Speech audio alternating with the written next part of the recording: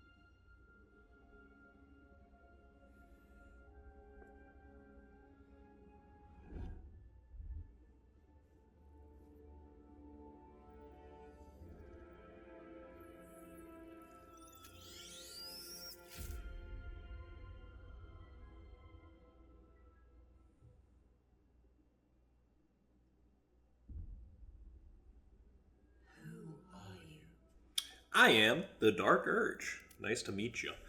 I am going to customize this guy a little bit here because I want to have some fun with this.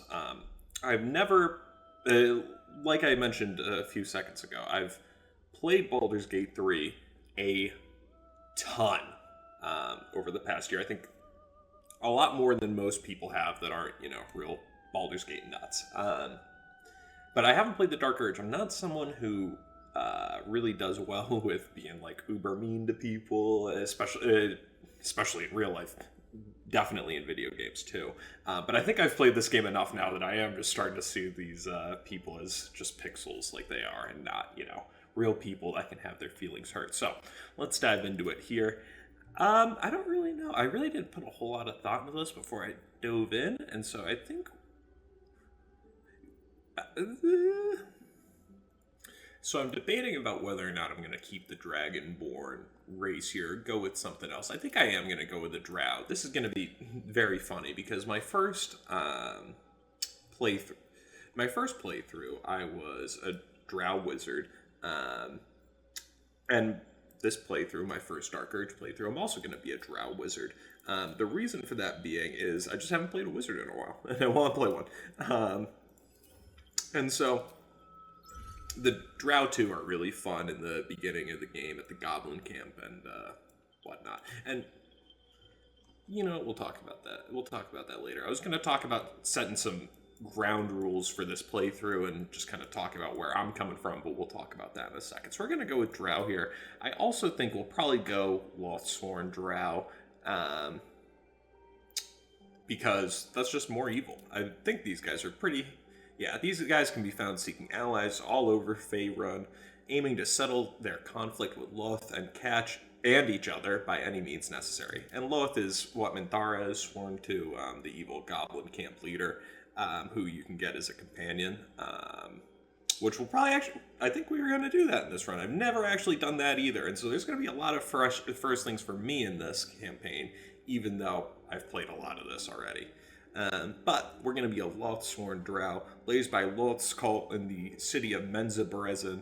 These drow embody the virtues of their corrupt and merciless goddess. Loth marks her followers with bright red eyes so that those in the Underdark will learn to fear them on sight. Alright, so we got to keep some bright red eyes if we want to stick with the RP here, which we're going to a certain extent, as long as it's fun for us. My cantrips. Mage Hand, I'm not going to use because we'll probably have Lae'zel for the first little while, and she can use Mage Hand. I do really like Ray of Frost and Firebolt. I just think they're both great damage cantrips. And I'm thinking about what else.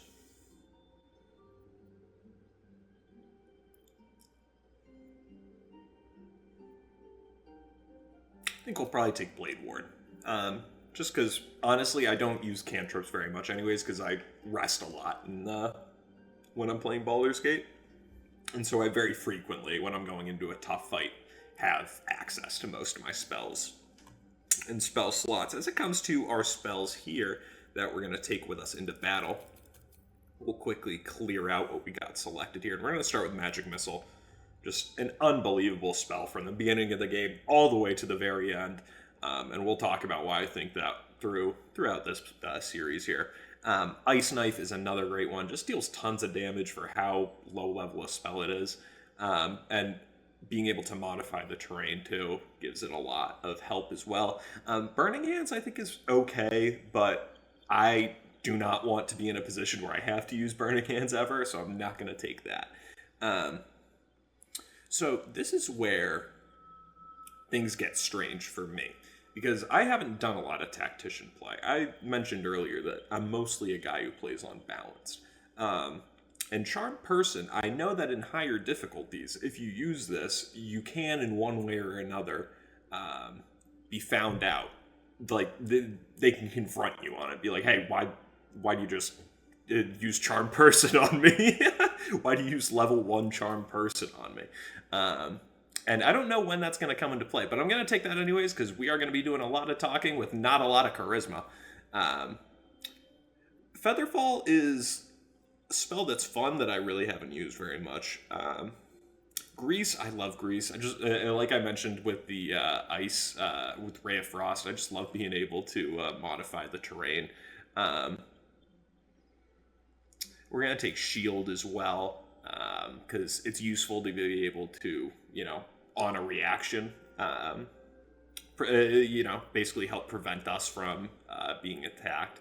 And then we'll probably finish off with Thunderwave here, which I know I just said I really do not want to be in a position where I have to use Burning Hands, but in a situation where I do have to use Burning Hands, I can't really then get away. Whereas with Thunderwave, if I hit someone with it, this is a much more impactful spell, in my opinion, than Burning Hands is. You get a lot more bang for your buck with Thunderwave, because you can also then knock someone off a cliff. You can knock them away from you so that they don't have the opportunity to use an opportunity attack, so that you can run away. I think you get a lot more bang for your buck with Thunderwave than you do for Burning Hands. Even though technically Burning Hands gives you a little bit more damage. And yeah, so here's going to be our level 1 spells that we'll roll with here. Magic Missile, Ice Knife, Charm Person, Grease, Shield, and Thunderwave. For our background, we are the Haunted One. A wicked moment, person, or thing that cannot be slain by sword or spell haunts your mind and flickers in your peripheral vision. You carry it wherever your adventure takes you, or perhaps it carries you. Skills, medicine, intimidation. And while we're talking about the background, let's talk about my background a little bit with this game and kind of where I'm coming from here. So the number one thing that will be useful as an audience, but also just to keep in mind for me, is that I already know the big spoiler for the Dark Urge. I'm not going to say it until we get to that moment in the story, but I know the big major story for the Dark Urge and where it kind of leads to. I also have seen some things on YouTube about how playing the Dark Urge goes somewhat. I've seen, like, for example, the big first thing that's going to happen to us, I already know all about that. It's pretty big on the internet. I feel like if you've been connected to this game in one way or another, you probably know what the first big Dark Urge event is. And there are a couple of those throughout the game, but for the most part, it's really pretty fresh to me. I don't know how much content there is, per se, to the Dark Urge, but I know for a fact that I haven't seen most of it. And if I had to guess, I'd say it's about 75% of the story that I really don't know jack shit about as it comes to the Dark Urge. And so we're going to find out that 75% together. And hopefully it won't be too disturbing to me, which I'm sure it will be. But we'll cross that bridge when we come to it. Moving on to our abilities here. We got our dexterity, which I'm going to take a point out of that. Because we're not going to be picking locks very much. We'll have Les Alistarian and others for that. And I'll plug that point that I took out of dexterity into charisma. I'm going to keep my constitution high here. I'm thinking about even taking one more point out of dexterity and into charisma. I think I'm going to do that with wisdom. Oh, I guess you can't do that. I don't fully understand what the rule is, why I can't add it here, but I can add it to basically everything else. But, like, okay. Maybe I'll take one out of wisdom and add it to strength, just because I am a fan of shoving people, you know? That's my favorite way to kill someone in this game, is shove them off a big cliff. Preferably one where you can then go get their loot. And so, yeah, we'll keep that extra strength piece there so that we can shove around goblins and whatnot in the early game. And we'll move on to our prepared spells. And as we go to our prepared spells here, I think we'll keep Charm Person. I think we'll probably keep Ice Knife. I think we're probably going to keep Grease too. Actually, I think we're going to take out Grease and put down Shield. As much fun as Grease is. I'm wondering if we... no, I'm going to keep Ice Knife, too. And I think we'll need Charm Person for dialogue. Now, let's get into the meat of the story here. And customize our homie. Which, could we... I forget where you actually write down the name. Maybe that's in the next section. Alrighty. Body type. Let's see. Am I a 2 or a 4-man? I'm normally a 2-man, because in real life I'm a 2-man. But, yeah, and I feel like the 2-man vibe kind of goes nice with, the scholarly wizard. If I were a barbarian or something, I'd be running with the 4-man here. But 2-man it is. They're different. No, I was wondering for a second if these faces were different. I would have never noticed that. I do like voice 7. It's just the... Yeah, I like this one the most. But let's hope the locals are friendly. This guy. Pals. Something to be wary. Alright. This place is trapped. I've had voice 7 for pretty much, not all of them, but I just like that one. Whoever that voice actor is, good shit, man. Good shit to all of them. I feel like the tab voice actors really do not get enough credit. Because you hear them quite a bit for, a non-vocal protagonist for the most part. So let's check out our heads here. I am the head inspector.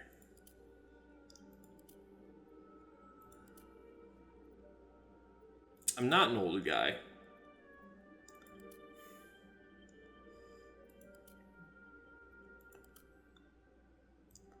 This guy, not quite. He looks a little... His cheeks are a little pronounced for me. Also, it feels like the maturity scale is way up. This guy just looks old. Also, we're gonna just jump real quick to the hair and go bald so we can see the face. Without the emo cut covering half our head. This guy is literally the stone emoji, the Easter Island head emoji. Skin tone and everything. Oh my god. Alright, I think we're gonna go with, alright, we have, Chad, Brad, and Thad here, and I think we're probably gonna go with Chad.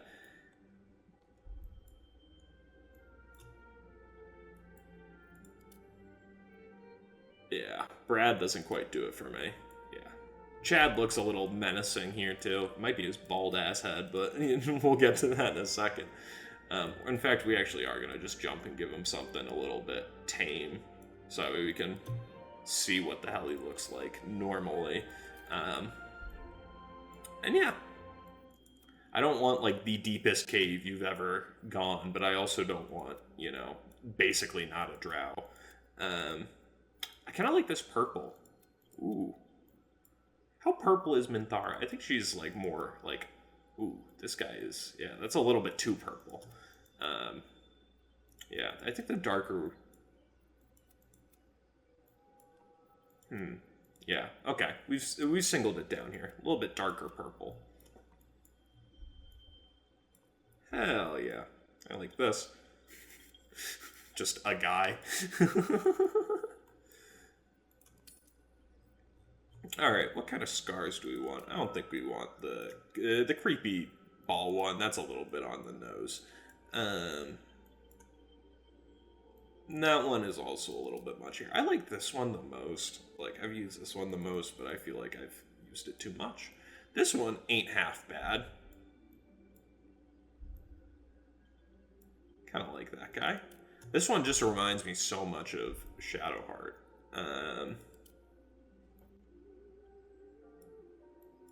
I'll take this one. I haven't done this one before. This one's cool.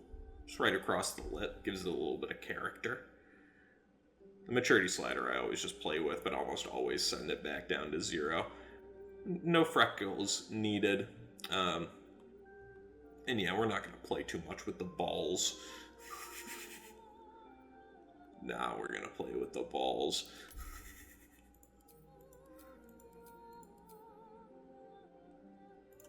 The balls have been played with. Alrighty. Moving on to body art here. I am a face tat man in this game. The first thing that I want to do, actually, before I even get to this, because it'll play into the eyes quite a bit, is if I do even a somewhat evil character, they are getting the, like, black version of the eyes. Like, the where the whites of their eyes are black.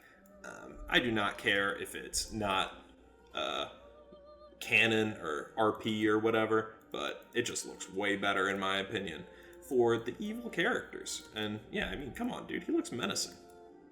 I mean, maybe not with these stupid little squid things, but kinda. Looks much more menacing than, you know, like bright blue eyes, bright green eyes. So yeah, we'll roll with that. I'd like something a little bit more. Do we have like a... I want to do the red, but if we could like find a closer to a purplish red, I wouldn't hate that, but...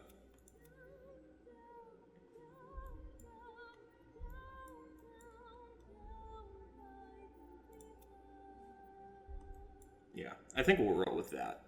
Not perfect, but we can always change it later. And we will change this as the playthrough goes on to kind of RP with the idea that we've been going for a few months. Our hair is going to grow a little bit, and yeah, we'll see. Now, I'm not someone who wears makeup in my life, but I feel like this guy who's been living in, you know, Drowland for his entire life, I feel like he definitely throws on some eyeshadow. And so let's get down to business.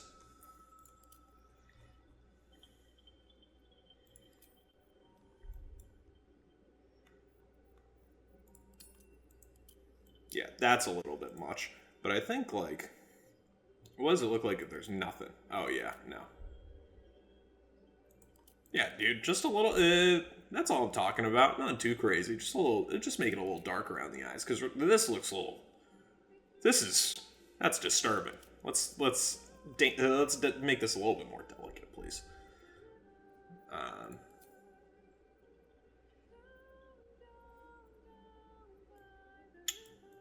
Moving along here.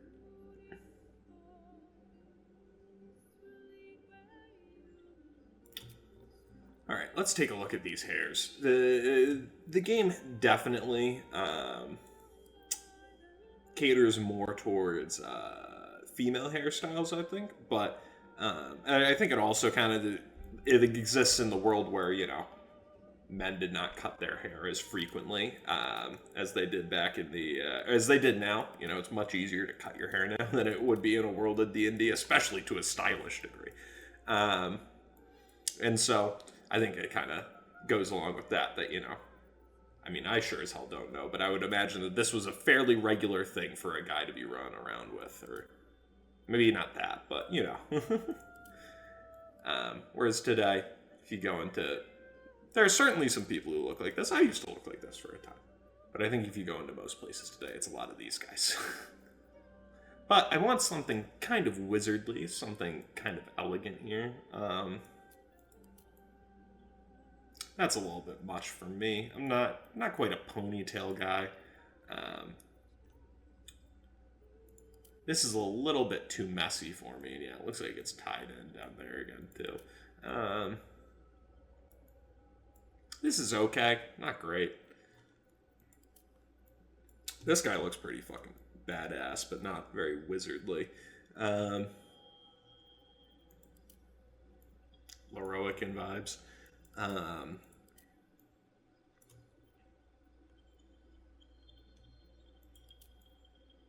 Yeah, that's no.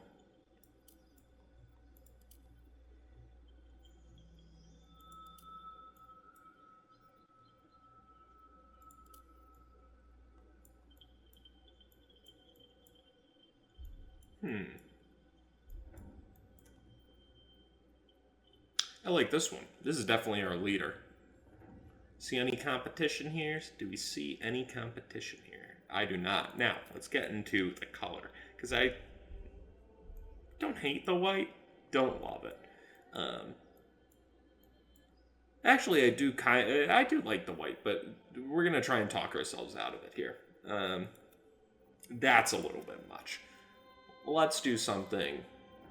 I think for hair, like this this doesn't look like a guy, you need something kind of muted.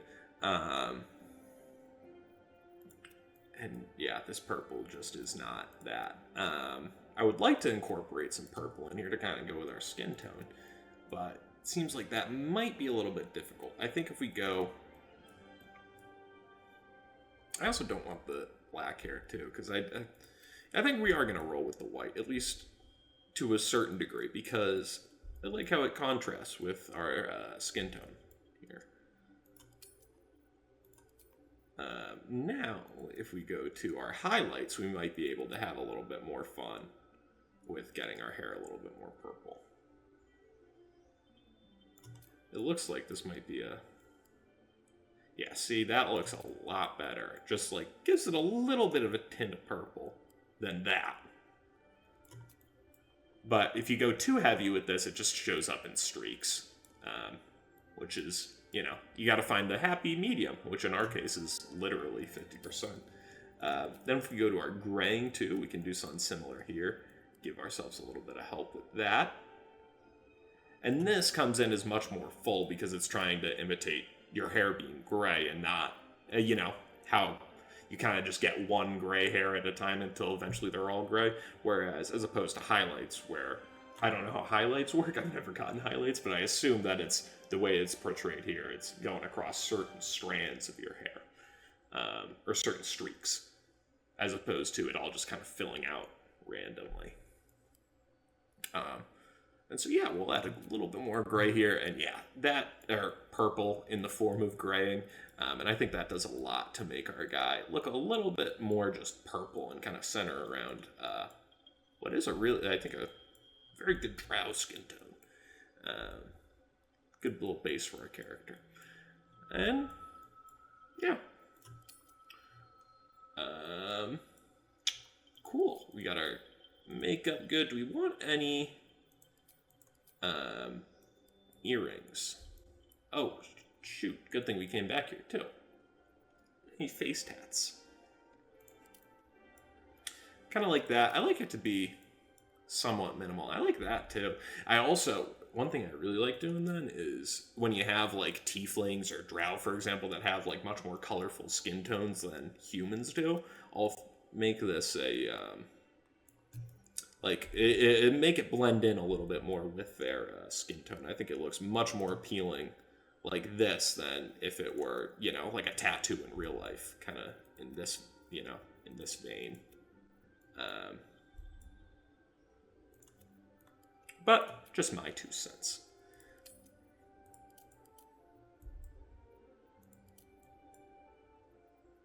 And so, Dark Urge, what's dark? I don't want something, you know, too like cultish like this, but certainly, you know, we can. Ooh, I think the Beholder neck tat might be perfect for this one, gang. And this one, because you know, I kind of imagine like tattoos, like, you know, the one that we just talked about, this one here. As, you know, that applies to the philosophy we just went over with trying to make this kind of blend in a little bit more and look a little bit more appealing for a character than just a straight up tattoo.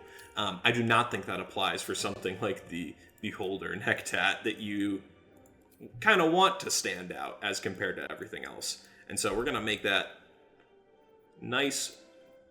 And this is kind of like real life tattoo color. Let's make it stand out a little bit. What if we went... I was going to say red like the like our eyes, but... And I kind of like that too, but I just don't think it comes across nearly as well as the black does. I also think maybe it's a little bit intense going 100%. Yeah, that's just too much. So yeah, we'll do the black. There we go. And we're going to confirm that. Any piercings that we want? I think yes. I don't need any facial stuff, but I'll take the, where's the, there's some red ones, I think. Yeah, there we go. And that goes perfectly with our eyes. How about the Dark Moons one? I would actually take this one. This isn't bad. I just don't like the kind of like bone-looking half-moon hanger things. And yeah, these are the ones that I'm looking for. But let's take a peek, just make sure there's nothing else that jumps out to us here. Never. Good thing we took a look, because these ones go way better with Dark Urge type vibe. Yeah, not a nose ring guy. Yeah, perfect. All right, let's go back to our Crimson Daggers, Crimson Hilt Dirks, and we're gonna proceed. There's some hilarious moments that can pop up when you introduce yourself in the game as, you know, Dark Urge, or when you introduce yourself and you say, you know, in a normal Tav playthrough, you say, "Hi, I'm Tav." Where in a Dark Urge playthrough, you say, "Hi, I'm the Dark Urge." And I'm going to avoid situations like that and just name myself something menacing. What should our menacing thing be? Ooh. What should menacing names be? Let's think about this for a moment. I like Kroll. It's kind of ugly, like very like, and I mean ugly in like a very like sharp, like kind of just, it all comes out of your mouth at once. It's not a very elegant word at all. And yeah, taking it from that Crimson Hilt Dirk or whatever to, you know, shorten it, just smush it down into Kroll. And I like that, actually, quite a bit for the Dark Urge. And so, here we go. Our Loathsworn I'll never be able to pronounce this. Loathsworn Drow Wizard Dark Urge, name Krolt. Let's proceed.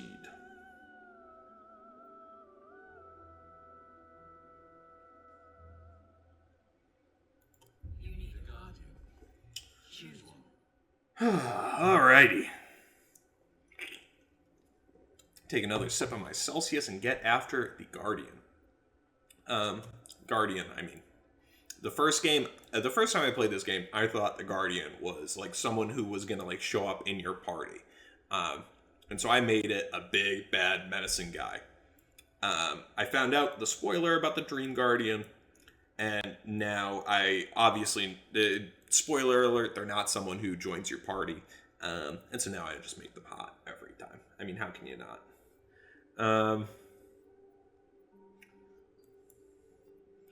normally it's a drow, but because I try and make it like kind of make them a little bit more menacing. They a little early game spoiler here. I'll try not to do spoilers, but we'll talk about things as they go along, and this is very, very surface level, but they give you some iffy knowledge, and you kind of asked about whether or not you trust this person or not. So I normally made them a drow because they did come off as a little bit more menacing and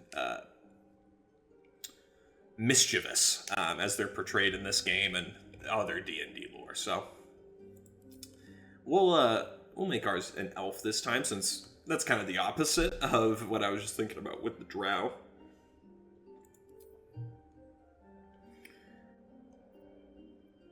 And yeah, I mean, I really don't need to think too into this one. We're just gonna make her beautiful and move along.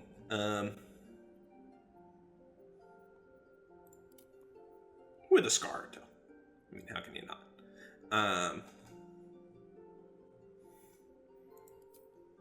And a face down. And anytime I do sun with this scar here, I always make sure that this eye is like the got like the glass eye treatment, basically.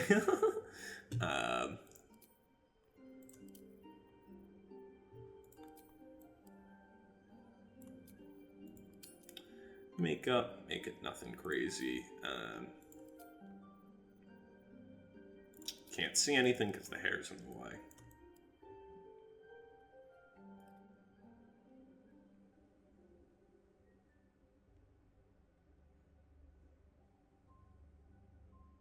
Real quick, give this lady a hairdo.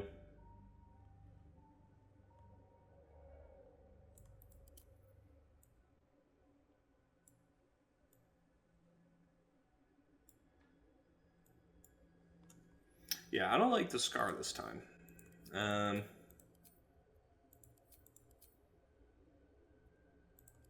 think we're getting rid of the scar and the... Yeah, and then we'll just give her regular eyes that are not solid black. Jeez.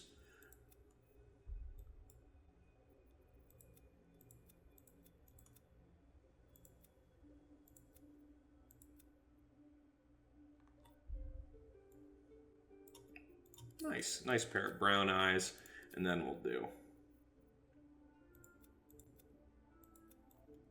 I don't think I've ever made a blonde character, this or the Dream Guardian, in all my playthroughs. Oh, or dark brown, now that I've thrown that hair on. But yeah, we'll do dark brown. And then throw a couple earrings on. And honestly, we're gonna go with this one too, because I think it matches the color of the Dream Guardian thing the closest. And that's the vibe. And so we are gonna venture on forth here. I'm gonna call that the end of episode 0, we'll say. I'll throw in I'm probably gonna upload episode 1 before this, but episode 0 will just come out as kind of a companion piece to episode 1, in case, because I can't imagine that most people are going to want to watch the full character creation as compared to gameplay. So we'll call that the end of episode 0 here, and if for whatever reason you watch this first, we'll hop back into episode 1. If not, I will see you soon for episode 2. Hey guys, what's up? Welcome back, as always, to another video, and today we are playing some Baldur's Gate 3, jumping into our Dark Urge character. If you want to see how we built this guy into who he is right now, the lovely Krolt, or not so lovely, as we may soon find out, you can jump on over to episode 0 and take a look. But we're going to jump right into things here with our Dark Urge character, and I've played this game pretty extensively over the last 9-10 months or so, as long as it's been out. But I have not done the Dark Urge because I find it kind of difficult to be mean to people in real life, but also in video games. And so I've kept away from it because there are a lot of mean things that happen as we go along here. But never fear, I think I've played enough of this game to get over it. And I think we'll probably do some mean things along the way. I don't know if we're going to go completely evil, but I certainly think there's going to be some regrettable topics to come. And yeah, I think we also have a couple of things to real quick go over before we leave the Nautiloid here. And it's that, number one, I am using a couple of mods, a couple of very minor quality of life mods, which I'll list on screen, but then also in the description. It's nothing really all that crazy, but just a few things to help us out here. For example, our camera tools here, which is a great little mod. It does make things a little bit jank at times, but it allows us to get awesome little close-ups of our character in shots like this, and just move our camera in a lot more of a free way. I also got the improved UI mod, along with a couple of others. We're gonna exit through the sphincter and go and see what's good out here. So, I have done a lot of Baldur's Gate. I've completed this game a few times. I've made it to Act 3 even more times. And I very rarely recruit us, but I know the big spoilers, obviously, for this game already. I know the major spoiler for the Dark Urge. I'm not going to talk about what it is until we get there, and I'm not going to talk about really any spoilers until we get there for the most part, outside of maybe a thing here or there. But I will give ample warning for that, and anything that I mention will not be massive story plot spoilers. And we're going to talk to Mirnath here and see what's going on with him.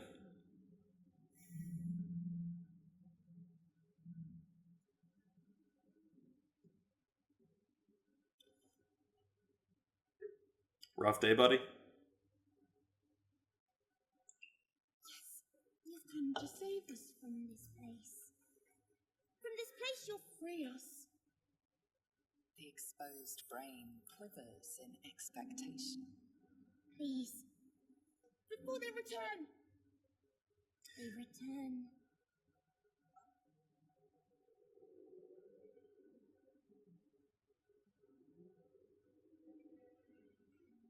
So, I'm running through my mind right now a little bit of what I think my character is, and what kind of perspective I'm coming from for him, and what his decision making will be throughout the game. And I'm thinking that he, in his current state, is someone who generally... This is interesting, because I hadn't actually thought about whether or not we were going to be properly motivated by good or evil until we got right here staring at this brain. And so I'm going to get us off the brain here. Oh, they're crying. I never noticed that before. I think you're past the point of saving. Tell me what to do. Remove us from this body. From this case. Free us.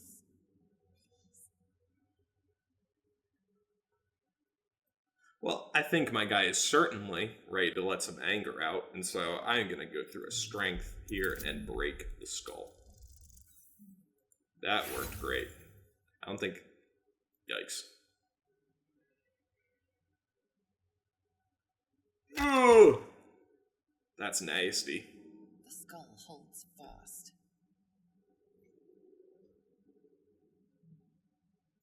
Who am I talking to? Born new from this husk. You realize you're talking to an intellect devourer, a minion of the mind flayers who abducted you. Oh, I definitely want to kill him now. Destroy the brain. Yeah. Whoops.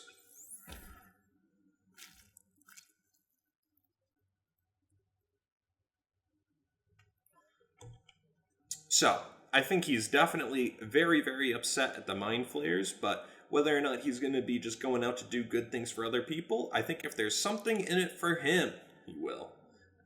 Other than that, certainly not.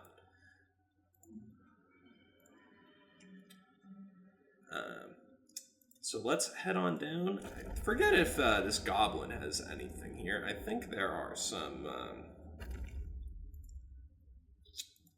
I think there's some gold to be had, if I recall correctly. 3 pieces.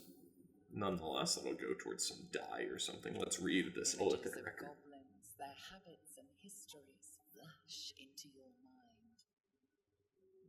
mind. Alright, well, moving on. And yeah, so I'm a fairly experienced player with this game at this point, but there's certainly a lot that I have not seen and a lot more for me to do, and the bulk of it is in the Dark Urge, and so I'm going to dive into that here, and I'll keep the spoilers completely spoiler-free, unless there's warning, but keep in mind that I do know the big Dark Urge spoiler if you know it, but I will not mention it until we get up to that point. And I will give you a big spoiler here. We're going to meet Lae'zel.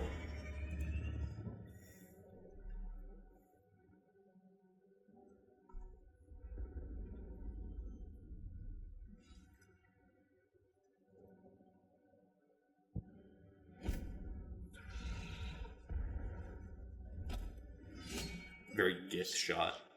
This is your end. Your head throbs and your skin tingles. Visions rush past. A dragon's wing, a silver sword, and a flash of your face seen through the strange woman's eyes. Oh. My head. What is this? You are no thrall. Blacketh blesses me this day. Together, we might survive.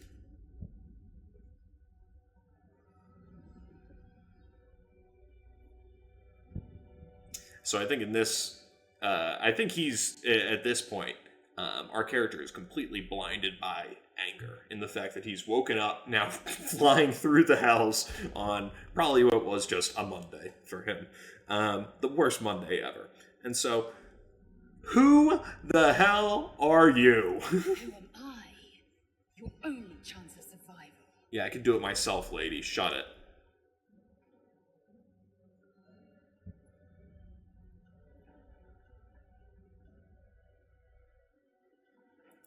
We can do nothing until we escape.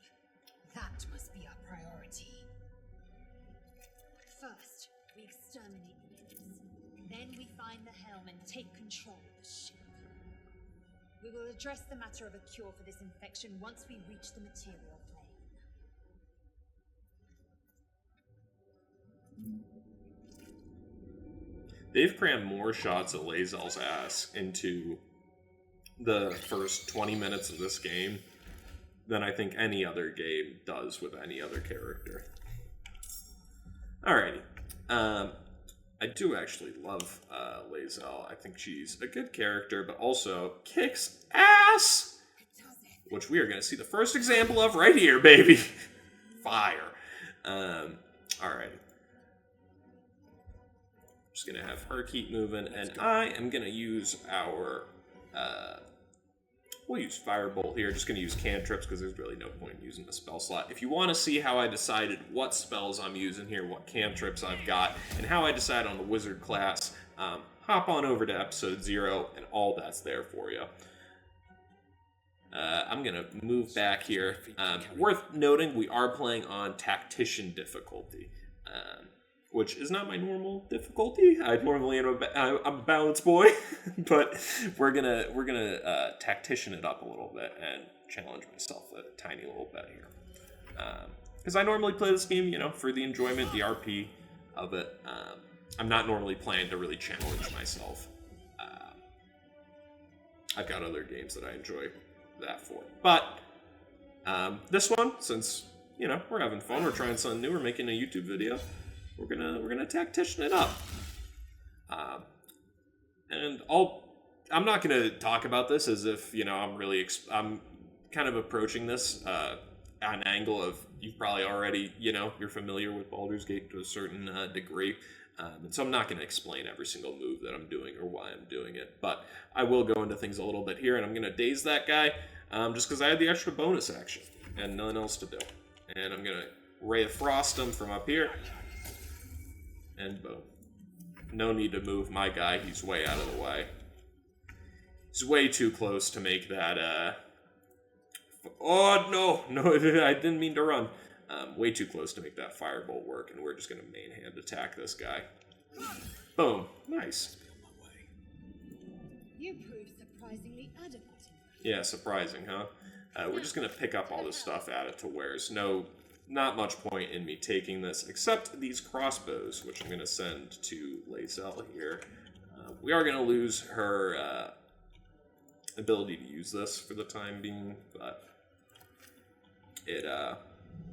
Oh, I didn't notice there's an incinerated mind flare here. For a little bit, once we get off the Nautilus, but we'll find her pretty quickly. Excuse me. Just loot all these guys real quick. I'm going to equip this too. Not that I really will ever have much use for it, but we will take it. I talked about some mods earlier. Another one that I got is this transmog mod, which we're not going to worry about right now. But if we if we want to use that later, we have it, which will just allow us to change the appearance of certain things while keeping its abilities.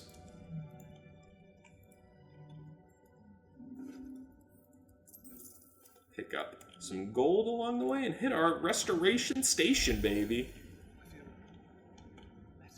We won't be able to take another dragon attack.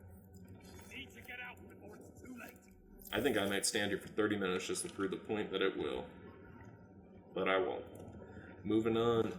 Capping off these dead thralls. Sorry, guys. Sorry this was your fate. But one of us has got to pick up the gold. I'm also going to swap back over to melee. One of my pet peeves in this game is, like, for example, like Lae'zel or like Karlach having like the bows on their back when they use the swords all the time. I wish there was a way to like permanently set it so that you could have it that way, but it's not that big of a deal.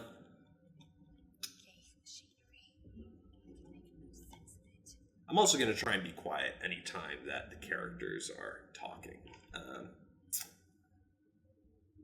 Well, I forget which one of these does what. Unleash. Aggression. I feel like it's got to be the right one. Because I know you can kill these guys, set them free, or... tough luck. Or, not set them free. Kill these guys, or they go to hostile, and you got to fight them. Ooh, sacrificed cultist. We're going to talk about this later on in the game, because that is interesting. It's something that I never noticed before. We're going to let Shadowheart out of the... We have no time for stragglers.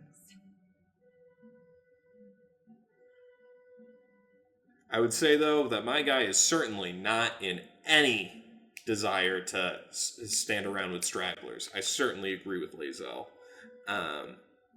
in this scenario. And I'm not going to say anything to her.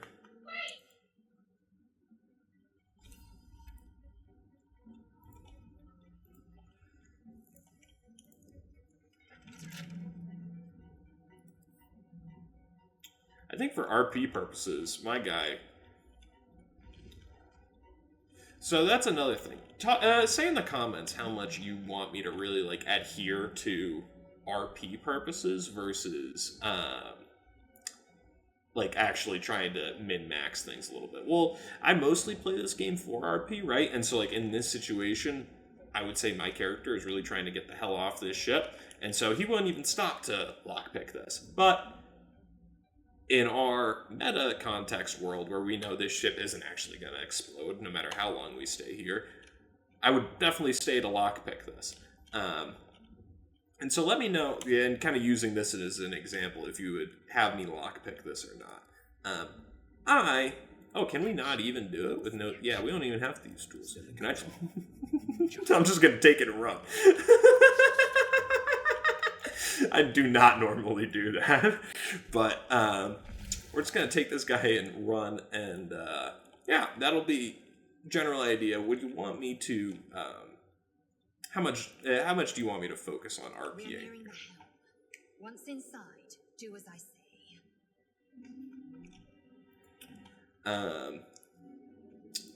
Like, do you want me to play into the meta context of things, or play as someone who really has no clue what the, no prior knowledge, as if, you know.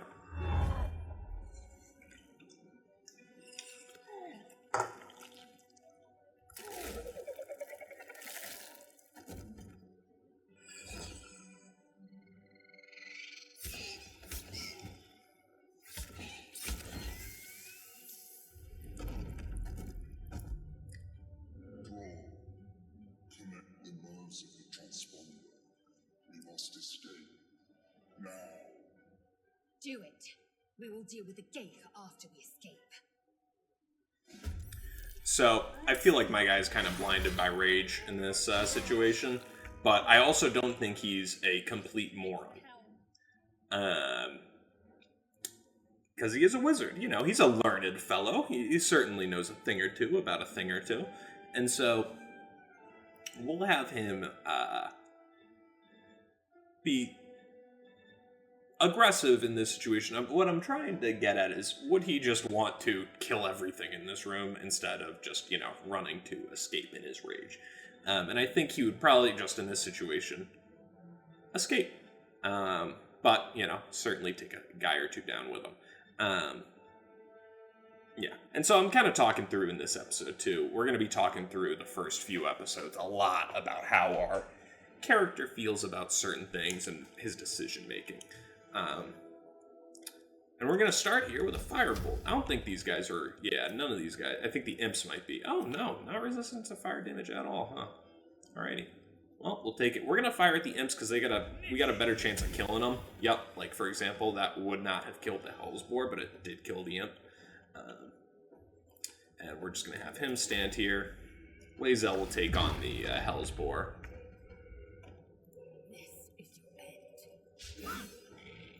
See if we can get the daze. Boom. We'll move on. That guy's got a crossbow. I didn't realize that. Alrighty. I do like to also loot during this battle.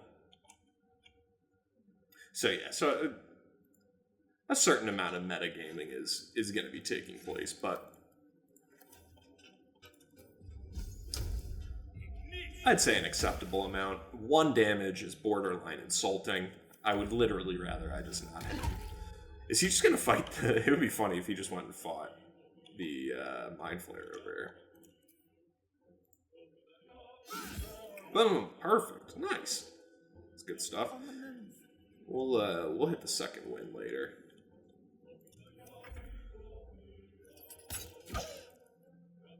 Yeah, what's... I wonder if the enemies do less damage on the Nautiloid just because it's the tutorial mission.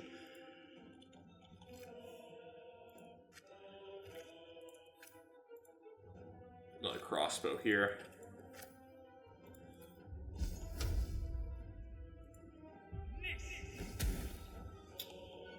No dice. Would have loved to kill him there, but no can do. Lae'zel, finish it off for us. Nice, there we go. And we'll have Lae'zel run on up, see if she can hit it, or if she's going to run into some more enemies up here. Which she's going to run into enemies. Whether or not she'll be able to make it to the transponder before that, we shall see. We'll hit the second wind with the bonus action since we got the extra one. We probably will not need it up here.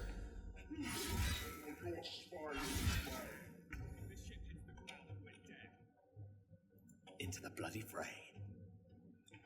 I think these guys have different voice lines for the Dark Urge versus just straight up Tav characters. Let me know if that's the case. I'm curious about that. I don't think I've heard Into the Bloody Fray before. We'll hit him with the... yeah, I know, buddy. I'm just running by here, man. I'm holding the door for you as I'm going into the same place as you, man. Just chill. Yeah, I know. God, everyone gets so antsy the second you do something different. Sick. This whole intro mission is so cool, man. Hurry, before they strike. Nice. Oh, I wish I didn't hit my dash, but whatever.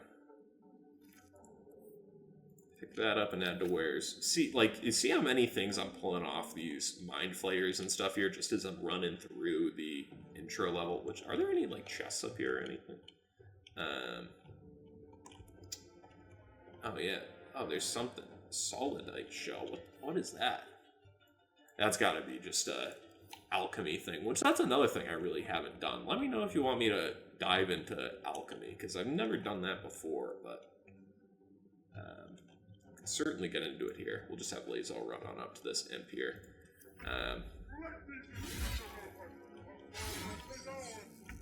Alright, our two friends, too, have arrived to push us out. Can we still see, like, a Shadowheart in there? Still, alright, so you can't see her, so there is a possibility that she escaped before this, because I'm just wondering the logistics, then, of Shadowheart escaping here, and then these guys running through the, room. I never thought about that before. But we're gonna catch on up to Lazel here. Let's see, can we hit this guy from 60-yard Hail Mary?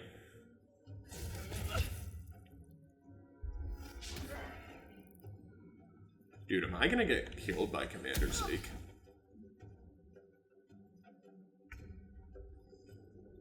Is Lazel gonna get killed by these guys? Because I'm just gonna have her hit the good old-fashioned leap.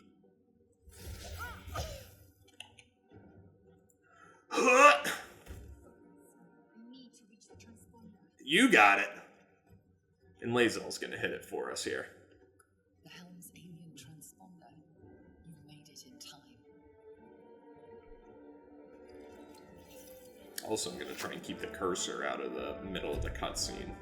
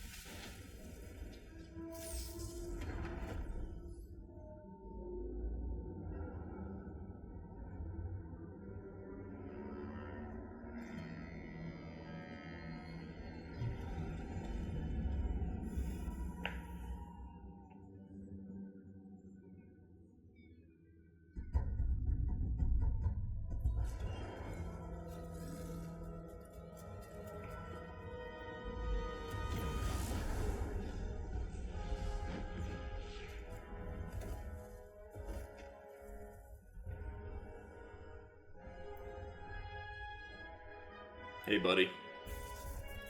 Oh!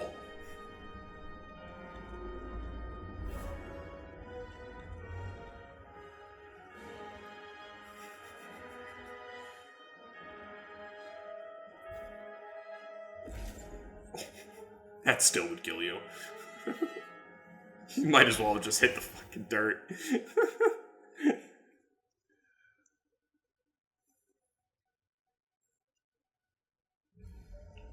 Alright, I take it back. This is a horrible Monday.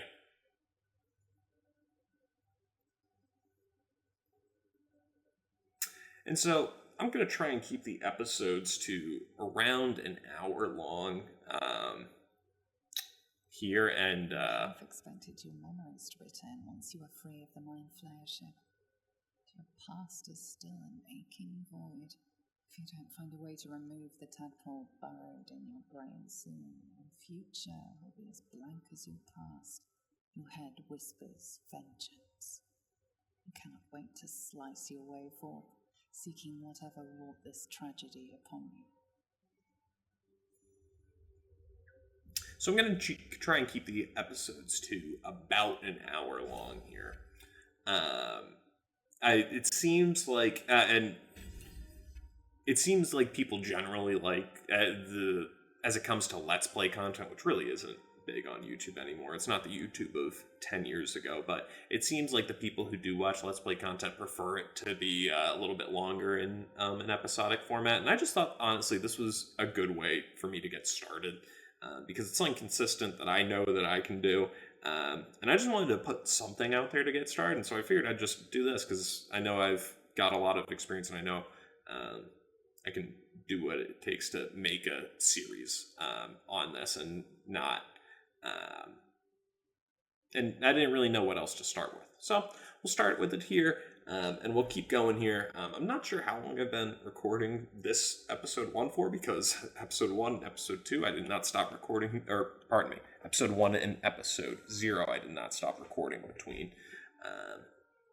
And so, if I had to guess, we've probably been going for maybe a little bit longer than 30 minutes, so I think we'll probably do a little bit here and keep it moving from there. So we'll keep on keeping on here on this beach. Get the individual gold piece. Drink in the pungent corpse. Since you awoke on the ship, your mind has been cold and empty. Something stirs. With your hands close to this body, you know nothing of why, but you find a half smile flittering across your face.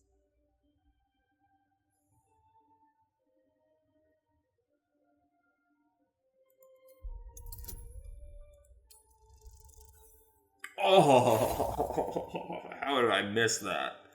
You see flashes of flesh, all lumped together in a mass grave. No single image sticks out. There is something unknown and unspeakable deep within your heart. So certainly a darker start than the regular Tav playthrough. And we're going to start by looting this old beach here. There's a lot of good stuff on the beach here that you can grab if you're just meticulous and look through all these guys. So let's take a peek through.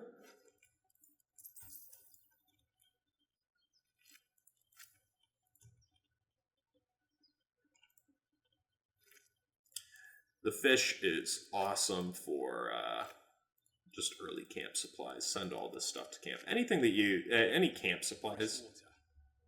There must be a settlement somewhere nearby. Beautiful. Any camp supplies that you run across, just send it straight to camp. It still pops up in your like camp inventory when you're going to long rest. And there's no point in you holding it in your inventory because it's just adding weight. Let's read our letter here. Sigh, I love you. There, I said it. And if you meet me tomorrow, I'll say it again and again. Let's start this fucking over.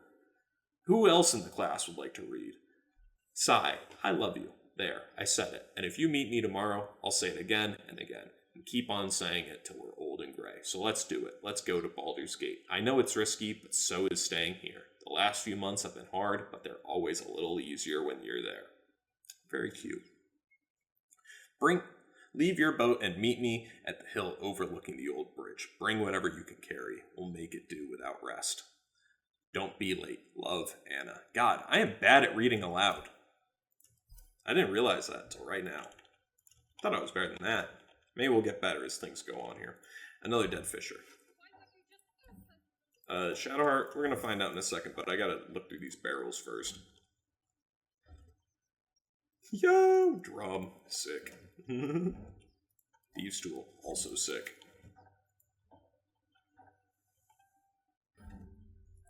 Trap disarm kit, also sick.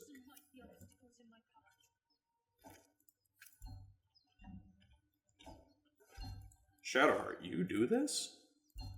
Damn, bitch, you live like this?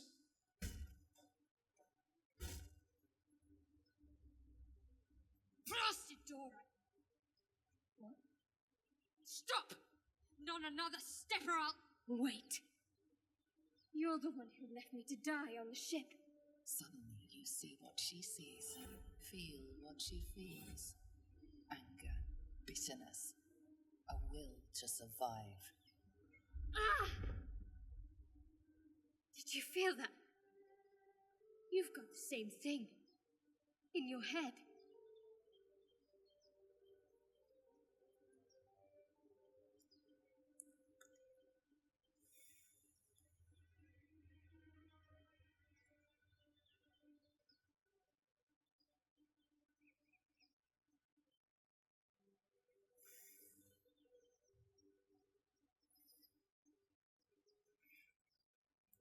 Excuses. Yes, sorry, is sassy-ass response. You just ran. Yeah, sorry, No bitch, I way. was looking out for We me. survived the hells, survived the crash.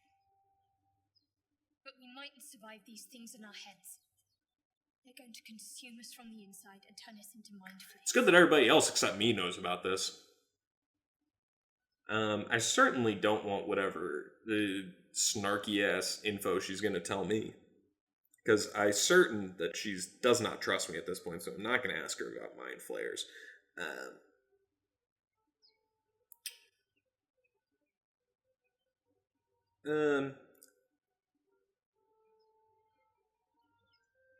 Let's ask her if she's sure. This is how the mind flayers breed. We host their spawn, and once they're ready, they'll tear right through us. I'm not sure how much time we have left, but I'm not going to wait to find out. You and I need a healer. Finding one won't be easy in this wilderness. We'll need supplies. It's crazy. I'm hoping something of use might be behind this door. But I've barely made a dent in it so far.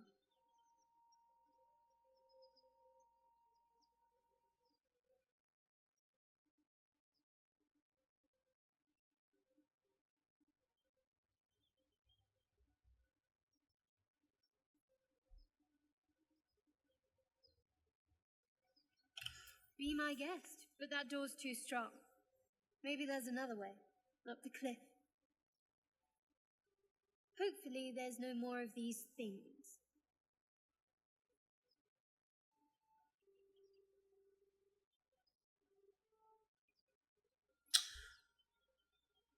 I'm going to go with the drow response here. I feel like that's the most these dark things have been urge. giving me plenty of practice, but I'd rather get out of here than push my luck.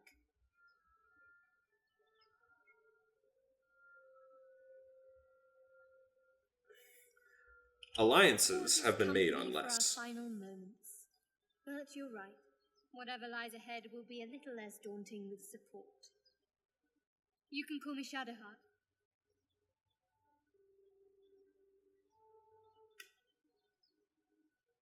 Something in me tells me I'm the dark urge. That's hilarious.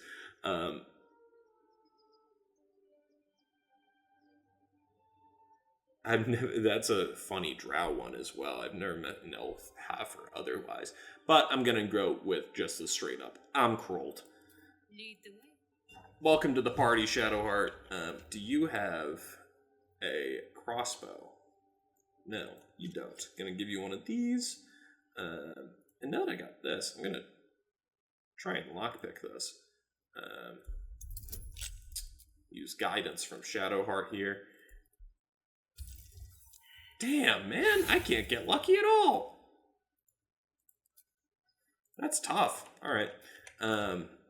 What is my... I don't have Karmic Dice on it, do I? Karmic Dice is a setting that's on by default when you first load the game. Aha!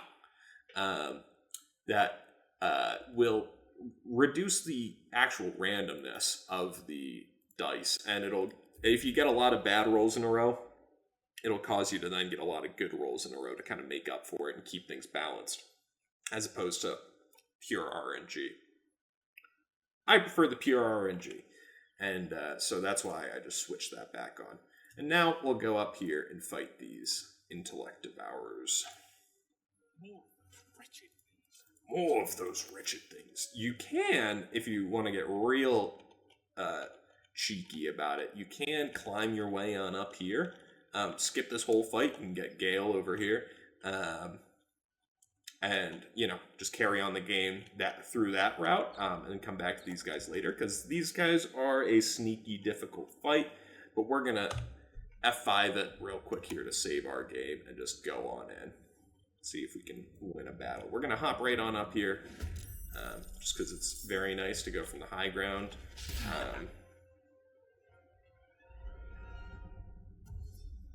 Good to see. It's always good when you see someone dashing, because you know they're not going to be able to attack you once they get close to you. Yeah, see? It's just like... Vicious filth. Best keep some distance, or this will be a short fight. These guys can do more damage to me. You know, they almost killed me, you know, before I even get a chance to hit them, so... What I do want to do... How much health? These guys do have a lot of HP. I think Shadowheart will just have her hit one of these guys with a guiding bolt, whichever one the lowest one is. This one. Have the highest chance of killing it. Perfect. And then we're going to hit Krolt with Healing Ward. Perfect. Get him back to full HP. And then we're going to throw out a Magic Missile. Hit this guy with 2 of them, then hit this guy with 1. That's brutal, because it's going to be difficult for us to kill both these guys next turn then too. But we're going to go get up on the high ground here, and actually try and move away from this cliff a little bit, so that it's a little bit more difficult to see us, but they do have low ground disadvantage then. And then Shadowheart we're going to have run over here, so that these guys need to run way over here if they want to hit her. Yeah, see, we'll take that. We'll take them taking this shot from so low. Boom. Got real lucky there. That's what we like to see. Gonna move Shadowheart back in. She's already used her both her spell slots. We'll have her crossbow this guy. 85% miss is just brutal.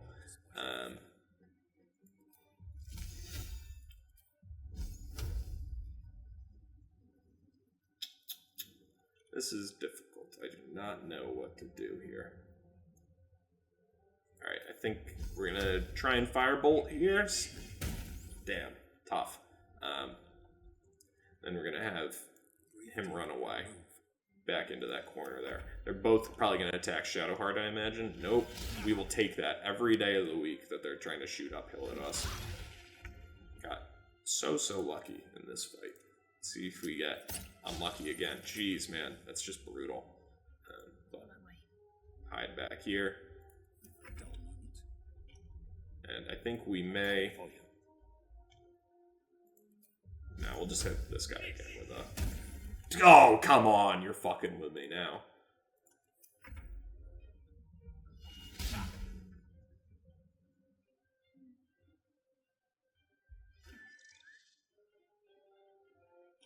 So, should we use shield here? When you're about to be hit by an enemy, increase armor class by 5. Yeah, no.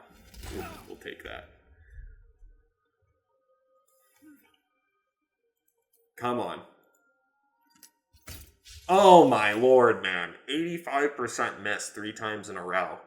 Let's break that down real quick. 85... What's 85% of 80? So... a third of a percent that Shadowheart misses that 3 times in a row. A third of a percent. That is crazy. What are other things that are that you would be a third of a percent to have hit?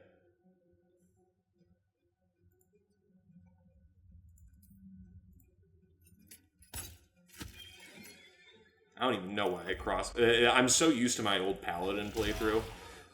I completely zoned out by the fact that Shadowheart has missed this now 6 times in a row. Thanks for showing up, Shadowheart. She's gonna get killed now.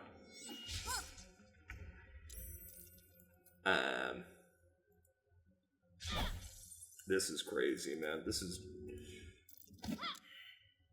Shadowheart, come on. At least we got lucky there. Alright, I believe. There we go. There we go. That's what the fuck I'm talking about. Shadowheart, pick our mans up. I was completely blinded by the 15%.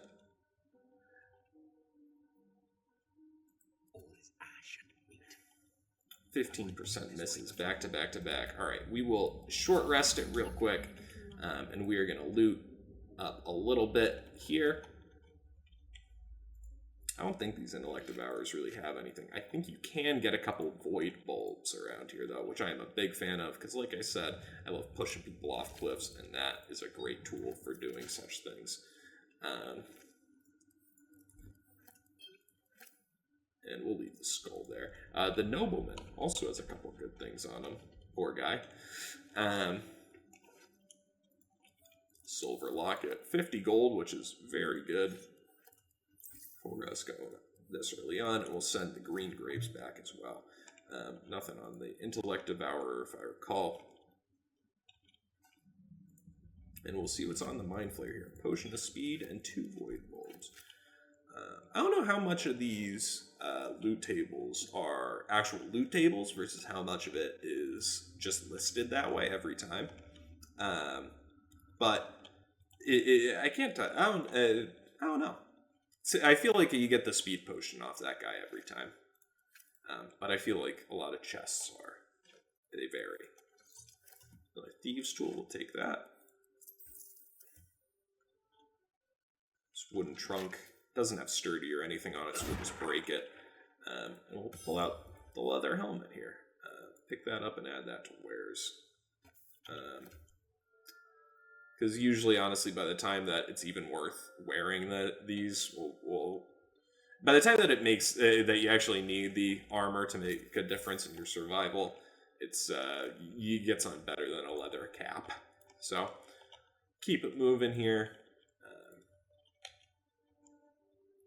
and meet our boy Astarion, who I've got some current beef with for my most recent playthrough. But you know, fresh eyes. Come on, buddy. Harry, I've got one of those brain things caught. In the grass. You can kill it, can't you? Like you killed the others?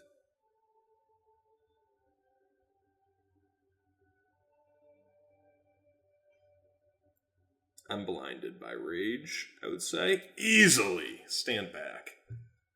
Look out. There. Can you see it? I'll firebolt this guy into oblivion. It's a boar. Astarion, you dog. Not a sound. Not if you want to keep that darling neck of yours. And you. With this sick neck tat, come on, dog. No need for this to get messy. Can't mess up this art. I need him alive. Stow that blade, or I'll show you just how messy things can get. Promises, promises. But I have other business, I'm afraid. Now, I saw you on the ship, didn't I? Not?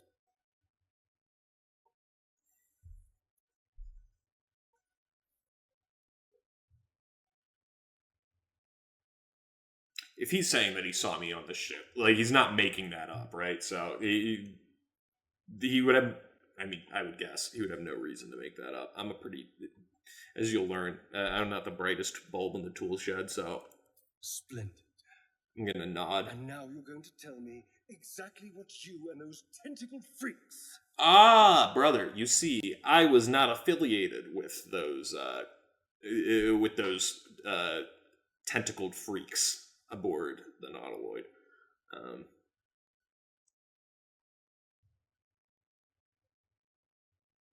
He's angry. What the hell are you talking about? Your mind twists. You're looking out of unfamiliar eyes, prowling dark, busy streets. You try to hold the memory, but it fades to the worm, the light, the fear. was that? What's going on?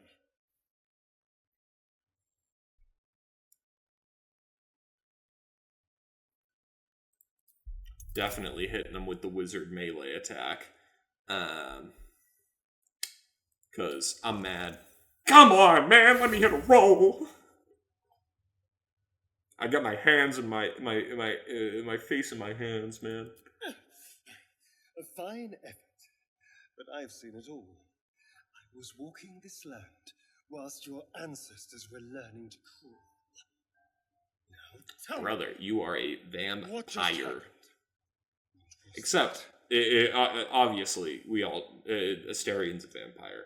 But the fact he's in Sun would be the big thing telling, someone who'd hear about vampires, someone in this world, that would be saying, this guy can't be a vampire.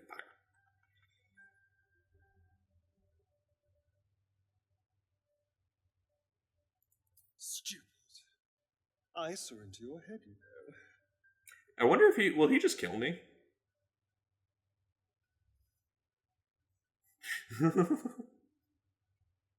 I was wondering if that was a possibility, but I guess not. You're not one of them. They took you. Same as they took me. I'm half tempted to spill your guts all over the dirt anyway, but for now... apologies. Asterian sounds like my kind of murderous fella.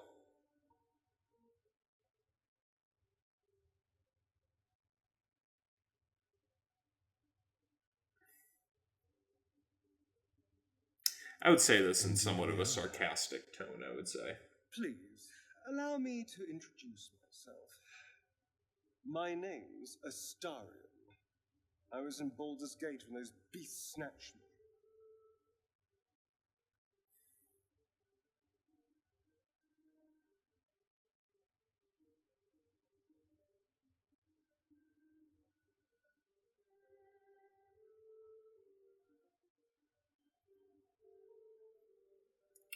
Alright, I would, in this situation, I think my character would just say I'm Grolt, but that's the closest. I'm just going to say I'm Grolt. So, do you know anything about these words? They're going to turn us into mind flayers, buddy. Turn us into...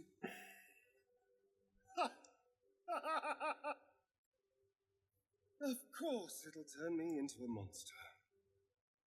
What else did I expect? Although... it hasn't happened yet.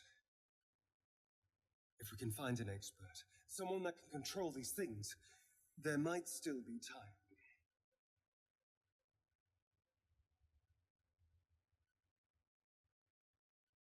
I think you should travel with me, Astarion. Our odds are probably better together. You know, I was ready to go this alone, but maybe sticking with the herd isn't such a bad idea. And you seem like a useful person to know. All right. I accept. Lead on. As he joins your side, your mind dances with thoughts of a perfect, pretty corpse. Ah, everybody's leveled on up. Nice. So, it's pretty clear about that the Dark Urge is completely, utterly tempted by killing things.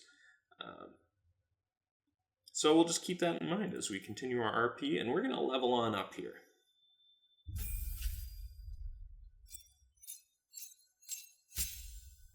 So, level 2 is a big one, because we're choosing our subclasses here, and I am going to choose Evocation, which is what I normally have Gale do. There are a lot. I said that very confidently. I am going to take another look at these, but what I almost always choose is Evocation when it comes to Wizards and Gale, just because I love casting Fireball into a crowd of people that includes my friends and none of my friends dying. And I think that's a good time. Necromancy is just not a great subclass in this game. They don't get great features as compared to some of the other ones, just because there isn't a lot to do. Or as comparable to the other subclasses. Conjuration, so Summoner, not quite my vibe either. I'm big, I like casting Fireball. I like doing damage. Don't want to do Enchantment. Divination, a little bit in the same vein there.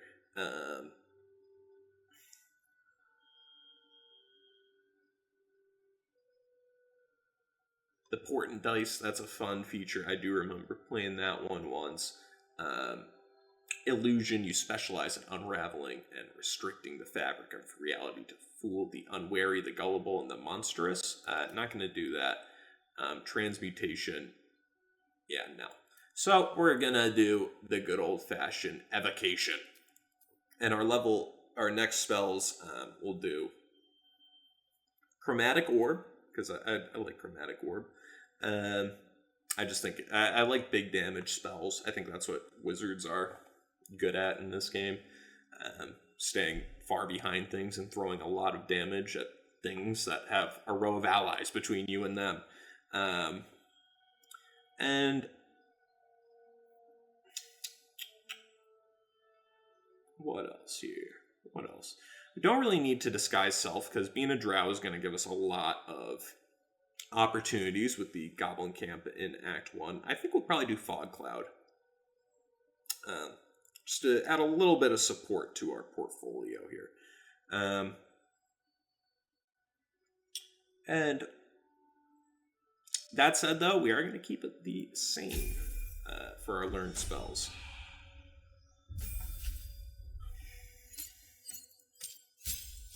Moving on to Shadowheart. I believe her subclass is chosen for us. But we can change that with Withers later on.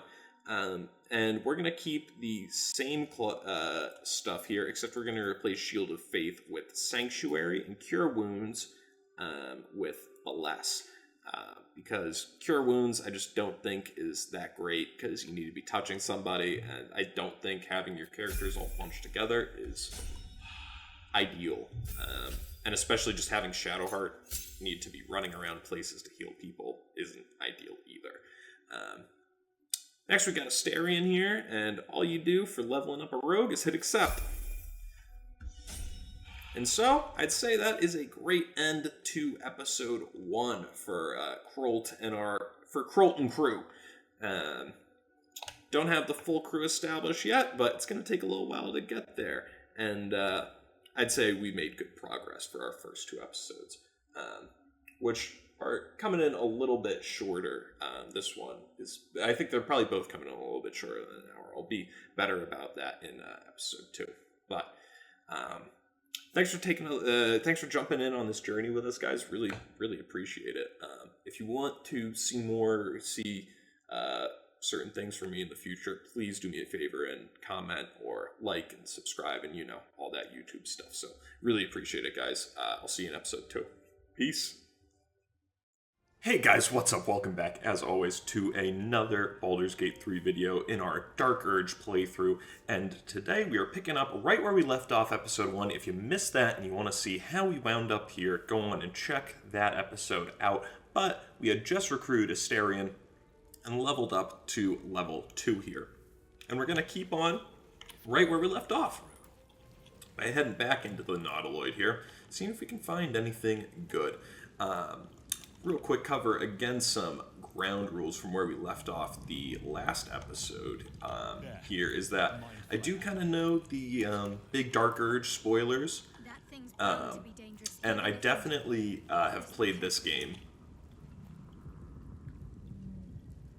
I have played this game quite a bit over the past while, and so I know the big story spoilers, but I'm going to keep that all to myself until we get up to those points.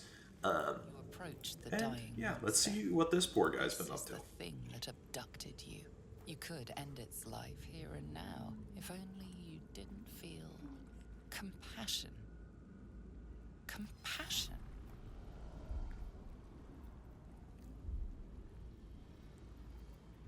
Yes, you feel hate, and you deserve to be punished for it. You should be whipped, made to bow before this creature in shame. It's possessing your mind, forcing you to love it, but But then the feeling slips. The creature's mind seems to focus elsewhere. The monster lies exhausted, defeated. Its eyes, wet orange pearls, radiate malice.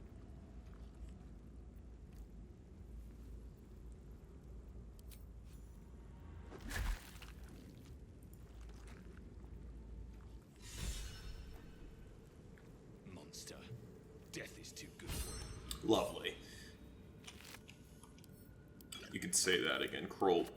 Nice, we got a little inspiration point off that, and a caustic bulb along with the potion of healing.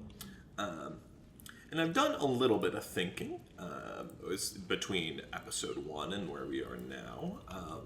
And I think that as it comes to our character, our evil character here, he's not necessarily going to be out to kill everybody, but he certainly is not disturbed by killing, and he's out to look for himself. Killing has no moral obligation in his mind. If the ends justify the means, he is happy to complete those means. And I think a lot of times he's going to think that the best means are killing, because the best means in his mind are also the easiest means. And so that's kind of where Krolt is coming from, I think. I should have sent that to camp. And now that we have been to camp, we can send these transmog things back there too, because I will not need those now. We do have a couple mods enabled as well. Transmog is one of them. That, for example, if I wanted Astarion to be, if I wanted my clothes to be just like Astarion's, I could make them look like that while maintaining, you know, whatever buffs I would be getting from my clothes. So it's just a cosmetic mod. Speaking of cosmetic things, let's talk to Gale. Sigil on the stone. Magic glitters and swirls from it erratically, as if malfunctioning. It looks slightly dangerous.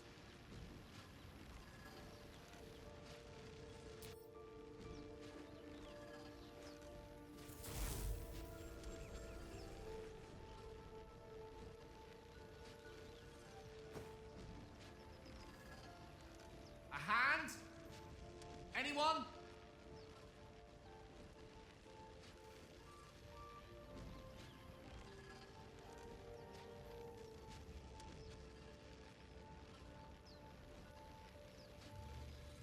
So I'm not going to hack off the hand here. This is a very, maybe not famous, but a very popular Dark Urge interaction here where you can just cut off Gale's hand. I'm not going to do that because my guy's evil, but he's not sadistic.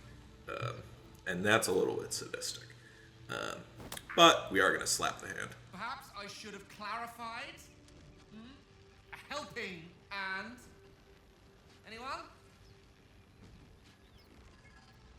Oh, I can do that. You should have said that. Ignore the urge to maim. And then we can get guidance from Shadowheart. Let's see. Have we even... I feel like that's the first roll we've hit this playthrough. That's it! Go on! Keep pulling! Come on, Gale.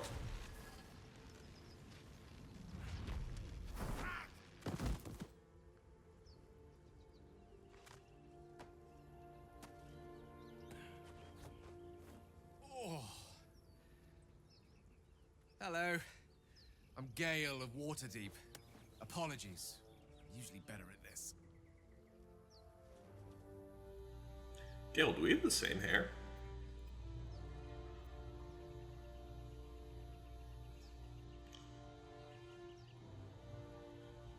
At magic. Say, but I know you, don't I? In a manner of speaking. You were on the North Lloyd. I think me and Gale have the same hair. Very wizardly.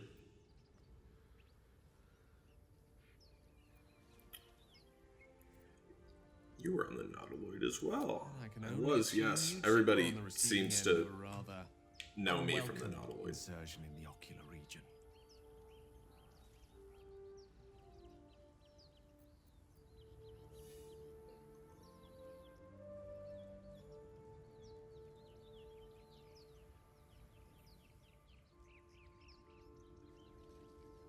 So I also think that my Dark Urge is very interested in getting this parasite out of his mind at this moment. So I think he's still, while evil, he's happy to have all these people in his party to come and help him, because I think he wants, eventually he'll No use sugarcoating it, is want there? the power that these people can give The him. insertee we speak of, this parasite, are you aware that after a period of excruciating gestation, it will turn us into mind flayers?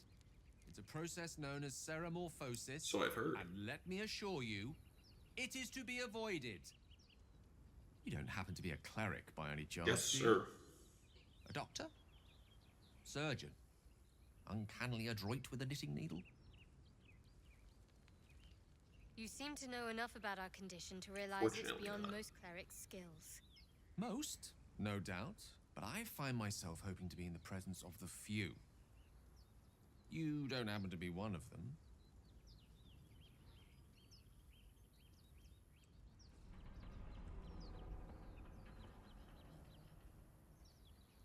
We're most certainly going to need a healer, and soon, too. How about we lend each other a helping hand once more and look for a healer together? Most excellent. A parasite shared is a parasite halved. Or something to that effect. Oh, but before you think you're about to embark on a journey with most ill-mannered a man, thank you for pulling me out of that stone. It was an act of foresighted kindness, I assure you. For I have the feeling ample opportunities will present themselves for me to return the favor.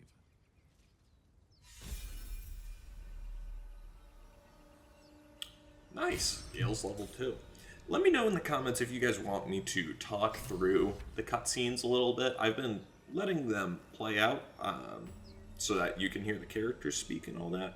But let me know if you want me to talk a little bit more and talk through my thought process of why I'm picking what I am. I'm going to try and be a little bit more vocal during the actual audio, like dialogue selection phases, but that kind of gets mixed in sometimes with me being quiet during the character speaking. But we'll start and we'll level up Gale here. I also did a little bit of work to make sure that the audio hopefully sounds a little bit better this time. I got jammed up with my audio tracks being recorded in one audio track instead of two. And so I had to apply my noise reduction to the entire audio track, which included the game files. And that obviously made the narrator sound a little strange. It made the characters sound a little strange, and that should be fixed going forward. So, our new spells. What are our current spells that you know, Gale? We'll take Thunderwave. Gale's not going to spend a whole lot of time with us on the road, because we already kind of covered the wizard. The wizard piece of things, and I honestly find Gale's story kind of annoying, but that's just me. Moving on to, like I said, I loved Reese in episode 0, so I'm going to take that. Also going to take Sleep, and then I'm going to learn Magic Missile and Ice Knife here. And we'll get rid of Witch Bolt, Fog Cloud, and we'll learn Magic Missile and Ice Knife. And that's what I like. Cool. Pull yourself together. Oh yeah, dude, absolutely. He gets different voice lines for the Dark Urge, so it's very cool.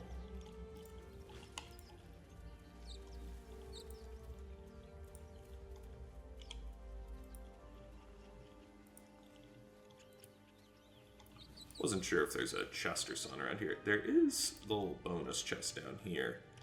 So I am just gonna break my guy off and just go loot that myself.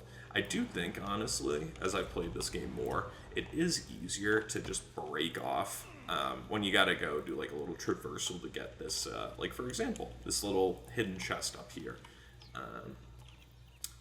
It is easier to just break off your own individual character than try and send your whole party through a parkour gauntlet. Picked up a elixir of fire resistance there. Nice, we'll take that. One thing I'm very bad at in this game specifically is using all my potions and elixirs and whatnot. That doesn't seem to be a very uncommon problem. Here's where we just fought the Intellect Devourers in episode 1. And yeah, there you go. And so if you recall, I mentioned that you can climb up right over here, and this is right where you do it. So we went up the top half. We're going to head back up the top half here, but you just got to make a little jump, which is very useful in honor mode if you're not very comfortable fighting these guys right away. You can take this one up. And yeah, that way you can get Gale and Astarion in your party, and that fight becomes no problem with 4 people, even in honor mode. So we're all back together now, and we are going to head on over and see what the deal is with these ruins. Just kind of trekking along in whatever way things take us at the moment. I did hear some people talking in here.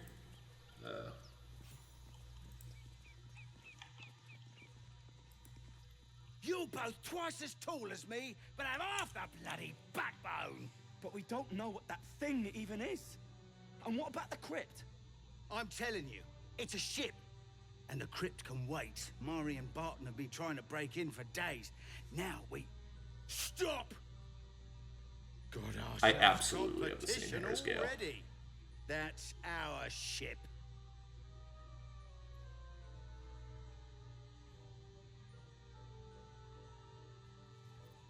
Alrighty.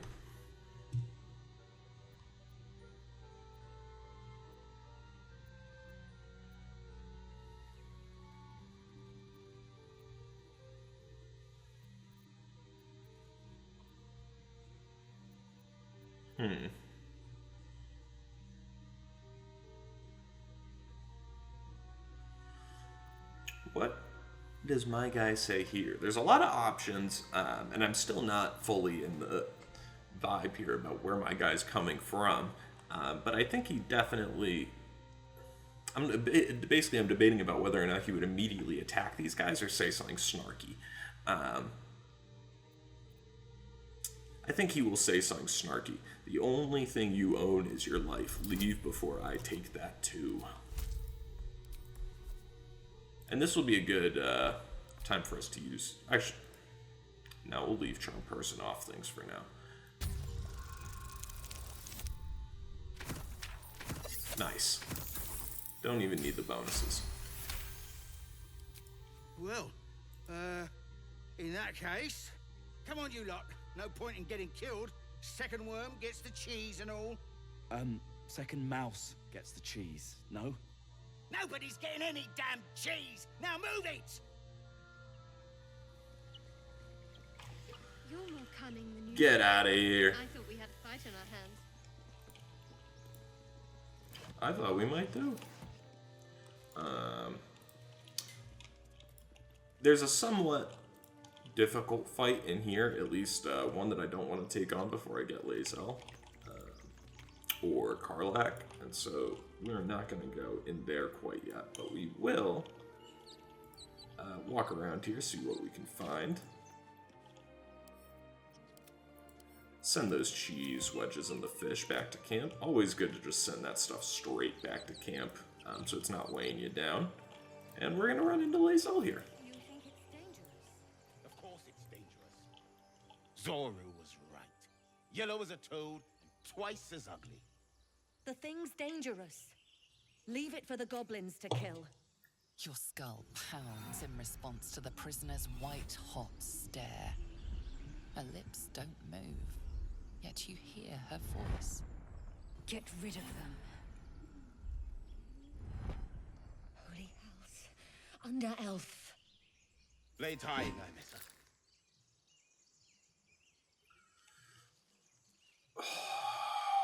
Okay, I think I can kill these guys without the tieflings getting mad at me at the Grove, because I think he views them drawing their weapons as an invitation to fight. So we're going to do something that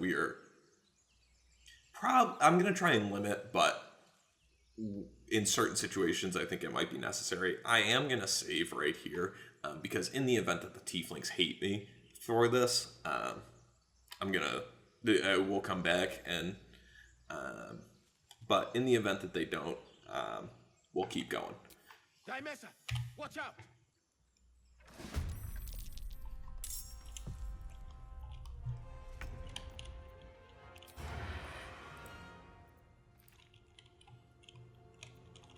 So I think can I hide here? Yeah, sick.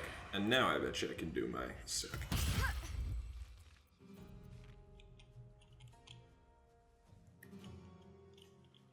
We'll just have Astarion run up here.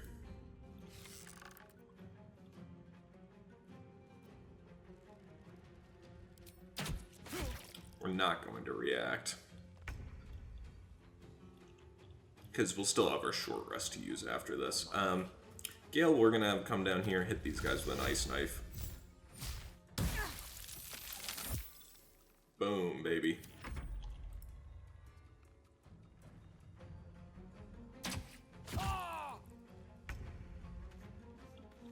Alrighty, now we can go get Shadowheart up there.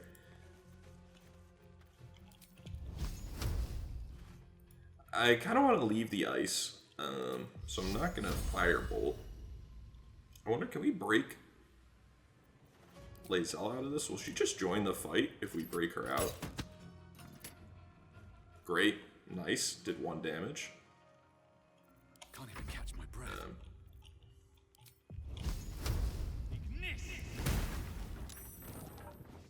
Yeah, sick. Awesome. That's cool. I'm gonna drink a potion of healing then.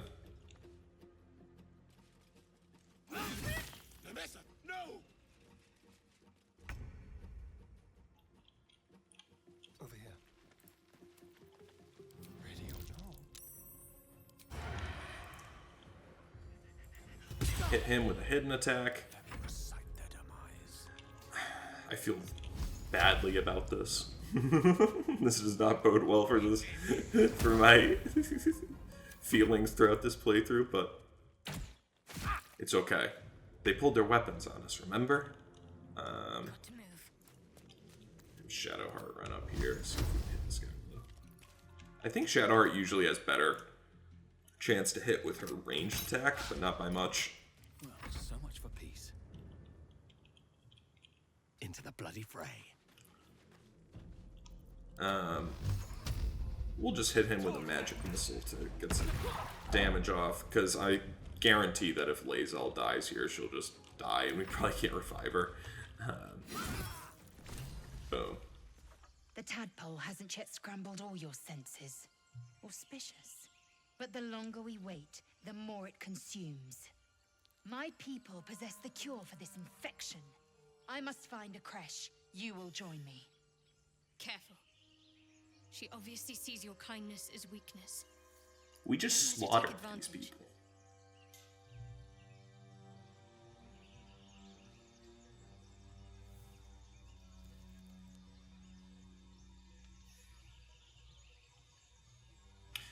So I wonder now, would my guy even care about,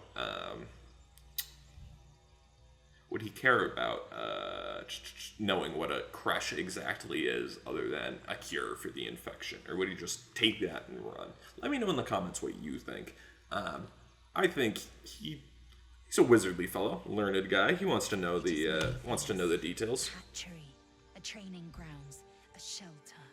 Githyanki protocol is clear. When infected with a Gaith tadpole, we must report to Augustil for purification.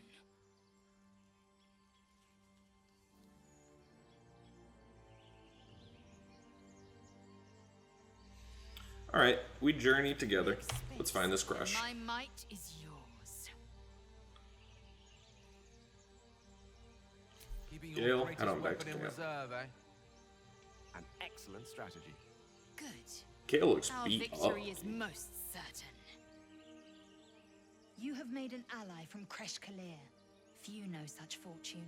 Call me Lae'zel. Fool. No point in showing a mad dog kindness. It'll still bite you in the end. You've a sharp tongue, elf. Would that your mind proved its equal. Half elf. I suppose the finer details are lost on a creature like you. Come. The Horned Ones mentioned a camp. One there, this Zoru. has seen Githyanki. A creche must be near. We will ask this Zoru where he has seen my kin. Understood. Eager for battle. Alrighty. Lazel, let's level you on up.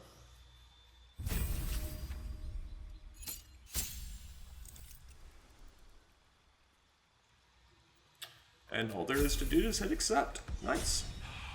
How are we doing on spell slots? Intestines throb, blood whispers. Jeez, man. Have a cup of decaf, dog.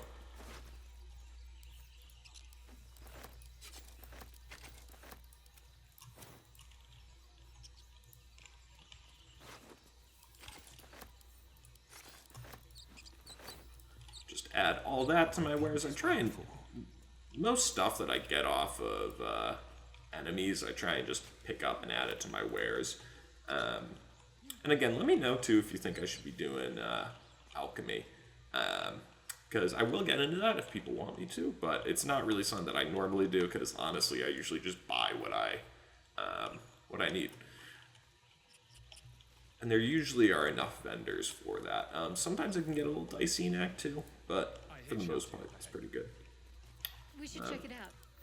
We're going to short rest, because we'll long rest after this, and I always love taking this fight from up here. It does get a little jank with the goblin spawns, but... Open the bloody gate! Nobody gets in! Zevlor's orders! That pack of goblins will be on us any second! What's going on? Goblins are on our tail! Open the gate, Zevlor, now! You let goblins here? Where is the druid? Please! There's no time!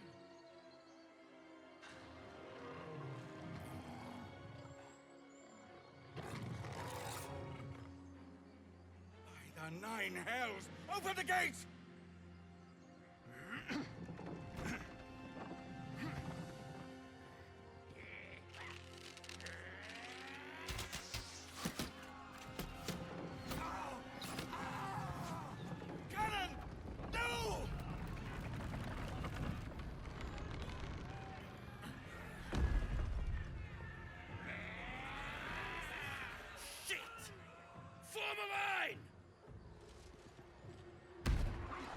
Damnable roach! Provoke the blade and suffer its sting. One of the most badass character introductions in this entire fucking game is Will's. That is so sick. What a sick line. Damnable roach! Provoke the blade and suffer its sting. How badass is that? That's not badass. That's not badass at all, man. I just got my ass whooped. What the fuck happened? I wasn't even looking, man. I was just pumped on Will's intro.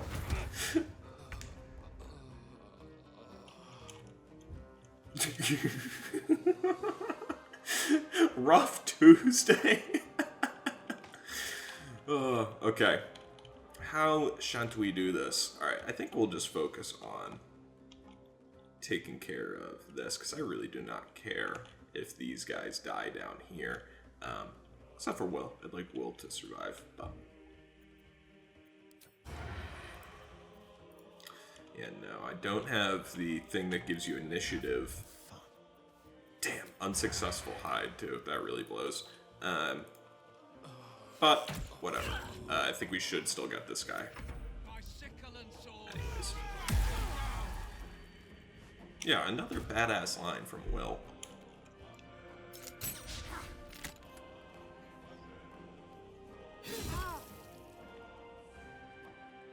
Yikes, we are getting our asses whooped here. Oh, thank you! Yo!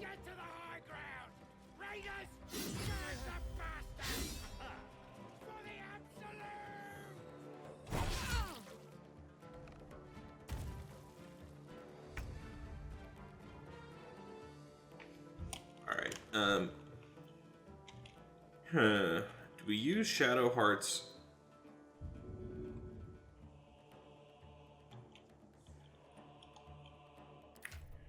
I think we're gonna throw a potion at Kroll here to get him back up. Get him some HP. And then do a little hotbar adjustment here. Do we hit him with Sanctuary? No, because I think I should have... No, does he have any actions this turn? I don't know. We're going to hang here still, because even if he doesn't have action, he'll have movement. Lae'zel should totally be... There we go. Sometimes jumping is much more useful for movement than just moving there. Like, for example, I wouldn't have been able to hit this goblin tracker if I just ran up to it, but because I was able to jump, and especially jumping downhill, you get a lot more bang for your buck as it comes to how much movement you use. And because I was able to jump down here, I can reach him with that. I can reach him, get a critical hit, which is pretty sick. Pretty sick.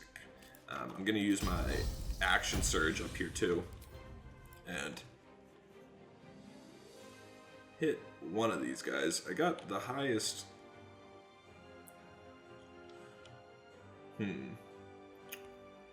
I think...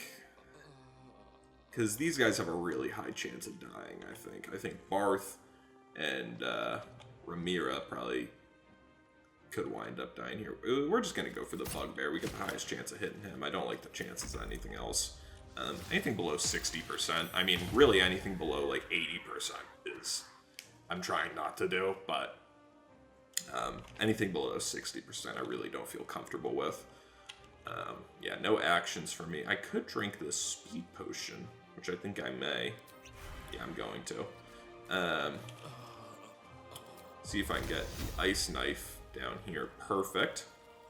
On this Bugbear and friends. It's just brutal, but that's okay, because hopefully we'll have a little bit of help from those guys down there. Oh, nice. I always forget Zevlor's in this fight, technically. Nice, nice.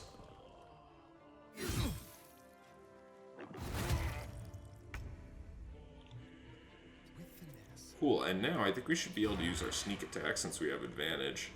Why do we have disadvantage? Is it because it's so far? Target outside normal range, yeah. Damn.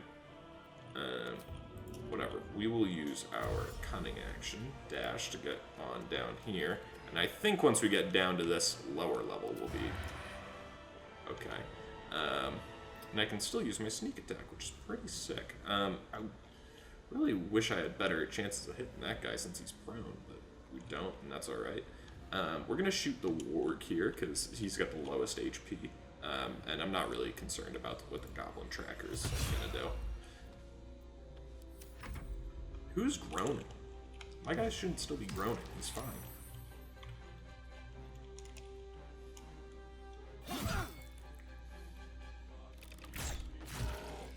Would have loved for Ramira to hit that warg there, but whatever.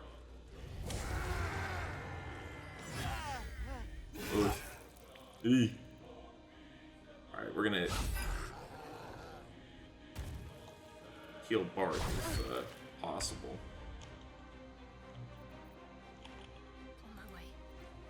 Shadow, can you reach Barth from here?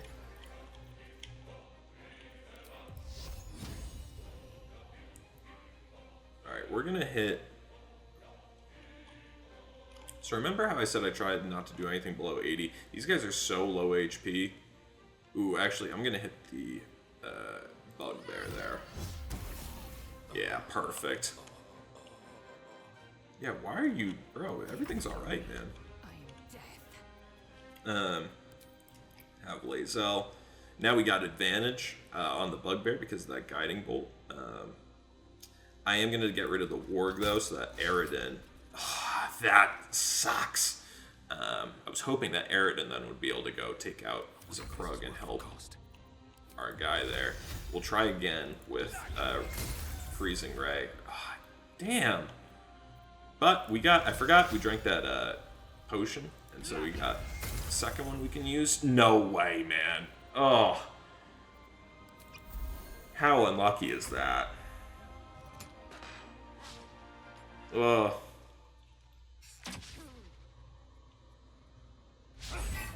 Jeez.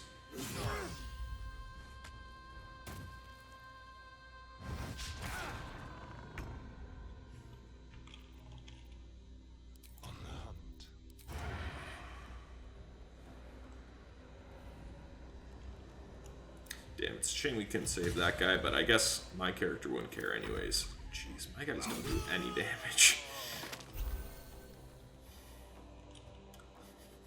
I love doing 4 damage.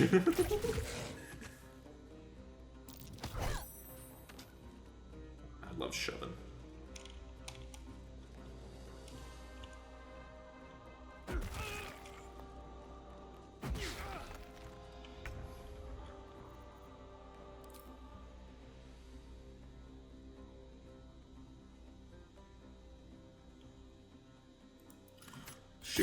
Let's shoot from up here. It's not particularly exciting, but it is certainly safe. Longplays I'll run down though.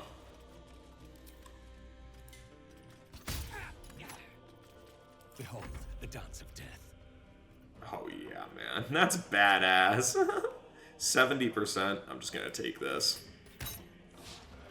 Man, I mean, get the fuck out of here with this bullshit. There we go. Fucking making up for it on the 1 HP enemy.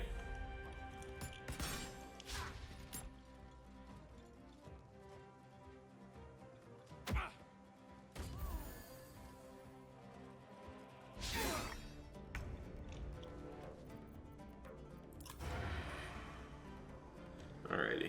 Shoot this guy because we got 65% chance to hit there. No dice. Name of the game, baby.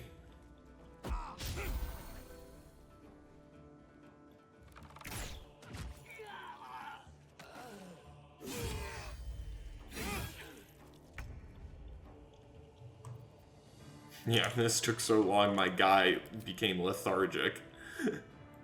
Oh, we're missing so much. It's despicable.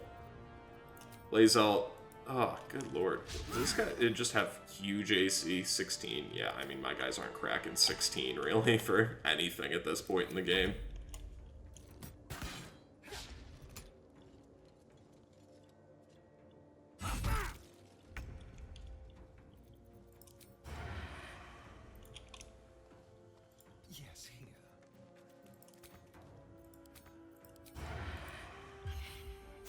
There we go. That was the last of them. Inside! All of you! More may follow! Open the gate! Alright. That was slightly more annoying than it usually is, but that's alright. Never wanted the easy path. Loot up these fellas real quick.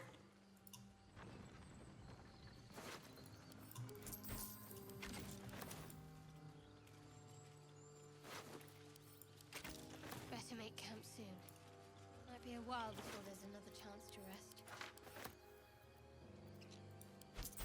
You're absolutely right, Shadowheart, and we are going to do that shortly. We're just going to first see if these guys have anything good, which I know one of them has a good pair of gloves.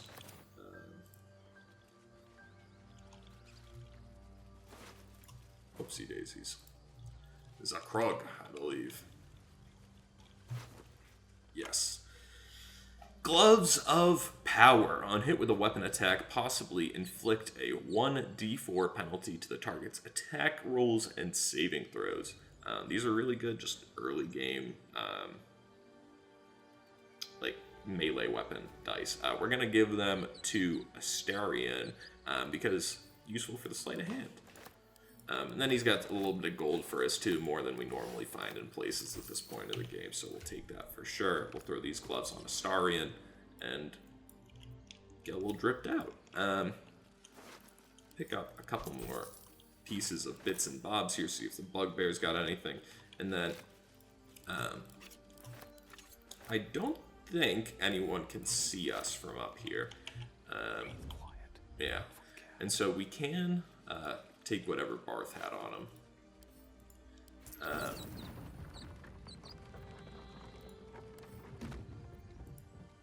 Brass locket.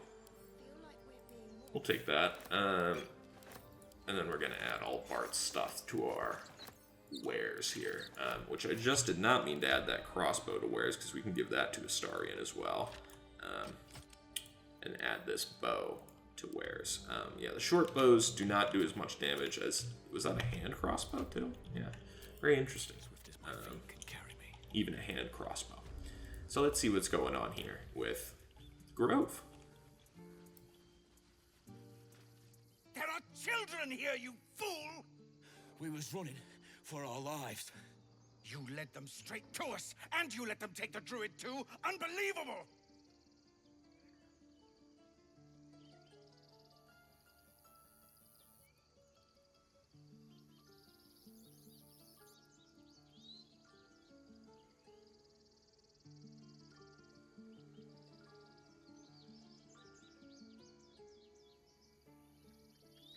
I'll say, backstabbing. Under elf. Show some respect. This man saved your pathetic life. Goddamn right I did. Well, I didn't ask for any goddamn help.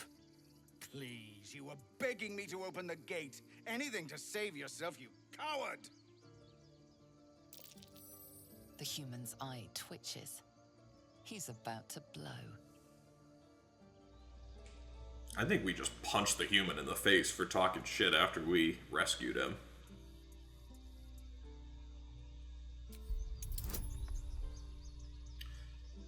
Is he... so this is a very high DC. Is he just gonna, like, GTA 5 dodge this and punch me in the face? Because there's no way I hit this.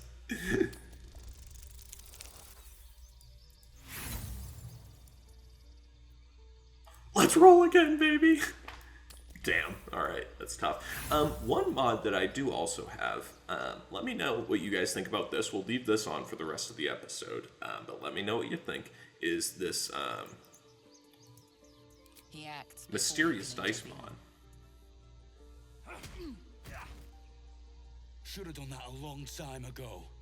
Arrogant prick had it out for me from day one. No one leaves my people out cold.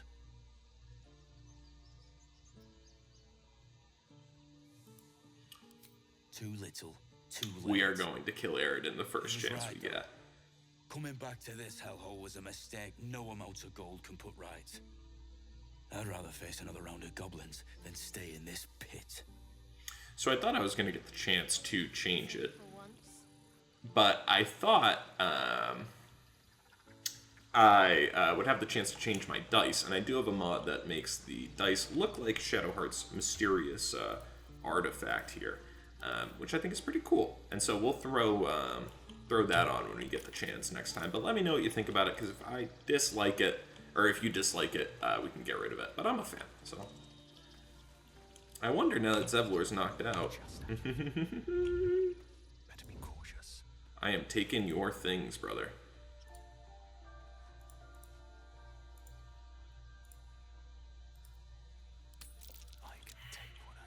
Alright, we'll have Astarion try.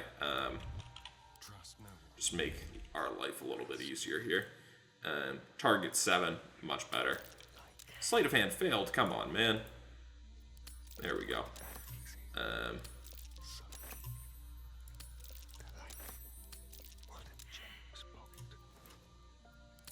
Nice. Sleight of hand is normally a little bit more difficult than that, but since Zevlor is completely passed out and unattended to, life is real easy. And we get these very good gloves pretty early on. When you heal another creature, it gains resistance against bludgeoning, piercing, slashing damage dealt by weapon attacks. And that gives us a bonus to strength saving throws, and those are great for Shadowheart. And we can keep it moving in towards the Grove here. Oh, I didn't realize he was going to wake back up from that. Oh, here come the people running in.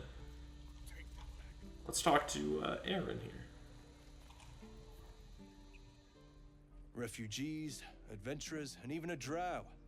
No one in years, and suddenly we're overwhelmed. Well met, and thank you for beating back those goblins. Most brave of you.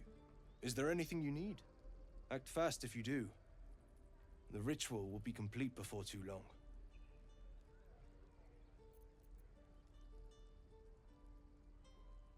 Ah, I forgot. You're a blow-in. A few days hence, this grove will be completely concealed by thorny vines. None will be able to enter or leave. A drastic measure. But more monsters seem to terrorize this region every day. My guy looks menacing. Man, our character looks good. I am a big fan of Kroll. The eyes are utterly piercing. I'm a big fan. Happy we went this route. I'm looking for a healer. I pray no goblin arrow has grazed you. Nettie could put you to rights. She should be with the others in the inner chambers, but I doubt she'll be taking on new patients. The grove will be locked down soon. What are you selling? Just some bits and bobs I no longer need. All right. So here's our first appearance of some mods showing up in-game. You can see, for example, just a black dye and a white dye. These are just basically super black and super white dyes. Dye every little piece of whatever you're wearing, black or white. And then just Faerun colors here, which are dyes that are inspired by the various gods of Faerun. And so if we feel like later on breaking into that stuff, we absolutely can. I'm sure we'll have a customization episode or two down along the lines. But for now, we're going to start off by picking the things that I think you should pick up every time you see them. That's thieves' tools. You can just never have enough of these. Apparently you can if you don't sell all your things first. Buy all the thieves' tools you can. Trap disarm toolkits you don't need as many of, but I still try and buy early game to get a good stock of them because they are very useful. But for the most part, you can kind of run around the traps that you do find. So we'll take those trap disarm kits. We're also going to take these potions of healing. Actually, we're going to leave the potions of healing for now because we're still pretty stocked up for where we're at right now. And I would rather have some arrows like these fire and roaring thunder arrows. And we're going to give these to Lae'zel. Which does Lae'zel have? Oh, sweet. We can sell those off. And this I'm going to send to camp as well. Sell. It's okay. Is this one of the... Oh, never mind. I thought that had a different tool description. Will give me the scroll of Detect Thoughts. And we might buy another one of those later on. And yeah, what's the ring? Where gains 1d4 throws to throw damage. And yeah, we don't really have much to buy with anyways. Sylvanas, guide your path. So we will move on here, and I am going to take a brief intermission to step away for a quick second, and we'll be right back. All right, and we are back. So let's talk to Roland and Co. Here and see what they're up to. Hells, we can't just leave. They're kin. I'll not gamble our lives, our futures, on people who are as good as dead. We must leave for Baldur's Gate at once. Can we all just take a moment, please? What's the point in blazing spells if we don't bloody use them? We should stay. These people aren't fighters. We can help. Or yell louder. That's fine too.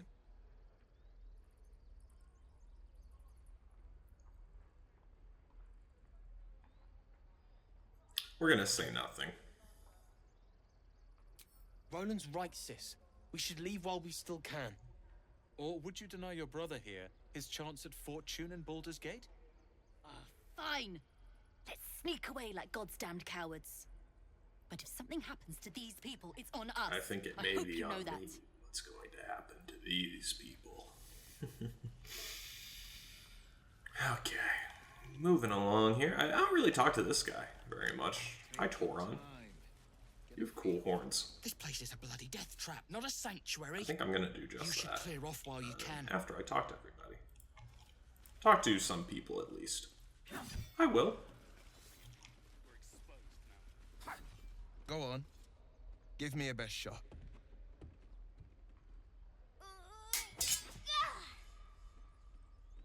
Not bad. Again.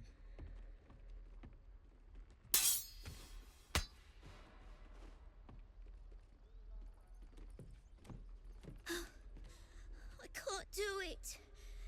I'm not like you. Umi, I don't need you to be like me.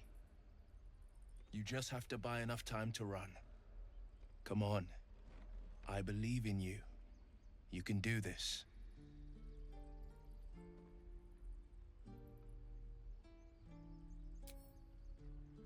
Well met. The blade of frontiers at your... The man's smile bends downward. Very interesting. And his thoughts become yours. Just wanted to You are the blade see of if the frontiers F10 racing through removes the the wastes of Avernus.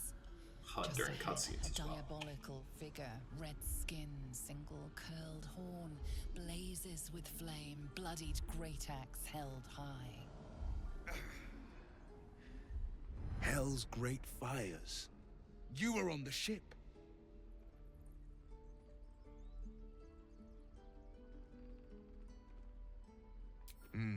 Doomed to shed our skin and become a lithid, or so the stories go. But we haven't sprouted any tentacles. Not yet, anyway. Could just be good luck. I'm not so... Your minds collide once more. Will chases the fiend ignited with rancor. She is an infernal war devil. A threat to the living. Evil incarnate. Shit! You saw her. Advocatus Diaboli. Advocatus Diaboli. A devil's advocate. A champion in the blood war between diabolical forces and demons. Quick little thumbnail here, gang.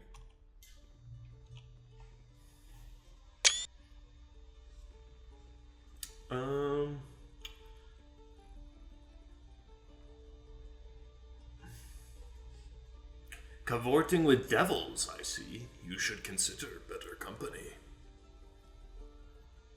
A fiend makes for poor company. Yeah, that's why I just said you should consider better company. Her name is Karlak, an archdevil soldier I swore on my good eye to kill. I tracked her through the hells to the Mind Flayer ship, but the damned Illithids infected me before I could end her. She's out there now, preying on the innocent. I don't kill her, she'll leave behind nothing but a trail of corpses.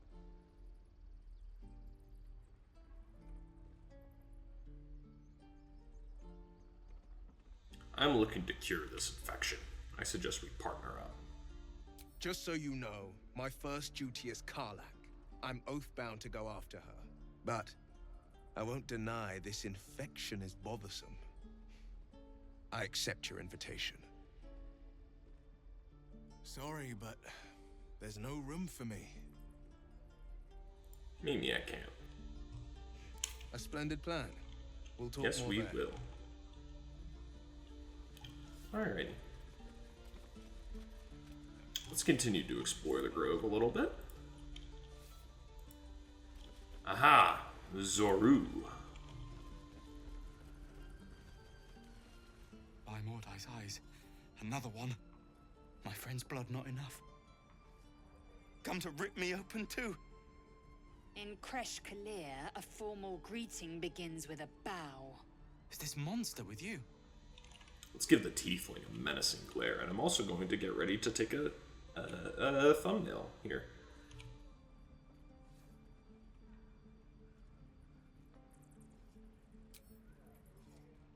Aw, I thought we were going to get a shot of my menacing glare. Lower.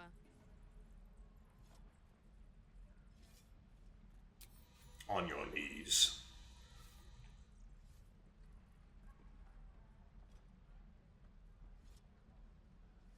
You saw another Gith. Where? On the road to Baldur's Gate, near the mountain pass.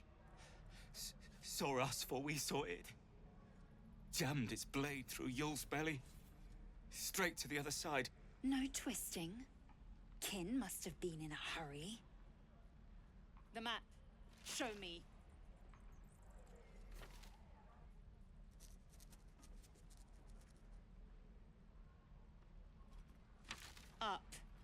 You can keep your innards. Oh, you're not going to eviscerate him? I was hoping for a show. Cool your blood. I'll indulge you soon enough. I've got food.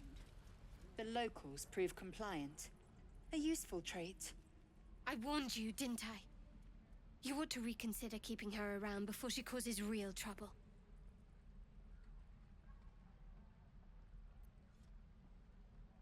Tch. A shell so thin requires little to crack it.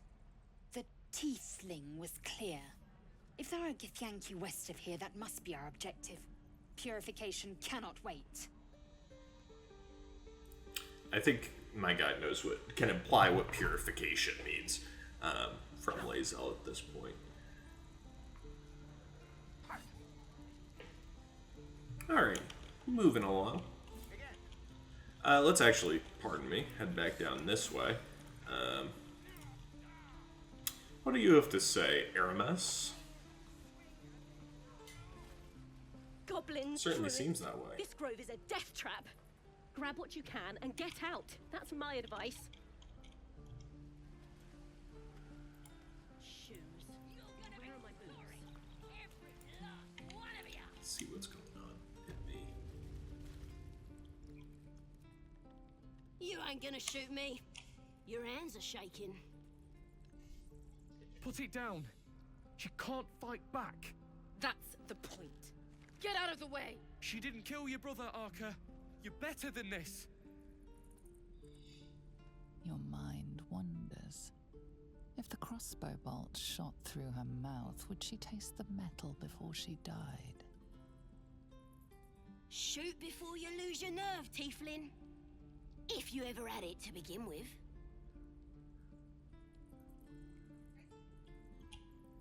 Stand back and admire the guards overflowing. Doesn't even matter if you kill me. I'm chosen by the absolute I am. I'm blessed. Here it comes, you little beast.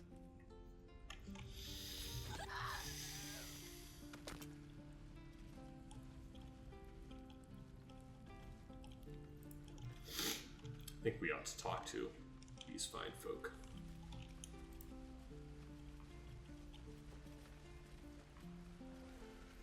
That goblin won't be the last. It was wrong. It was justice. Or the start of it. There. Done. Hi, Damon. Thanks for fighting off those goblins. If you need to replace any gear, just ask. My selection's pretty slim. I had to leave most of my equipment in Elturel.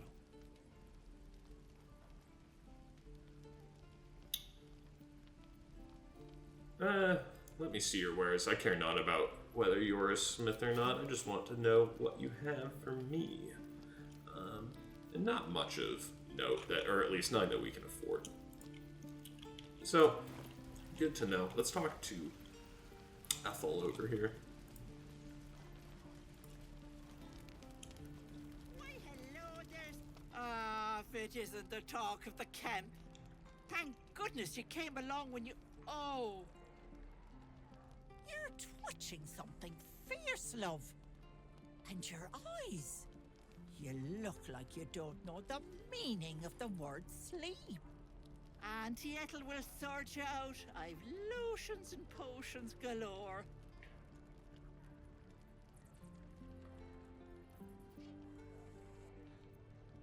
Let's see if we can give her a, well, we don't want to tell her something that is then wrong, that she then gives us some random thing for something else. So we'll ask if she's an alchemist. Oh, nothing as fancy as that. But I come from a long line of Oh, women like a with witch a or a dark hag, hand perhaps? such things. Aha! You take a sup at that and you'll feel right as rain, sweetie.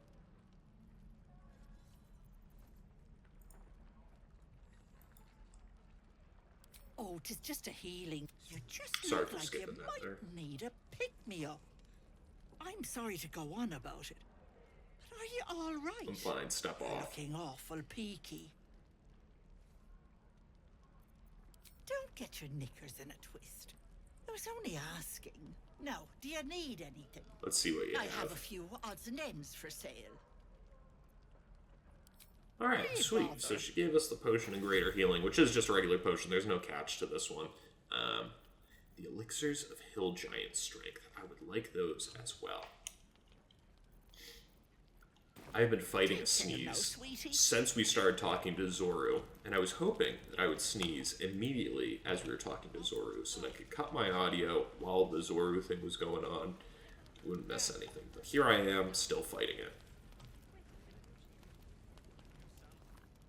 You! Saw you fighting those slimy bastards. Fancy a bowl? Best to fill your belly now, while we still can. I'm fighting the sneeze so hard. It's crazy. I'm fighting two sneeze. I much prefer roasted dwarf. Yeah, I'm a drow. This slop is beneath me. See how you feel when your pack is empty. It'll be this or a handful of weeds. We'll need every bit of strength to make it to Baldur's Gate. Trust I need me. to sneeze so bad. It's coming. I can feel it.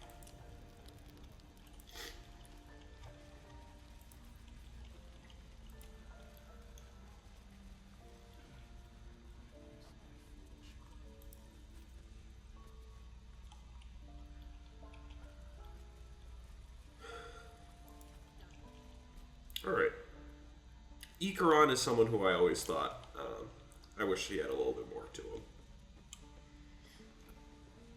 We've known enough grief this I 10-day might. traveler. Don't be the cause of more. We're exposed now.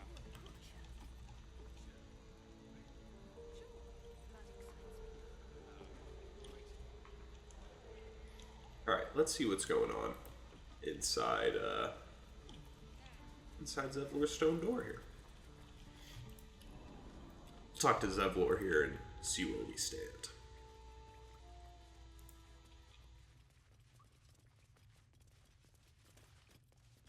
You're the one who helped at the gate.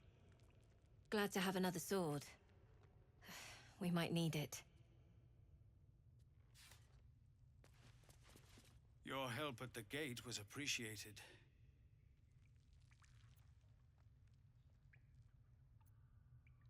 A druid's grove, dedicated to the Oak Father Sylvanus. You'll find its keepers just as thorny, I fear. Whatever your business here, I'd see to it quickly. The druids are forcing everyone out. This latest attack will only strengthen their resolve.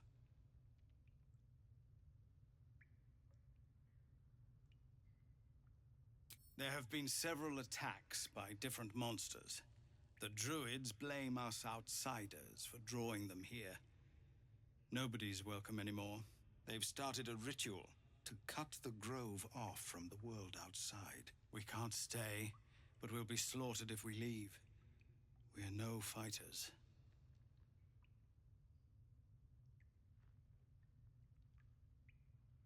We are refugees from Elturel. We took shelter here after goblins and gnolls attacked us on the road. We were bound for Baldur's Gate, and it was too late to turn back. Elturel had no place for tieflings after the descent. The Descent, an infernal conspiracy that had seen the entire city of Elturel. So a little fun fact about that, if you don't know, that is a real D&D module that you can play tabletop D&D with and experience the descent of Elturel in D&D format. I don't know if Zevlor or any of the characters that we run into here are a part of that. I really don't know much about it, but I know that is the case. I mean, you can do that, so that's cool.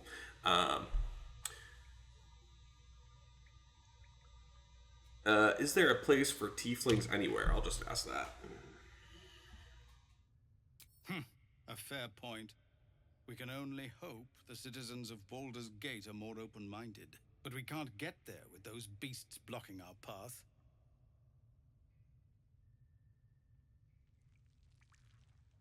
I've tried. Korga, their new first druid, won't see me. You, though, I know it's not your business, but she owes you for saving this place. Perhaps you could persuade her. For more time to prepare, if nothing else.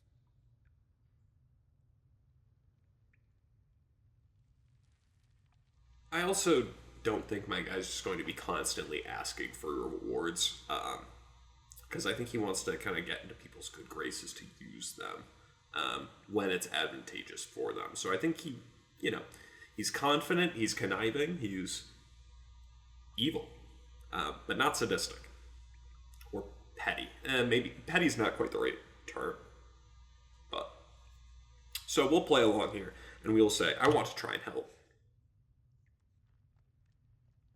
Really? We're messengers now. We'd owe you a great debt. If we're forced to leave now, more of my people will die. You'll find the druids at the heart of the grove. Please, make them see sense before more lives are lost.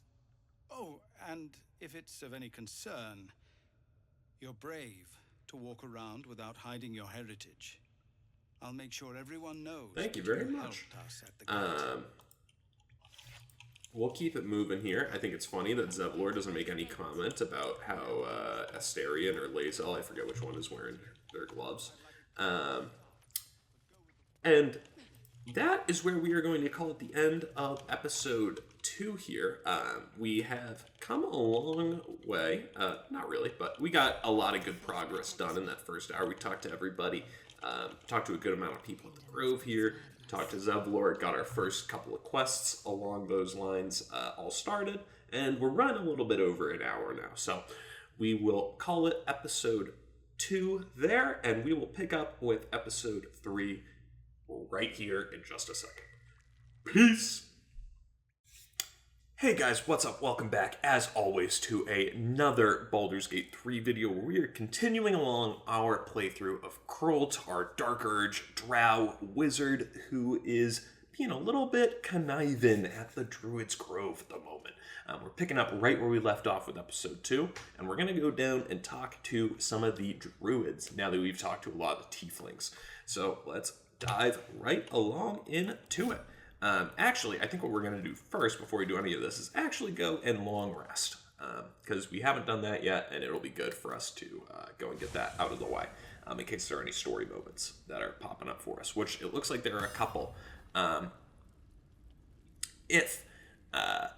One thing that's very important to know about this game is that pretty much all the story moments are controlled by long rests, and you have to go to camp and initiate a scene in long rests. It's with this way for romances, it's with this way for a lot of character quest lines, or companion quest lines, pardon me. And so it's very good to long rest, not as necessarily as much as you can, but when you run out of spell slots, no point in trying to force a couple more fights. Because as you can see, we've already got quite a few things queued up for us here to take care of. We're going to start with Shadowheart here. Finally, some good fortune. Come morning, we know what to do. I can't wait to get this thing out of my head.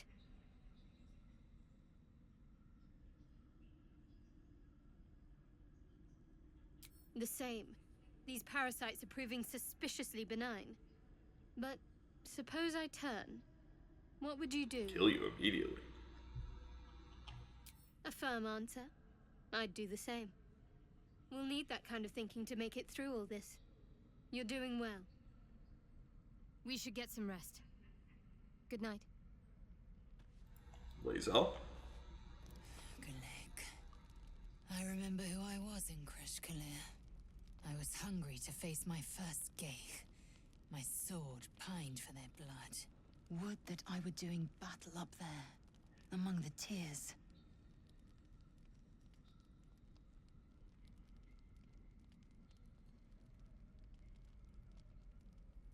Next time you're able, look to the sky. Watch the moon cross it. The tears follow behind it. Rocky bodies tumbling through the sea of night. One of them is my Kresh. Kalir.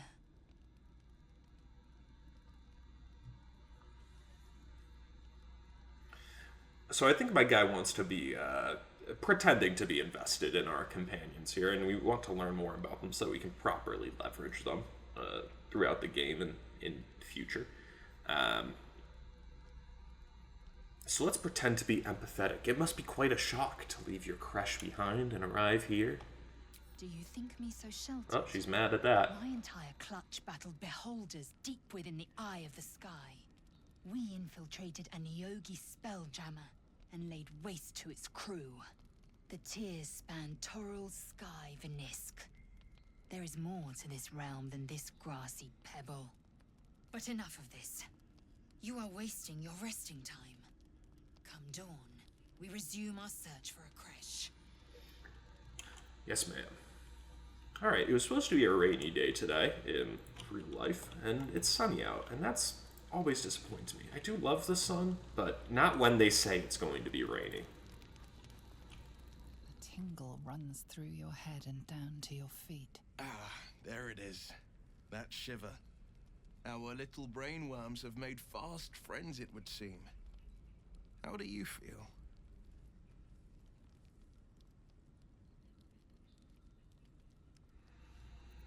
I'm more interested in how you Healthy. feel. And troubled by that fact. Before the Illithid's unscheduled surgery, I'd felled hundreds of beasts and a fair few fiends. The tadpoles weakened me, suppressed greater talents, but beyond that, I've showed no signs of turning. No nausea, no pain, not even a hot flash. Makes no sense, I know. Why haven't we turned? Well, clearly there is something special about us, because we haven't turned yet, so, Indeed. There is something Perhaps special. the worm's vat was poisoned. Perhaps we're uncommonly Well, fit. I knew that already. Or perhaps the tadpoles are merely on holiday. We could conjecture all night. I suppose the why doesn't matter so much as the what next. And that answer is plain as the horns on a war devil's head. We get these things out. Let's get some rest. Dawn comes sooner than we think. I concur. Alrighty. We'll talk to Gale in a second after we talk to Astarion.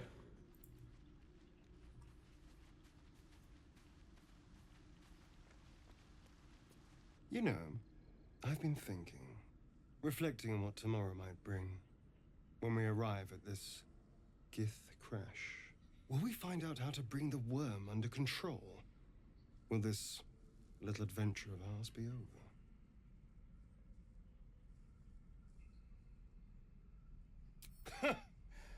Why not?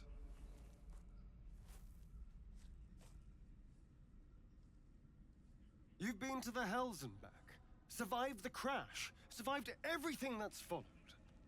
I'm not easily impressed by people, but you're stronger than I gave you credit for.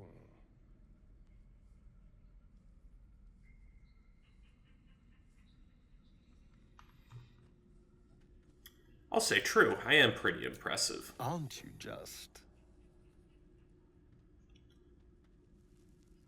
Are you feeling alright? Oh, I was leagues away. I just need to get some air, clear my head. I'll see you later, I'm sure. Sleep tight.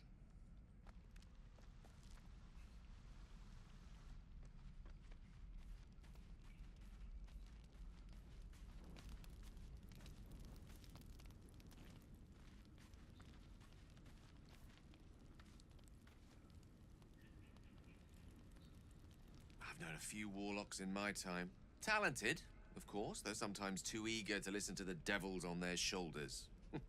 Comes with the territory, unfortunately.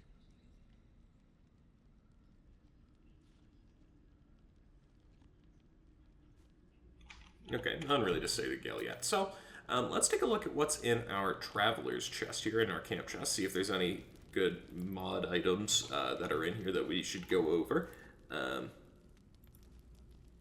And this sometimes is an issue with the mods, is that sometimes you just go up to the chest and you can't look inside. You get a weird visual glitch, but you can go down with this new camp inventories button that lets you see both your companions and also your camp chest here. And you can see we have the Drake General die, that's just our standard stuff. The transmog items that we talked about earlier, and then our just camp supplies. So really nothing too crazy to alter our run here. So let's, without further ado, hit the hay. Tactician mode, so we are requiring double resting supplies, and so we'll hit the full rest. Starian's gonna go stalk off into the night.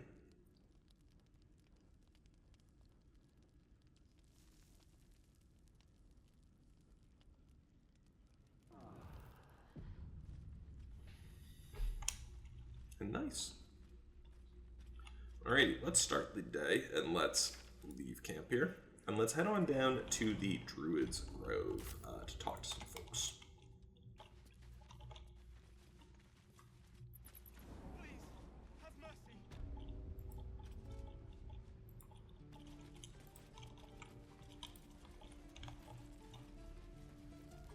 There's Larissa, we can talk to her later on. We'll talk to the Strange Ox, I think, once we get a potion of animal speaking. I swear that ox's gaze is following me. It may be.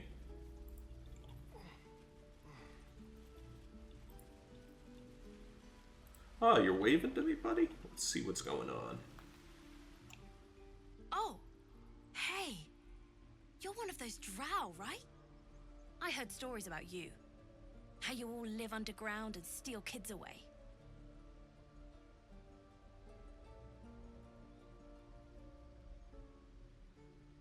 Do I frighten you? I don't know. You don't look that scary. Here, want to see a trick?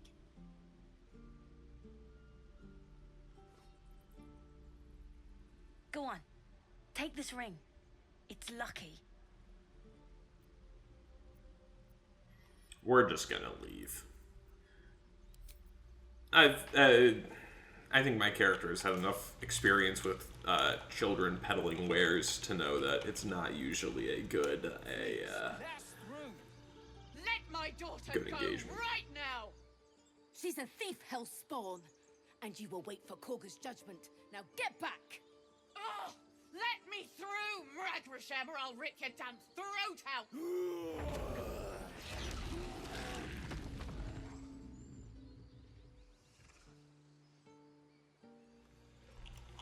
Alrighty. Head on through. Oh! Not being very nice. Come, Magrin, give him a chance. You, step back. We'll not tolerate drow in here.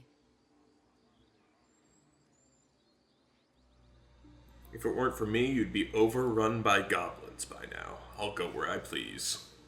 Keep back. Force my hand, and I'll show you its claws. A moment, Giona. What? Why would she allow one of them? I suppose so. You. Apparently Korga wants to see you. Go ahead. But a word of warning. One wrong move and every single animal here will tear you apart. Everybody's very racist to the drow. Keep their confidence if you insist.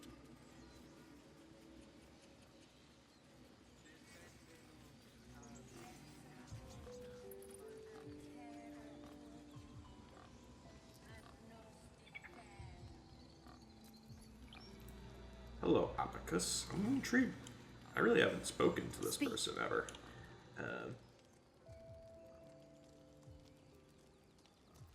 Are you helping prepare for the ritual? I would prefer not to. But if Master Halsin does not return, Korga will give the order.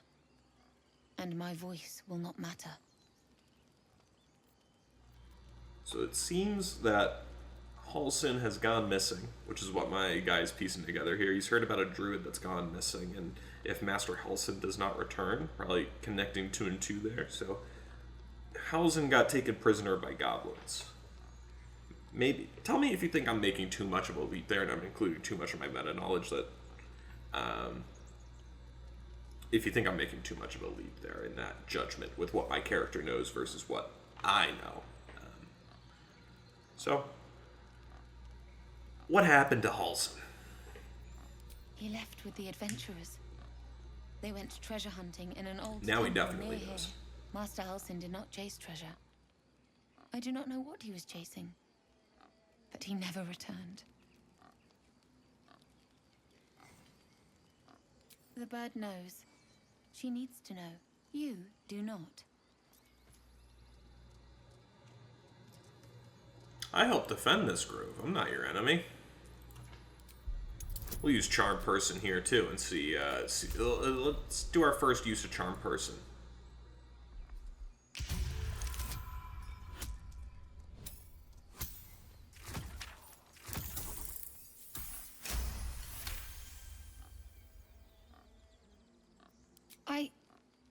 Forgive me.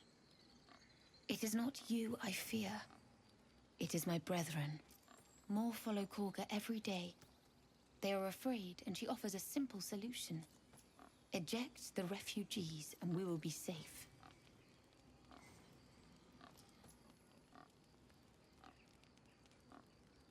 Perhaps not. But that does not make it right. Only Master Halsin can stop this. I pray my bird returns with news of him. If not, I fear for my people. Alright. Let's go and talk to Kaga.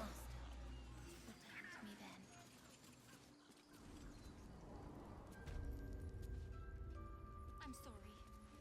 I'm sorry.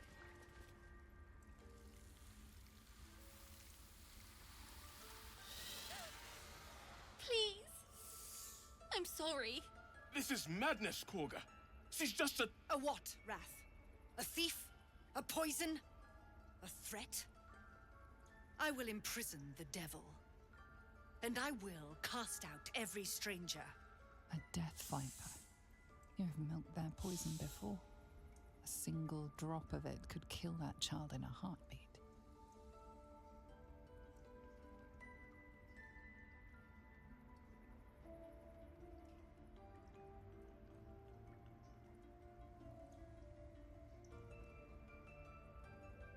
So I don't think I'm going to actively stop Arabella from dying here. I think my character thinks he is much more important than whatever the hell these guys are talking about here. So I'm just going to interrupt. One of your guards said you wanted to see me. Here I am.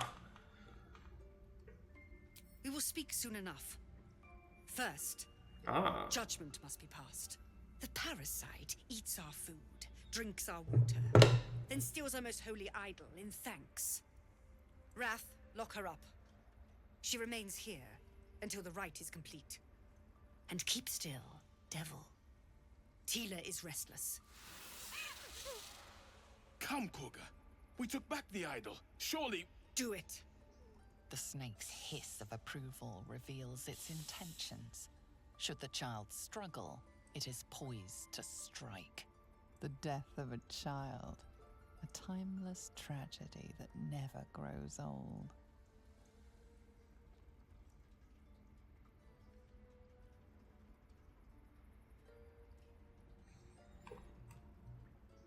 We'll keep silent. Now, Wrath.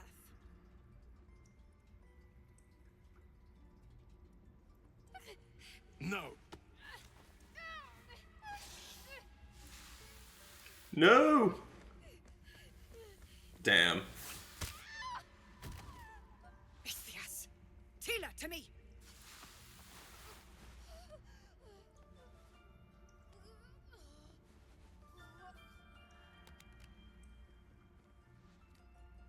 Gone. By the gods, Korga, what have you done? Damn, I almost always save Arabella. Bury the remains. Continue the rite. And the parents? They're just outside. This outsider will take word once I've spoken to him. We must focus on Yeah, the rite. I normally, like, almost always save Arabella, and so, you know,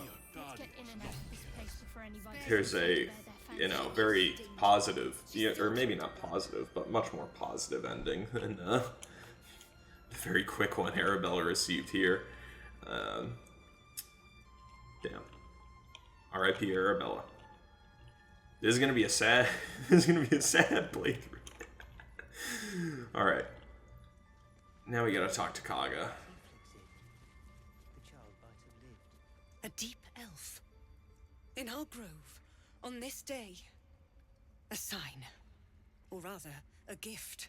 Who better to understand a watchful broodmother than a beloved child of Lolth?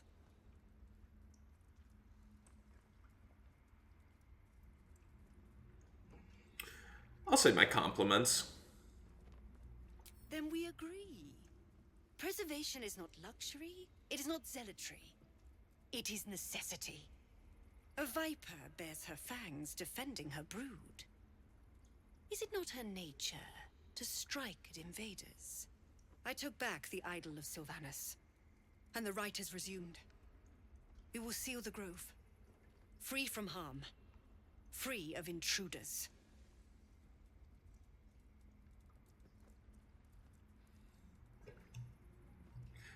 The rite must be born of powerful magic. The rite of thorns. It is the Tree Father's gift that none come to harm. When we speak the final prayer, the great vine will sprout forth. The grove will be cloaked in bramble and thorn. No one enters, no one leaves. Sanctuary. None of this can happen while outlanders infect us. Sylvanas demands that we choke them out.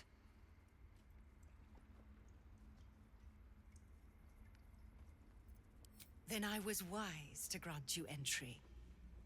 And you'd be wise to heed my words. I want you to provide your services to Zevlor. I have something I want to say. The outlanders out of the grove. I'm sure they'll reward you well. They're to be gone before final prayer. If they are not, the Viper must strike. Prattle all you want. The refugees are my concern. Then they soon know the sting of my venom. Get out. So I think it's certainly in my best desire to make sure that this grove stays open, at least for the time being.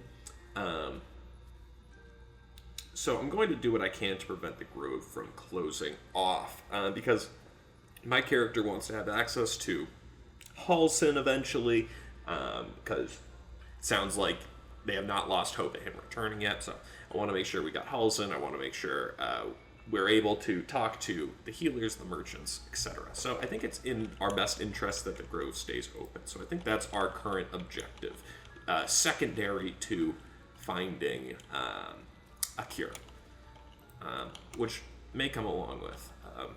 Let's talk to Wrath here, see how sad he is. Mercy on us, Sylvanas. Mercy. Mercy. Mercy.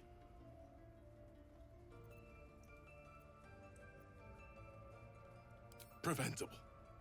The sickening result of sickening beliefs. We let this happen.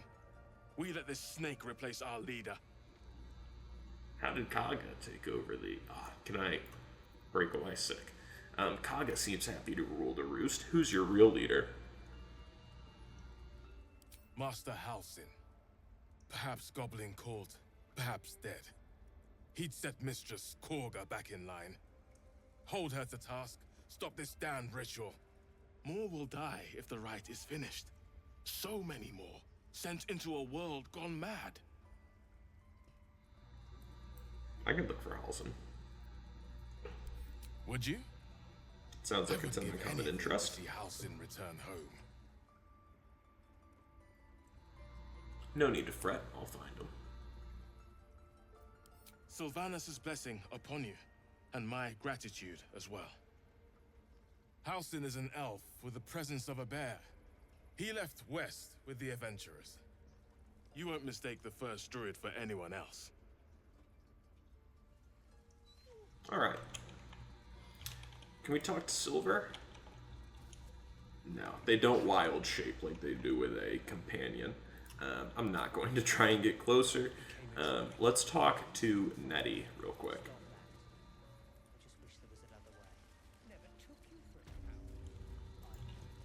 We're also going to autosave because it's been a little while. Quick save, excuse me. I see you. Just give me a moment.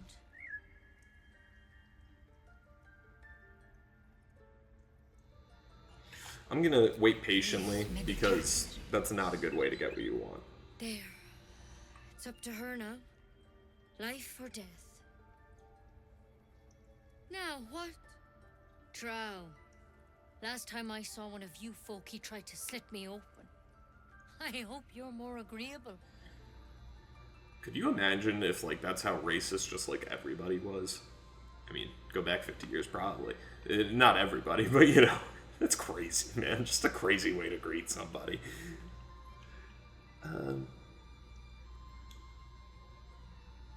Where did you see another drow? Enough, I need your abilities. That depends. How good of a healer are you?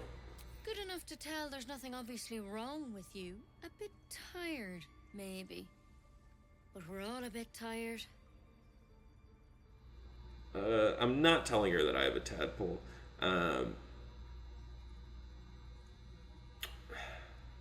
This lady is...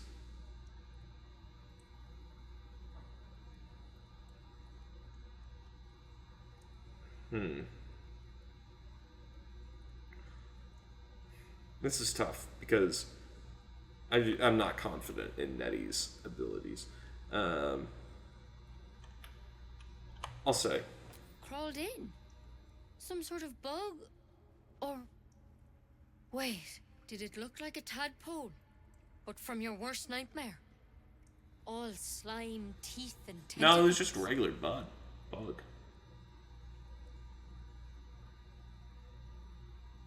Actually, never mind. I'll get help. No. Sure.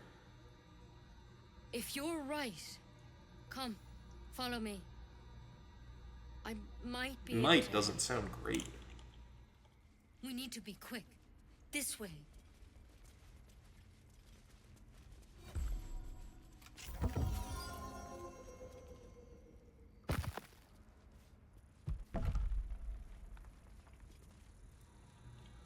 Oh.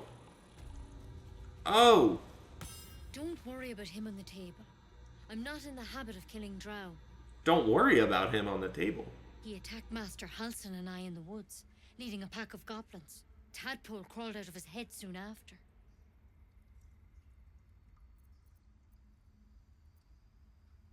So you killed him and laid him out on the table?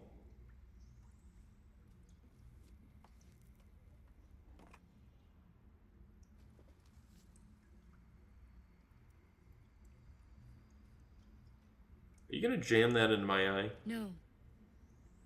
That was Master Halsin. A pity you got me instead of him.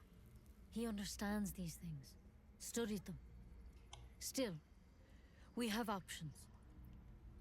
That is not You don't Halsin. have to be here for this. Please. Because there's no way that Halsin... Alright. She would have been able to Let's see carry what we can Halsin's do. dead body into here past Wrath. We already spoke to Wrath, and Wrath said that he is captured by goblins or killed, taking the form of a bear. We know that if that was Master Halsin, Wrath would have seen Master Halsin's body come in and said, he's already dead, he's in here with Nettie. So we know that Nettie is full of shit. She shifts uneasily, hesitating. Yeah, you are full of it, up to the neck. But first things first. Tell me about your symptoms. Have you noticed anything strange happening? It might. What aren't you telling me? I'm telling you everything you need to know. Believe me on that. I want to help you, but I can't unless you work with me. So, has anything unusual happened to you? No.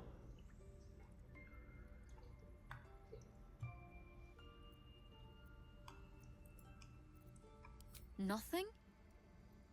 You sure? All right. I suppose that makes things easier.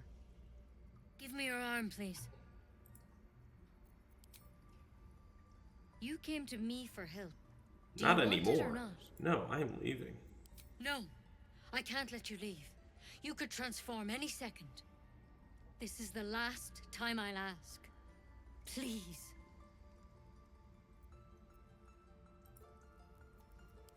To hell's with it. Attack her first, kill her quietly.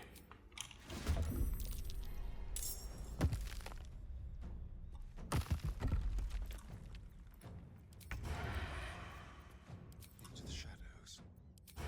Can't reach destinations because I think Shadow Heart's in the way. Can't give up. We're gonna try and Sharin her. Damn, I wanted that to hit so fucking bad. Alright, 94% on this, though. We'll try that. Damn! Man. You gotta tell me, man. Do you think that I am having unlucky rolls or what?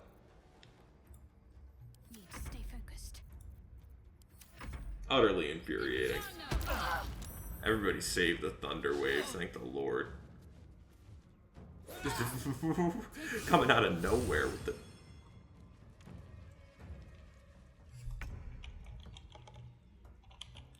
Alright, here's another example. We spoke last episode a little bit about how jumping is really useful to be able to get to your destination. For example, if we want Lae'zel to run over to the other side of this altar where the drow is here, you notice that the auto path that it puts her on is a really curved, like, path where you're using a lot of movement to kind of go from point A to point B. Or even here, you can notice it's 13.2 meters that you're using to get here versus just to get here, you're using 10.7. And that's, you know, maybe only a meter, an actual meter or two in difference. But if you use your jump key, since Lae'zel both has a long jump because she has high strength, but also because she's on a little bit of a pedestal here on top of these steps. She is a little bit more jump range, and she can actually jump over Asterion and Kroll here without moving at all. And since jumping only uses 3 meters of movement speed, I can actually cover what would make me use 9 meters of movement speed in 3. And boom, just like that, I got 3 meters of movement speed. And now look how much further I can get in here. And so there are going to be plenty of times that is useful throughout this run or any Baldur's Gate run that you play for the rest of the time, really. So, good tip to know. And another good tip is the tip of Lae'zel's sword, which just met Nettie's rear. Alrighty. I think we... No, perfect. I was going to say, if I'm more effective with my bow, I'll be sad. Hit her with Ray of Frost, and then move on over here. Starion's going to do the exact same thing as last time. Damn, Starion can't hit shite. Try and hit Nettie with the bow. Boom.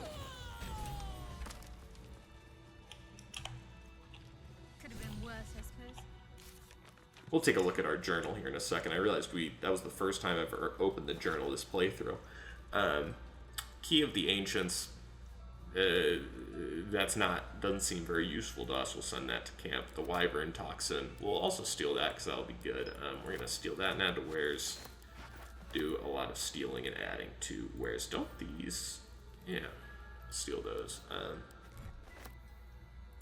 Neutralizes the effect of all poisons. We'll take that as well. How about the Dissected Drow? How about his letter? Track the druid, find whatever burrow he runs to, and report back to me. Remember, you are only a scout. Do not engage, do not kill anyone. Simply observe and return. I shall decide what we do next. M. So, this guy's got a boss. And their name is M. I just wonder maybe if that stands for Minthara. There is plenty of us to do in here. It's good to note that that stone door is sealed.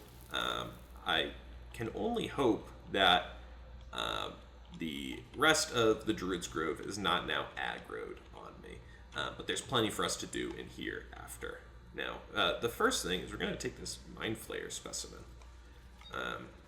We're going to read Halsin's journal real quick as well. Extraordinary happenings. While meditating in the forest, Nettie and I were ambushed by a pack of goblins led by a drow. We had no choice but to defend ourselves. But that is not the extraordinary, or rather disturbing part. On the drow's death, a parasitic creature emerged from the corpse and attempted to escape. I managed to capture it and have the host cadaver here in my study. I've told no one of my fears. Nettie suspects, but knows better than to ask. I will investigate further before informing the others. Kaga will demand answers I don't yet have. I had better record any further findings in a separate volume and keep them upon my person, lest prying eyes jump to the wrong conclusions. Alright, so there's Halsin's journal. They are clearly doing some, what would be viewed as unethical research, but for good purposes. And here we have anatomical sketches of both a drow and a lithid tadpole, accompanied by notes written in an urgent scribble. The parasite was nestled deep in the brain matter, a lithid undoubtedly. Yet the host seemed unaware while alive. No visible signs of metamorphosis on the cadaver. Most strange. The final note is a single underlined word. Altered?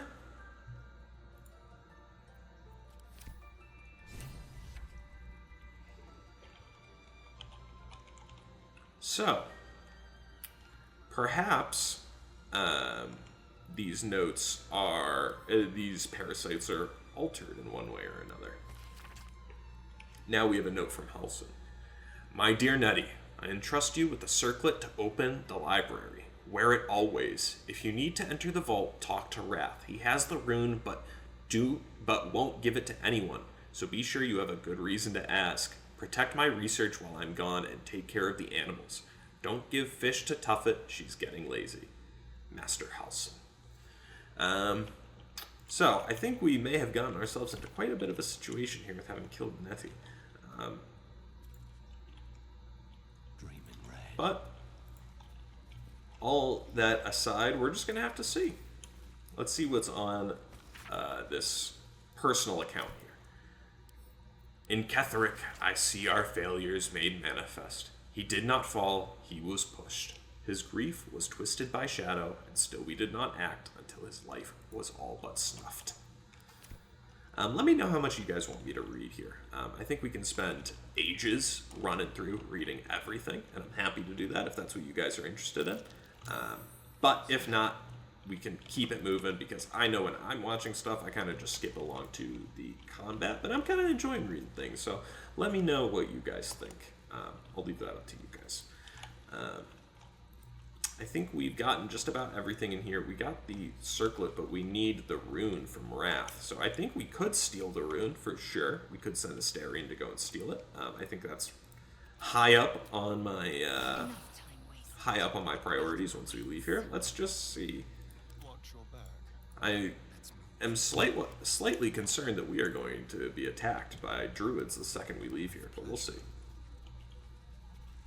I can't even see a lock to pick.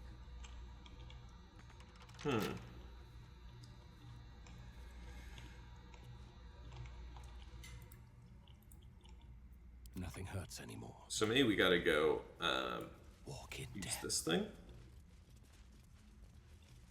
Well, I think we made a mistake here by sending Nettie's thing back to camp. So what I'm going to do is I'm going to go solo back to...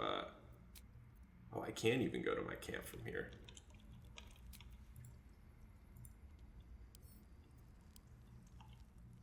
Can't even see a lock to pick.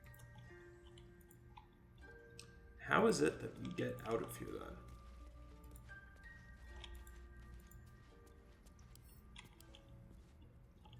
I can't even see a lock to pick.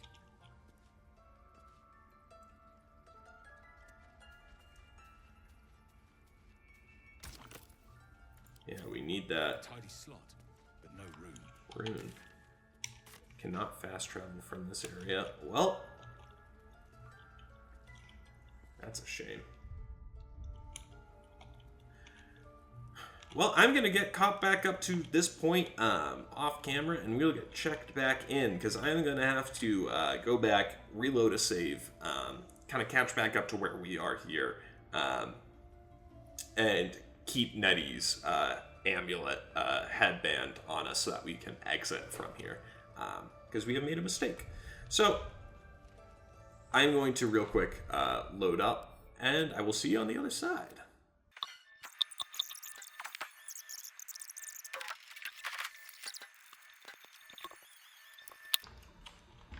All right, and we are back with Nettie's item in hand here. Now, that has me very interested.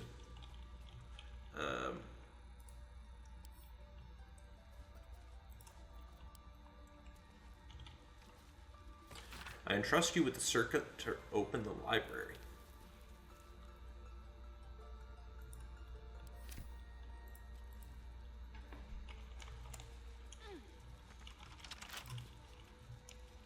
So maybe my, what's it called? Maybe the circlet can go in there as well. Let's see. Yeah, no. I still have... Tidy slot, but no room. Ooh, sightings record. What's this? A long list of owlbear sightings in the region separated by date. The latest entry, written at 10 days ago, says cub. The word is underlined several times.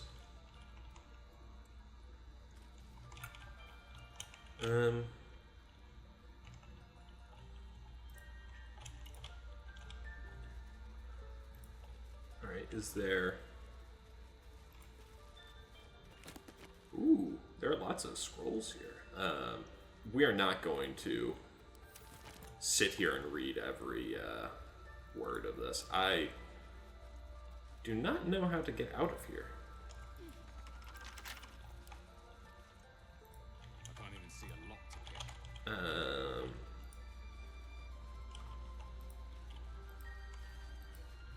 Maybe I need to be wearing it.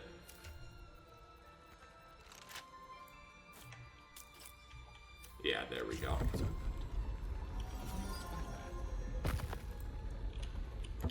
Let's solo run through here. Everybody else come on through. Then we're hitting this.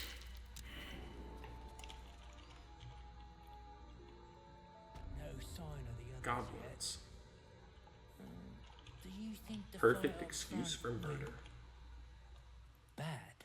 Shut it! Did some bleeding arts show up to save the druid? I'll cut you to pieces. Kill 'em! That's like one of the more unique goblin faces in the game. I feel like I haven't seen that one before. Let's cunning action. Dash.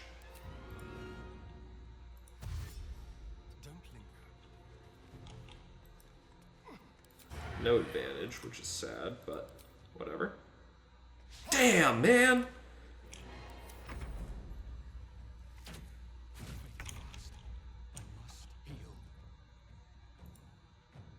Make way.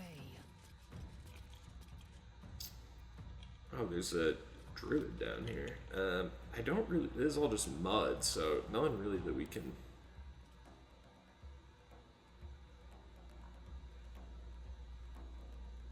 hit him with. I am gonna see if I can knock this guy. Yeah, perfect. Down, in with the other ones. Beautiful. And then I'll use extra action, even better, to shoot this guy. See if we can... Dang. Come on, man. This is frustrating. Push my luck again. We'll use Ice Knife on these two.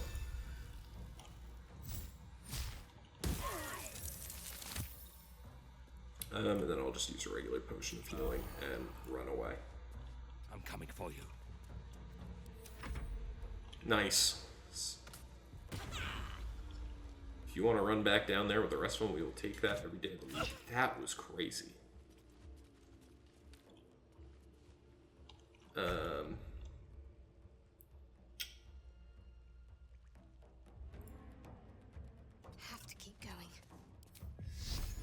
75, 75, 75. Do that guy, because if we hit him, yeah, do the most damage there. I feel like if you, with Guiding Bolt, if you're hitting someone who's got 9 HP, not necessarily a waste, but...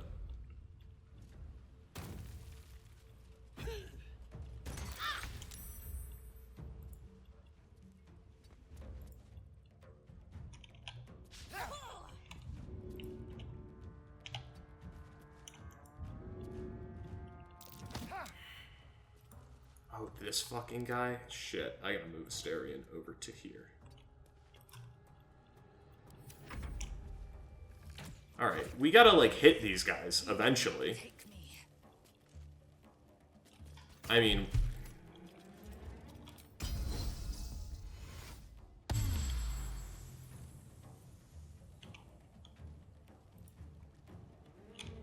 These guys hit us every time from below ground. We literally couldn't hit the broadside of a barn.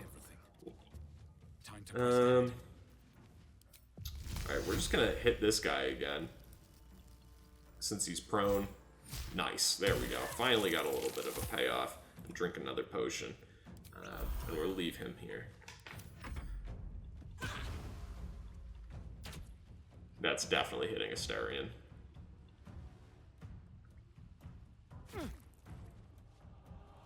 Alrighty. Next up is Shadowheart. We'll see if we can hit this guy with just our bow. Nice. Then we're gonna keep Cure Wounds. We're gonna hold on to that bonus action, just have her run away.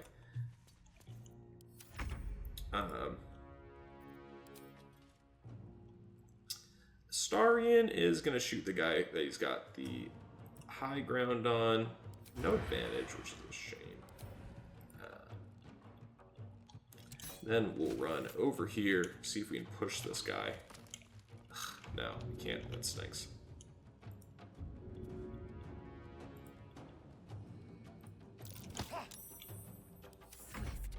Lae'zel, can you hit that guy? Nope, of course not. My path be true. They're dying for me. All of them. Damn, the Dark Urge stuff really is just creepy, man. I doubt I can even hit this guy. Oh, I squeeze it between them for 1 damage, man. Shadowheart's just gonna sit here and not really much for her to do. I mean, what is 14 dexterity? Yeah, they're just, they can dodge everything. This is hurting. You fight well. Perhaps our survival isn't such a distant prospect. Why'd Shadowheart just say that now?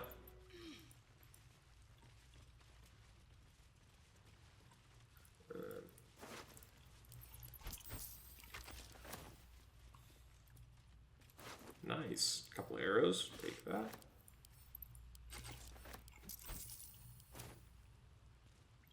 Ah, great axe. Nice. Send that to Lae'zel. That's better than her current sword, I'm sure. Actually, maybe it's not.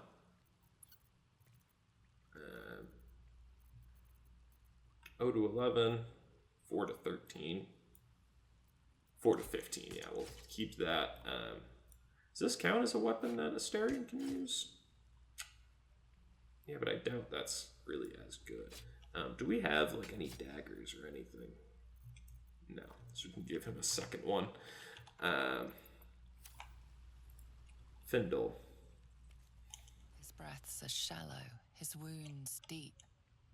He doesn't respond to your voice. Alright, Astarion, do you want to see what's going on here? He also had a Key of the Ancients. We're going to short rest as well. Get our health back up a little bit. Rune of the Bear. Oh, that one, I bet. Aha, I see. If we remove all the runes, I betcha we can go in here. So we'll take out the Rune of the Bear. Yup, the bear's been disabled. Glowing eyes are so rarely a good sign. Aha, okay. So I bet you then we can get rid of the eagle here.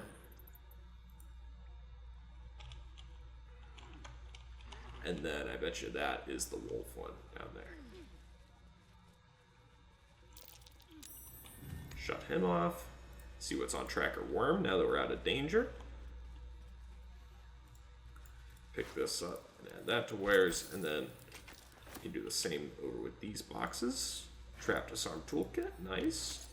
Potion of Healing, nice. Thieves Tool, always take it. Scroll of Dark Vision, we'll also take that, even though as a drow I do have Dark Vision. Not all my companions do. Potion of Mind Reading, we'll definitely take that. Another Thieves Tool.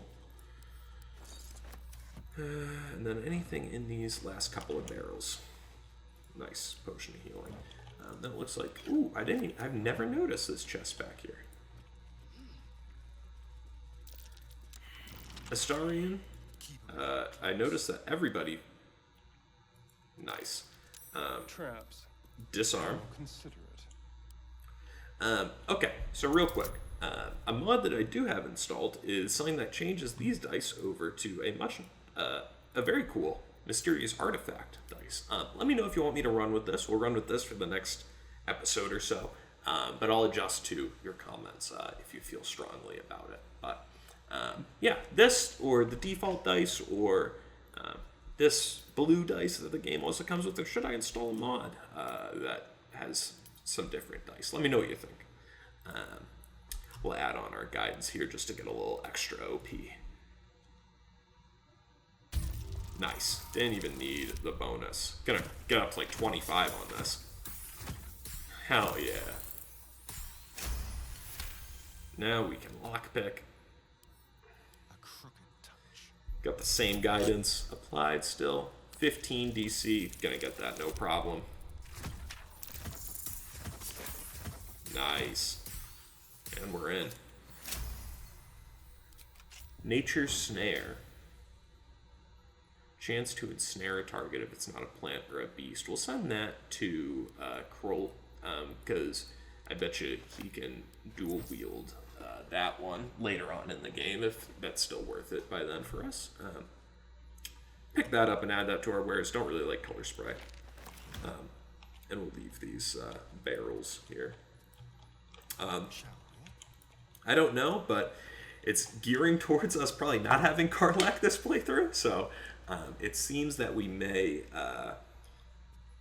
not be doing a whole lot of Barrelmancy. At least that's what I usually do when we are missing Karlach.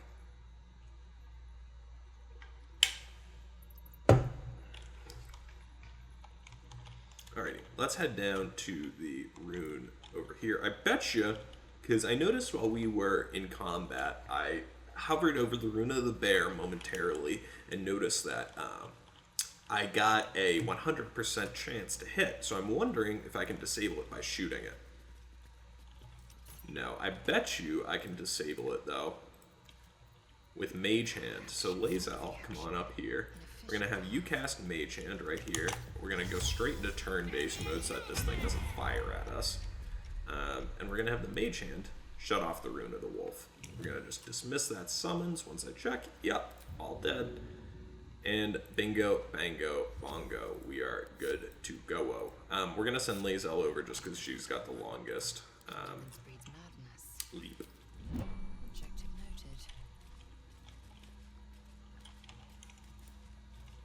I believe there's a chest here. Yeah. Which I don't even think we have a shovel yet. So yeah, we'll need to come back for this one if we want it.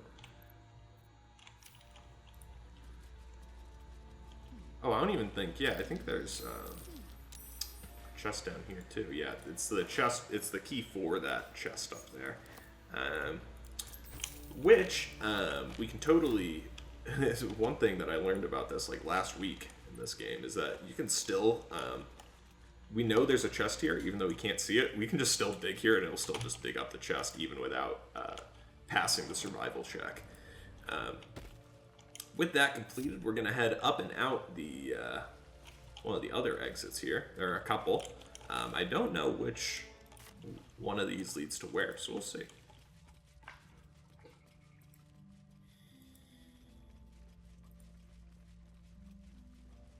Just so.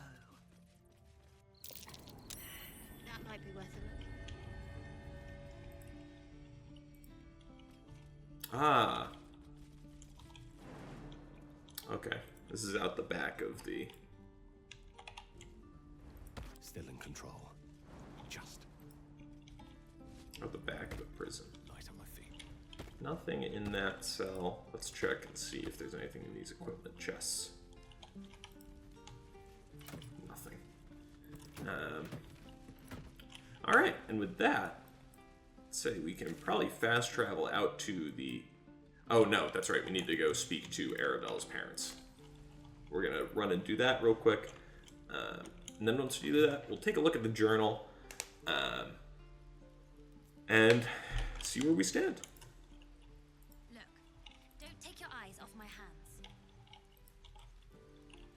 Oh, this is going to suck. I bet she's giving them hell. She's not out. Unless you My heart is promise like to actually Arabella, sinking I don't in my want to hear it. chest.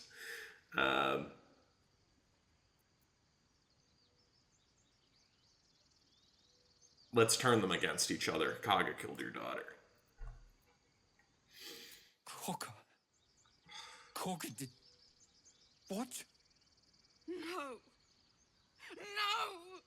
That snake! I gotta take this thing off.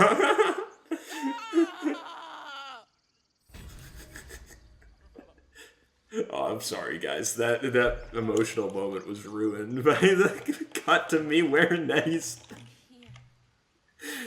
headband. Astarion, you want 2 of those, man? We're gonna wait to level up until our whole party can here. Even though Krolt and Lae'zel did. I'm distracted by this. I feel really badly. Krolt and Lae'zel. Okay. Sorry, lady. My fault. You're probably right. I will never speak to you guys again. My fault. Let's take a look at the journal. I realized we didn't do that yet when I accidentally clicked it earlier this episode. So a million exclamation points. So let's see where we stand. So in our Find a Cure main quest, we have completed things from Nettie as she tried to poison us. But now we know that we need to look for Halsin and the Githyanki Crush. Those are our next leads. And it seems like Halsin is our best one because we want to also keep this sanctuary open so that we can get to its merchants and whatnot going forward. Personal quest, The Urge. I've never actually even seen this one before. Let's see what it says. Be yourself. Think dirty thoughts. Special. Yes, special. Aren't you? Shh, don't fight it. You know what you need to do. Take up that knife. Do what you do best. Easy as breathing. You'll feel better after. Very creepy. Druid's Grove, save the refugees, save the first druid. We won't go through and read every single one of these. This is go look for Halsin. The Crash region, we can still go back and explore the ruins that Shadowheart was standing out of. And then we have our companion quests, which are basically going to be continue traveling. Which is the case for everyone except Lae'zel and Will. Lae'zel wants to find the Crush, and Will wants to go and find Karlach. Our completed quests, we've escaped the Nautiloid, freed Lae'zel, we have not saved Arabella, and we have rescued the Illithid's captive, which was Shadowheart. And we didn't rescue her either. So, where we're going to start off in the next episode is we are going to head over to the Goblin Camp, see if we can find this Druid Halsin. And that's where I'm going to leave things off this time, folks. I really appreciate you stopping by once again, and I hope you enjoyed. If you did, please make sure to like, subscribe, comment, all the YouTube stuff. Tell me what you thought. Tell me what you think I need to do better, and we will keep on chugging along with Krolt in episode 4. So I will see you for that one. Peace. Hey guys, what's up? Welcome back, as always, to another episode of our Baldur's Gate 3 Dark Urge playthrough with our main man, Krolt here. This is episode 4. If you want to see how we wound up where we are, go ahead and hop on over to episode 3 and previous, and you'll see how we wound up in the situation that we are in, where right now we are going to talk to Zevlor about how the tiefling child Arabella has unfortunately passed in front of our very eyes. So we are going to go talk to Zevlor about that. I think we're going to try and turn these tieflings against each other, the tieflings and the druids against each other in one way or another. We'll see how that goes. I also am really debating about whether or not we're going to raid the Grove. Because once you raid the Grove, you don't commit to an evil path throughout the rest of the playthrough.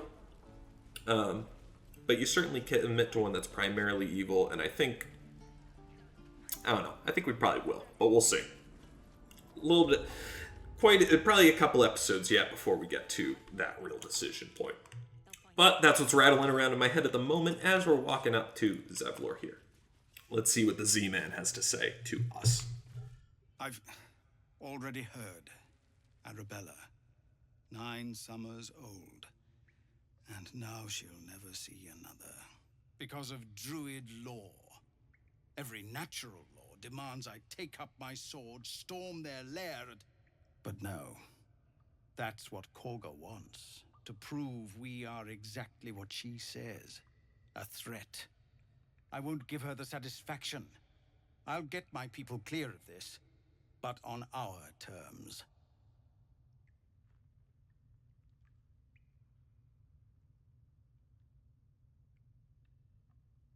I actually don't think we want to turn the tieflings and druids against each other, honestly. I think it's in our best interest to get the tieflings out of the Grove. Because it's clear that the tieflings don't want to stay here in the first place, and they're not going to stay here even if they could. So I think it's important I think it's better that the tieflings end up leaving as opposed to us just having a few of the druid merchants die in a fight.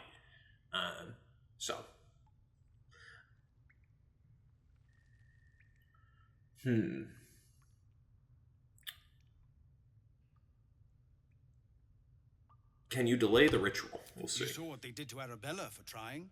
A child. It's Korga's influence. Without her twisting things, I believe the druids might see sense.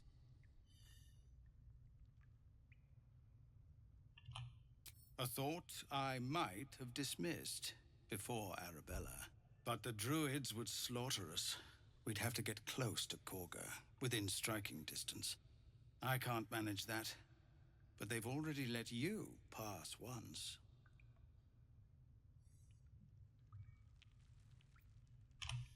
To see Korga pay? Everything. You'll get your coin. Just as soon as I know she's gone. Okay, so we can kill Kaga. I don't think that's in our interest, because I think that if we kill Kaga, we will turn the Grove against us. We're going to fast travel to the Emerald Grove environs here. And so I think it's in our best interest to go and head over towards the Goblin Camp to try and find Halsin. Because if we find Halsin, he, number one, is the closest thing to our best... I'll be keeping an eye on you. Understand? If I choose to kill you, you will not even see it. I think he's our best interest in finding a... That's where we just went into, where we just fought those goblins. But I think he's our best lead at finding a cure. I can't stop the bleeding, Bray. People up ahead. Something's wrong. Press the wound. You're a true soul. You can't die. Please, stay with us. I don't think he's conscious. Can you hear us, Ed? You, not a step closer. A strange symbol glows, marked on their flesh, and something within you stirs in response.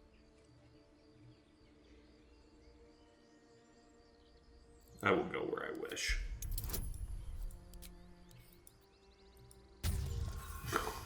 Dude, I don't think it's debatable now. I think I am getting unlucky rolls. sorry. It's our brother, True Soul Edwin. He's injured, and I wasn't thinking.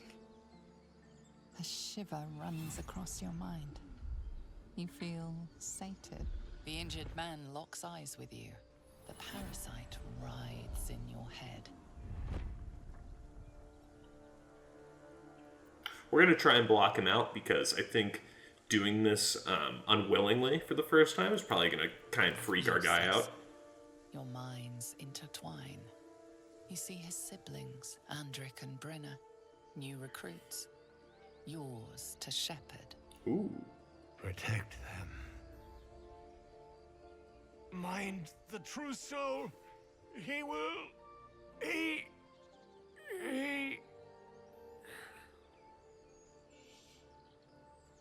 Edwin! Ed!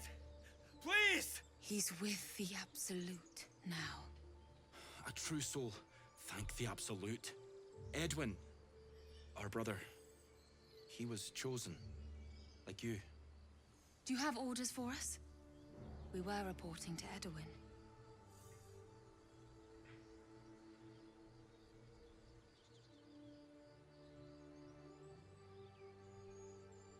So we're not going to act clueless, because I want to take advantage of these people now that they've given themselves up to me.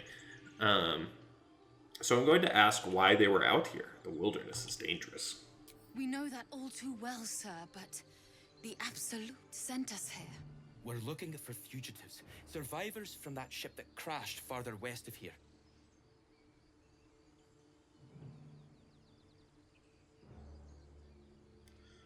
What happened to your brother exactly? An oil bear. It had him on the ground before we had a chance to react. We managed to drag him away, but the beast's claws had already done their work. I told Edwin not to look in that cave. It was filthy with oil bear tracks. So this is the owlbear that we had just ran into at the Druid's Grove then. I'm going to say forget the owlbear. What? And just... We could use these Ed. people in the future, I'm sure. I suppose he'd want us to go on.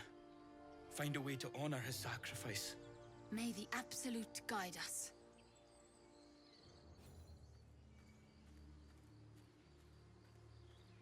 They spoke of the Absolute. Same as that goblin, Sazza. Curious. Looks like the Absolute's drawing all sorts to become followers.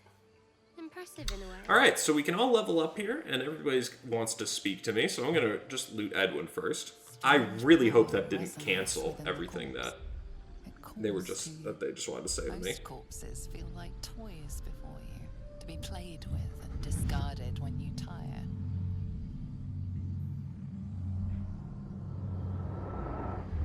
This body seems different.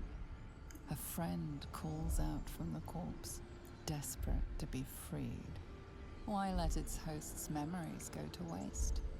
The tadpole has absorbed it all. Its experience could nourish you, strengthen you. I'm going to resist the tadpole's Your influence. muscles loosen.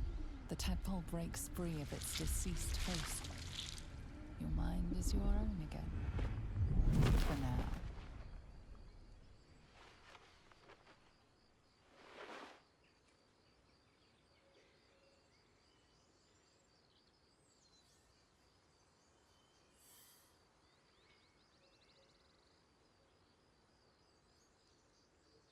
Okay.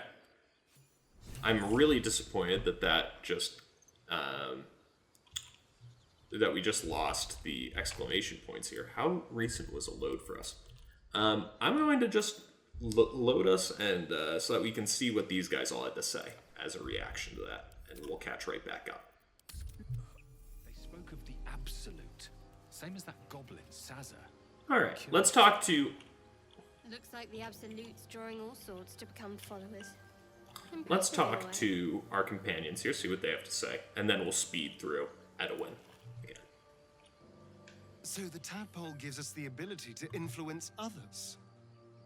Ignore it. Deny it. This is nothing but a disease, and every use will sicken us further. Nonsense.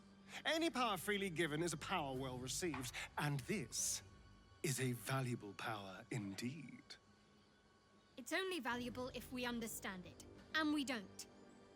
Not yet, at least. This is really cool. I wish there were more interactions like this throughout the game where your whole party kind of came together and had a brain trust meeting real quick and said, just checked in and was like, what the hell is going on? It'd be really cool if the game had this further down the line and not just Act 1. I know that's an issue that people have talked about kind of to death with this game, is about how the quality of companion interaction kind of trails off in the back half of the game. But it really is just awesome how above and beyond they go in Act 1 and in moments like that. Because I'm sure you can do that with any combination of companions and they'll have a conversation like that. It's very interesting.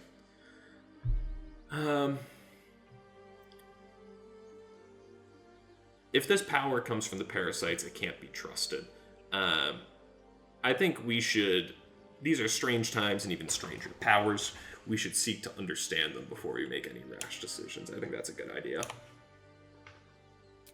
Sensible. All right, let's see. Speed the red one real quick.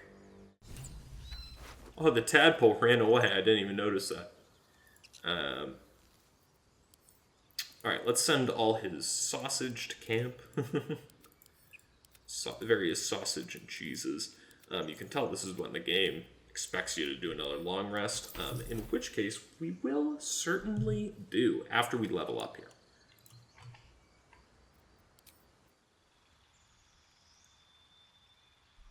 So, level 3, we're going to get some level 2 spells, baby. So let's see what we got. I am a gigantic fan of Cloud of Daggers. I think it is, honest to God, one of the best wizard spells in this game. Just works so well. And so does Scorching Ray. So I'm going to learn both of those. These are just kind of two textbook, gotta have them spells. Later on, we'll get a couple more level 2 and level 1 spells going, but for right now, this is what we need. We get Drow Magic, Fairy Fire. All targets within the light turn visible and attack rolls against them have advantage. So that'll be useful, especially in Act 2. As it comes to preparing our spells, we're going to get rid of our Thunder Wave, because we haven't even used that once yet. Actually, no, we'll hold on to Thunder Wave. We'll hold on to Ice Knife too. Fog Cloud, excuse me, we can get rid of. And we're also going to get rid of Shield in interest of Cloud of Daggers and Scorching Ray. Moving on to Shadowheart here. The level 3 Cleric. We are going to prepare some spells here. Spiritual Weapon. Unbelievable early game spell. Just awesome to be able to influence the action economy with, especially at level 20 when it's got 20 HP. It's incredibly useful because 20 HP is about as much damage as your standard bad guy has that you run into. Probably a little bit more at this point in the game. And yeah, I like those spells, so we're going to keep those. Next, Stargan. We can choose our subclass here, which he's going to be an assassin. I love the assassin rogues. Thief is useful as well, but I don't know. Assassin's fun. Arcane Trickster, you know, it's an RP game. Enjoy it however you want. That's why I play on balance, so that I don't need to do, you know. And you don't need to do this in Tactician mode either, but I just like the assassin. I like big damage numbers. Lae'zel here. We're also going to have her be a Battle Master. Just the thing I do every time. I love being able to do Fainting Attack. Start with Fainting Attack. Start with Disarming. And... which one's Maneuvering Attack? Yeah, no.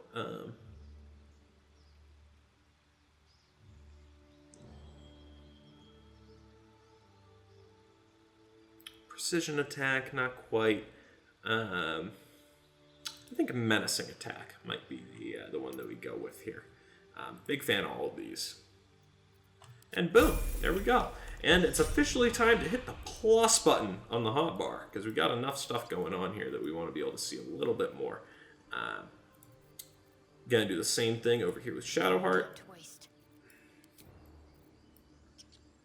We may introduce a little bit of a bigger hotbar mod as the game, as we get more and more abilities, but we'll see. And then Asterion really won't need it quite yet. Let's go on back to camp and take a long rest. Anybody got something to say? Looks like Shadowheart does. Will, not quite. Cool. Can't slow down. Something's wrong. I feel... it hurts. Darkness, protect me. Are you hurt? No. I'm fine. Certainly seems like ceramophosis. What was that all about? That's... could it be her temple? I'm fine. It's past whatever it was. And stop looking at me like that. I'm not sprouting tentacles just yet.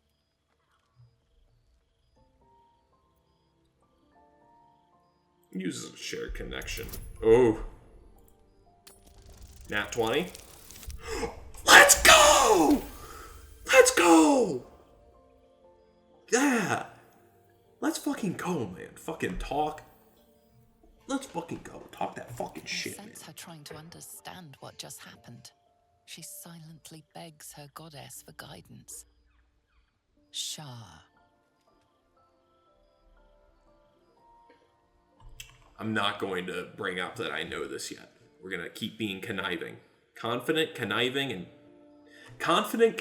killer. That is the 3 adjectives that we're going to use to kind of ground our character. I remember listening to a video of D. Bradley Baker in the Clone Wars talking about how when he's doing the clone voices, to differentiate all of them, he'll come up with like a word or a few words or something to describe them.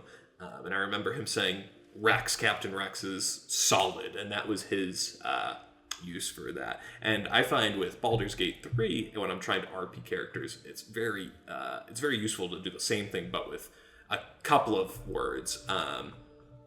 And that's an easy way to keep yourself grounded with the character and remember their traits and where they're coming from. And so using that method for a much more sinister purpose than Star Wars voice acting, we are going to be using the words confident, conniving, and killer to describe Krult. And so those are going to be the things that we are keeping in the back of our mind anytime we're doing dialogue from here on out. And let me know what you guys think about that, if that's something that we should change, or if that's something that you guys are all cool with running along with. But keeping up with the conniving section of the character description, we are going to just change the subject. And we're going to turn a blind eye and leave. We've gotten what we need to out of this. We figured out that she's a Shar worshipper. And yeah.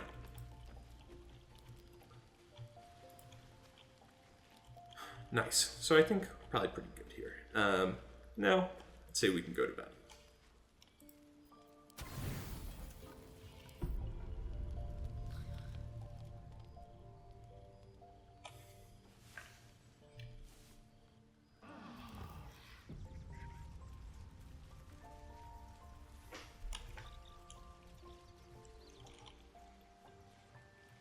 Bro's looking peaceful as hell.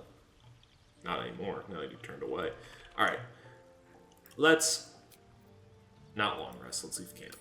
So, you know about these parasites. Will we survive them? Only if my people extract them. The only other cure is the blade. Okay. Wonderful. Alright, let's see what Shadowheart has to say. I know that look. You're wondering why I was in pain. I mean, kinda. Let's just clear the air about that now. It's just an old wound that hurts me from time to time. Nothing to be concerned about. It's nothing to do with the tadpoles, at least, in case your imagination is in danger of getting away from you. It's just something I have to live with. Are you sure it's not connected to the tadpole? Positive. You can trust me on that. How badly does it hurt? Quite a lot, if I'm being honest. But it always passes quickly, so I can manage.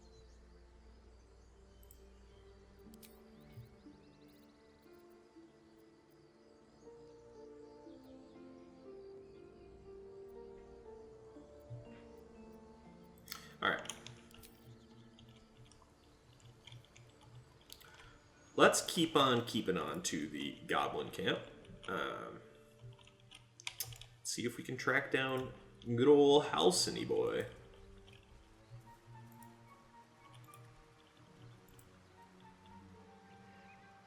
Oh, Aridin. It is time to meet your demise.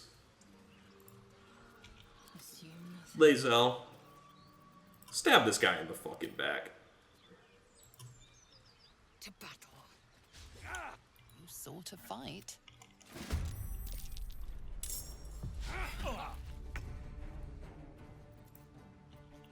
Let's turn someone inside out. Time to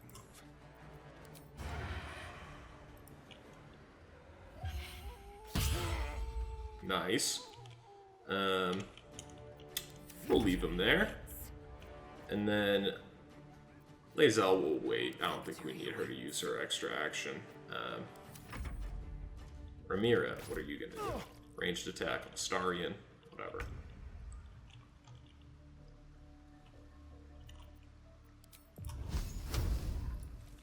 %55% on Rhaenyra, we'll try that. Critical miss, nice. We're gonna keep this no spiritual weapon here. I would like... Yes, that's right. Since I'm an evocation wizard, I can use my Thunder Wave here to try and hit Aridin, which is what we're gonna do. Nice! Aridin's dead. That's a savage way to fucking kill somebody. That's really Dark Urge-esque. Fucking Thunder Wave him, his dead body right at Rhaenyra's feet. God damn. And Goodberry. I'm going to eat this Goodberry and regain those couple of hit points. And I'm just going to run out of range as well. Another example of Lae'zel being able to jump just the extra distance. Very useful at the beginning of the game, where a lot of times you really don't have the movement capabilities to travel the full distance.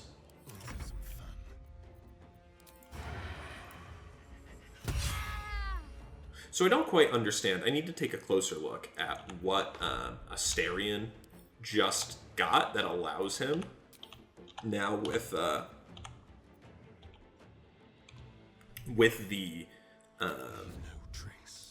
I'm blanking assassin subclass that allows him to now have advantage basically anytime he wants to. Alright, Rhaenyra's only got 9 HP. Nice. And then I'm just gonna... Come on, tell me I can hit her with a firebolt. Nice. Cool, cool. So we got rid of the adventurers that were being a pain in the ass to us earlier. And that's gonna kind of be the theme, I think. If someone wrongs us, death will be their punishment. When it is convenient to us in this playthrough.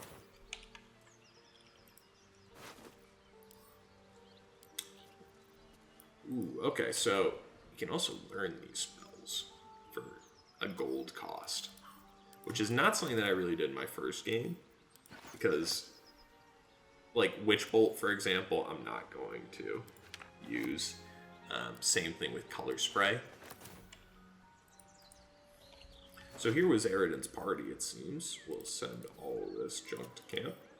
We'll send this to Astarion as well. Give Astarion a second dagger now. Here are the goblins that they ran into. A drawing.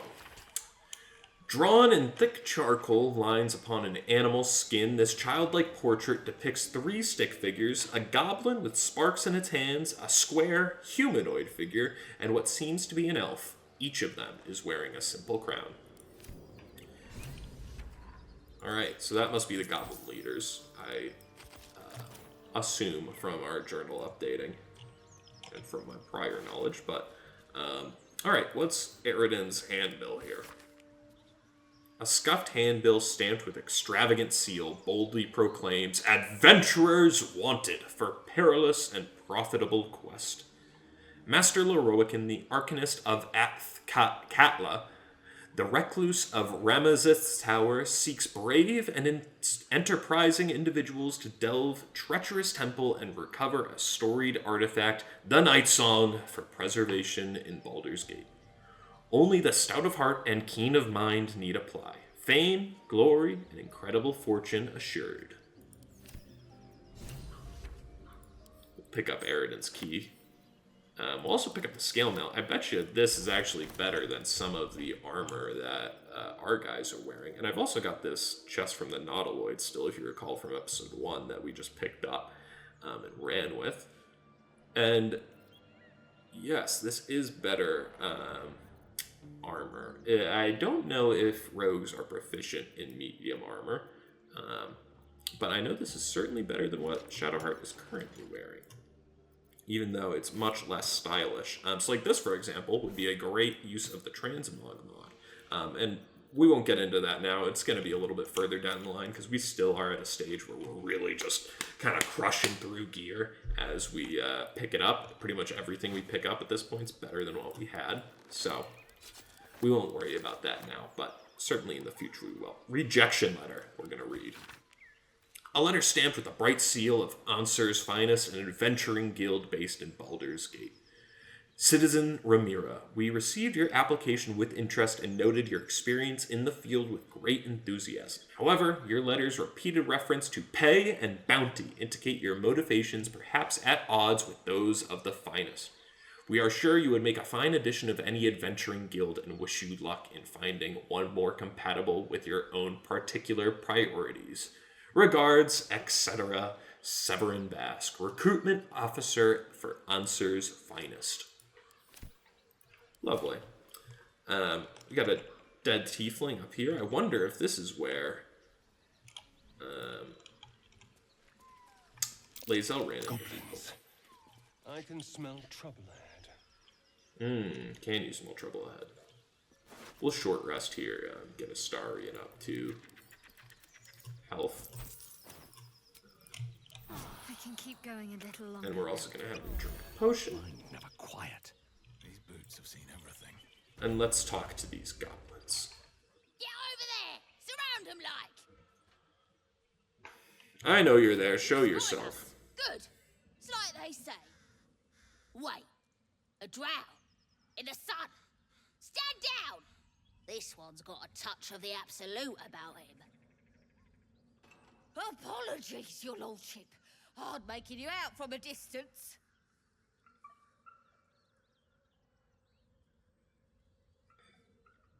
I should pluck out your eyes. You're clearly not using them. Your greatness. Was an honest mistake is all. Being a drowned and evil You'll run get with the no goblins more will be trouble very from fun. us. Promise. Cool. Nice, nice. Another fun fact that a lot of people don't know about this game is that it does not matter in an encounter if you handle it with combat or with dialogue. You get the exact same amount of XP that you would get that you get from any method. For example, we just completed this little encounter here with dialogue, and we got 100 XP. If we killed all these goblins here in a fight, we would also get 100 XP. And do you think your kin search for you, Lae'zel? I know they do not. It is my responsibility to cleanse myself. They pursued the Nautiloid. Perhaps they were trying to free you. A vain notion. I am one of many, and will not be a burden to my queen. so that's a useful little piece of information to know, that you can get a little bit of extra Or you don't need to fight all the time to get what you're looking for in terms of XP. Wronged you. Take the shovel. Wrong me how? Oh, say murder or theft? Killing is good. It culls the weak. But theft would be paid for painfully, 1,000 times over. Good to know.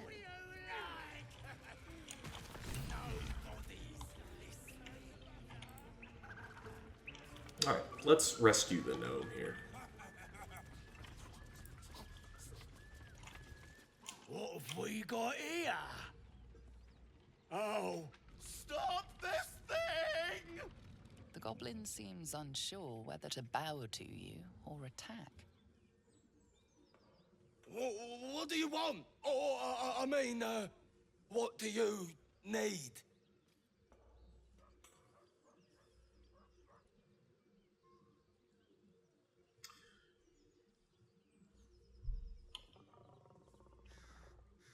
Tell me what you're doing. I want to know before you go. You are blessed, ain't ya? A true soul? As the symbol glows, power courses through you. Authority.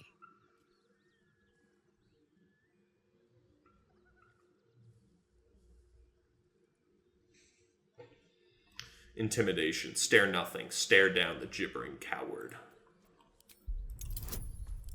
Use our guidance here. No need for charm person. Nice little 21. Continue. Pardon, sir. Didn't mean to doubt you. I know my place. Well, that's that. We'll be on our way. Do as you like with the pipsqueak. The goblins slink backwards, afraid to take their eyes off you. They're allowed to go. All right, come on, you lot. Hop it! Before he changes his mind. So... All right, then. Keep your guard up with her. On a run, in an evil run like this, you might be asking why we didn't either just kill the goblins or why we're going to set Barkus here free. The reason being is because I still think I have something to get out of Barkus, namely a reward. And the goblins are... We find well, but you're so efficient. Why not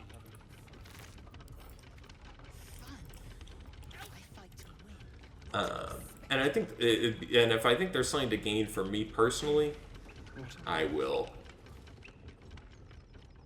keep. I will keep them alive. Fixed on a damaged old statue.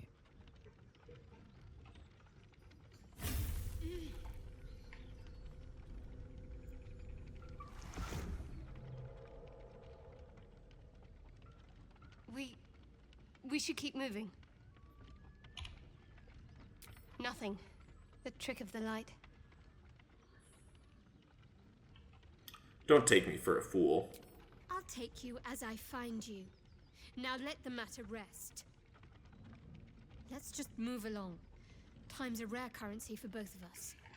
Alrighty. We'll take the studded... Or actually, first we'll hit the brake lever.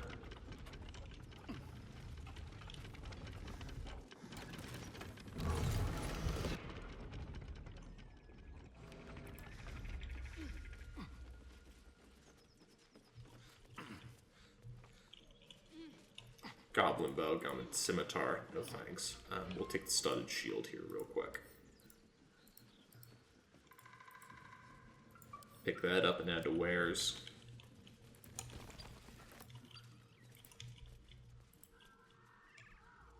Alrighty, now let's talk to Barkus. What are you waiting for? Cut me loose! What's in it for me? Free me and find out! Free him. Because we can kill him if he just tries to run away or something. Magakamara.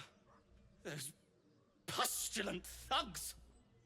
Well, get on with it. Compensation? Was that all? Well, I expected worse from the likes of you. Take my pack if you can find it. The only reason those goblins caught me was its weight. I'll travel lightly from now on. Ignorance is alive. Oh, don't I know it well? Seems. Deep gnomes aren't restricted to the Underdark, you know. I've lived in Baldur's Gate for years. I'm in search of a friend. I fear he's in trouble. See this? I gave it to him years ago before I left home. I found it around the neck of a thug in the lower city. It was speckled with blood. My friend, nowhere to be found. But I still have hope. I have reason to believe he's in the Underdark. Hopefully, I'll pick up his trail from there. I always help my friends. On that note, I bid thee farewell. If we should meet again, well, we will have met again. All right.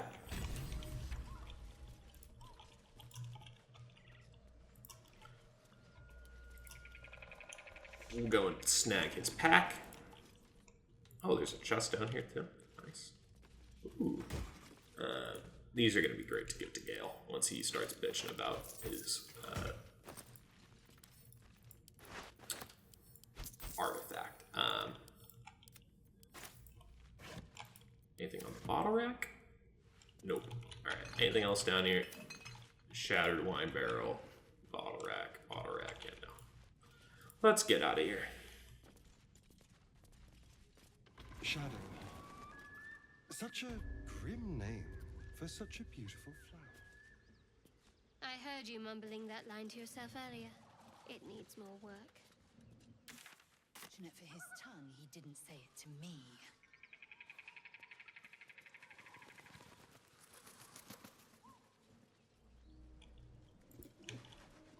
We're going to move towards the goblin camp here itself. Let's see. Keep on moving along in our... Ooh, what's this missing poster? I don't think I've read this before. Missing children. Familiar. Maggie Terrans, Did I play Marcus this Terrans, Mathen long ago? Deach, Rochelle Kirk. Damn, missing children. No bueno. We're going to keeping on towards the goblin camp, see if we can advance our house and quest.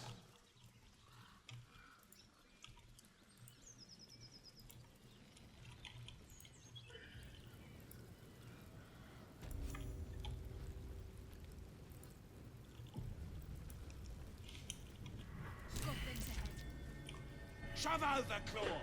Drow coming through. Nice. Just being a drow lets you slide right through these guys here.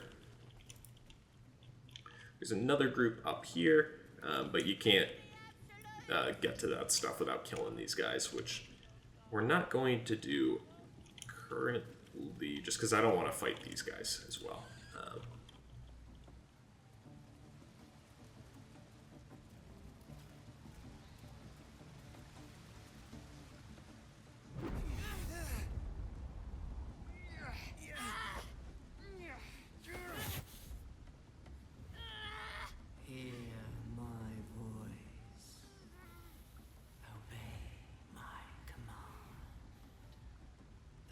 Is irresistible. You recognize the overwhelming authority that you've used on others, only infinitely stronger, and turned against you. Your vision clouds, leaving you in a dark, featureless shadowscape. Nothingness in every direction. Then there are three figures before you. An armored male elf, exuding power and command.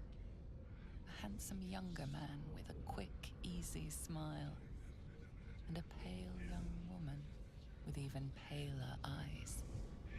These are my chosen. They speak for me. Aid their search for the prison, and you will be worthy to stand beside them in my presence.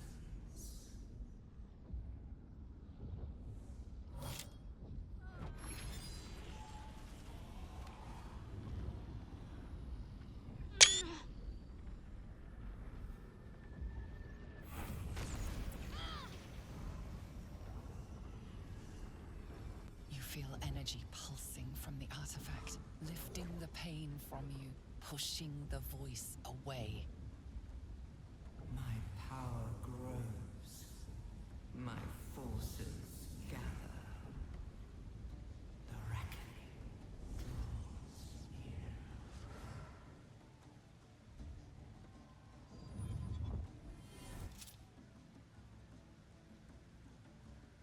What the fuck was that? Don't give me that look. I don't know what just happened any more than you do. We should keep going. Shadowheart, you tell me a lot to ignore whatever the weird shit is happening with you. This Gith relic. Why does a half-elf carry it? I'm wondering the same thing myself. You've got some explaining to do. Yeah, bullshit.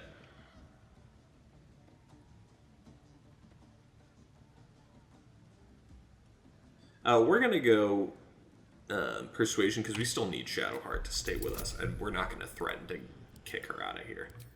We are gonna use Charm Person here as well since we can't use Guidance. Bam. I don't know. Not exactly. All I know is it's important I get it back to Baldur's Gate. At any cost. Why Baldur's Gate? What aren't you telling me? I suppose if we're to continue together, I may as well tell you. I serve Shah. My home is a secret cloister in Baldur's Gate. A group of us was sent to retrieve the artifact. Now I'm the only one left. I can't afford to fail. I can't tell you anymore. This mission required utmost secrecy. We all submitted to having our memories suppressed so that we couldn't betray Shah's confidence. If I reach my contact in the city, I'll have my memories restored. Until then, I have to guard the artifact with my life. There. You have the truth, for all it's worth. Let's continue. Heavens forbid. We're all entitled to our secrets.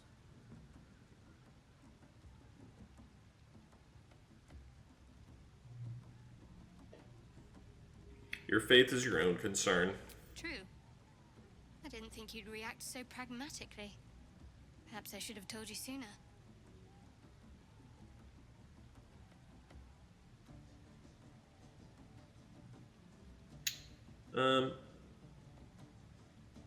In the future, I expect you to be honest. Gladly.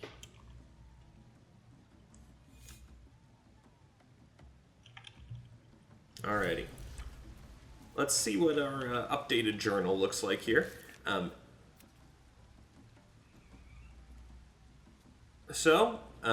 We can embrace our potential here, learn more about the artifact, just kind of a check-in on where we were at here, clearing out our exclamation points. Find the Night Song, which we learned about with Eridan, and then continue traveling with Shadowheart.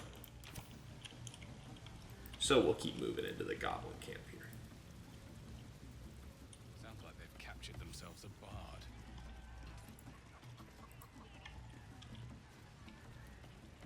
Come, fill the front row. All right. Laugh if you dare, recoil if you must. With fragulous crown and with scepter abraid, draw Ragslin, short work of the innkeeper made. The inn burnt to ash. The captives were many. Goblin kind had reduced them to cowering filfenny. So raise it, your goblets, and drain them with pride. Draw Ragslin, the true soul, had led you glide.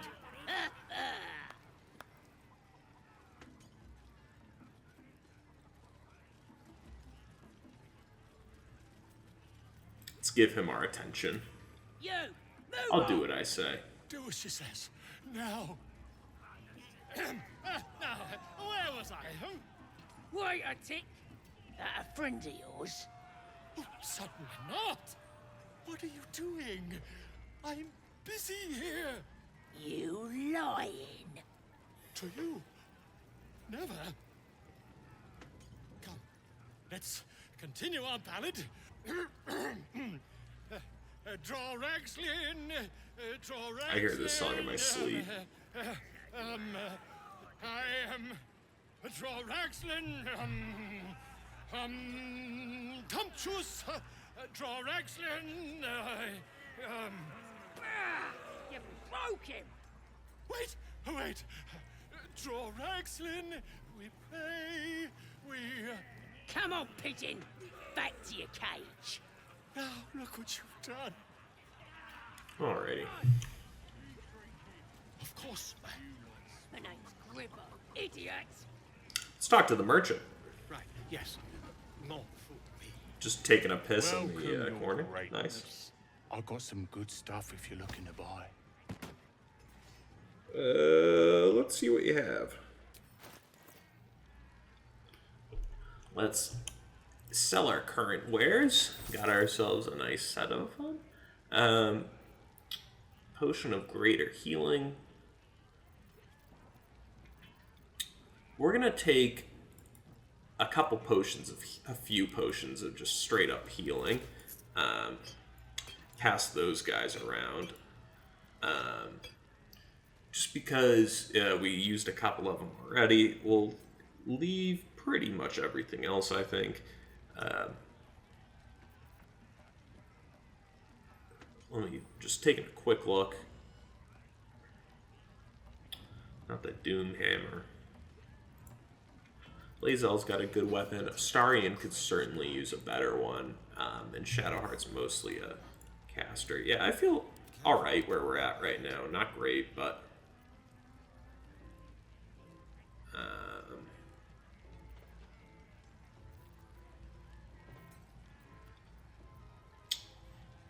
now this is enticing. A great sword.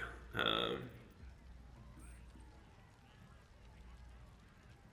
think we are going to cop this for Lae'zel and sell that off. We're also going to sell this, this and this off.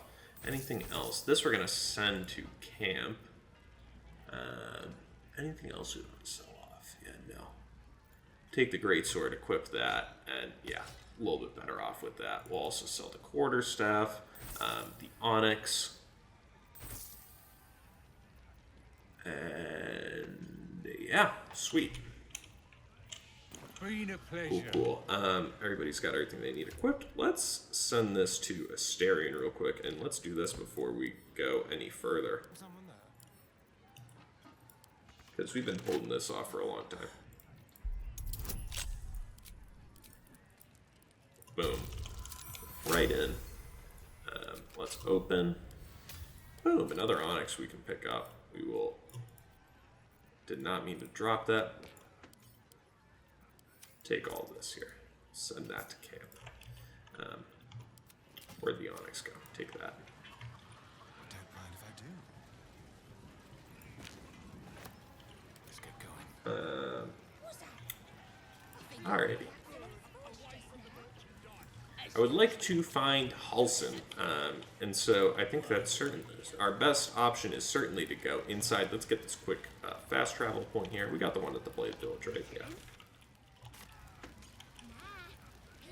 Boom.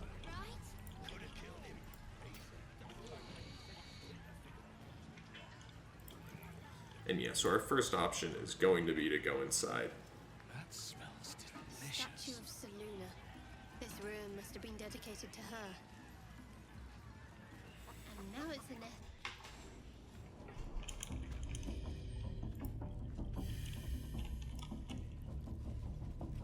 Seluna. As if mingling with a horde of goblins wasn't bad enough. Let's do what we have to do, then get out of here.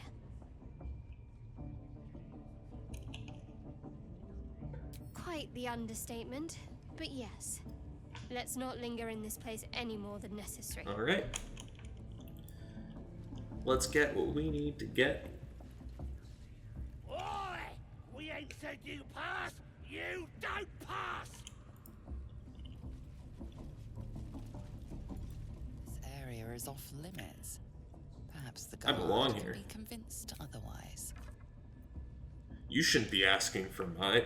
You should be asking for my permission to be here. You're in my way. Get the fuck out of it. And we'll also use Charm Person here too, because we might need it. Nice. Your words are enough to resolve the matter. Still, you need best not try that again, lest your act.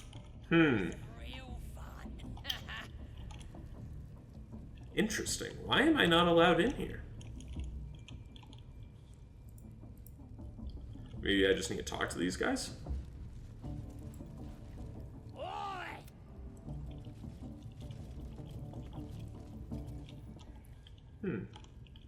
Seems that we will need to go in another way, but I do know of another way.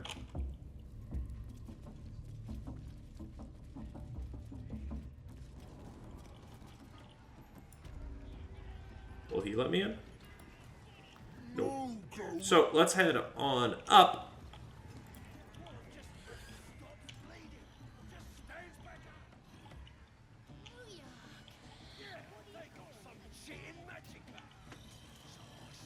I wonder, can I actually... Yeah, I don't think I can actually hop up here. Oh, but there is a way for me to path up there. What is that? Is it...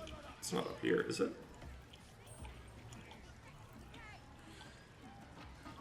I thought he was just going to try and walk inside. No, all the way up around the other way.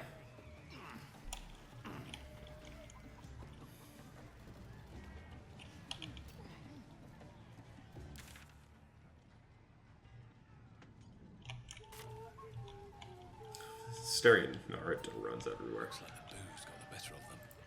They're practically unconscious. Oh, are they? That wall barely holding together. Lae'zel, can you break in here? Sturdy, I think you need only more than 10, if I'm not mistaken.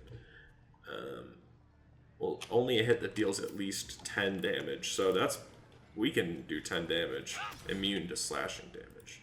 As the symbol glows, power courses through you. Nothing. Lie back down. Be silent.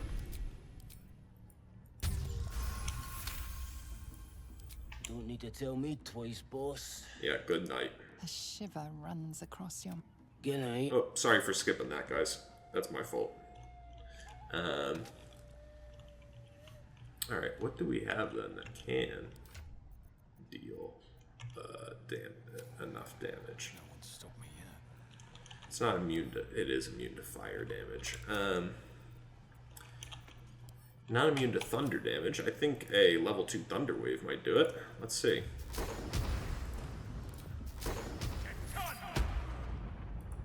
As the symbol glows, power... None of your concern. Back to your stupor. Alright, we're just gonna have to hit it again, I think.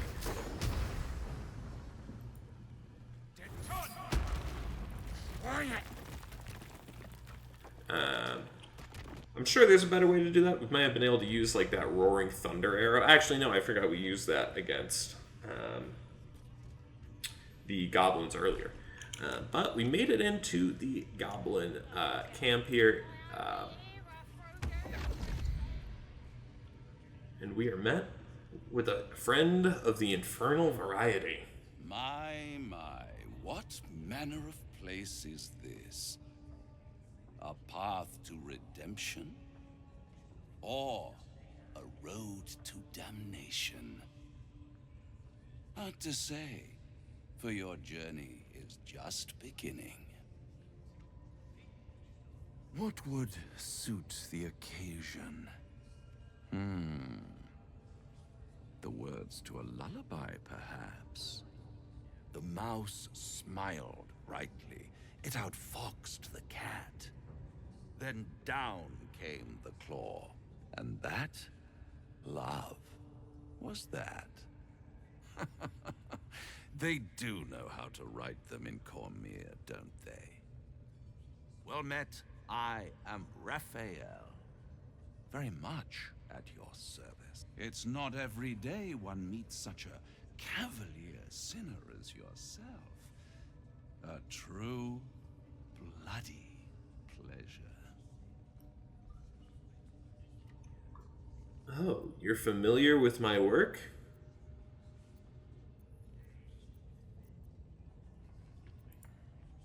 I'm rather the admirer of the sanguine arts. Even if I wasn't quite... Sanguine is vampiric, right? Myself. Or is that just evil? Shall we withdraw? We have much to discuss, to our mutual satisfaction. This quaint little scene is decidedly too middle of nowhere for my tastes. I'm gonna hit a Google on sanguine real quick.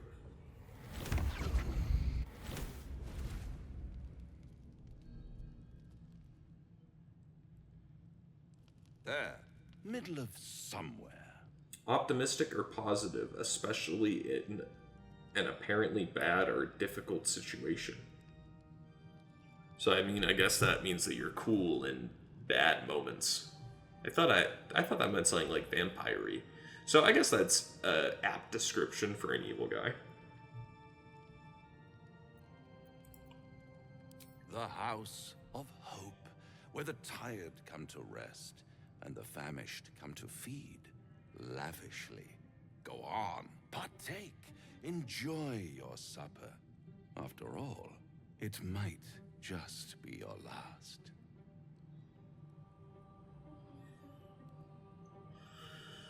What makes you, well, Mind Flayer Parasite would make him say that. Are these theatrics leading somewhere? Are you not entertained? Well, far be it from me to disappoint.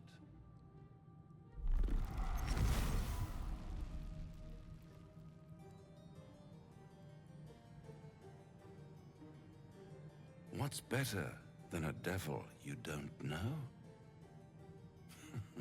A devil you do. Am I a friend? Potentially. An adversary? Conceivably. But a savior? That's for certain.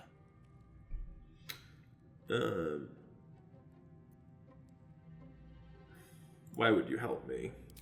I should have My done that before. compassion is boundless. I stride among the needy, giving comfort where I can. And you're in dire need. One skull, 2 tenants, and no solution in sight.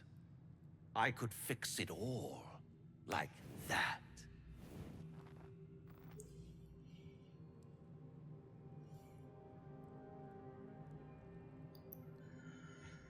You're mad if you think I'll make a deal with the devil. And what is madness but a denial of reality? Still, I've a feeling you'll change your mind before it's changed for you. Try to cure yourself. Shop around. Beg, borrow, and steal. Exhaust every possibility until none are left. And when hope has been whittled down to the very marrow of despair, that's when you'll come knocking on my door. Hope. Such a tease.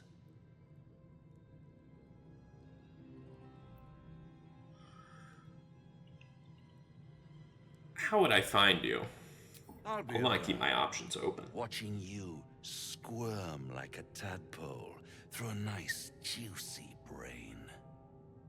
All those pretty little symptoms, sundering skin, dissolving guts, they haven't manifested yet, have they?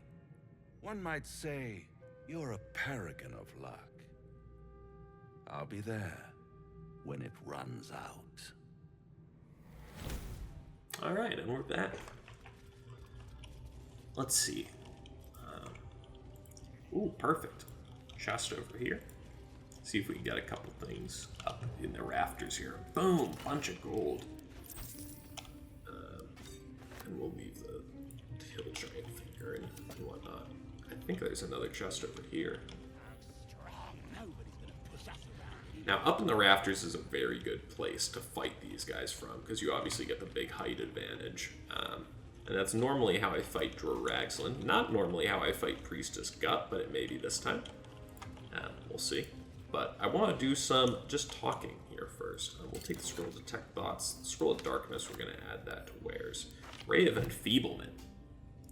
They deal half damage with weapons attacks using strength. Can I learn that one? I'll learn that, yeah. That sounds very good. I'm going to send that to Lae'zel because you can drop candles on the ground and use them as a way to dip your weapons and get fire damage as well.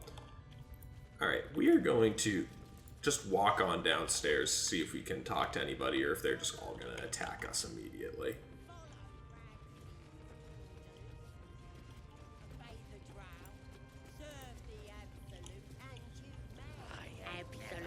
Looking out for you now. Smells like burnt flesh in here. More vile idolatry. Makes my stomach turn. For once, the goblins' decorations are anymore. Now here's somebody special. The Absolute has touched you, hasn't she? Priestess Gut needs to touch you too. Hold out your arm so I can mark your flesh.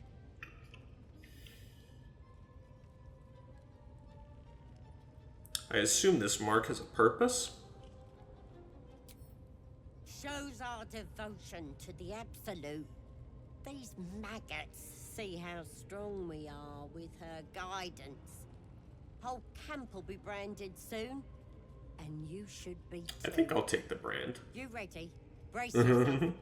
I think I'll take it. I mean, what in the it's not any more dangerous to me to take the Absolute's brand. I already have the most dangerous thing that can happen to me, which is the tadpole. So I don't think there's any reason for me to turn down the brand. Because, yeah, I can just convince anybody who doesn't believe me that I have it, that I'm not bad, and anybody who doesn't believe me, I'll just kill. I don't need to be that creepy with it as to say number one, but okay. How about Raphael's music? Is that normal Hold still. for this scene?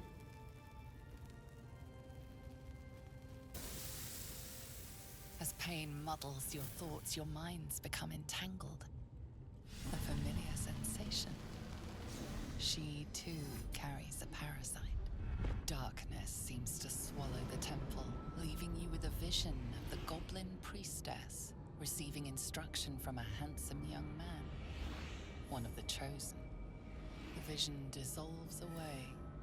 You stand before the goblin priestess in the temple once again. Let's push deeper into her mind. Her faith floods into you, a tide of shuddering ecstasy. Her tadpole nestles within that mania, secure, hidden. I feel you in there. Digging around. Works both ways.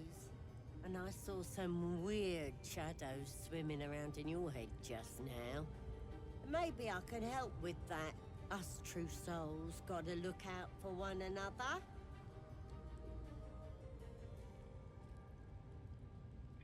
Well, I certainly don't want to talk to her about removing my tadpole, because we've pieced together at this point that these people, the Absolute is tied together with the True Souls, which the True Souls are tied to the tadpoles.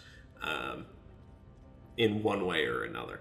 And so we don't want to talk to her because she's just going to be mad that we want this thing removed, because she's got the tadpole too.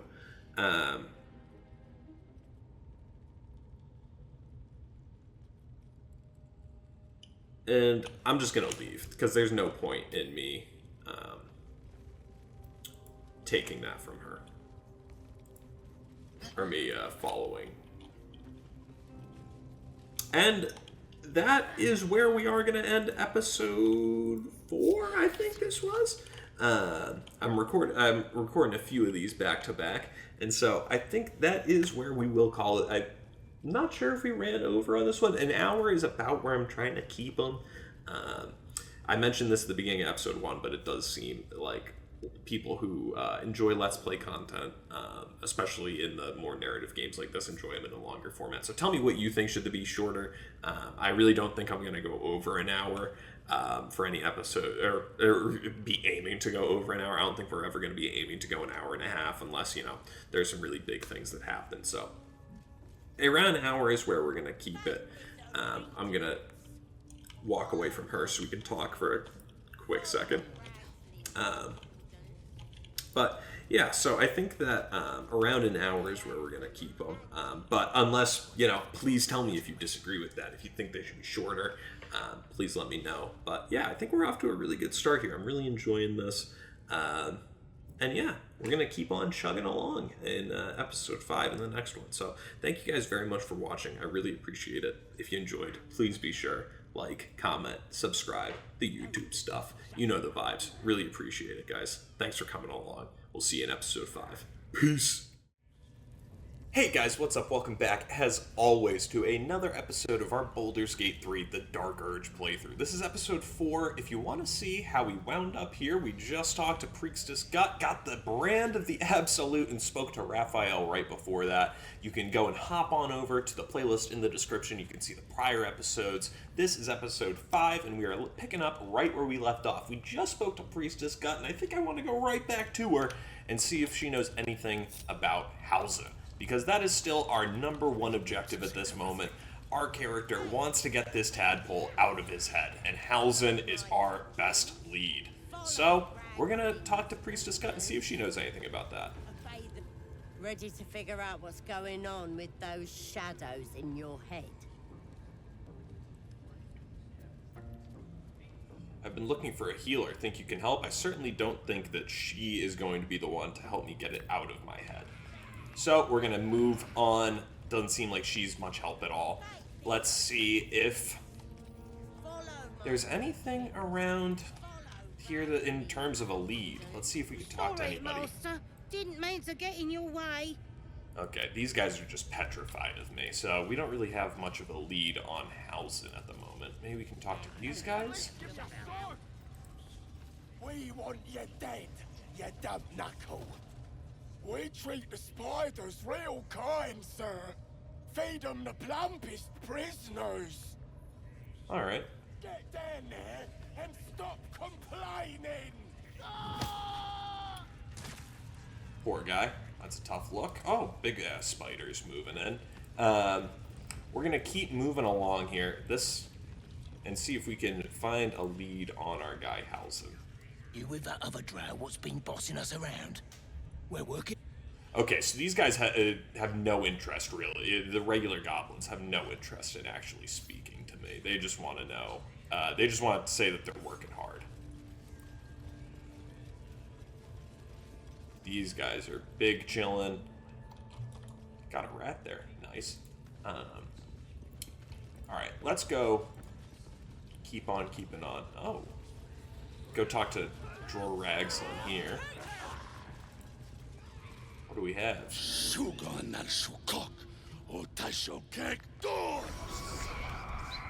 I command you, corpse. Speak.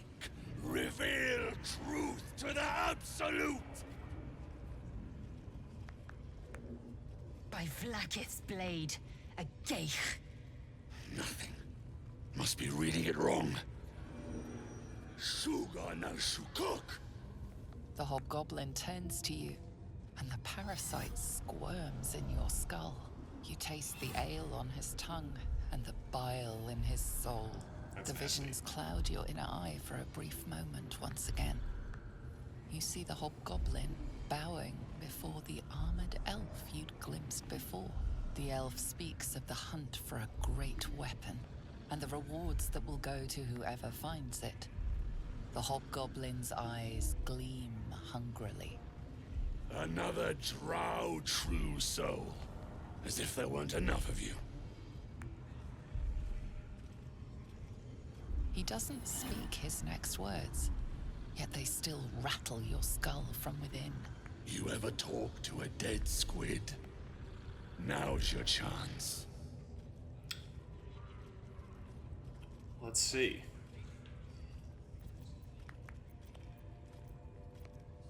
I'm certainly not concerned about what type of ceremony this is. I can infer it's a bad one from the start. I'm not going to turn away from the right because I think this guy is kind of intimidating. And I think he would definitely attack. Let me check. Let's just see if this was the one that tortured us. This Mind Flayer's build is smaller, Its garb plainer. A fearsome creature even in death, but not the one that tormented you. Yet it too roamed the Nautiloid. It would have seen you, known you. Absolute says the dead Squiddy had a weapon. I reckon the killer nabbed it and scooted off to that looter camp.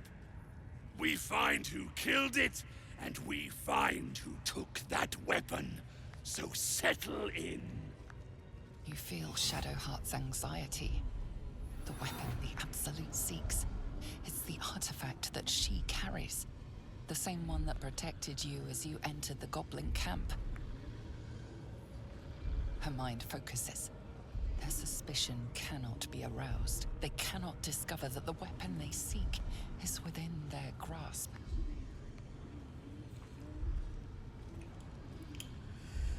Should we... I think... Should we try and leave? Or I think we try and leave. I think... that would be very suspicious, though. But part of me thinks, like, I'm the one in charge here. Let's try and leave. Your skull sizzles with Ragslin's displeasure. His mouth is still, but you hear his demand.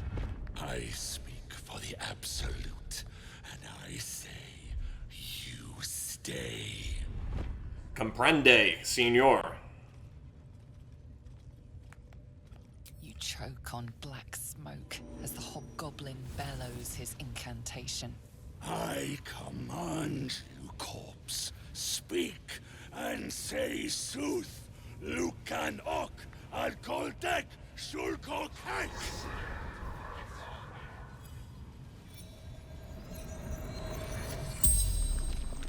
The hideous corpse rises, tentacles writhing. Your heart seizes. Under questioning, the creature might recognize you as its killer. Oh. So I killed this one somewhere along the way. I'm trying not to say one thing that I noticed when I was watching back these recordings. We'll talk about this a little bit more in a second, but I say a lot. And I'm going to try and cut that out. It's going to be hard, but I'm going to try. Allow the hobgoblin to speak freely.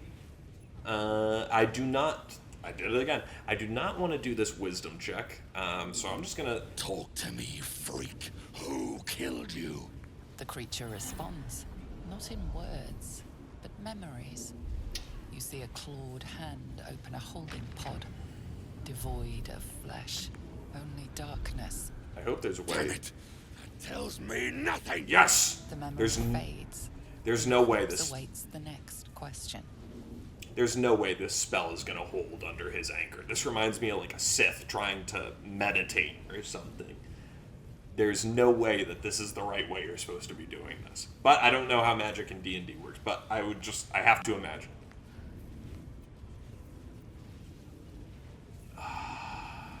So we can get guidance from this. I feel like this is going to be like a 15 if we hit this. Let's let him go again. Tell me who killed you, freak. No games. Again, a vision comes to you. A memory seen through the creature's soul-dead eyes. You see a clawed hand opening a holding pod. Oh, that's great. The murk clears to reveal a face. Yours. That can't be. You're no true soul. I certainly am. That's where you are wrong, sir.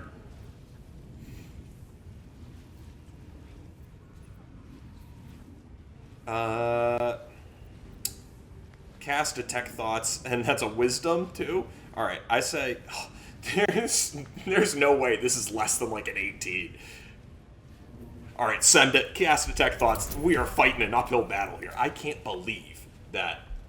This. Alright, so why did it just say wisdom there if this was an intelligence throw? That must be some...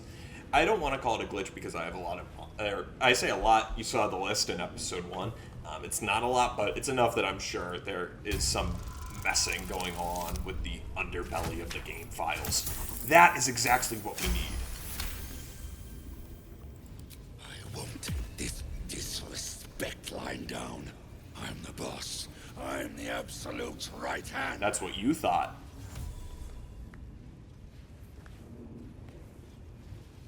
I would never deceive the Absolute's right hand. Right hand, huh? Sounds like word spreading. You're right. You're a real true soul. I felt it. The corpse collapses, silent once more. No, no! I'm not done! Riddles, all of it. And nothing to show for the trouble but rotting squid meat. No answers, no killer, and no damned weapon. That damned drow was right. Can't let her get all of that glory. Seems I ain't done with you. Report to the drow. Minthara's the name. She's mounting an attack on that blasted grove. Tell her you'll join her. Let's not antagonize this guy anymore. We made it out of here fairly easy. Prizes for guessing what this weapon they're after really is. The artifact. If that's the case, we've got more problems than just the worms in our heads. That was cool. I think it's so cool when the Tav speaks. He said, I'm also going to stop catching myself every time I do it. I think we made it out of here pretty nicely. I'm pretty happy with that. I also think both these groups of people are incredibly easy to play against each other. These goblins and the people that lead them are completely blinded by their own egos. And the Grove, the people who work in the Grove, kindness is their weakness. Very classic, kind of Star Wars light side versus dark side stuff here. That's what this reminds me of.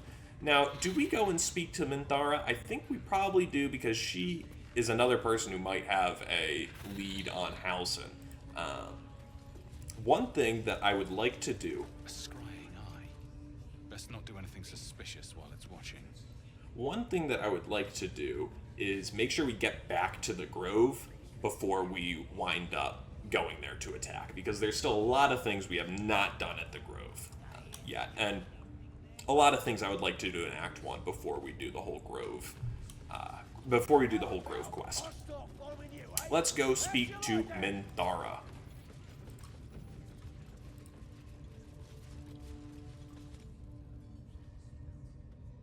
Your scouting party has not returned, and half of the intruders escaped your guards. Sorry, mistress. We mucked up. Until their sanctuary is found, I will take something precious from you every hour that passes. A trinket, a tongue, a limb. I ain't no use without my limbs.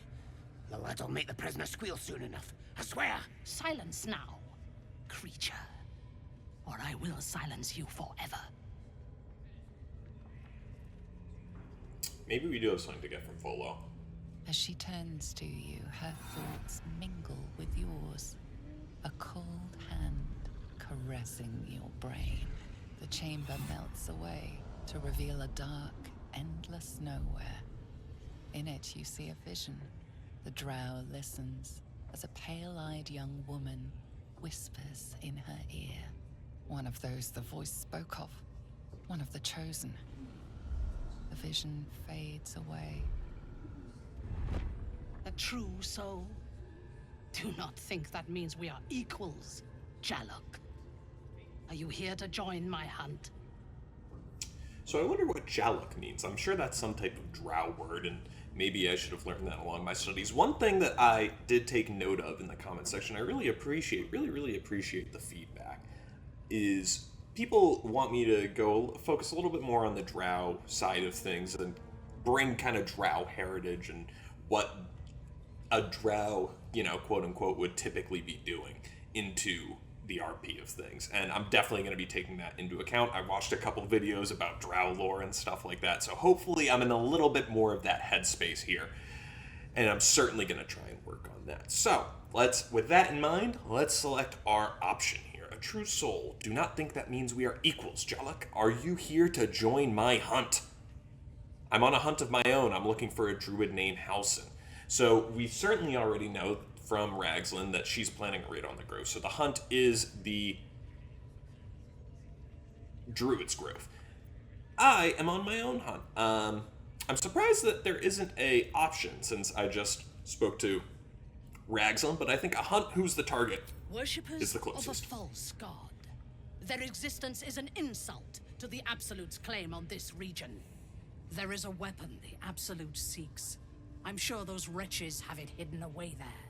We will find it amongst the dead and the ashes. Her excitement is palpable.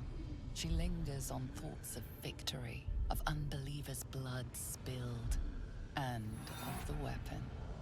She will seize it, in the Absolute's name. The thief, whimpering in our dungeon, tried to flee to their sanctuary. We will continue to remove parts of him until he tells us exactly where it is. He's been resilient, but he'll talk.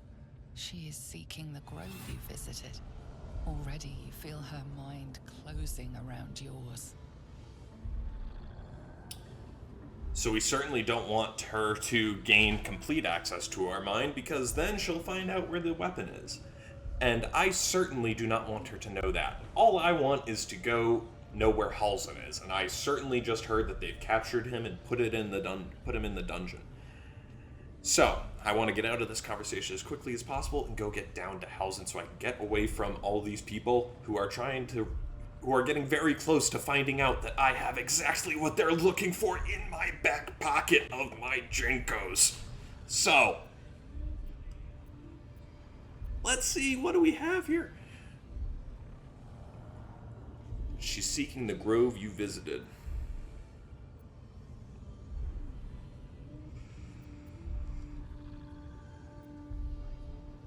Let's share in her dream of a dance of death. The hunt must begin soon.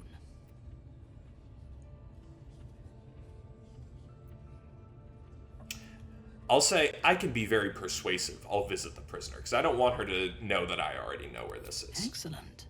Be sure not to kill him before he talks. Nice. Let's go talk to Halsin. I'm sure... Oh, cool. We can take this potion of healing, too, without it stealing. We can also take that scroll of Scorching Ray over there. If you don't know, if you press Alt, you get this nice little highlight tab that shows you small things on the map that you can pick up. Your axe got broke. Let's go talk to Halsin and keep things moving here. We can come back and read this, read some of these books and stuff shortly.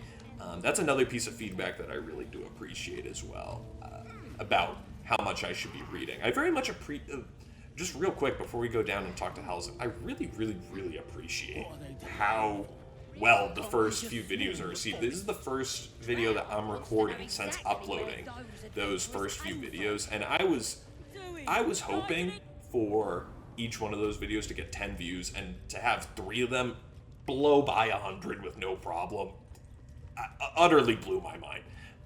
I, honest to God, can't thank you enough. That was so cool, and I really appreciate it. Anyone who's jumped on this train early, you know, it is a transcontinental train that we are on right now. You know, I'm not stopping. Let's get after it, and I'm just so happy that you're here and that those first few videos are received well. It really, really made me happy, so thank you very much. And with that, let's go talk to Halsin.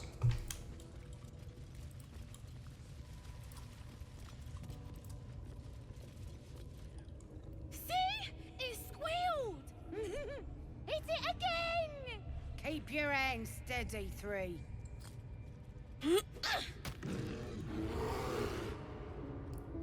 Again! Make it squeal again.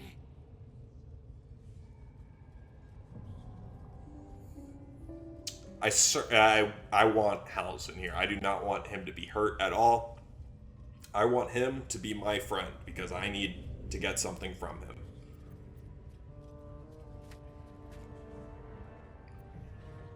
What the hells are you doing? We're juicing it up.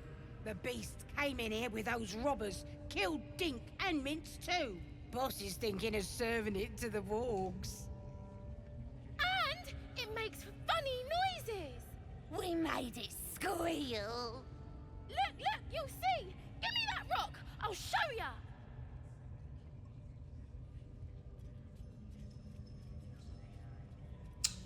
Let's just go for let him out. I'll take care of the beast.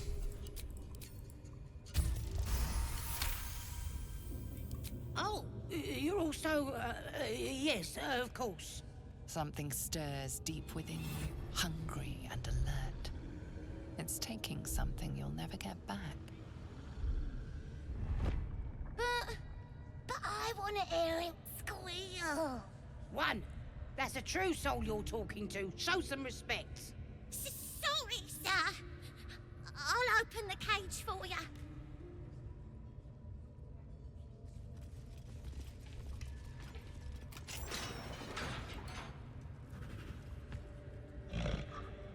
The bear sizes you up, wary but not yet attacking. So we either have to attack the goblins, charge the bear, or leave the bear to the goblins' mercy. So we have to pick sides here, and I am picking the side of the goblins, or pardon me, of Hausen. I want to keep the goblins off my side for now, in this exact situation. Upstairs, I want them on my side. Down here, I want them off my side. Because I want Hausen more than I want the goblins. Whoa, that was... Bro was spooky. Spider companion. Oh, one thing I do not think I did before I got down here was give myself another level 2 spell slot. That said, it is nice that we'll keep guidance as long as Shadowheart keeps going. I think, so one thing is these kids are going to run away and they are going to try and call in more people. I do not want that to happen. I am going to first disable this dual wielding. That just automatically uses your bonus action as an offhand attack, which is kind of silly. We're going to try and get these kids if we can. Yeah, perfect. And then they will not be able to go and alert somebody else, which is nice. See how far that guy makes it. Farther than I thought. Alrighty, tail. These wargs try and break out of the cell quickly.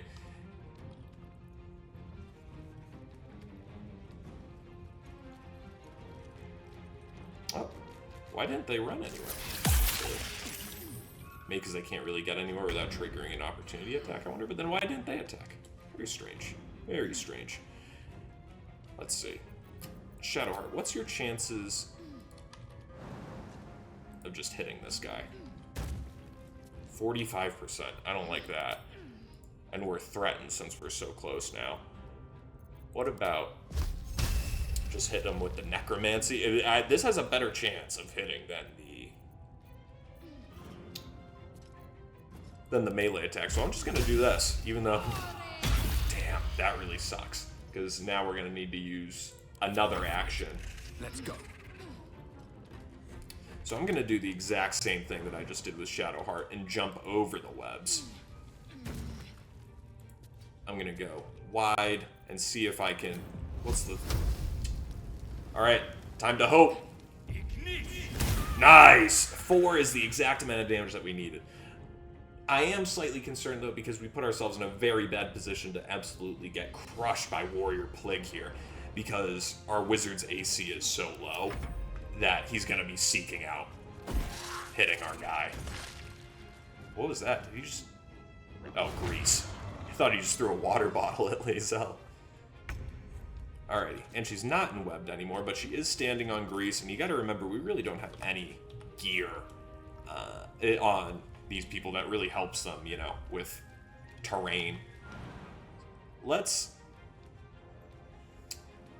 So I forget if I kill the Beastmaster, if his summons all die. I forget if that's the case or not. I wonder, should I cast get Yankee Psionics, jump all the way over to like here, and then start attacking the Beastmaster and stuff next turn.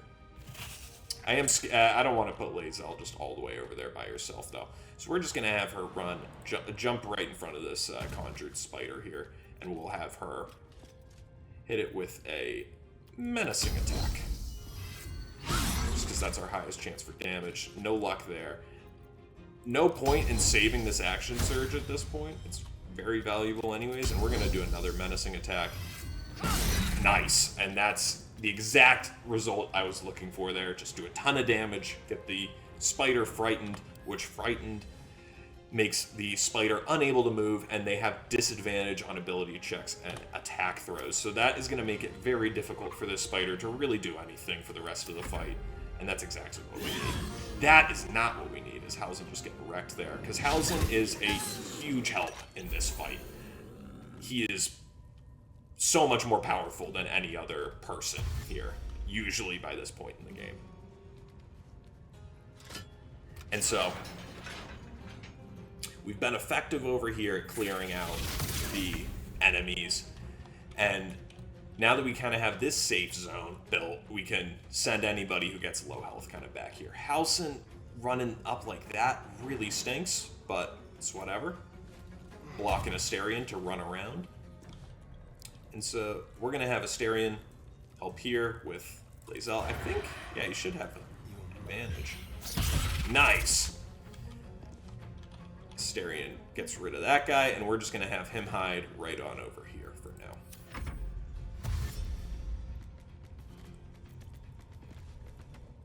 Warrior Plague. I think he's going to run right up. Yep. Oh, and somehow missed. Is he frightened? Oh, he tried to do the frightening attack. That's what happened. We're going to have Shadowheart just try again. Hit another one of these inflict wounds. Perfect. I mean, it literally doesn't get any better than that.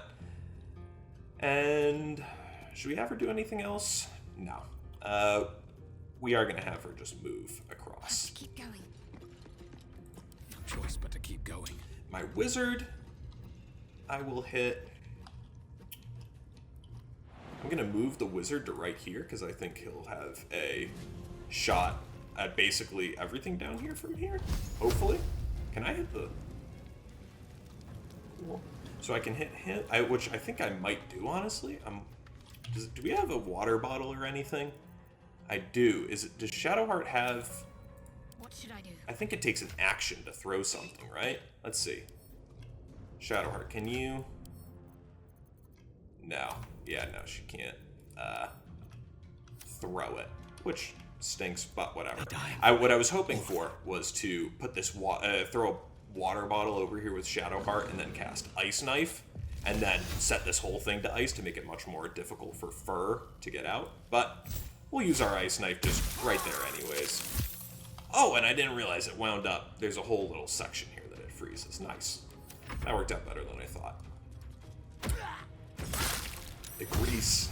It's tough. Lae'zel is just literally running through the grease trap. Nice! Nice! That's exactly what we're looking for, man. This is going very well for this fight. We are going to have Lae'zel jump on over the difficult terrain. If she can make it out without falling prone. Oh, and I accidentally used up all the movement space that she had because it wasn't working out quite the way I was looking for. We're not going to use the Arrow of Fire because I kind of like having the ice there. I wonder, can I hit this guy with a melee attack? Yeah, I'm just going to do this. Help Hausen. And try and do the daze. Nah, no dice, but that's okay. Nice! I mean, wow. This is making up for all the bad rolls in the first 4 episodes. I wonder why I feel like you should get an advantage against ranged targets, but alas. Yeah, we do have advantage on this game. I don't fully understand the sneak attack rules. If someone knows how those work in depth, if you could say it in the comments, I would be very appreciative. Because I really just don't understand why Asterion sometimes has advantage and sometimes he doesn't.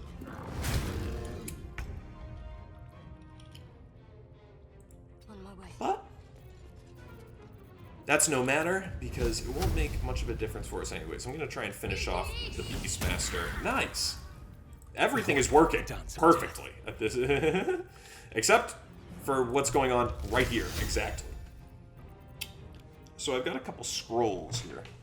Do I use the Scroll of Scorching Ray? Yeah, no. 36. So I think I'm just going to use Blade Ward and kind of defend myself here while I get someone else to kind of save my ass. Yeah, only take half damage. You will do that. And I'm going to try and... Should I try and jump out of here? I feel like the Roth, or whatever this guy... Let's try it. Damn it. Yup. Okay. Oh no, I was not expecting this at all! What?!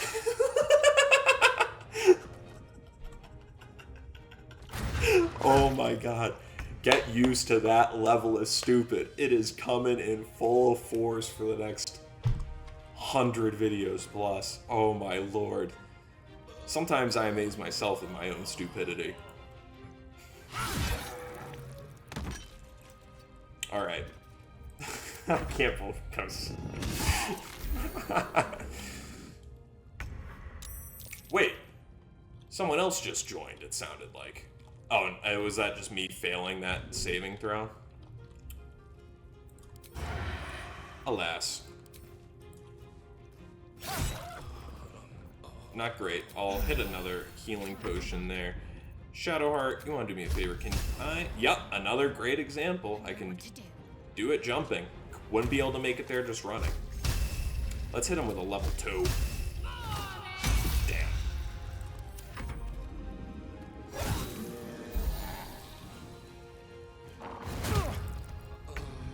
Alright, Lae'zel. Finish this up. Ooh, perfect. I got first fainting strike opportunity. 88%. Come on, Lae'zel. Wrap up this butcher. Nice! Big fucking damage. 32. I think that's by far the most we've done on anything yet. Nice lead.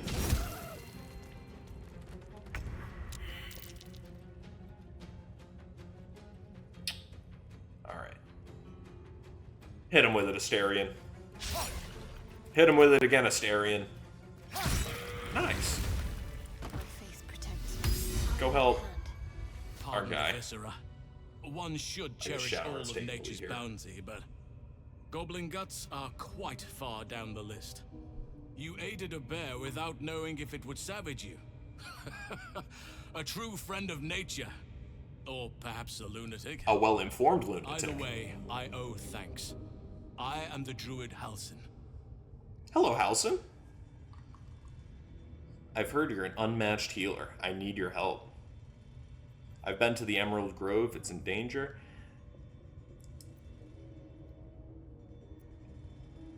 I've heard you're an unmatched healer. I need your help. Not the most opportune moment, but given the lengths you went to, I assume there's some urgency. Come on then, what's the problem? Unless you'd rather wait for an audience of goblins.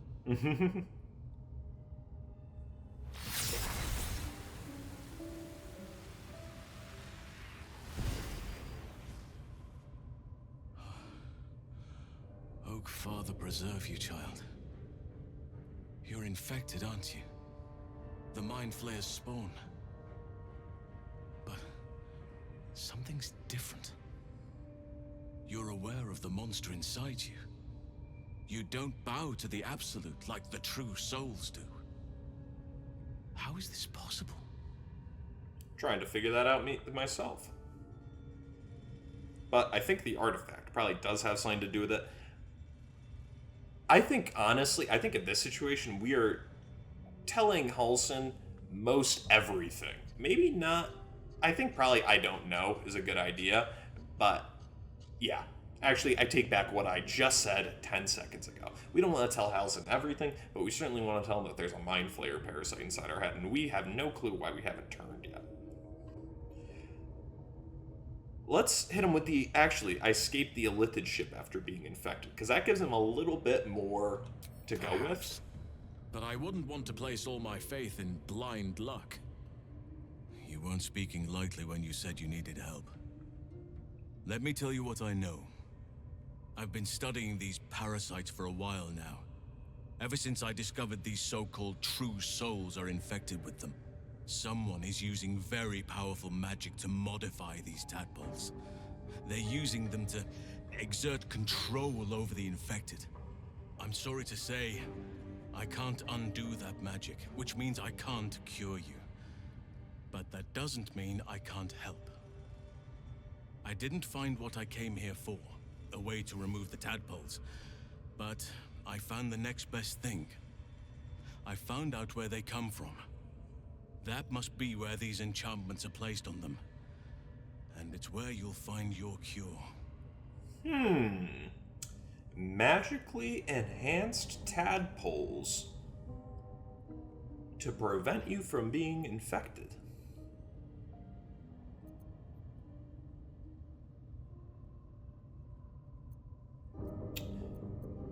This magic isn't typical of how mind flayers procreate? This is different. Altered. Altered? Like the magic used is beyond me. It's either not of this world or so ancient as to be lost to even nature's memory.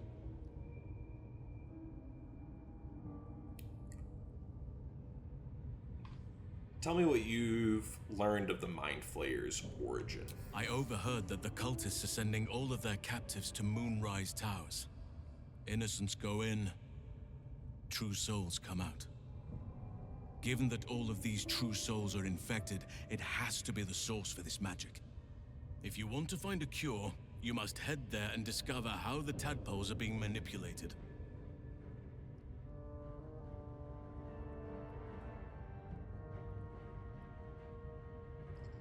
So, what we've just learned here is that the tadpoles are being altered in some way to both prevent seromorphosis, or to presumably prevent seromorphosis, because we've seen a lot of people that have tadpoles now, but also to help exert control of the absolute, or exert the absolute's control on the people that have been infected. The absolute's control is not being exerted on us. I think we can connect two and two that it has something to do with the artifact here. So, I think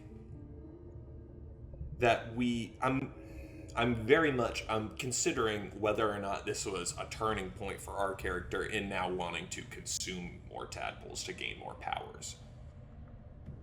But I think that Halsin, so far, he knows a lot more about these tadpoles than we do. It is certainly worth asking if he'll come with us, for as long as we can keep him with us. I wish I could, but there's still work I've yet to finish. Blood I've yet to spill. I've no right to ask more of you, but if you could help me, I'd be free to join your journey to Moonrise. I cannot allow these butchers to threaten my grove. The natural order must be protected.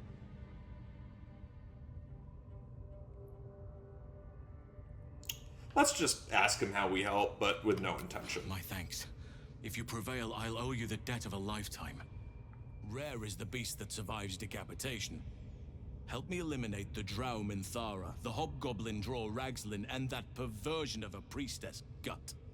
They are the ones holding these parasites together. Remove them, and nature will cure itself.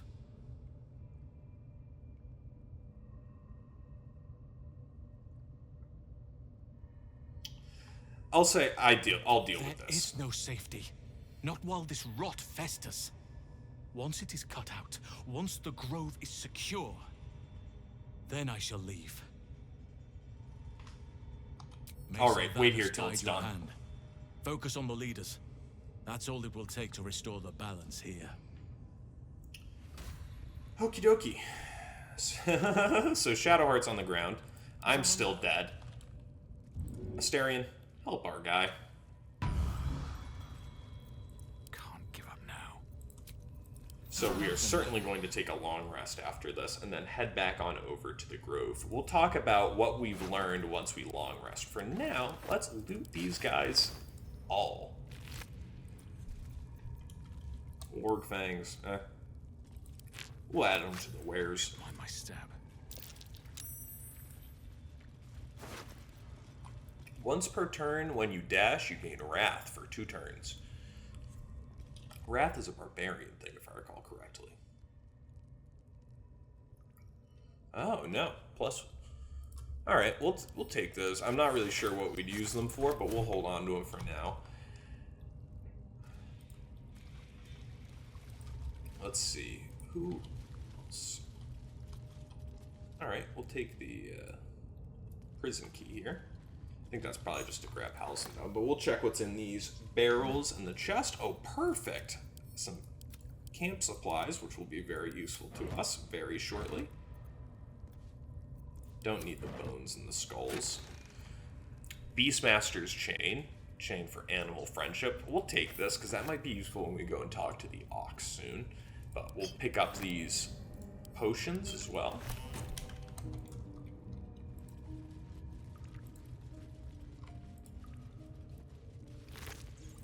Goblin had nothing. Another prison key and that big old battle axe. And, ooh, smoke powder bomb. Definitely will take that. Can I make it on over here? I think I gotta go in the other way. Oh, nice. Got that prison key, so we walk right on in. I can snag it right through the bars. Cool. We got some heavy stones, and a mysterious hole. Decaying legs protrude from the hole. A failed escape, it seems.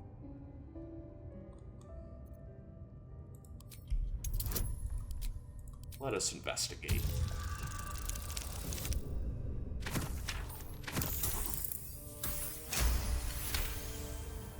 A success, to be sure. It seems the tunnel collapsed mid-dig and suffocated him. A crooked heart is embroidered on his left shoe.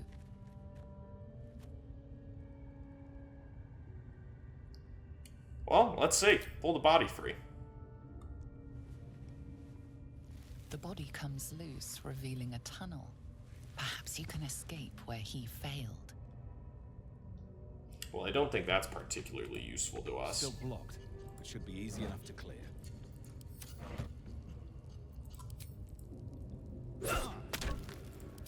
Let's just break through the mysterious hole. Just do 1 damage to this thing for the next 5 years.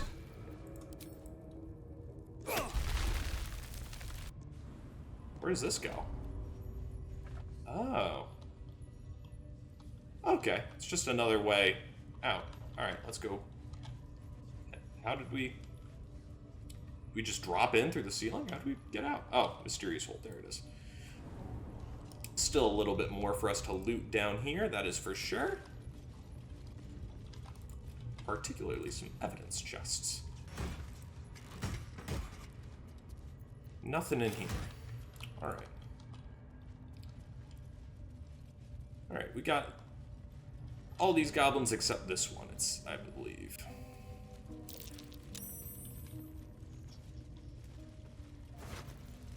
And nothing really that great there either. So, let's head on out and let's long rest.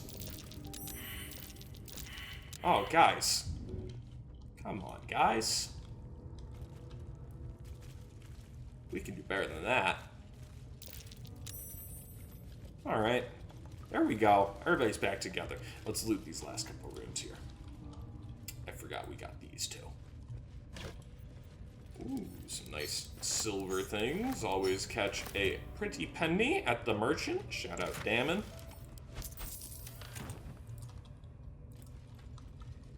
Head on over to the other side. Barrels. Oh, perfect. Some more camp supplies. We'll take the potion of healing and the scroll of protection from evil and good. Ooh, check this broken cabinet. Oh, wow, nice. I want to learn that spell. Scroll of web. I'm learning that. Pick that up. Pick that up. Alright. It's pretty good. So, let's head on to camp and let's check out our quests and talk about where we're going from here. Alright, so now that we're back at camp, I see that Gale wants to talk to us real quick. I do want to take a moment to just digest the information that we've got from talking to all these goblins for the first time and readjusting our character's mindset. So, we got our main quest already. We need to travel to Moonrise Towers. I think even though that is the main quest, if we want to find a source to the parasite, I think we just learned some major things that might tell us that we maybe want to keep the parasite in our brain. That major one being that the tadpoles are being modified in one way or another to presumably prevent seramorphosis. Why that's the case? So I don't know if we're completely in the mode where we want to just be eating tadpoles. So,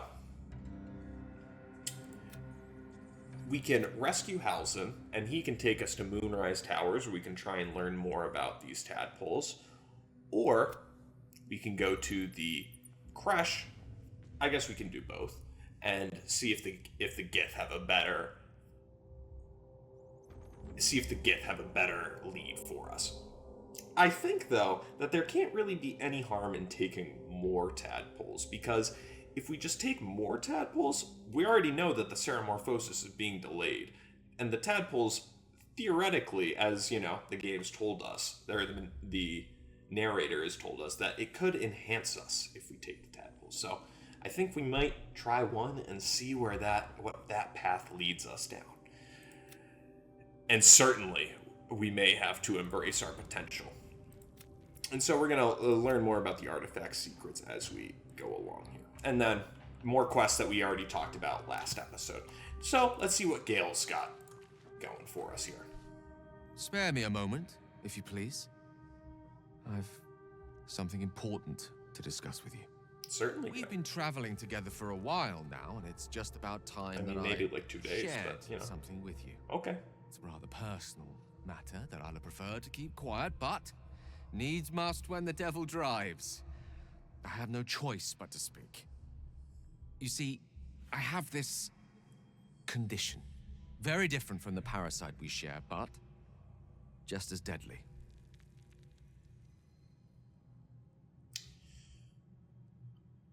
What kind of condition? Is it contagious? Can it be cured?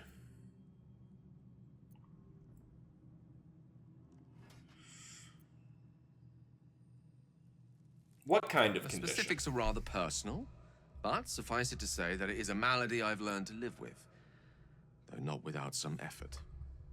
What it comes down to is this. Every so often, I need to get my hands on a powerful magical item and absorb the weave inside.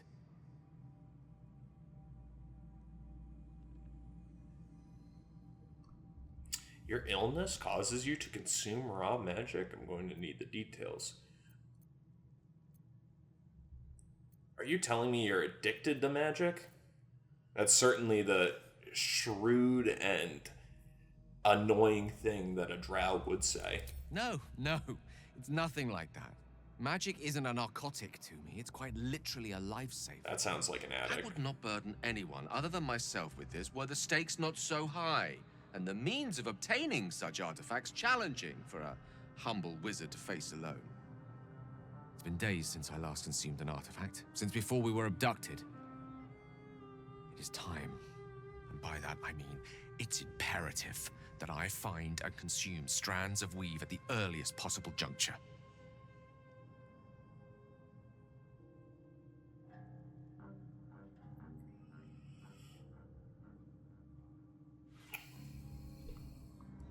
I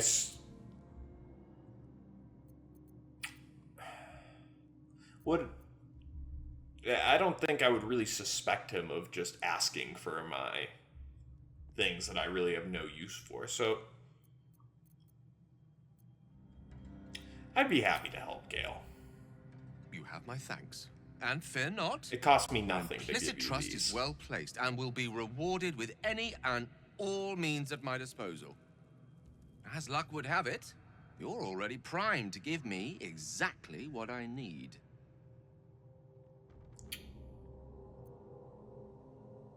I'll give Gale a magical artifact, and we'll give him this lightning charge boots that I mentioned. It would be great in the other Thank you.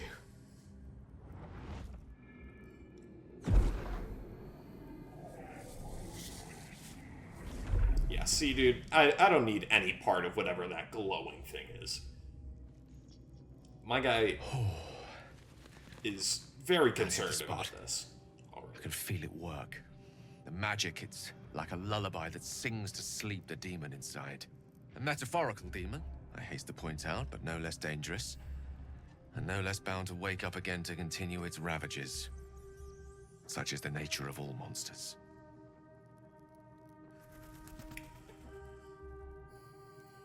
Perhaps now you'll tell me what this is in aid of? Grateful as I am, the course of our camaraderie is much better served by not taking that particular detour. Not just yet. I think that has Sincerely, though, incredibly I annoyed understand Colt. I ask a lot from you with few answers in return. No shit. But in time, all will be told.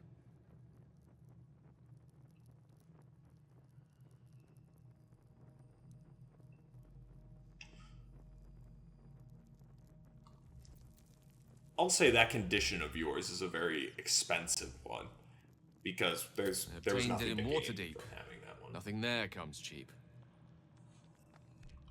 All right, Gale. I might have moved up on your approval rating, but you have moved down on mine. Let's just check in with some of our companions here. I've known people who are hungry for power, but Gale takes it a bit too literally for my liking. I wonder how he does it. Why he does it. I'm sure all will be revealed in time, but I don't like it. A waste of perfectly good treasure.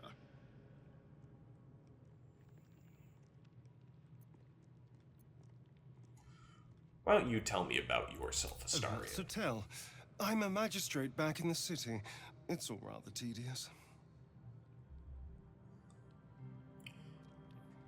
Well, I don't really care what you think is waiting for us at Moonrise Towers, Astarion. So we'll check in with Shadowheart next. So, Gale just consumes magical items like I do wine. Yeah, I guess. We truly are a group apart. Nevertheless, as quirks go, that's a new one for me. Me too.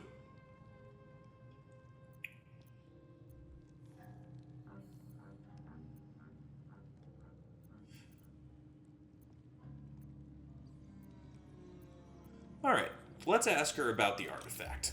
Quite the understatement, but yes, I have it. And I'll guard it with my life.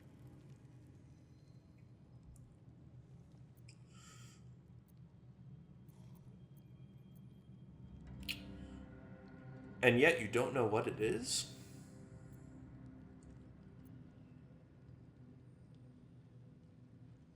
How, well, she already told us that her and her cloister went on the mission. It's called faith. Duty. It doesn't have to add up to me as long as I serve. I'm part of a bigger plan. One that will be revealed in time.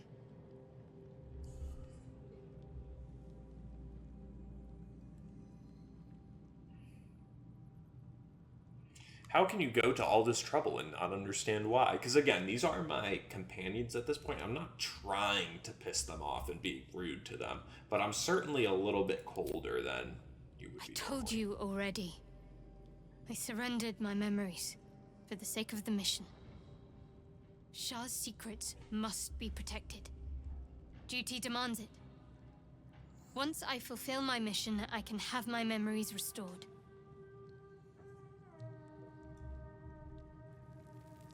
We're gonna let the matter drop here, and we're gonna move on. We'll certainly talk more to... Shadowheart has a lot more things to talk about there, and we'll certainly do that shortly, but I also am mostly interested in what our companions positively voracious. think about today's events. Let him suck up all the magic he needs, as long as he doesn't snack on a Githyanki's silver sword.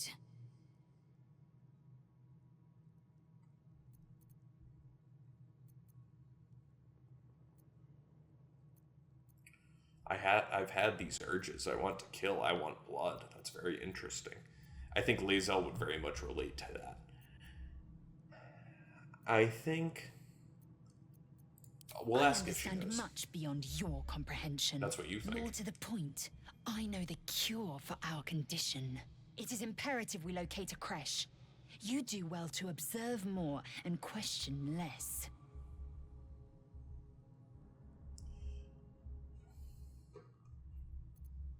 Well, I know that we turn into mind flayers, so...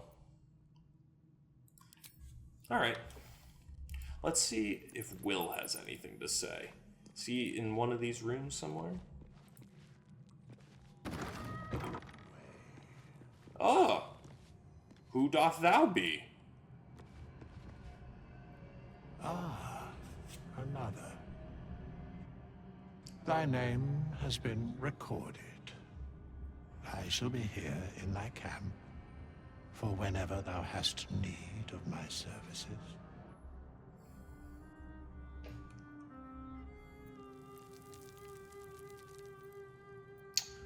What kind of services can a skeleton offer? Mending of the threads between life and death. Should thou or any of thy compatriots perish, I will cleave soul to body once more.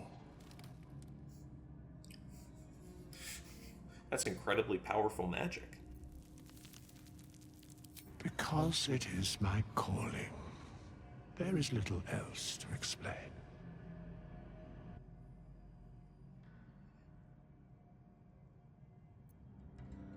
You mentioned a A cost. matter of coin. What if found had that gold? I shall wait here patiently until it is acquired. That's outrageous. Such is life. Outrage leading to a singular end. Alright, let's leave. There are important matters to discuss. Well, we've already discussed, but maybe we should discuss again? Not this one, nor this one, and this one are less worthy still.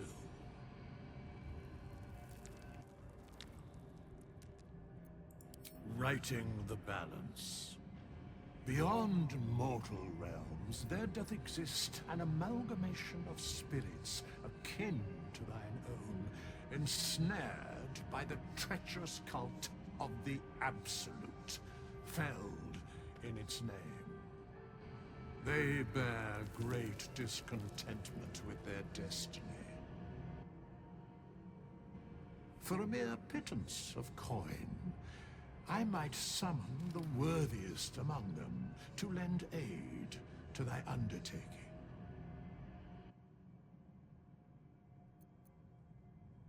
Will they be joining me willingly? Most willingly, forsooth. Their passions doth run deep for what hath been wrought upon them. Do you think I can trust them? Suspicion always haunts the guilty mind. My services are all that I can proffer thee. What thou wilt do with them is for thee to undertake. Well, okay.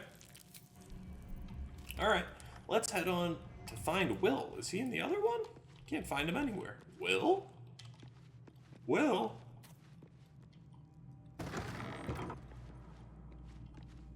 Will? Oh, there he is. I didn't even realize he's sitting just back here.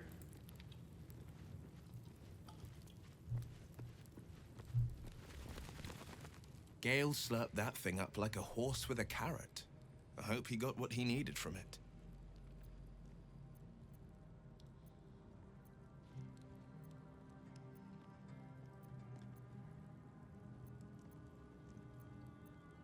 I certainly don't want to tell anyone about my urges.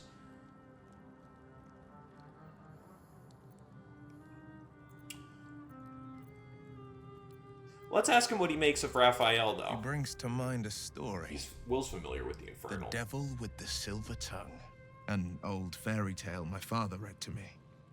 The kind with a hero, a villain, and a moral. A farmer made a deal with the devil, so the story goes. In exchange for the farmer's dearest fruit, the devil granted him a bottomless coin purse. The farmer's dearest fruit, naturally, was no apple nor peach, but his beloved daughter.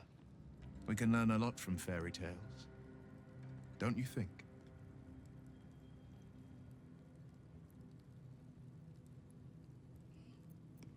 With the right... What are your thoughts on the devil, Will? Or actually, no, spare me the parables. That's because you still have hope. But when he becomes your last hope, remember this. He'll require of you only what you're least ready to part with, and then require more still. You might think you'd give up anything for a cure, but the devil won't take just anything. He'll take everything.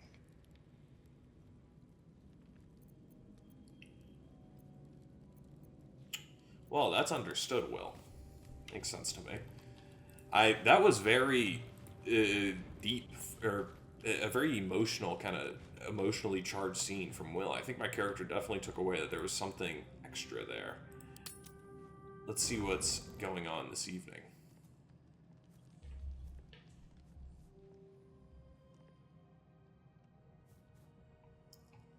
The air is heavy. Moisture drips down your forehead. Pain shoots through your fingers. Wipe the sweat from my brow.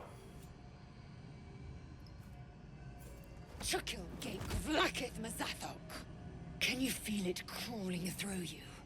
Tendrils squirming in your chest, gripping your heart, piercing your belly. Your bones popping, your flesh swelling. I can. I see it in you. I feel it in me. We are lost. I will be quick with my blade. First you, then the others, then myself. Your minds intertwine. You sense a touch of uncertainty, a touch of disgust.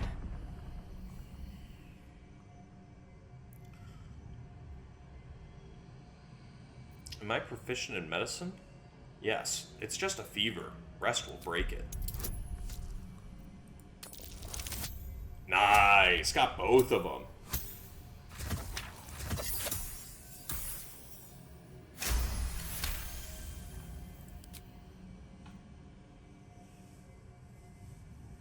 Everything's A-okay, Lisa.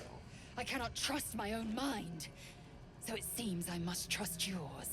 I will wait, but know this. I am watching. If the sickness does not pass come dawn, I will end us all.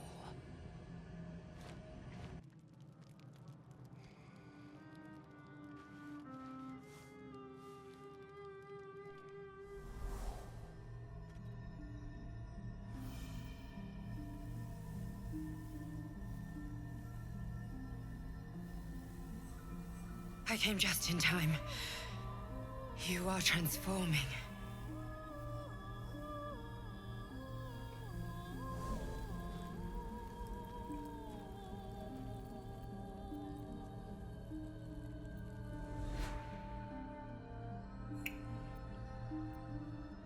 I know your voice, I've heard it before. Yes, you have. I saved you before.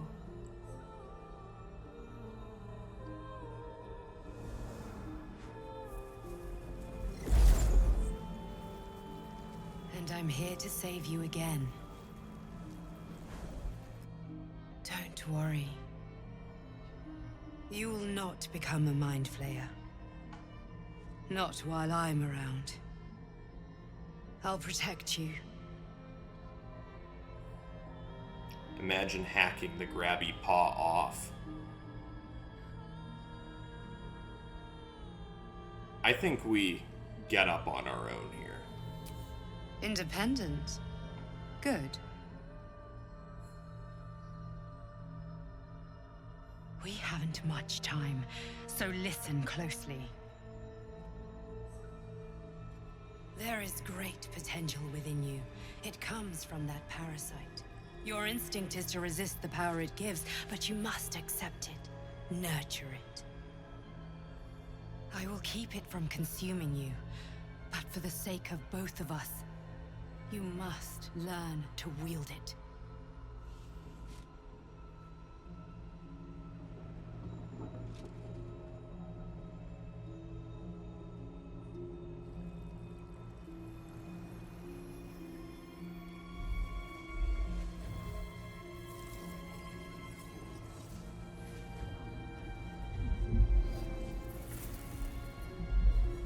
A fight for the fate of Faerun.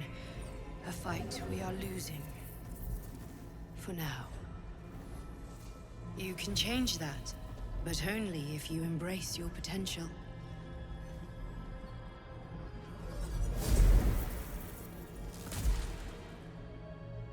I have to go. The enemy is closing in. I will be back.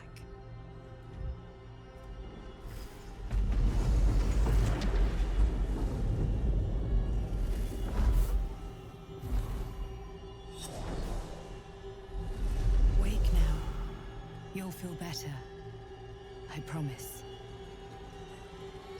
Well, that was certainly a crazy fucking dream.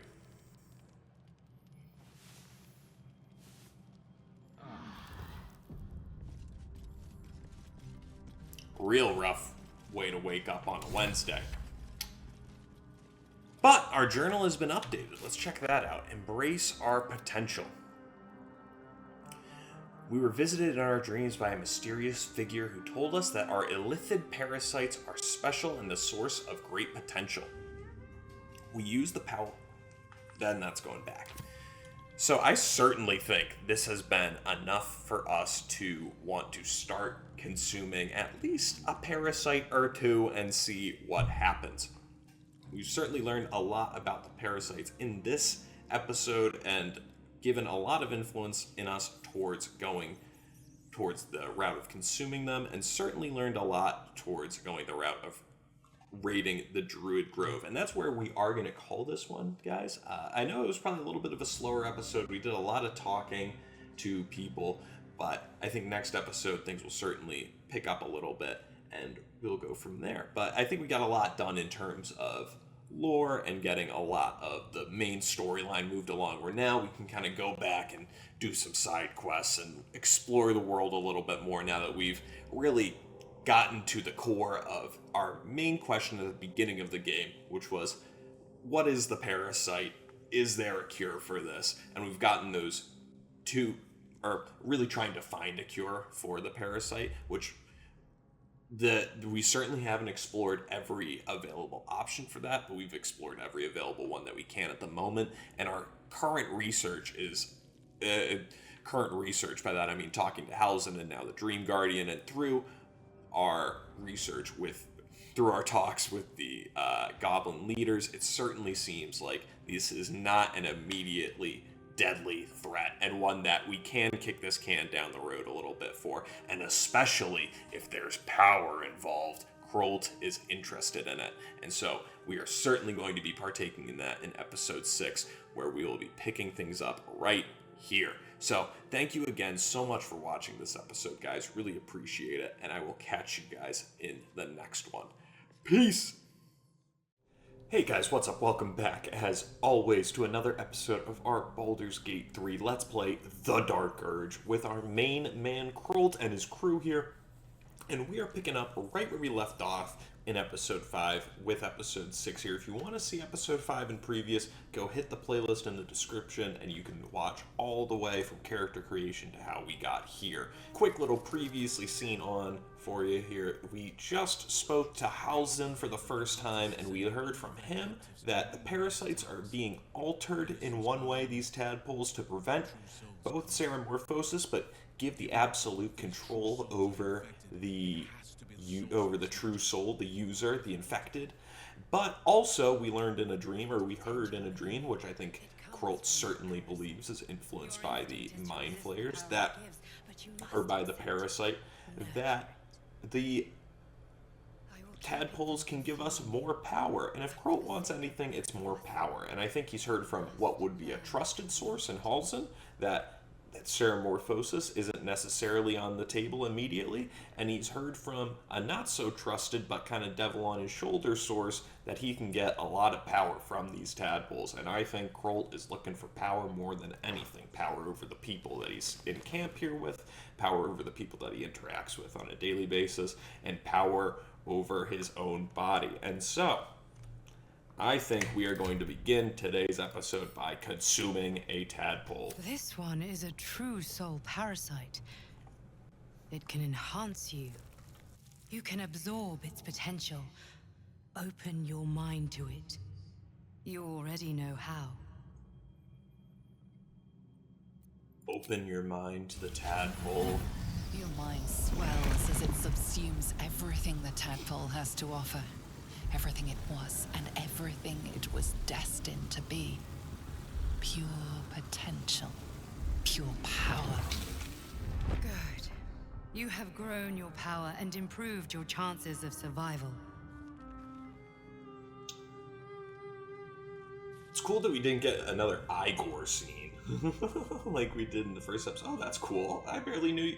I feel like I've seen that like once before, but I always forget that that's a thing. You can zoom in and out on the minimap with your scroll wheel.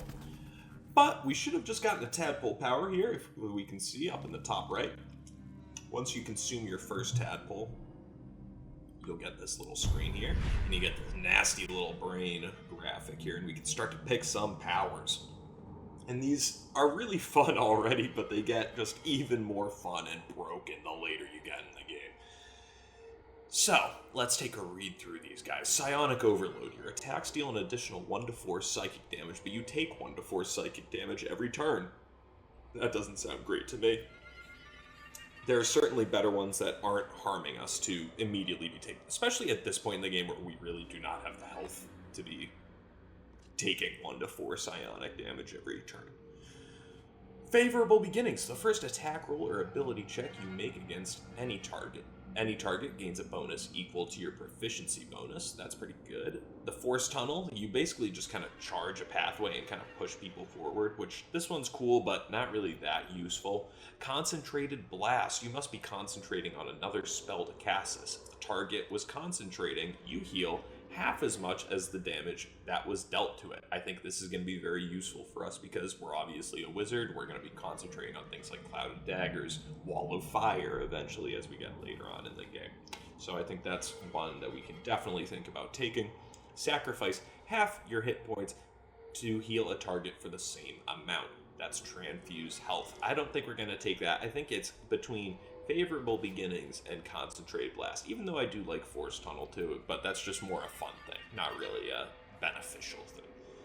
So let's look again. The first attack roll or ability check you make against a target gains a bonus equal to your proficiency bonus.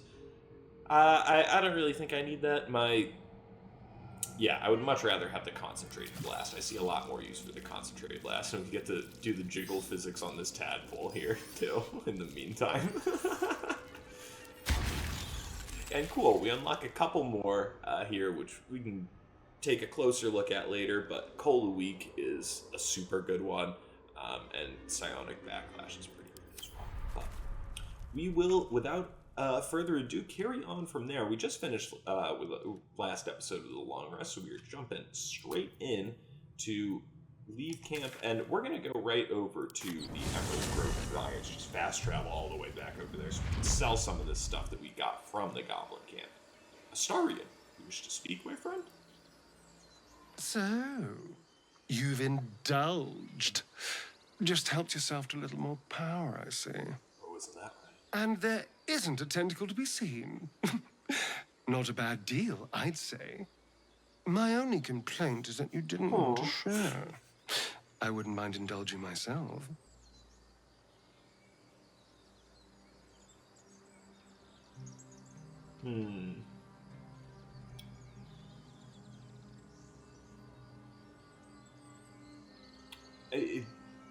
Yeah, I just don't think we get anything about telling Astarion. Like, there's... what's the point in saying these parasites are rare, they're mine, other than being rude, right? and making Asterion angry at us. So I think maybe another time. I might just hold you to that.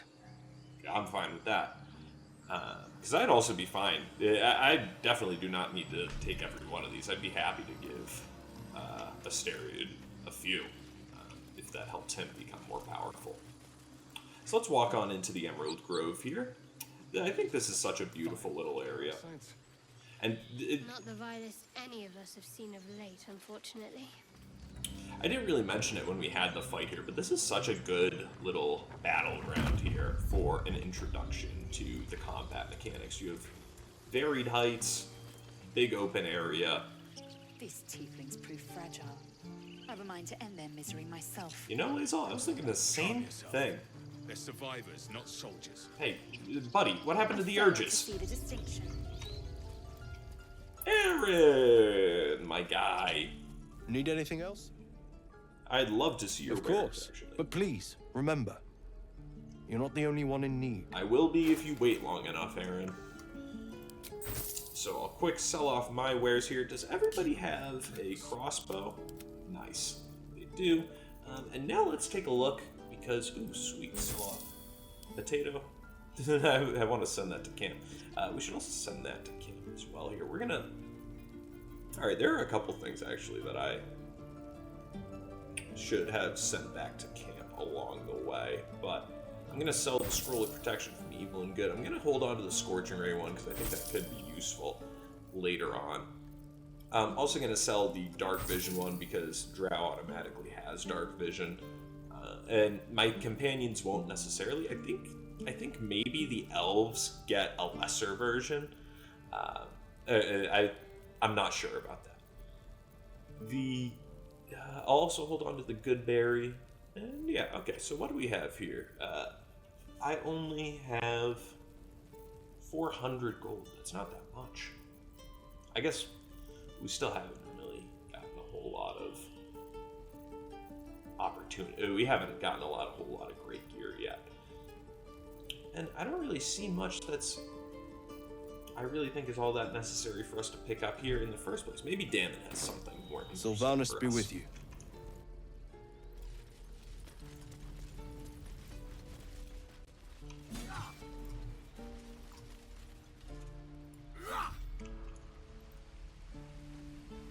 I wonder if maybe we can buy a couple more potions from Auntie Ethel as well.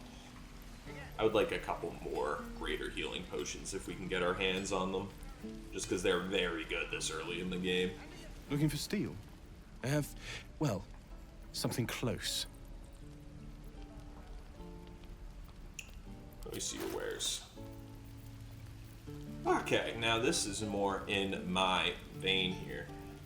I would love to get Lae'zel a better weapon. Lae'zel is usually the person that I try and upgrade the most when I have a party layout like this, because she's the one up close, personal, taking all the damage and doing a lot of the damage. So, that said, we already got her the big green greatsword. And yeah, that's basically the best one that Damon has. I don't think the halberd is any better, right? Yes. And ringmail armor. 580, I can't even afford that. Cool, okay, well, alright. We'll leave that then and just buy a couple potions if we can get them from Auntie Ethel. Hello, Petal. Need anything? Any lotions or potions? Hey, bother.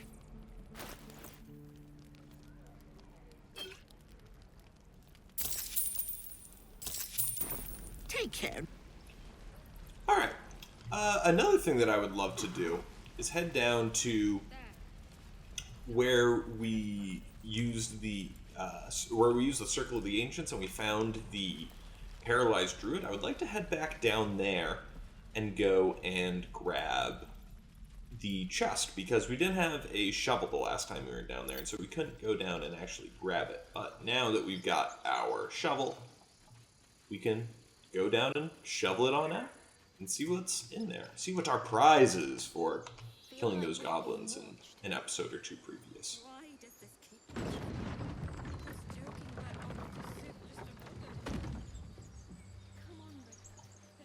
I know better than to check this person. We've checked them already, I'm sure of it, but because I left a bone in there or something, it still says that there's something in there.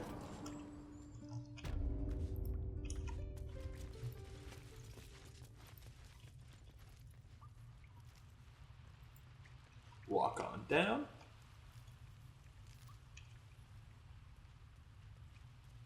And if you recall, when we were here last time, I mentioned that you don't actually need to pass the perception check to find the chest. All you need to do is actually just dig it up, which might be worth a look. The survival check worked, so you didn't need to. But if we just clicked here without even seeing the dirt mound, we'd still dig it up. We'll take that elixir of fire resistance, the silver goblet, perfect, another 35 gold. We will take that and be thrilled with it. Still nothing here for Findal. His breaths are shallow, his wound. Tough look, sorry buddy. Don't know what we can do for you there. Let's head back on over to the Emerald Grove, because I forgot I do want to head back down to the grove and go around and talk to a couple more people.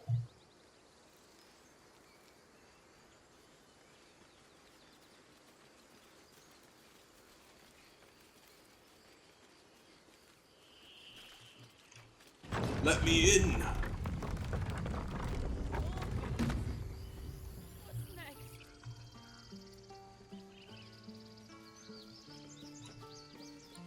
Let's climb the Liz Adder.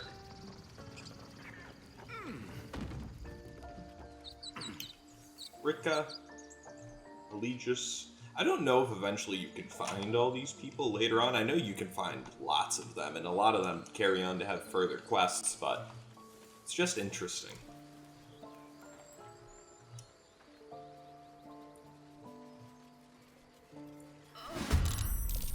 Take out this bugbear assassin here.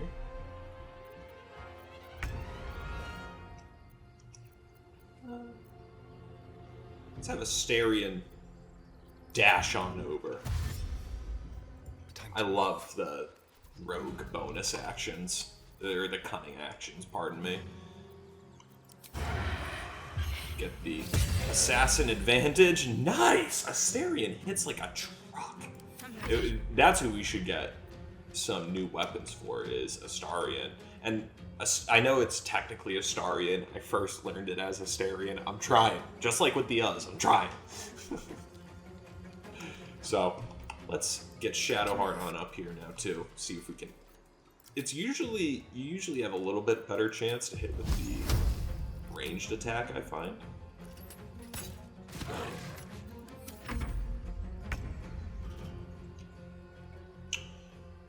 And Lae'zel will just have another ranged attack.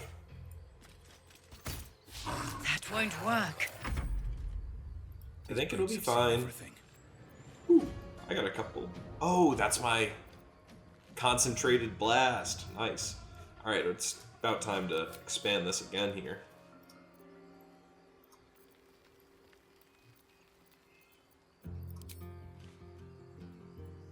Website. About to use my bow. That's crazy. Alright. Hit him with the firebolt. No dice. But we should get this guy pretty easy.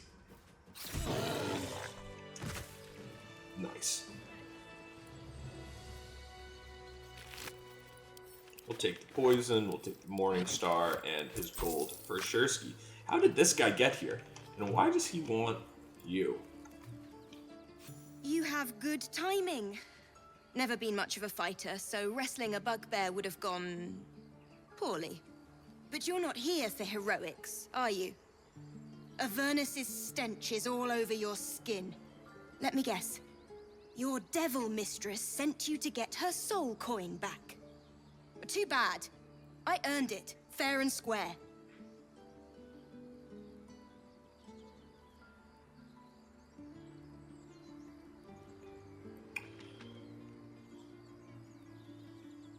I think I think Krolt is somewhat insulted by it implied that he serves Care somebody. to explain why you reek of the hells?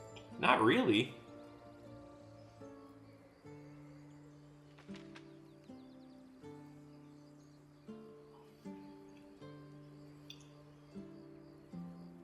I don't think. Considering what I've seen, you'd be surprised. But if you're not here for the coin, I'd rather enjoy the quiet. There's not much of it anywhere else. Let me know what you guys think in the comments here, because I think this is one point where I'm having difficulty picking what Krolt would be choosing here. I'm not sure if he would want to take this just for the point of taking it and proving that he is better than them. I'm not sure if he would want to do that, as opposed to alienating this person in any future use that he could have for them. Yeah, I think, you know what? Word 2, conniving. I don't think he would be just angry. Yeah, I don't think he would take this. Conniving. I almost forgot, but I did. Alright. So, that's great. I think we actually got another good set of wares here. There's no way I can sell these to Aaron, right? Will he just take these? Alright, let me real quick go into our inventory and send, for example, this. That's going to be in our camp chest. This I'll hold on to for now, and I'll actually wear that since I don't have a better one. Just going to combine a few of these guys, and nice. Alright, let's head on down. Light on my feet. Head on down, walk around. Oh, cool. I didn't know there's a chest here. This is a very rarely traversed path from it. What a beautiful little view. This is why I love the camera mod. Normally you're not able to get, like, I mean, look at the sun rays going down on the grove. Normally you're not able to get good looks at the map like this. And I think that's a shame. Although I will say, the camera mod, and I'm sure you've seen it already, there is a little bit of jank that gets added to it. But I think you add a lot more than you lose. I mean, come on. Let's head on over, see what's going on. This tent over here. Can we go down this, I wonder? Let's hit the lever and see if, will that bring up the bear? I've never actually done this before. Won't budge. Won't budge. Can someone who's stronger try that? Won't budge. How many die today? Is it because How many die tomorrow? Bears on it? I wonder. I'm not sure. Automatically will send the long way around. But that's cool by me. Let's go for a nice little Sunday walk.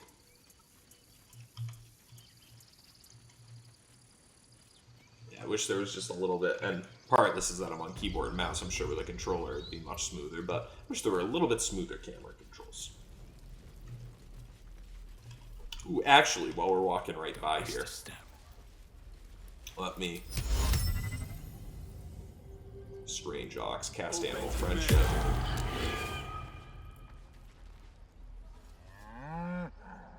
Ooh, do I not have a potion of animal speaking? Something over there. Thought I would. Haystack? What's in the haystack? What the heck? What's in the pouches? Oh, nice! Add that to my wares. I'm gonna pick that on up. What's in this one? Oh, okay. It was a pouch that had two things in it, not a pouch that... Not two pouches. Well, I might as well try without the... Oh, now he doesn't even want to... Now he's telling me to go after myself, so...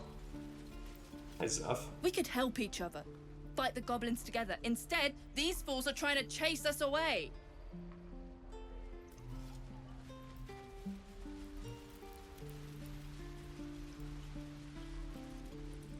I know it's brutal, guys, but it's been like 3 days. Maybe just moving would help.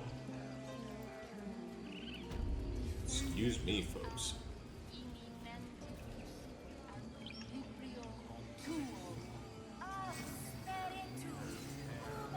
of cool druids.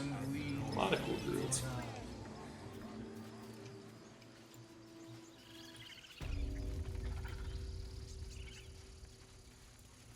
Speaking of cool druids, here's a cool tiefling.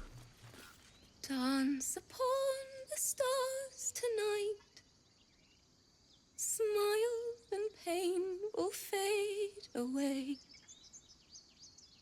Words of mine will change. No. Become.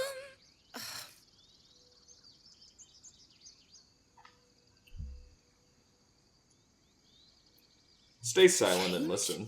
No. Damn it! This grove could become a battlefield soon enough. It's not the time for music. I know. I should be packing up, but I need to finish this song. It's important.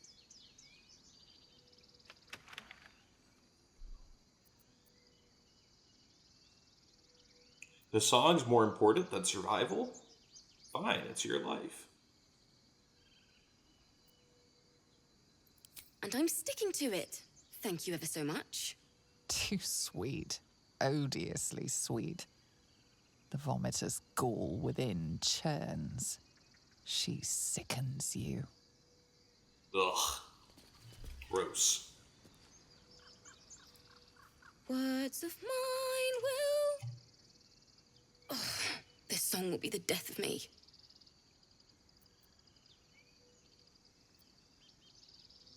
Too sweet. Odiously sweet. The vomitor's gall within churns. She sickens you. Oh, okay. Regardless, we carry on.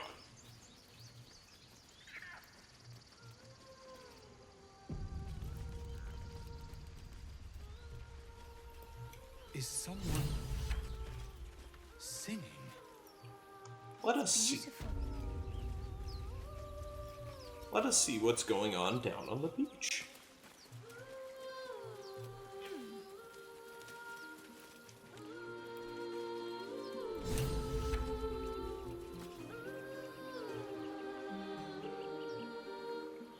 Oh, let's go talk to this kid down here. Go see what Mercon's up to.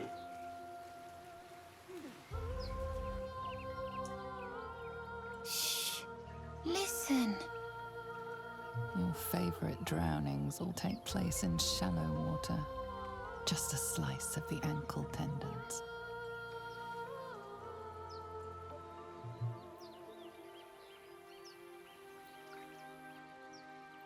A sweet melody plays above the waves, beckoning you, drowning out all logical thought.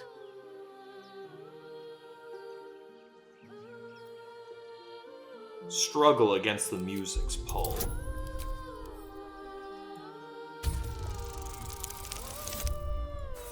No! Your chest fills with yearning. You want to get closer. You need to get closer. Harpies!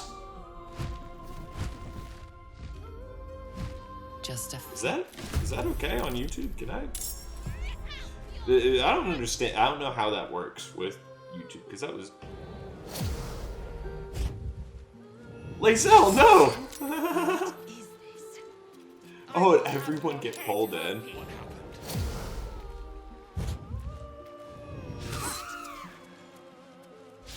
Again. Okay. So, Astarion, I think I can... Oh, wait, what the hell? Oh, because that's the way that he would jump over there. Alright, we'll use our cunning action to just dash on over there. And then sneak attack. Oh, I don't have advantage. Stinks. Damn, that really stinks.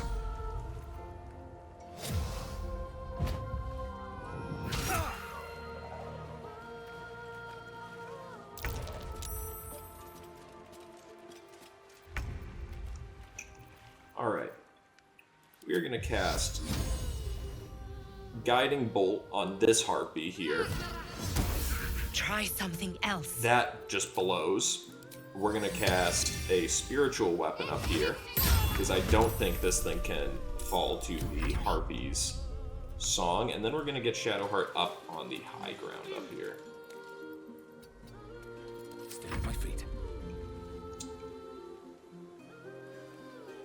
I'm really debating throwing this smoke powder just right up there.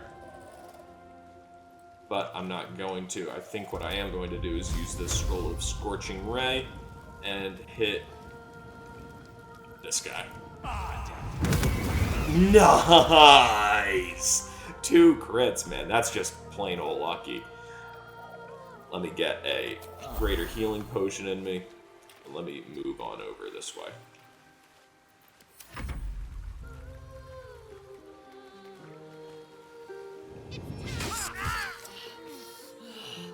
Lae'zel, you didn't have a chance. Sorry. Damn! Starion, get your ass right on up there, buddy. Nice, I have advantage on these guys. Oh, because they're singing the song. And we'll just do this offhand as well. Nice!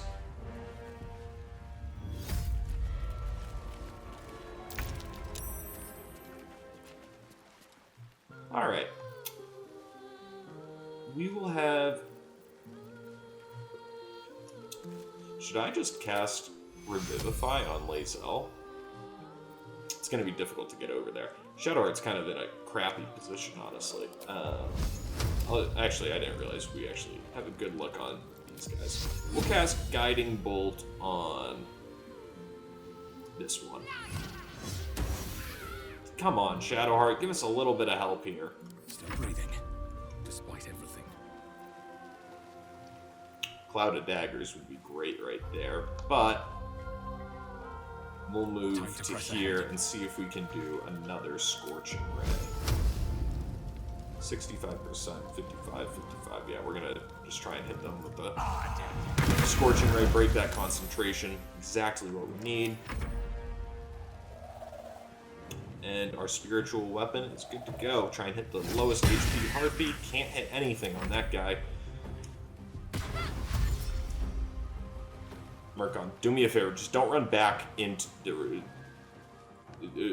why are you the way that you are?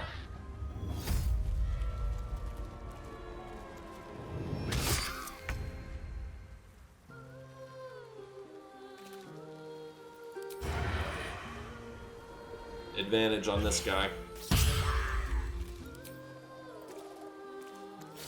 Nice. Advantage and the crit. I'm very grateful that she didn't just kill Murkon. Take that every day of the week. I think that Shadowheart can hit this guy from here. We'll see. No dice. Alright. Another L for Krolton crew. But we'll take that dub. Catch my breath. And we're just gonna firebolt him. Nice. Spectacular. Spiritual weapon finally pulling its weight.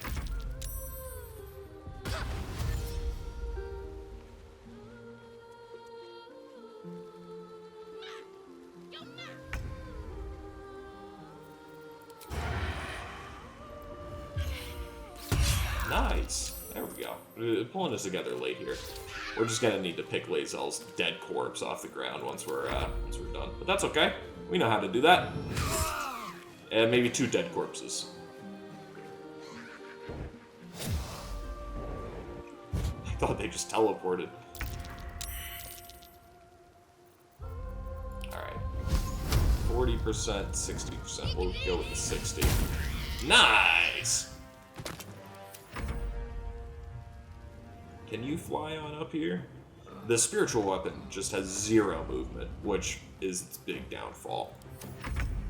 If you have it anywhere else besides the exact place it needs to be, it is not going to be able to reach its target. Nice. All right. Shadowheart, do me a favor. No time for dally. Come pick my mans up. I'm sure. Are they gone? Yeah, I think they're gone.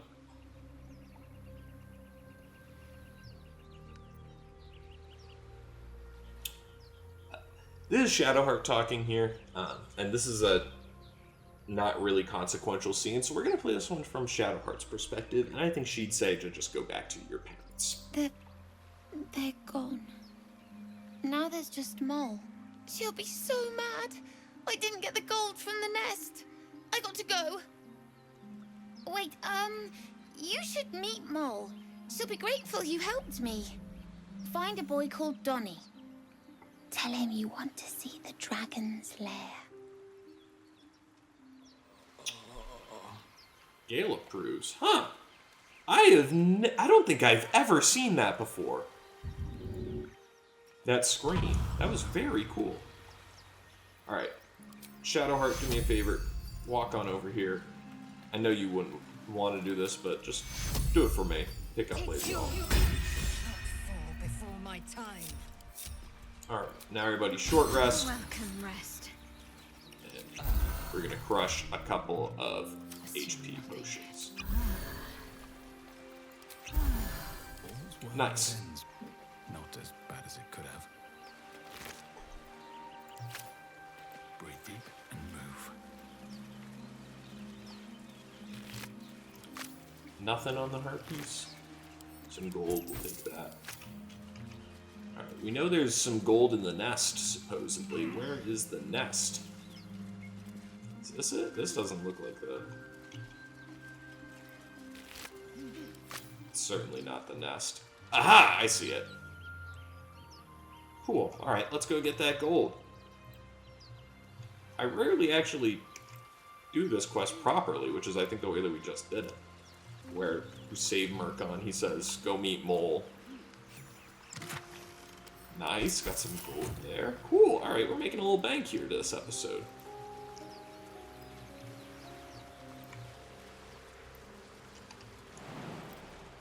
Jump on over.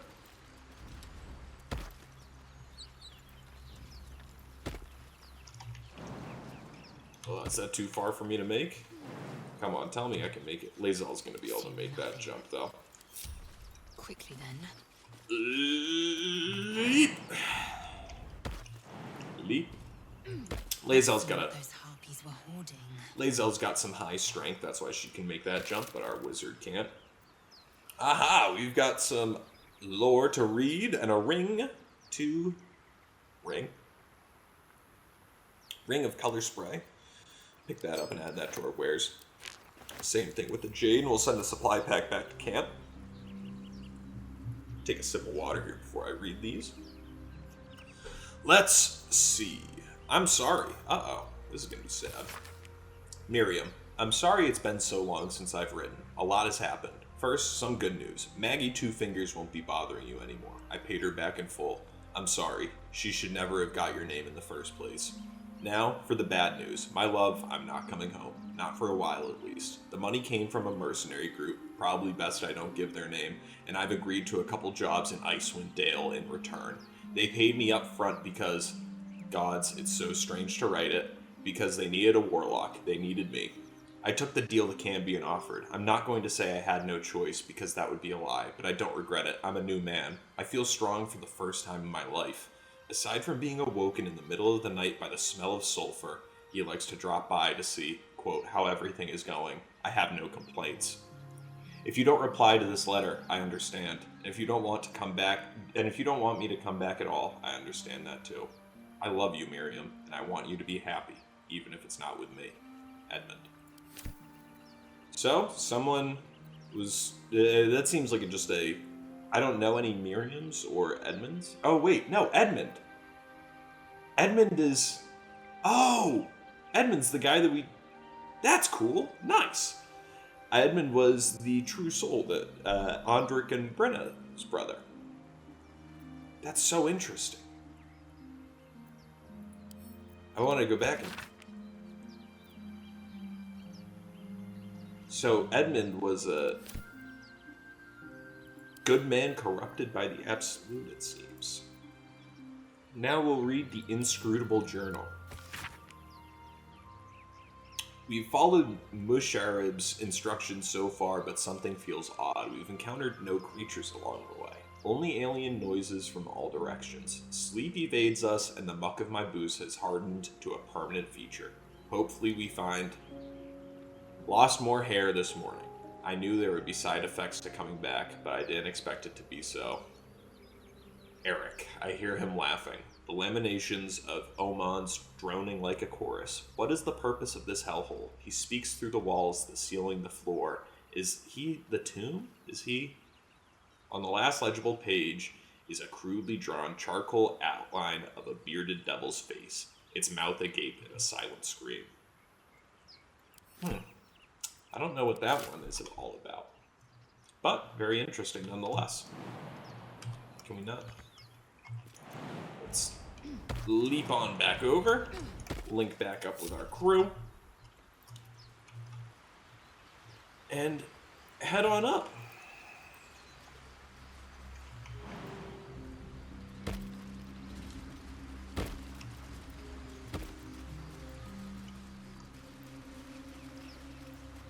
So one thing that I want to quick talk about while we're walking back up to the Emerald Grove here is in the first few episodes, I tried to stick as close to an hour as I could, and I think moving forward, we're still going to try and stick around an hour, but I'm going to be a little bit more open to going like 45 minutes to an hour and 15 minutes, and more focused on when a good endpoint for the episode would be, as opposed to focused more on the time itself. So we'll keep that in mind going forward, but let me know what you think about that. Should I stick more to the hour long or focus on just the ending of an episode? I think probably the ending of an episode is a good idea, but I have been wrong more times than I can count already in this playthrough, so just let me know what you think. We'll break open this dirt mound here. I don't think there's anything else. It doesn't seem like over on this side. Short bow, pick that up and add that to the wares, and fire ram isn't really worth much to us here. Yeah, I don't think there's anything over there really worthy of note. So we'll hop back on over, and we'll sell all the good stuff that we found. Go and talk to Mole. So that's progress. Swift as my feet can carry me.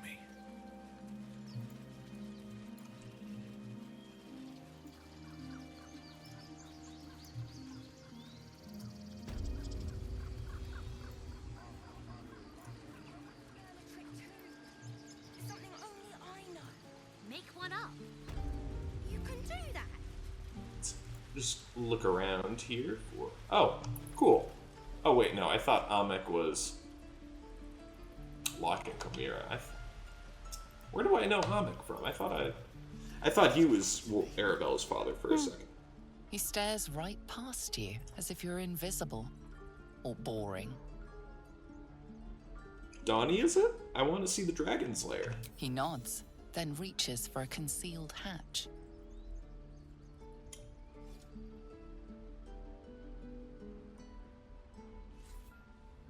We're just gonna leave. One thing I learned about drow when I was doing a little bit of research on them is that they really don't care about the children either.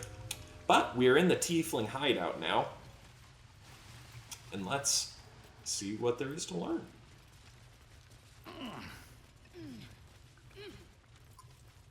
Hello, Mole. Well, look who's come to visit. My kids say you've been busy since you got here.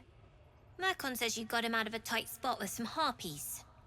Gotta say, I'm impressed. What are you doing down in this cave? Making sure we're ready to leave when the time comes. Anyway, you want to talk? Talk.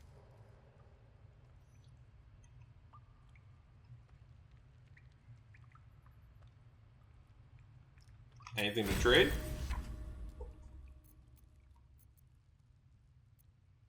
A is for Azith and other gods 3. I actually haven't seen 3 around, I don't think.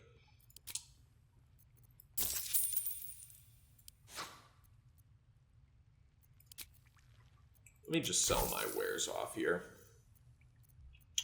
And yeah, there's not really anything here that she has that I would want. Anything else? Let me see if she wants anything. I do, as a matter of fact. Revenge. Oh, I can get in on that. Bastards that killed Arabella. She was a precious little thing. Like a sister to me. I want to steal that big, shiny idol they're all chanting at. Whew, this looks like it could be the catalyst of the druids and the tieflings being turned against each other.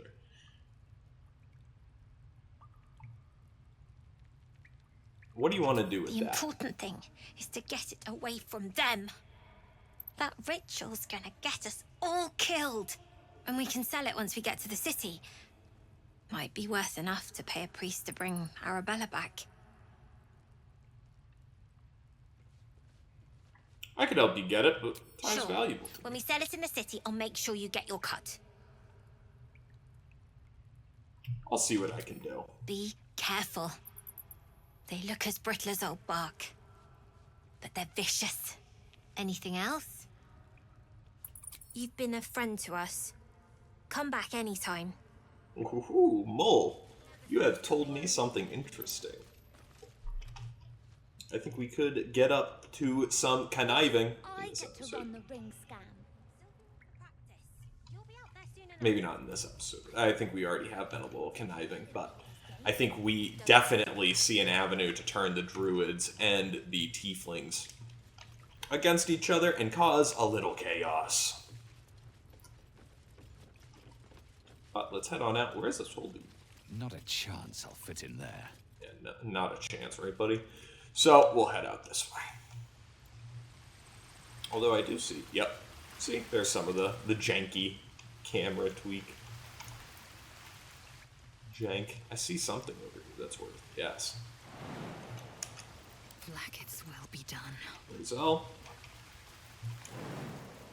ooh. We'll have to use our janky jump here. Nice. Cool. How far can... Yeah, she can leap a ways with that jump spell. Wretched thing. All right. Pull yourself together. Can't slow down. So, let's run back down to Dammon here real quick, sell off our wares that we just got.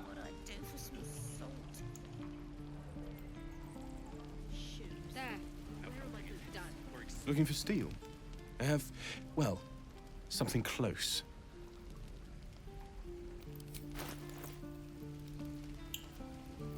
I thought I just picked up something that I was going to sell to him. Am I going crazy? Maybe not. Maybe I am. Either way, do you have anything that would be good for Astarion? Not really that I see. I'd be looking for a dagger or some type of finesse weapon, but that's okay. We'll move on. The one thing that I want to check, now that we're here, I'm just real quick checking these quests here. That's Karlach, Goblin Leaders, and whatnot. I would like to go and see if we can find a way into the Overgrown Ruins here, because that is our very last, final hope at finding anything for a cure. Shadowheart was saying that she was hoping that there would be something in there when we found her first. And so hopefully we can find something that may be of use to us. That isn't named Withers.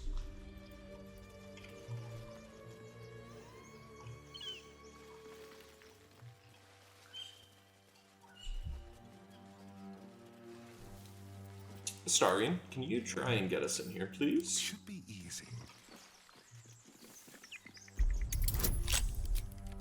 Ah, beautiful.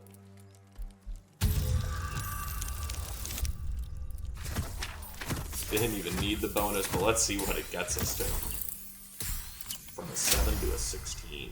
You'll love to see that. Looking ahead.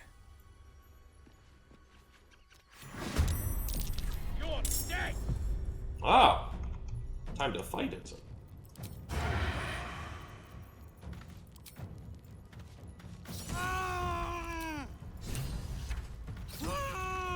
2 crits back to back. You'll love to see that. Let me pull out my melee weapon. I look like a bozo running around with the bow out. Alright, let's hit again with the... Nice! Real swift and lethal, as Lazo would put it. We'll use our bandit's key there. I'll pick up Amanda Wares the rest of the way. Pave my path with corpses, build my castle with bones. Whoa. That's intense. Alright, let's pick up some of this lovely stuff here that we can go and sell. And this is lovely here, all these camp supplies. I need to rest. The sunset can't come quickly enough.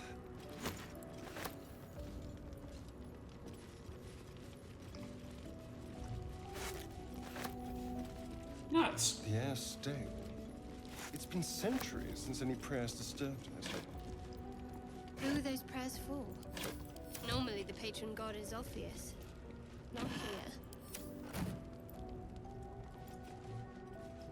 Just taking a look, seeing what stuff we can grab and sell. Anything that's worthwhile. Ancient, indecipherable text covers the plaque. Yeah. I can't decipher that, that's for sure. Whoever worshipped here must be long gone.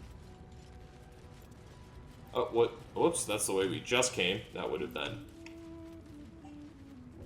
That would have been embarrassing slightly. Let's hit the good old-fashioned lever. Where's the bloody lock?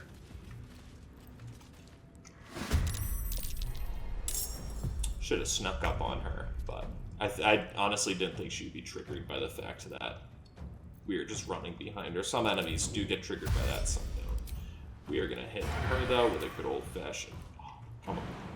Tell me I can't make it to her. Come on, man. Come on, man.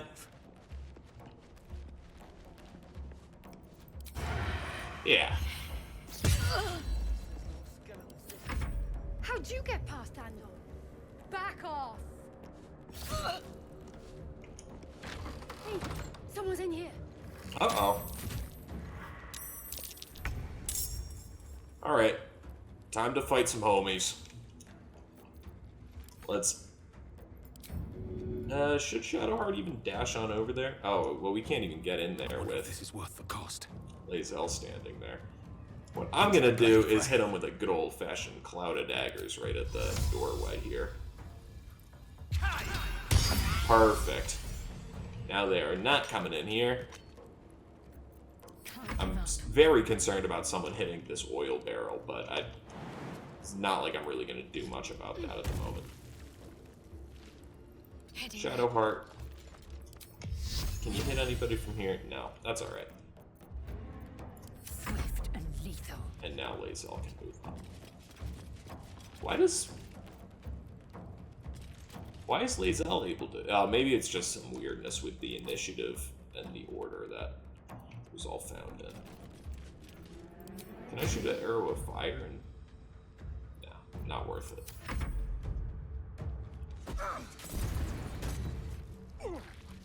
Nice, that blew up in the cloud of daggers. That was cool.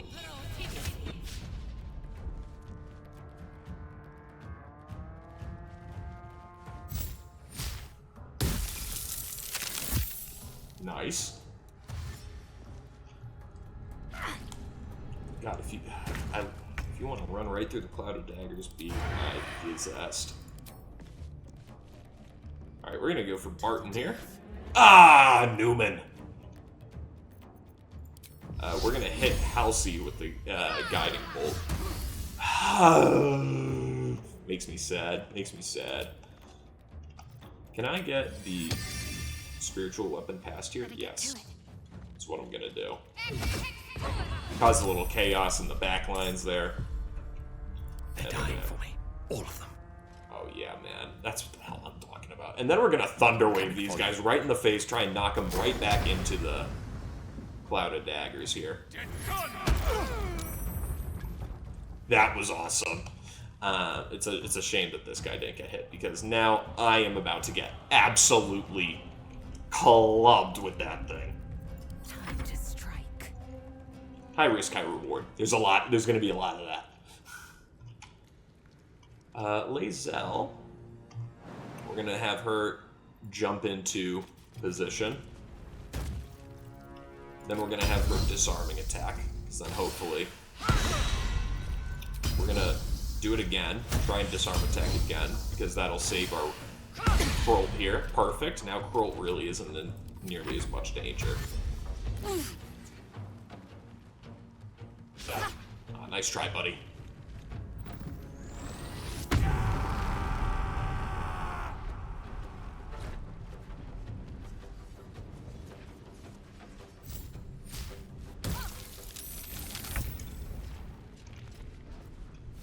Alright.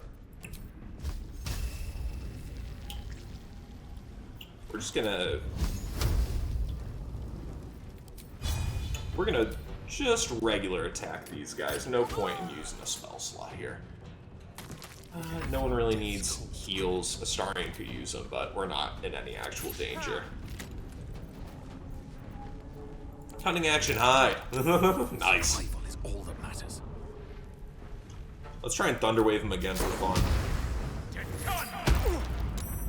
No dice. Lae'zel, finish that guy off. Nice. Spiritual weapon pulling the weight as well. That's what you love to see. And boom! Kill himself right into the clouded daggers. How nice is that? We're gonna cancel our concentration of clouded daggers by hitting that down there. And we're gonna loot these guys.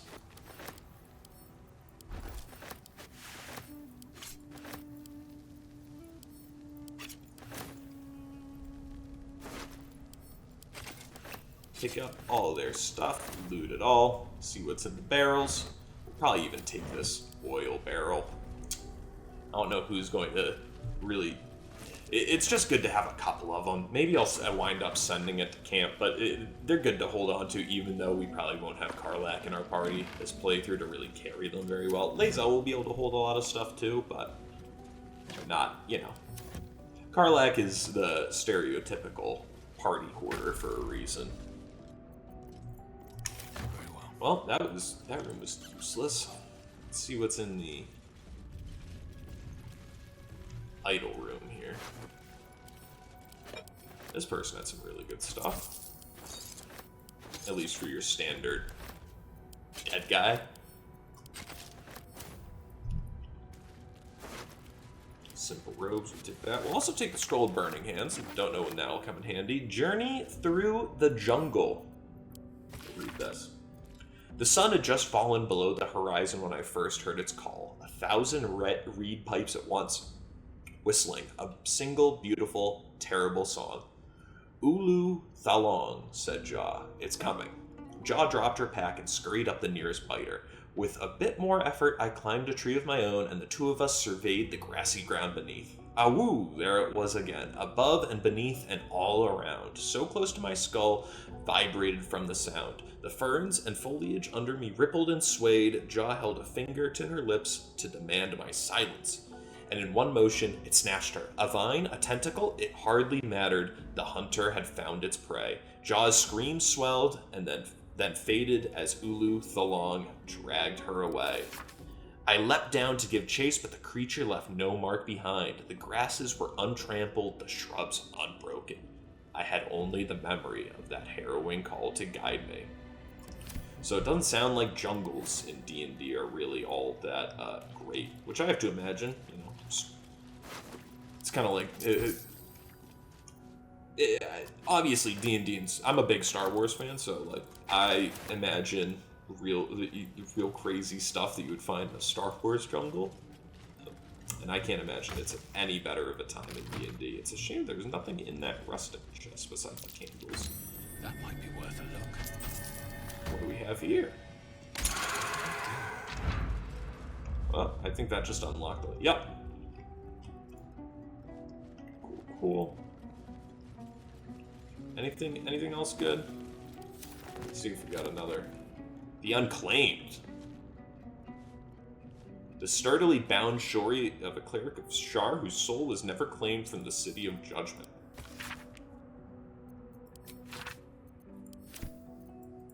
We're going to send that one to camp. We won't read that right now, but we'll just hold on to that.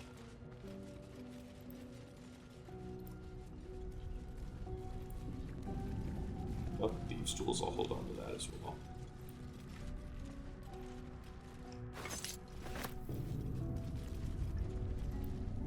And we'll move on into here. Cool. Couple opulent chests. Pick up the glass chalices. Gotta love an opulent chest. Is Astarion still hiding? Of necromancy. I would concur. Astarion, you can stand up, brother. Despite everything. How much farther can I go? Alright. Whoops. We'll just remember to sell that once we get it. And yeah, nice. I would say that this is a good place for us to call the episode here, guys. I know that we said that earlier on the episode that we're going to try and do a lot more focusing on a good place to end the episode, but I think this probably is a good place to end the episode. We'll get a little bit of fun here once we start the next one up, and we got a lot done in this episode. So, yeah, guys, I want to thank you very much for watching, sticking around. Episode 6 here, good old-fashioned fun. If you really enjoyed, I would really appreciate if you liked, comment, subscribe, you know, all that good stuff. And I really appreciate you coming along for this journey, and it is just beginning. So, thank you very much for coming along, and I will see you in the next one. We'll pick up right where we left off. Peace! Hey guys, what's up? Welcome back, as always, to another episode of our Baldur's Gate 3 Let's Play The Dark Urge playthrough. This is episode 7. If you want to see how we got to episode 7 and everything that's gone on since now, you can jump into the playlist in the description to watch everything from the beginning to now. But in our little previously on Baldur's Gate 3, we just spoke to Mole. We learned a little bit about the underbelly of the Druid's Cove, where you learned that Mole would really like to get that idol away, and I kind of agree, because I think that would start a fight between the two of them, and that would be some delightful chaos for us to partake in.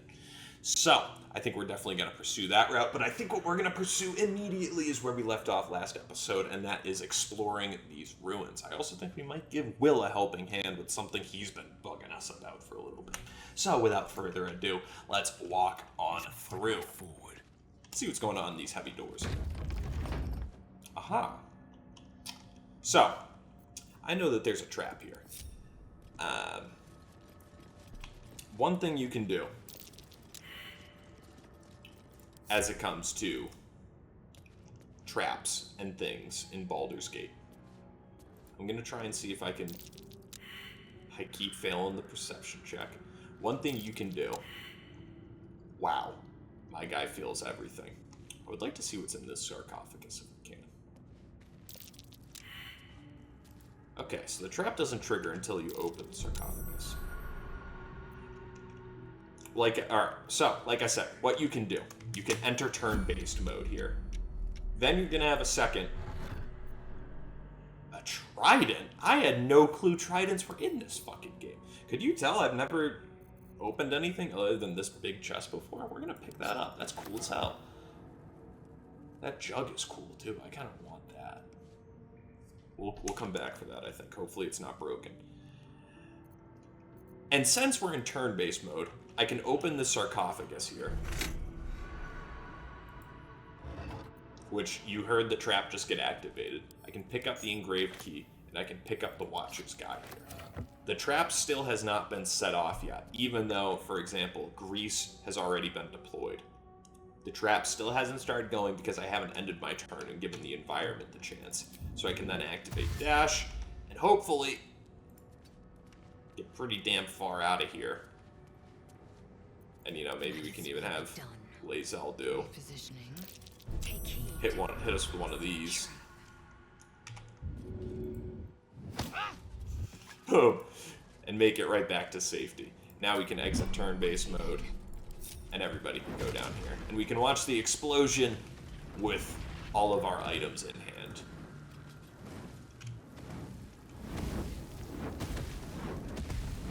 Ah, isn't it lovely? I'm not sure if this ever now disables. Maybe it does, maybe it doesn't. But we're just going to close that door and we'll find that out another time. That's a future us problem. Let's see what's in... Oh, did we go in here already? I guess we did. We'll move on into the locked door, which I'm sure is the key that we just got here. Nice.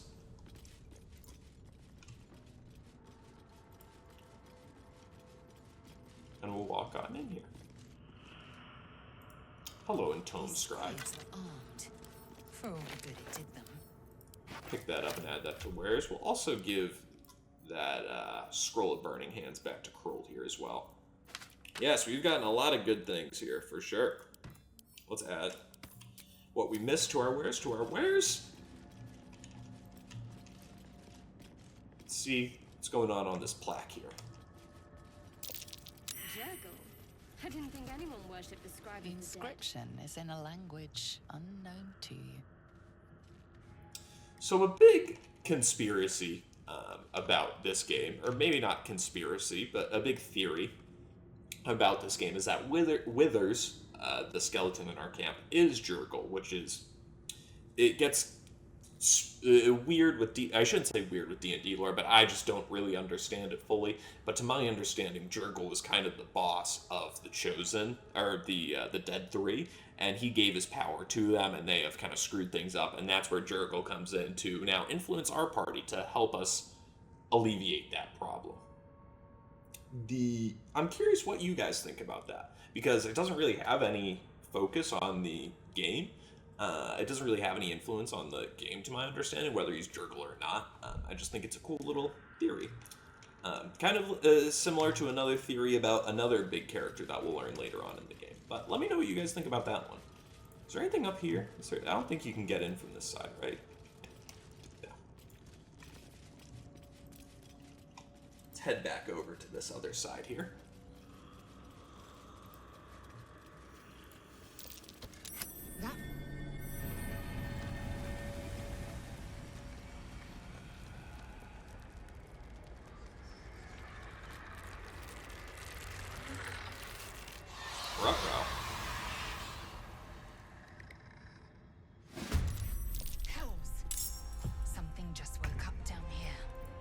Absolutely. Let them come. The darkness can be to our advantage. Alright, so I am all out of level 2 spells. I think Shadowheart's pretty much out of spells as well. What I'm going to try and do is just kind of get away out of the view of the other guys. And I'll try and focus down this guy up here that we can. Astarion, let's just have you bow this guy down. If we can. Nice. Great damage there, Astarion. And then we're going to have you hide and just run back into the corner here. Can't afford to let up. Shadowheart, we are going to have you cast Guiding Bolt, and please, for the love of God, once this long rest hits something. Nice! And that should pretty much be able to help us wrap that up, that guy up, once Lae'zel gets the chance to get up to him here. Which, actually, do you think we'll do 11 damage with this menacing shot? Let's try it. No dice, but it's close enough. We'll take that for sure. And we'll end our turn there. Fog Cloud, that stinks, but we can get around that. We're gonna keep moving out here.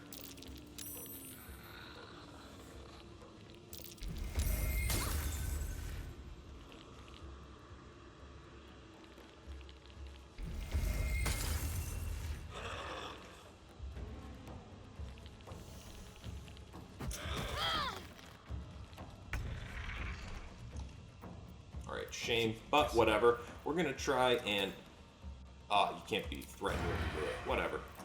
We will... Nice! That's awesome. That's a great outcome for that first guy there. And then we'll run over here and we'll cunning action hide again. But we got spotted. What can you do? We're gonna have Shadowheart run on out of the Shadowheart emerge from the shadows, and we'll have her. We're not gonna do that guy probably. I'm surprised that we don't have low ground disadvantage here, but we might as well have. And Lae'zel's gonna just keep running along here. That's great. Let's go. Run on out of the fog. See if we can hit this guy with another. Nice. Another ray of frost. And that fog is gone as well.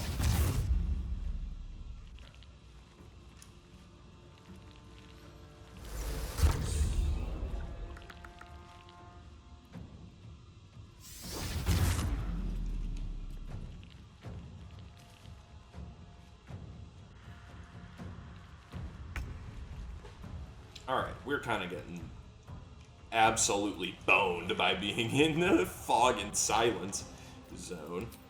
Whoops, I didn't mean to hit that. I wanted to see if we can hit him. We can't, but we'll take the main hand strike, and then we'll hit him with the offhand. Stay focused.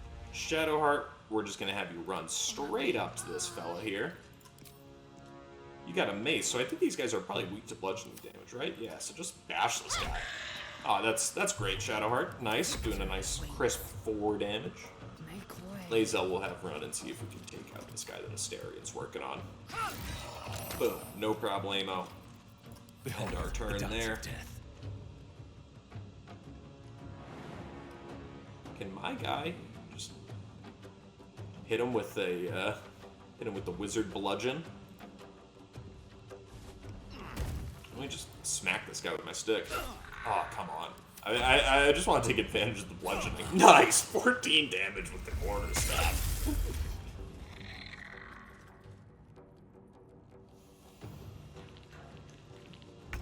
Alright. Astarion, do me a favor. Hop on up. Nice. See if Shadowheart, I feel like she's perfectly in the way of this. That banister's in the way, but it's not perfect. Victory awaits. Laser leap. Laser lunge, no dice. Comes easy these days. Don't waste a step. I think we are going to hit a magic missile here because we're just going to go back and rest shortly anyways.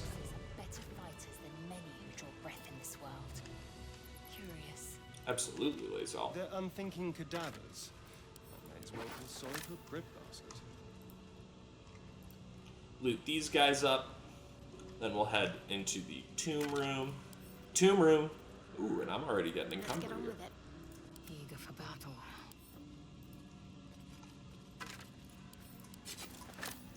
Quickly then. What lies within? Loot, loot, loot. I love loot. Speaking of loot, let's see what's in the tomb room. Tomb room. I don't know why that's just hit me. I think that's funny. Tomb room. Soul coin. Odd. What merchant would accept such a coin? Take that. We'll take the arrow of undead slaying as well, and the arrow of transportation. Those both seem very good. And there's a heavy chest here as well. So let's see what we got in there. Aha! This is something that I think is just so useful throughout the game to never have anyone that knows this, and you can always just keep that at camp, and anytime you want to speak with the dead, you can just pick that up from your camp and use it. So, we're gonna, actually, we're just gonna have Shadowheart wear it for now, because we don't have any better amulets, so I'm also gonna take a quick second and throw some keys on the keychains here, just because that is a pet peeve for me. Alright, we'll move back on here. Let's loot these last couple skeletons. Oh, I see a chest in there. What lies within?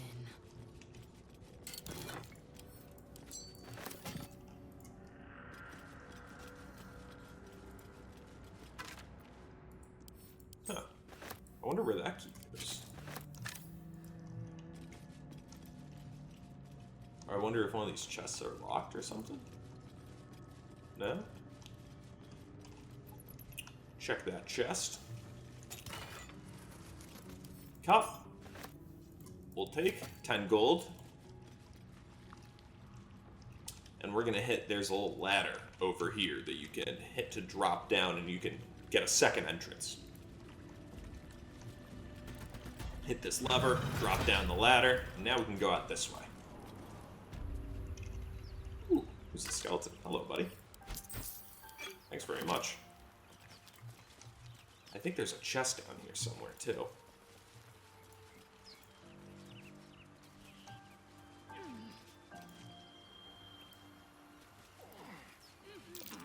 That's curious.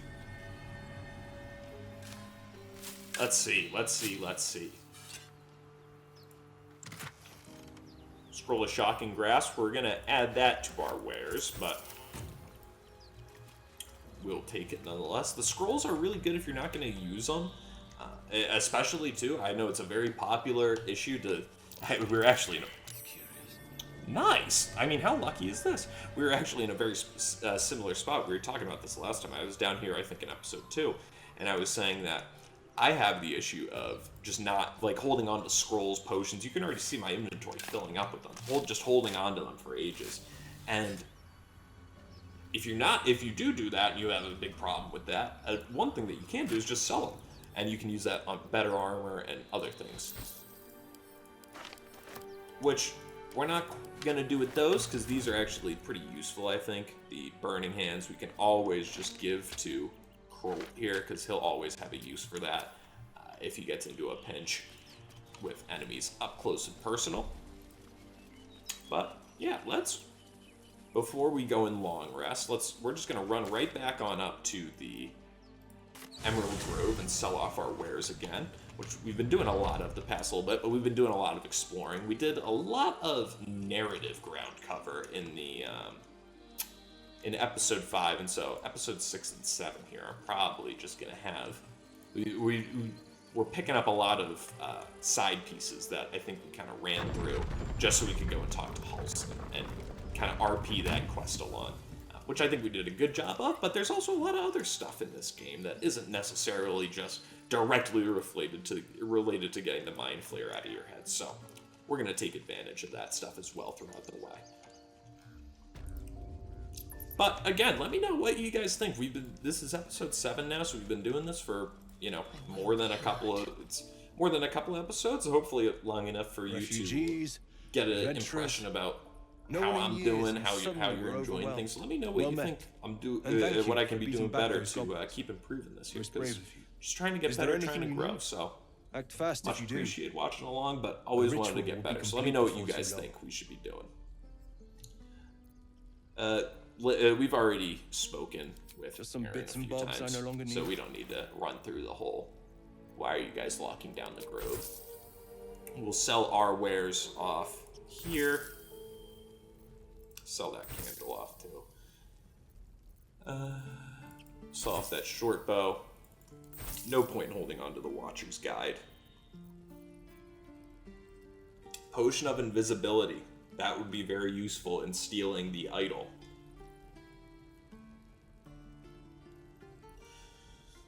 I think we might need to cop that, especially because now we've about tripled our money from where we were at the beginning of episode 6. So, yeah, what's Lae'zel's armor class? 15 already? Yeah, not worth it. The Gloves of Missile Snaring. That said, these I am going to grab for sure. I love these gloves. They're useful way late into the game. So we're just going to pick those guys up. And we're going to give them to Kroll, because there's a lot of times that your wizard is going to be getting hit with, which if I recall correctly, I think I can wear these gloves and still cast spells. There's a lot of times that people are shooting at Kroll because he's got a very low, or wizards in general, because they have very low AC. So we're going to take those Gloves of Missile Snaring and use them on him. We're also going to buy this Potion of Invisibility, and we'll hold on to that for further use. Alright, and with that, I think we're just going to head back and long rest here. All right. Should mind my step. And let's see. Anybody have anything new? I think let's talk to Will about Karlach, because I think that's what we're going to be doing tomorrow morning. Gone gods. Watching you consume that tadpole was more disgusting than the tadpole itself. Though, I suppose that's not what you wanted to talk about.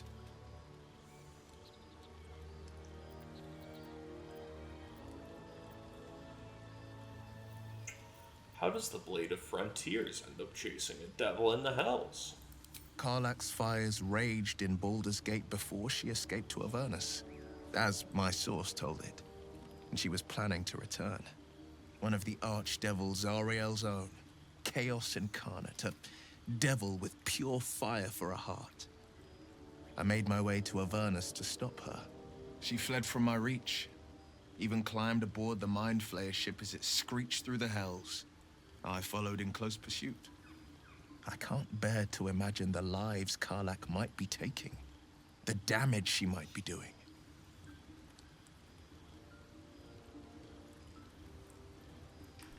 It's not exactly easy to journey to the hells from the Sword Coast. How did you manage it? A powerful friend with a keen interest in privacy. I'm sworn to say no more. Let's move on to other matters. Anything more we should discuss? Let's see if we have anything new about Karlach after we say that, but... yeah, nothing new about Karlach, so that's alright. We will move on to talk to... let's talk to Astarion for a little while. We haven't really spoke much to Astarion yet. You have a manner of irresistible desperation about you. I like it. Well, ask him what do you think's waiting for us in Moonrise Towers. Who knows? Drow? Mind Flayers? Death? Hopefully not ours. But maybe answers. If we can convince the right people to talk.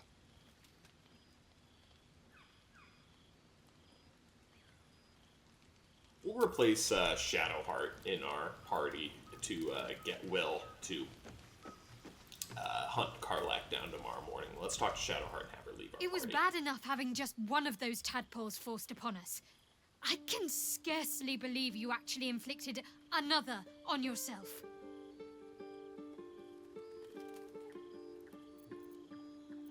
We should journey separately for now. I'll look for you here. If you're sure. I'm sure. Fine. I'll be here whenever you rediscover your taste in company. Alrighty. Will, you're up, brother man.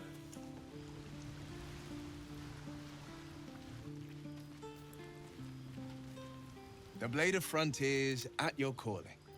I'd like you to join me. That's the spirit. Oh, nice. We can level Will up here real quick. We'll do that, and then we'll hit the hay for a long rest. Ooh, and then we are going to do something else after this. Alright. Warlocks, I think, are a really fun class, and I think they're a little bit overlooked in this game for a couple of reasons. Number one is that you can't really have a great relationship with your patron in the video game, which I kind of understand. It's hard to overcome that. And number two is because you already have Will in your party, and a lot of people really don't like Will. I kind of love him. I don't know. I think he's just... I kind of love the, like, Luke Skywalker. It's time to save the Earth. Or save Faerun at all costs type vibe. I love it.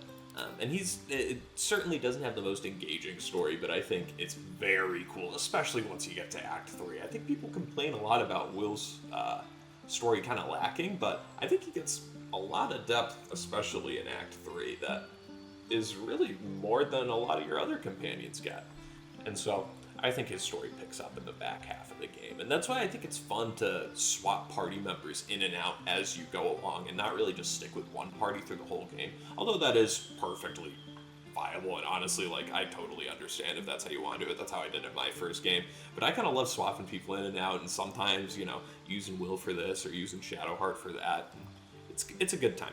But I won't ramble on any longer. We'll do...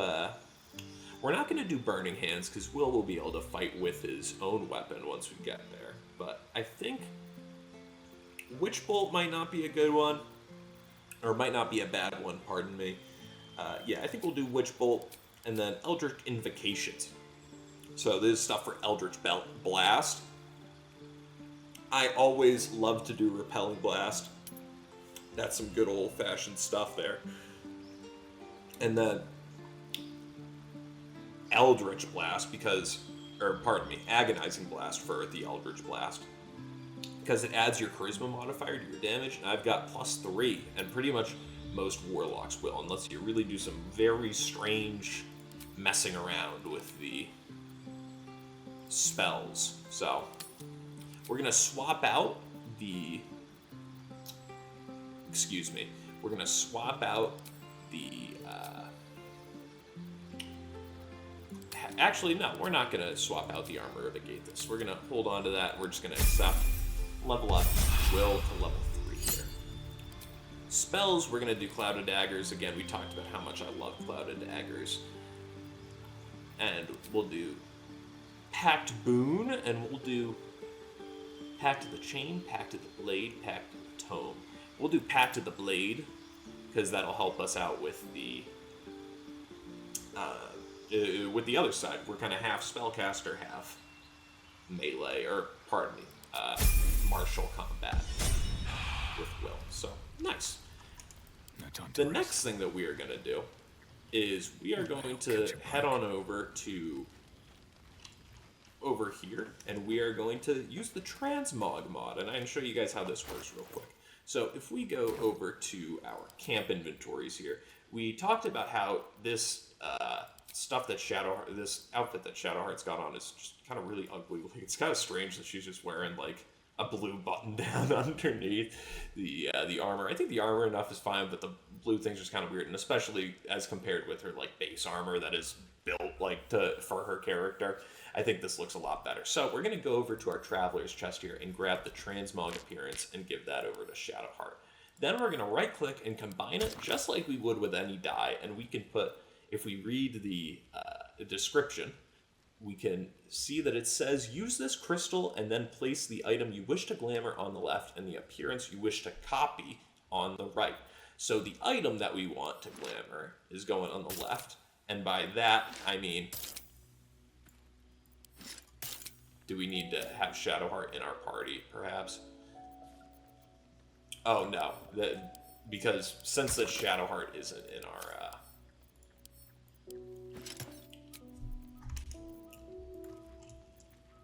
Alright, I'm just going to... No, not equip that! I don't want to equip it, I just want to take it. We're going to take that, we're going to take the Transmog, this guy. We're going to send that to Kroll, and then we'll send this to Kroll. Shadowheart, we'll give you your clothes back in a second. So now we can combine, and we've got the item that we wish to glamour on the left, so we're taking just this item's stats and giving it the appearance of Shadowheart's old stuff. And so now we can send this chain shirt back to camp here, which is the old one. And then we're going to do the same thing with the Transmog item, and then we're going to send that to Shadowheart, her new item. And then when we go to our camp inventory, we can have Shadowheart equip her new clothes, which is just her default armor, but now upgraded to the new equipment that we bought for her a couple episodes ago. And so now she's got all the bonuses that new armor has, but the appearance of the old one. Sorry that took a minute, but that's the first time that I've really done it for someone that I'm not like currently controlling. I'm normally always controlling them, so it should have gone a little bit smoother. I apologize, but we won't run into that issue again now. So we're going to auto-select up here. Let's just take a look at how our camp supplies are doing. It looks like we're using a lot here, and we kind of are, but we still have a ton of camp supplies. I'm not super concerned. We're eating a lot of odds and ends. Another visit.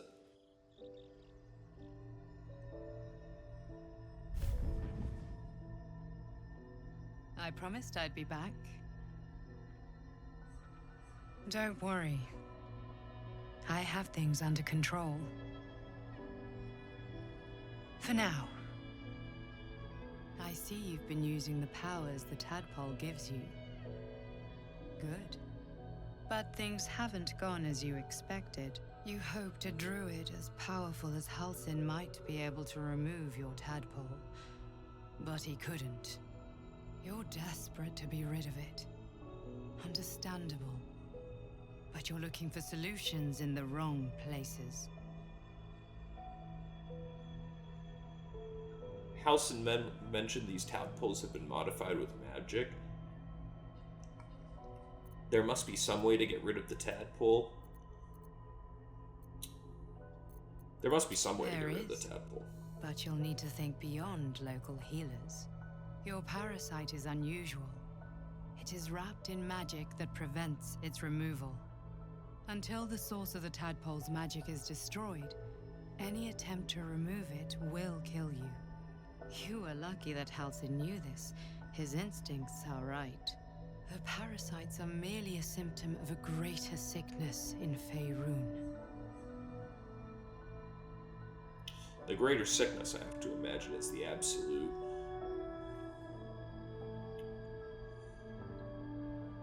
How do you know so much about these tadpoles? I have kept a careful watch on the movements of the cult. Though the Absolute's aims are not yet clear to me, its methods are. These parasites are more than illicit spawn. They are vessels for control. The infected hear the voice of the Absolute and believe it to be a god. That is how the cult of the Absolute is spreading. The highest of their rank, the True Souls, carry a tadpole just like yours. It is how they receive their orders. It is what makes them obey. When the order to transform is given, it will not be a matter of days. They will be mind flayers in an instant.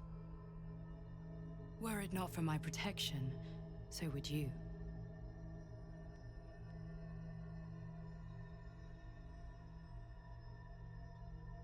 So who are you? It's complicated. But I'm an adventurer, just like you. Just like you, I was infected with a mind flayer parasite. Just like you, I seek to be free of it. I've been trying to escape from this evil for a long time. Once, I almost succeeded. Now, through you, I've been given a new chance. You can go where I cannot, and I can protect you from that evil. If we work together, we may turn this around. Hells, they need me. I have to go.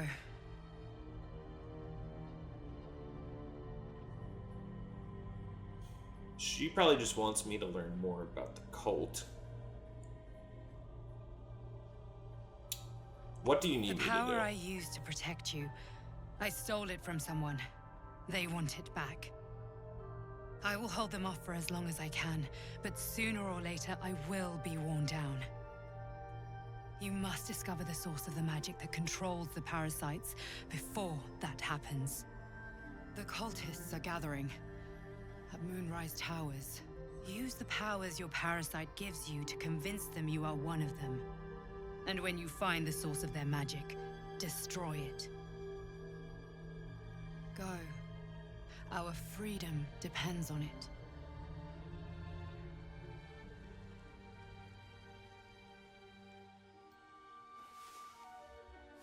So that's a big piece of information for Krolt as well. Because I just learned that the source, the parasite's power is from a magical source, which we learned in the previous episode, or the thing that makes them special.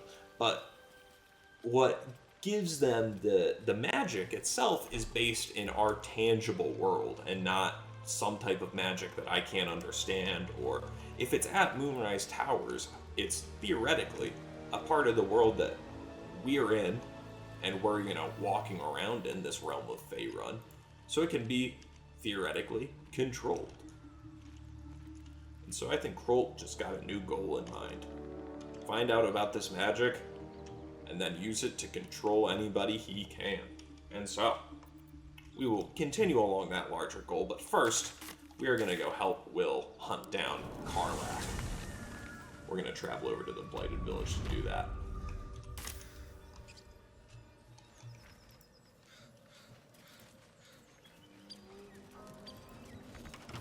Let's loot around here a little while. Let's crack it open. As much love as I hold for Baldur's Gate, these frontiers delight me as much as any bustling street. That's great, Will. You can't be serious. This is a howling wasteland. I like the star. I haven't even had a bath since the abduction. It must reek of illicit slime. Sure, but think of the stories you'll be able to tell. Oh, these two together is funny. I have very rarely done this party combination of Astarion and Will. Oh, perfect. Perfect. Whoops. Meant to send that to camp, but alright. Astarion's drunk. Empty.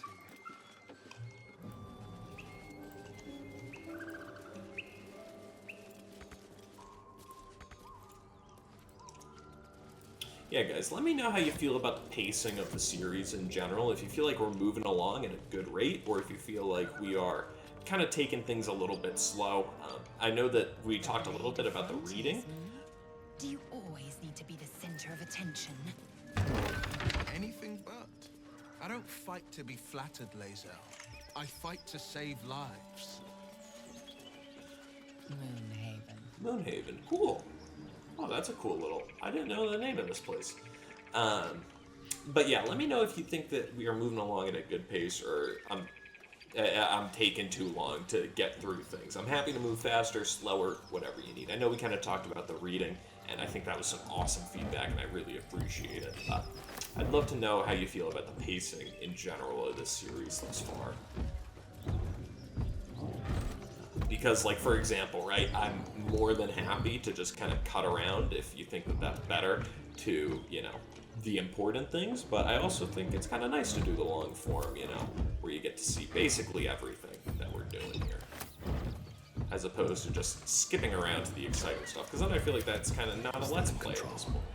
Just as you approach, a guttural scream and a succession of quick bangs rattle the door. Then, a low moan.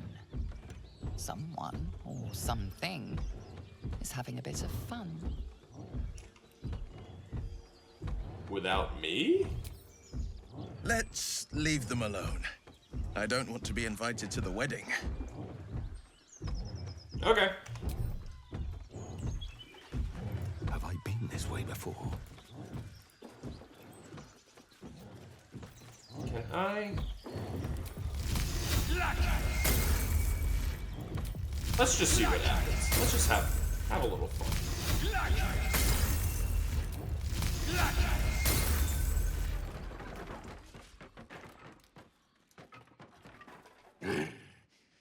What the hell are you doing?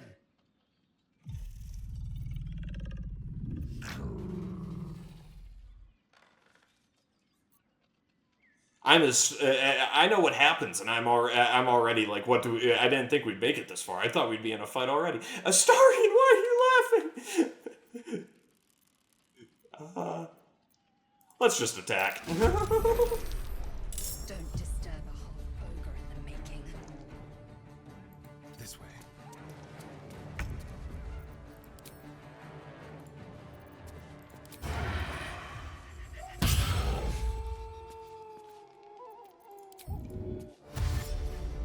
Oh, whoops. I shouldn't have done that. But, alas. Get out! Oh, wow, they have a ton of health.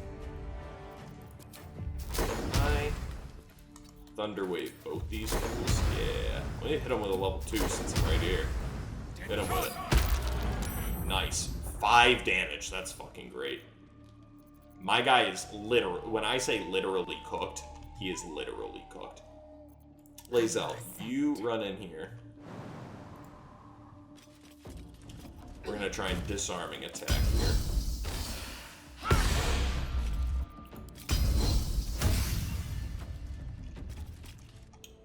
Oh, nice. I didn't think we'd actually get this guy. How much damage did you just do there? You can open up the combat menu by hitting that.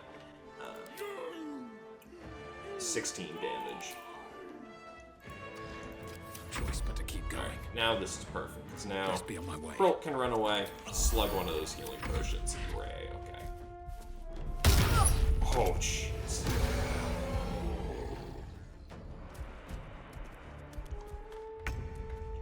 Alright. Let's try our Eldritch Blast here. Nice. And we'll stand at the ready. Astarion, we can sneak attack with. Perfect. Hit again with the offhand attack. Nice. Does their dexterity just so low? Yeah, that's why they're so easy to hit. Go from here. And I'll use a level 1 here. Jeez, man, that just stinks. Thunderwave has not been doing good for us this playthrough. We're gonna fainting attack here as well, and we're gonna actually I forgot you get the dice per short rest, so we're not going to save those. Maybe we'll end our turn. Tough look, but I think we'll be okay here.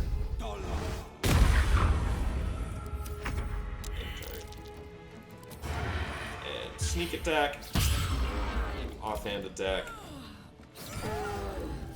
end my turn. Hit him with the burning hands here. Nice, there we go, burning hands. That's what I'm talking about.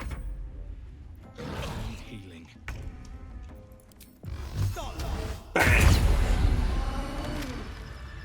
Alright. Now let's pick up Lae'zel here.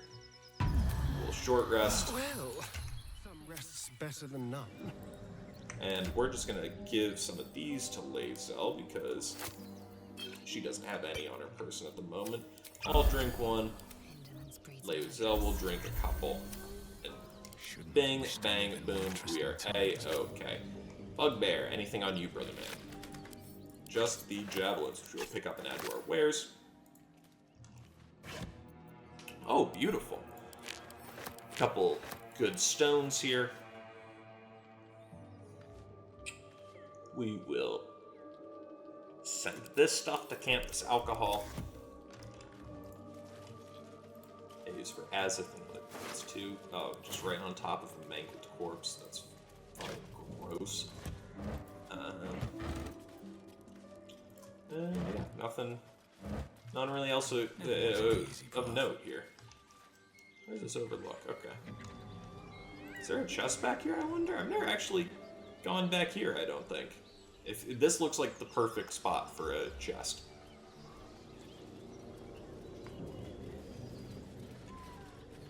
Yeah. We will go down here and talk to Scratch, though.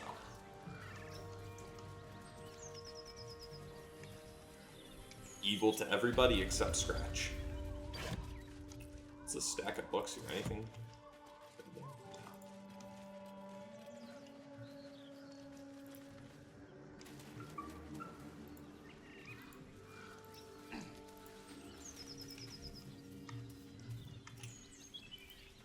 Keep on walking down here. Poor old Gomwick. Scratch, what's good, dog?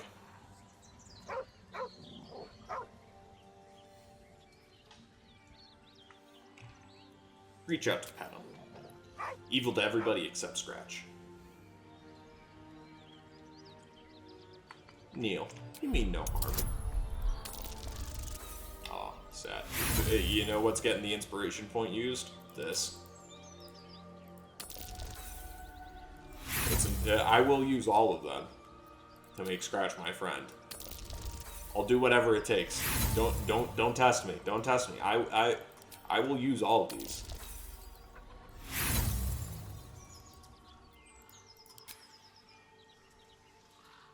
The dog's hackles raise.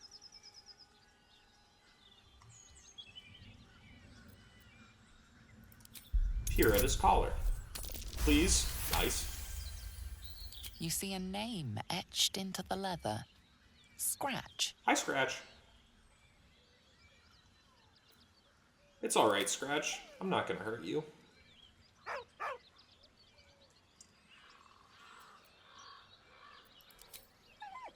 Pat him. Give him a good old-fashioned pat. Come on, Scratch. Follow me.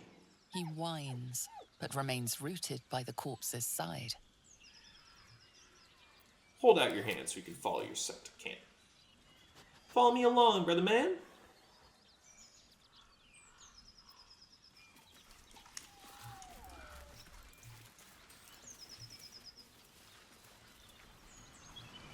Oh, cool. Let's check out this area. There's another little area I don't really go to. This little fishing spot here. That's cool. Bucket of fish. Perfect. Send all this stuff to camp. Nice. Alright. Keep on keeping on here. This is a good way to go to Karlach because you can avoid the gnolls and stuff up there, which I do think are one of the harder fights in the kind of the overworld, in the wilderness here.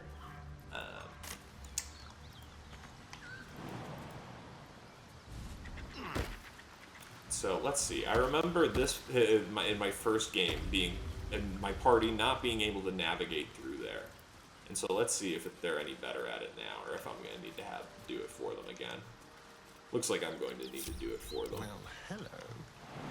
Alrighty. Magnificent. Oh, we don't need to actually jump anywhere starting. You don't. Oh, that's unnecessary, brother. Alrighty, Will. We got the Dark One's Blessing, which we got at the end of what's it called? Animals. Killing the ogre and the giant thing. All is ash and meat. Damn right.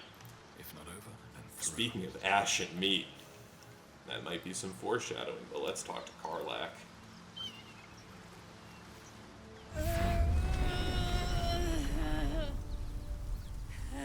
One horn. The stink of Avernus. Advocatus Diaboli.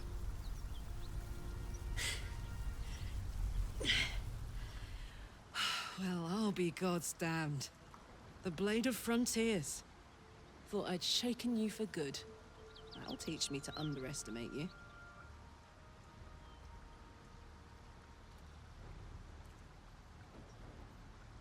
Tell me, monster, what's it like to know you're about to die? Touch me, and you'll regret it. A great heat roars through you. Her heat, fiery as the hells. Then you're lost in visions of demonic armies as you tear through a landscape of fire and blood. The Blood War. You saw it from above as the Nautiloid passed through Avernus. This woman was on the front line. What was that? Evidence. Proof that you're a devil.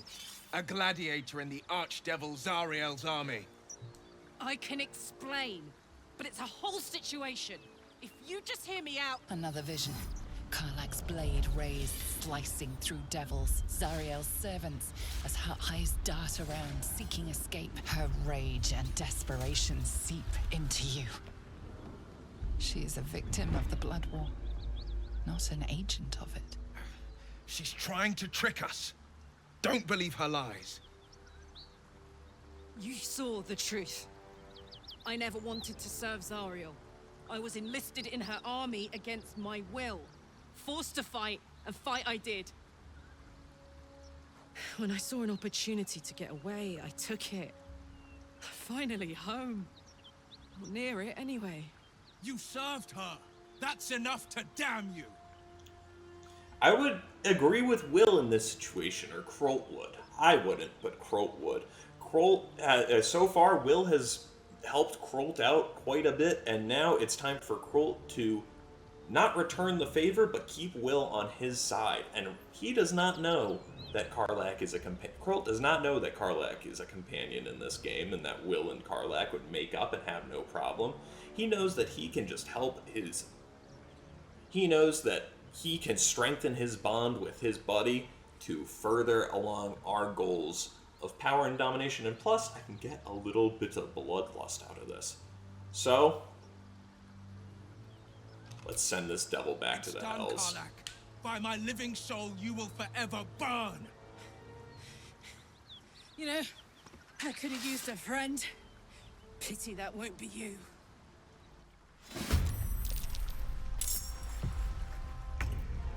So, Astarion, let's run right on over. Outmaneuver them. See if we can cross off. Here's the... Oh, that's brutal. I mean, a literal stone toss away. Let's have Lae'zel just... Damn. This stinks, but whatever. We're gonna have her cast her psionic jump here. And leap on over. And then, yeah, fuck it. We'll have her use action surge here. And then disarming attack. Save the disarming attack. So no dice there. I would do literally anything for Astarion to get a little bit closer. But we'll take the 9 piercing damage.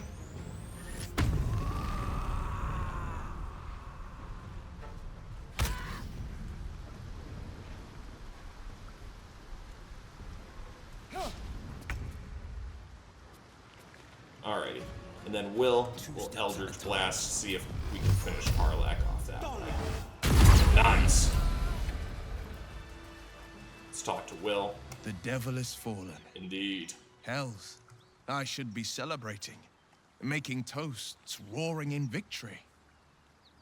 But I can't get the tadpole's visions out of my mind. Tell me we were right to strike Karlach down.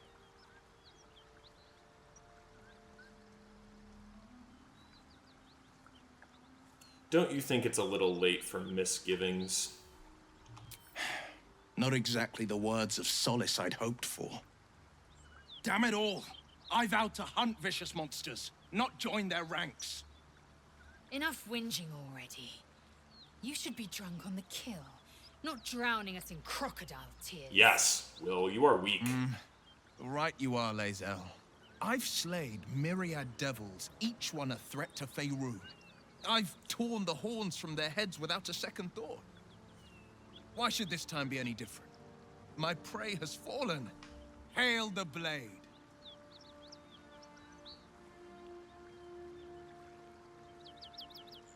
I'm certainly not saying hail the blade. Hail to us. Yes, hail to us. An alliance as true as the sun's march across the sky. I'm not going to assert my dominance on this group, I think, until we get out of the Goblin Camp questline. I think once we get out of the Goblin Camp questline, that's when I'm really going to take control and say, Krolt is the leader. All of you are but followers to me. But for now, we're all working together towards a common goal in theory, which is get to Moonrise Towers and learn more about these tadpoles. But we will leave. What path lies before me? Aw, sick. We can sell Karlach's stuff here.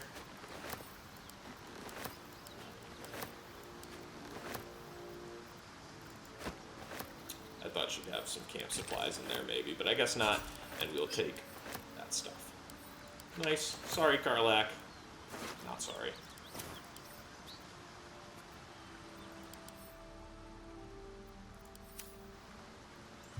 Alrighty. Oh, I see a backpack there. Never mind. Pick up the Alchemist Fire. Yeah, pick up all this stuff. There's some good stuff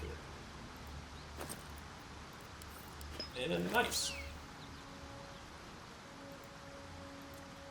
And we'll keep heading on up the road. Ooh, the toll collector's key. This is why it's always good. I'm always running around with that alt key on, man, because you'll just find random stuff like that. Let's go up to the toll house here.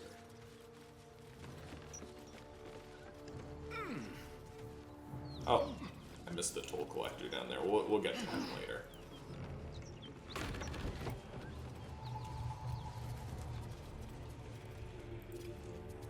Need any supplies? We've fewer mouths to feed now. What happened to you? The Lord of Justice sent us after a devil haunting this area. We squared off against her. We lost. See, Will. Karlach Talk wasn't to doing Anders anything if you good. want the details. I don't have it in me to recount the horror. Let's see what you have to trade. We'll sell off our wares real quick. That just happens to be all Karlach shit. We're also going to buy this supply pack. And sweet potion of animal speaking as well. That'll be useful for talking to the strange ox and then scratch. In Tyr's name. Very cool. I'm not going to ask any questions about that dead body. Hi, Anders. Cut it out. Who's there? Please, keep your distance. You're welcome to shelter here, but we've grave injuries to tend to.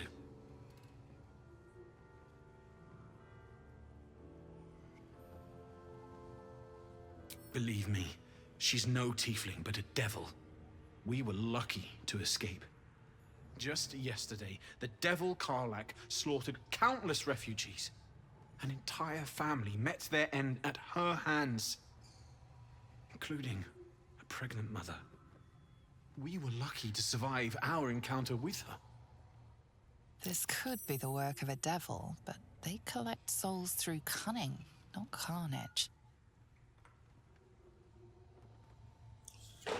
I've already dealt with her. She's dead. If that's true, this is the first glimmer of hope we've had for a long while. But I'll need proof. Bring me her head, and I'll give you my blade. It carries Tyr's blessing, and you will have earned it by carrying out his justice. Seems easy enough. We can do that. Why don't we head on down there? Ooh, actually, this is perfect. We'll be able to talk to the dead toll collector. And by talk to, I mean, take his gold.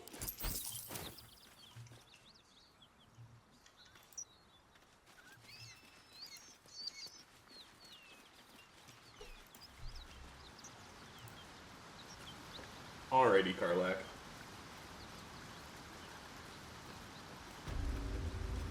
A faint, acrid smell clings to the corpse, like the memory of a storm.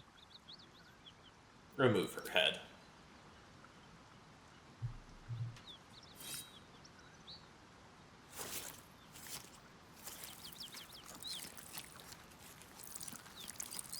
The head comes free with a sickening crunch.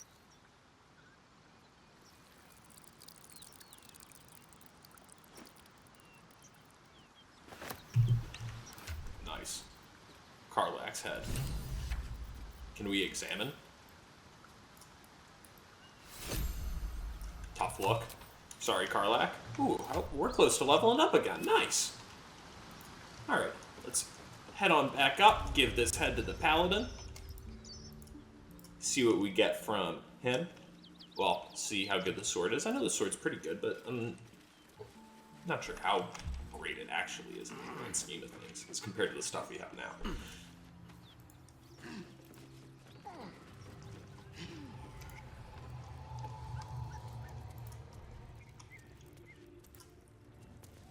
Well.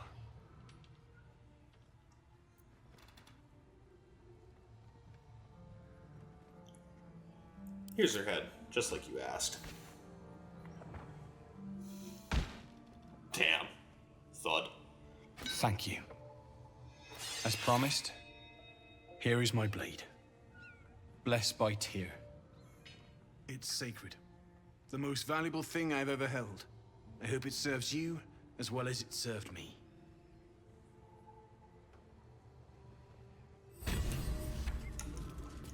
Cool. So now what happens? Your actions saved many souls. Tyr be with you. Cool enough. Alright. Yeah, man. Looks like Karlach did some damage. Wink, wink. So, let's take a look at this Sword of Justice. Send that to Lae'zel real quick. Yeah, I don't think it's any better than what we already had for her.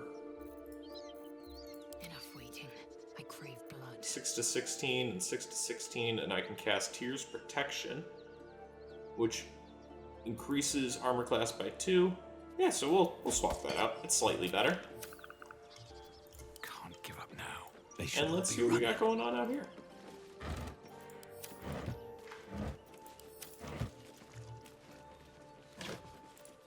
Perfect. Camp supplies here. Send all this to camp. I don't think the gnolls really have anything good on them usually. Yeah, just hyena ears and shit. Here in the wooden crate. Perfect. Sending this stuff back to camp. The outer city. We'll pick that up, and that'll be useful for when we get closer to Baldur's Gate. Careful. What's good? Buckle. Pick that up and add all this stuff to my wares. No way these things give camp supplies, right? Yeah, can't even reach them.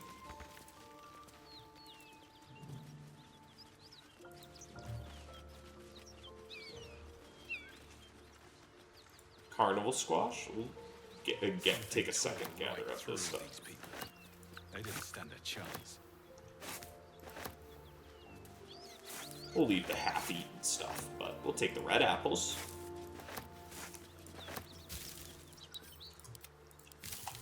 And we're just gonna take a quick second. Go into my camp supply sack. Send all this stuff to camp.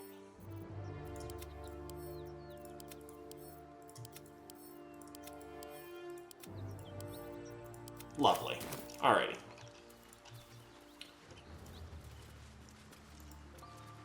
The gate is closed. I saw that in there. We're gonna read that in a second. The heap smells oddly enticing. You find you can't resist inhaling her offals. You hear what comes next before you see it. The sharp snapping of bones and a yelp of pain as her body starts to twist and undulate. You watch with cold realization. This isn't the end of one life, but the start of another. Her darling pups will not be of her own species. Gnolls bring forth their iniquitous litter from many corpsed wombs, including hyenas.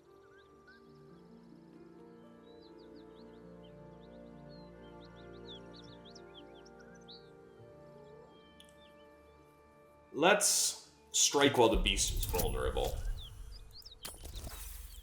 Jeez. Tough luck. Tough luck. Strike quickly, but not quickly enough. She shrieks, thrashing helplessly. Her belly splits like a rotten fruit, birthing a frenzy of claws and fangs.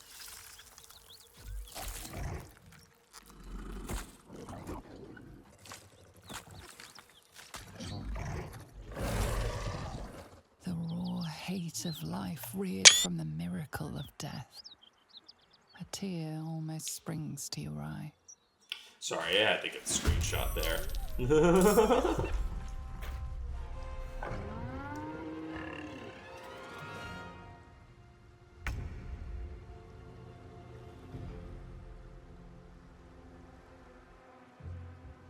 Time to push my luck again. Alright, so what do we... It is where I would love to have Wall of Fire, but alas, we don't. So, I think what we're going to do is throw a Void Bulb here, draw all these guys in. And then, in a second, we'll... I wish we had... Time for a cuddle. What do we have in terms of fire arrows? I'd love to take one of these and have a Starian shoot that. Nice. Yeah, we'll take the 94%. Nice, nice, nice. And we'll end our turn there. And we'll end this turn.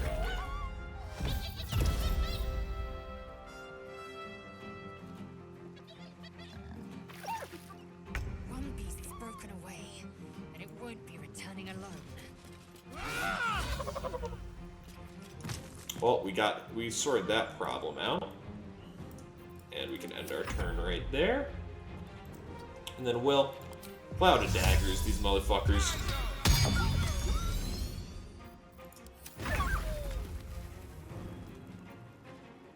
Where's the last one? There it is. Never seen that before. Will's the one Certainly concentrating. puts the miracle of birth in a new light. Let them come. Let's read here. We will rip them from top to tail. The gate is closed. Baldur's Gate, a bastion of commerce and culture, rewarded only with corruption and catastrophe. Crime, poverty, taxation, burdens unfairly heaped upon the shoulders of the common citizenry. Thieves and outsiders go fat on the teat, while native Baldurians starve in the street.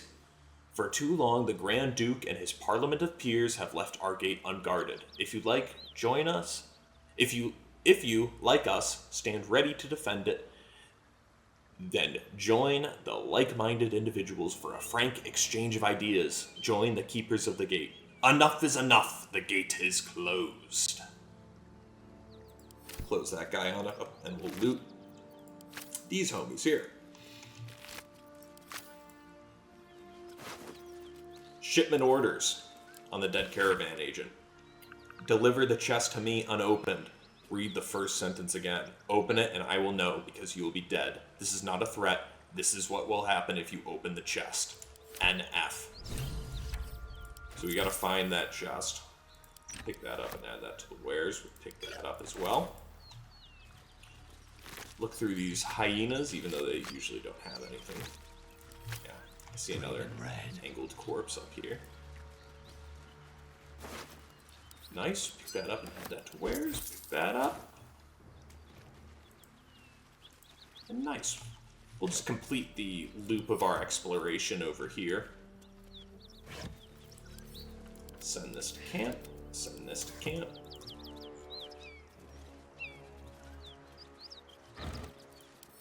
Send that to camp as well. Make the leap across the bridge here. Nice. Strange. It looks healthy, but it's stone dead. Who cares about it? The pig's dead, my friend. Staring at it won't bring it back. Come on. We'll never fix these brain worms if we stop and gawk at every piece of carrion you find.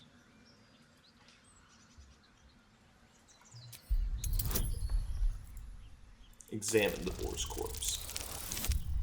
Nice. The boar seems to be fresh, only a few hours dead. Examining the corpse, you see 2 small puncture wounds in its neck. And is it dead enough for you?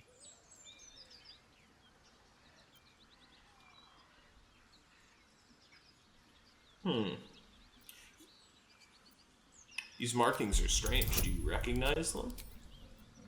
I certainly recognize that Astarion is hiding something about this, but this is great.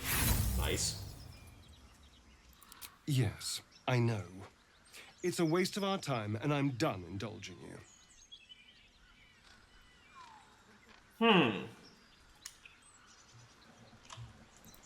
Let's talk to him again. I had another visit from that dream figure. I take it you did too. It claims that if we infiltrate the heart of the cult that's giving out these parasites, we'll find the answers we're looking for. It gave me another gift, too. Just like it did the first time it appeared. Rather generous, if you ask me. Whatever's at the heart And of this while we're cult, at yeah, it, find it. we can see how many more of these little worms we can harvest. Now, was there anything else? No, we'll move on. And just like moving on from Astarion, we are going to move on to the next episode. I didn't even realize. I looked over and I've been recording for an hour and 16 minutes. I stood up for a minute there in between, so it's not going to be quite that long, but we've been going for a little while here. So I want to thank you guys very much for watching again. I really, really appreciate it. Let me know what you think about the pacing of this series. If you think we got to pick it up, slow it down, let me know what you think, because I'm happy to go either way, but I'm just curious about how you guys are feeling. Get a little pulse check on that. So thank you guys so much for watching. Do me a favor, like, subscribe, all the YouTube stuff. I really, really appreciate you coming along on Krolt and his crew's journey, and we're going to pick right back up in the next one and see where our journey takes us next. Thanks. Peace. Hey guys, what's up? Welcome back, as always, to another episode of our Baldur's Gate 3 playthrough. We are playing the Dark Urge. Our character here is Krolt, and he is running along through Faerun with his crew. If you don't recall, in the last episode, we hunted down and the Devil Karlach met her end on Will's blade. And we also checked through the ruins that Shadowheart was standing out in front of in episode 1. We were hoping there might be a little bit of a clue towards finding a cure for the parasite there. That was really our last option here in the wilderness that we're aware of, and we couldn't. So our next best guess is to go make the long trek to Moonrise Towers. And so we're going to start that journey along today, but we're going to pick up right where we left off and go head back to camp, because Will said, hey, we might want to head back, when I was checking through the journal here, getting ready for today's episode. We got our crew still posted up over here. May or may not have taken me a few takes to do the intro, and I got very sad, very annoyed with repositioning everybody. So, let's take a quick old... I'm so glad I found... Wait, it's me. It's Alfira from the Grove. Alfira, what are you doing here? I'm sorry for barging in like this, but I had to come find you. You've... well, inspired me. I want to stand on my own 2 feet, to prove that I can be half the bard my teacher was. I want to join you, to fight by your side. I want to help people, as you've helped me. Yeah! More allies.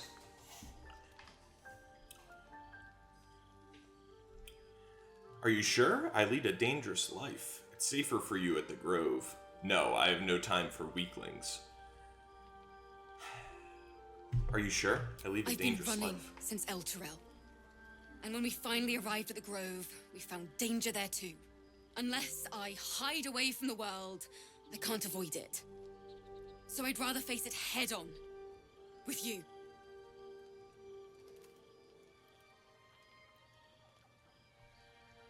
You can stay for now. Let's see how you fare. This would be very cool. Really? A hard companion. Oh, this is wonderful. Ease your worries. Warm your hands. We owe you that much. I won't let you down. I promise. Understood. Can we talk to Alfira?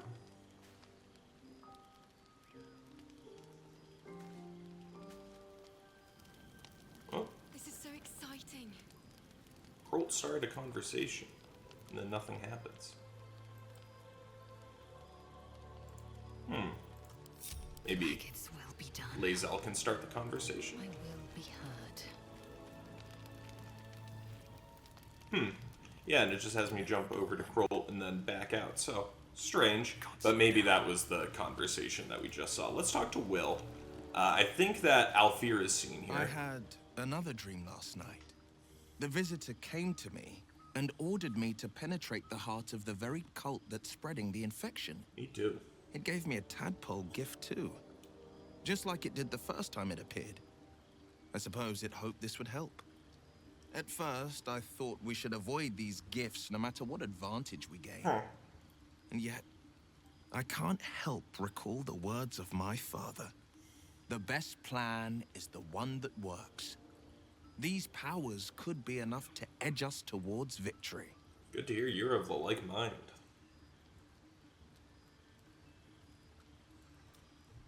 We need these powers to infiltrate the cult. This is the plan that works. I think Krolt is totally sold on the tadpoles at this point. Maybe not totally sold, but I don't think he sees any downside to it. Because we talked about this in the past couple episodes, but he really is only getting power from them and doesn't see a situation where it accelerates his seramorphosis. So, very well. If it's mind games these parasites wish to play, we'll play. And we'll win. So, I think that Alfira being here has interfered with Will's cutscene, if I had to guess. Because I know that a lot of times the long rest scenes can kind of stack up on top of each other. So I think that and I think they can prevent one for like there can only be one a night. I could be wrong, but I think that's the case. That said, if you see Gale with this body language, it means that he needs another artifact. I'm going to check real quick and see if do we have any magical artifacts in here. We're gonna hold on to these boots here because I actually think those might be useful later on. Maybe, we'll see. What do I have that I can give to Gale? Do we have anything? Oh, the haste helm, which, why isn't Astarion wearing that? Key of the Ancients, I doubt that's a magical item. Oh, I think Greatsword I don't think is magical. Sharp as ever. Huh. How delicious. Keep your distance, darling.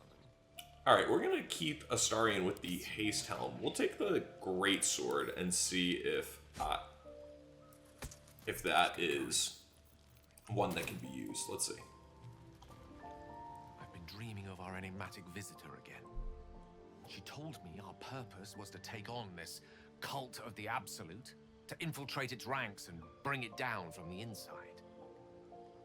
She even offered me greater powers, the result of some manipulation of the tadpole's psionic abilities. Given the magnitude of what we're up against, I see no harm in considering the benefit this offer might afford us. Could be the only way to reach this source in one piece. You're all about consuming just anything that can... all about magic and parasites and consumption.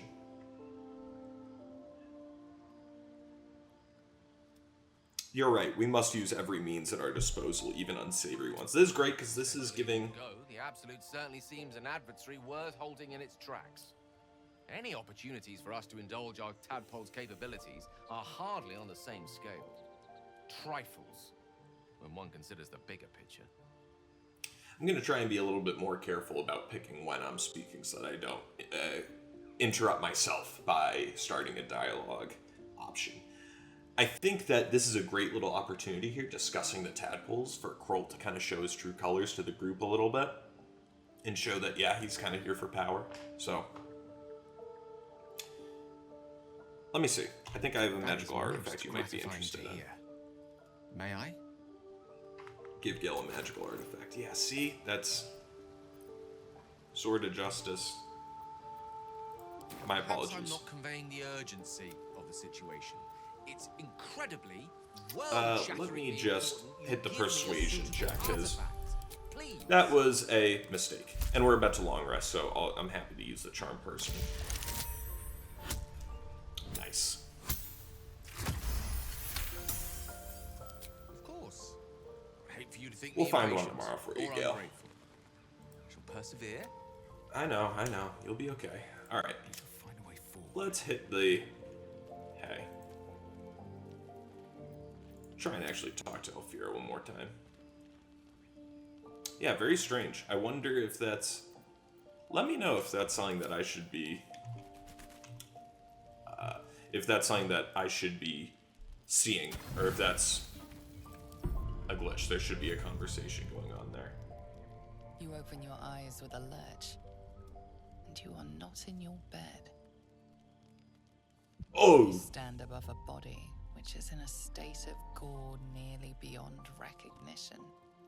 The body of that Jesus girl Christ. who earnestly swore to devote her life to your cause. Holy. Her blood covers you, and its warmth feels like the embrace of an old friend. You recall nothing of how you ended up here, but your head pounds and aches.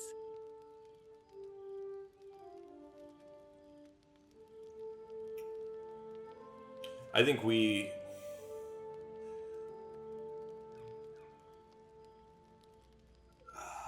Alright, that is crazy. I knew that this happens. I did not realize it was that bad. That's... sorry, Alfira. Sad face. But what would Krolt be doing here? Would he be doing the smart thing? I feel like he... Because I don't feel like the smart thing to do here is, even though it is an intelligence check, would be to try and remember anything. I think he would look for... Yeah, let's look for an explanation. 19. Nice. There are dozens and dozens of wounds on the corpse. The killer did not stop savaging it, even when she was I can do without the tight shots. And your dominant arm aches. It aches from stabbing over and over. No matter how it appears, the body is there, and her blood is on your hands. The question flows through your mind. Who are you, really, that you could be guilty of such bitter business?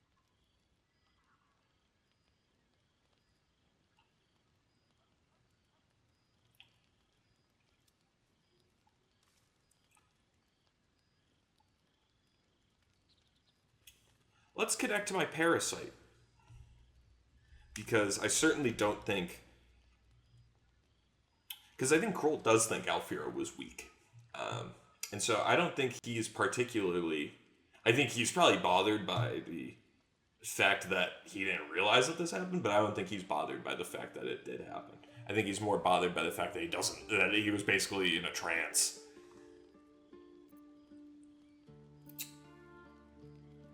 Wonder what curse is in your heart to kill in your sleep. I think let's connect to the parasite and see if the little worm seems silent. Your companions sleep blissfully tonight. If it were the rage of a tadpole, no others seem to be affected. You don't have much time for reflection now. You need to act. You may only have a few moments before the others awaken and begin to cast blame for the hot sin before you.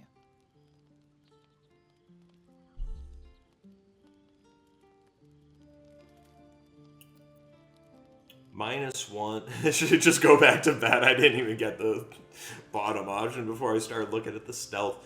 Alright, stealth, try and hide the body or seek the nearest water to wash the blood away.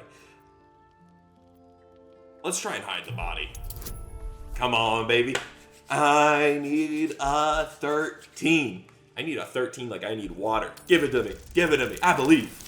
Fuck!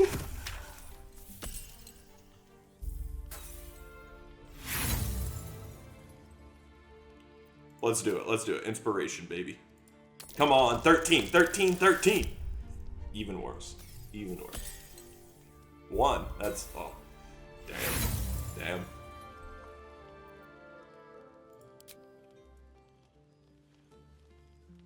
Her guts start to flow everywhere as you shift her. Oh, that's so gross.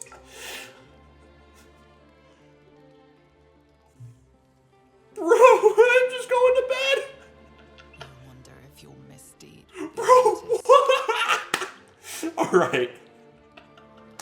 I'm just going to bed with the blood on my hands. Come on.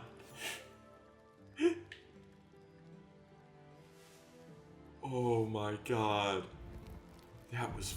Changer, this is some sloppy work. You talk.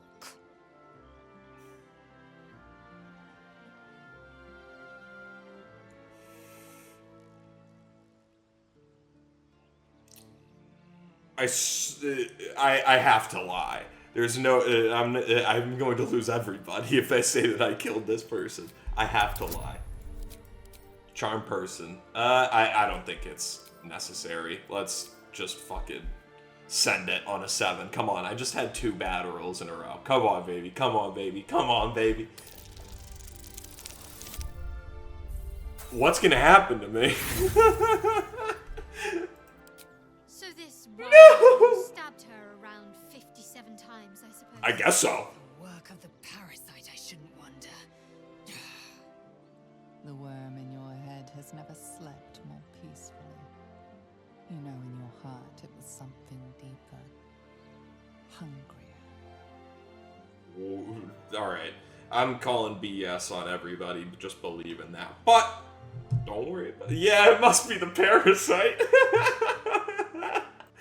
We can but stand guard against the parasite. I'll be watching. Oh my god. An uneasy feeling lingers. My friends are in the stupid. air. As the Inquisition departs, you are left alone with a familiar headache. Alright, it would be so cool if in, like, the good run, like, you kept Alfir. Like, that would be so cool. A Bard. I still have never done Bard in this game, so I really don't know much about it, other than, you know, being able to insult people, which I think is great, but...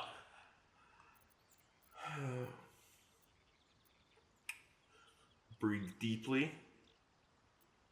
Vow. I think we grind our jaw. Something revolts in your churning blood. Why hide what you are? You long to expose yourself. Oh, wait, no. Scratch just found his way here. Okay. This has gotta... this has gotta go. Let's talk to Scratch first. And also disable Asterian's helmet.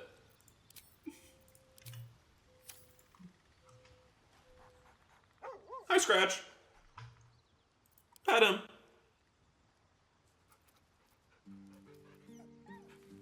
Winning that approval back already.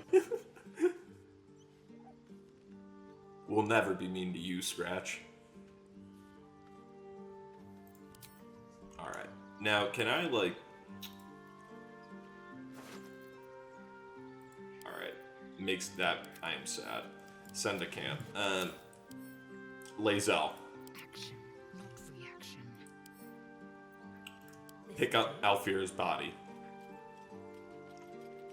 Alright, now put this eyesore in the camp chest.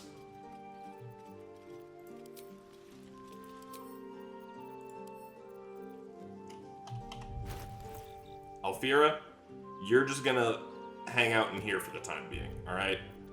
We'll get you... somebody's gonna come and hang out with you. You just hang out, you got a place to sleep, free rent, no problem. Now, we have water. I know Shadowheart just has some water. I just saw it on her inventory there. All right, we'll spring cleaning. Start our day off. Oh, Asterian's got some too. Sweet. We're just gonna give it to Lae'zel so that she can use it. All right, get rid of that. Hey, it's no problem. Okay, slight problem. Slight problem. I know you can find soap. Okay. We're not going to be spending many more nights here, I think. I think it'll be best for all of us to leave this in the past and forget about what happened here. So, Don't give up now. We're going to move on. One thing I did notice while we were getting the intro together was... Have to keep going. There's a chest spot over here. Something over there. And so we'll quick shovel this guy out.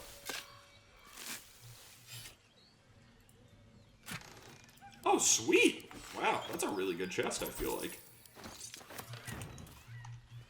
We're also gonna head... Ooh, I meant to take Shadowheart with us, but that's fine. We'll roll with us for another day. How about that for the man?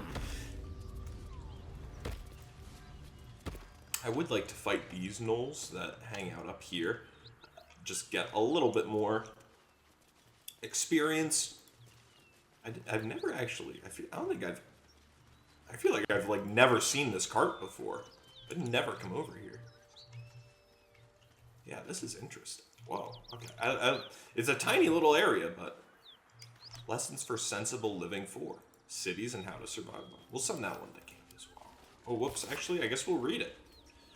The first page summarizes the contents. The remaining pages clumsily elaborate them on great detail. 1. On not going to cities. This reads like a philosophy book.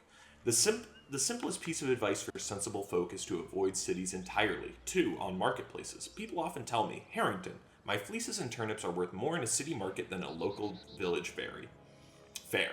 Fools, to them I say. Your fleeces and turnips will be robbed long before you reach the market square, and you will have only a few lumps and bruises to take home. 3. On taverns. All sensible folk enjoy draining a mug of locally produced ale in the company of their friends, but some of you may have heard tell of the extravagant taverns that populate the cities of the Sword Coast. If bawdy knaves like the Blushing Mermaid and the Wizard's Stave were not sufficient warning of their impropriety, let it be known that you will be robbed long before you finish your first tankard and will have only a few lumps and bruises for company. Don't go to the cities or you will get robbed, should be the title of this book. On sewerage. Belike you keep a pot by your bedside and cast out the levings into a communal pit of mourn. Sensible and cleanly behavior. Many cities have dispensed with such simple methods of hygienic living, and instead the waste of the inhabitants commingles, I don't know that one, and commingles. A waste of the inhabitants commingles and flows through the great channels beneath the very streets, a breeding ground for mucky creatures. 5. On becoming lost. Cities are far too large and you will become lost almost immediately. A fellow once told me that Baldur's Gate is actually 3 cities in one, an outer, an inner, and an upper. I believe he thought I'd be impressed, but I simply spat in his eye and sent him away. Harrington Nathalin. That's interesting. I wonder if Harrington is one of the people up here.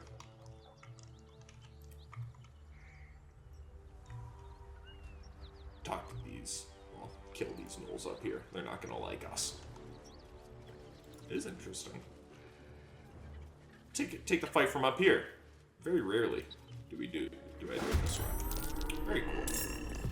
These guys are very difficult because they have multiple range attacks.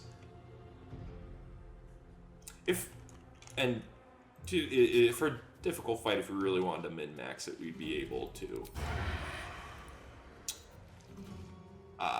We'd take this fight from stealth and things like that, and eventually, maybe when we do an honor mode playthrough, we will certainly take use of all that very frequently, but not really necessary for a fight of this level. We're gonna have Asterion just kind of run away there. Take a pot shot and then run. Survival is all that matters. Rolt is going to hit a cloud of daggers right in the middle of these guys. Maybe we should.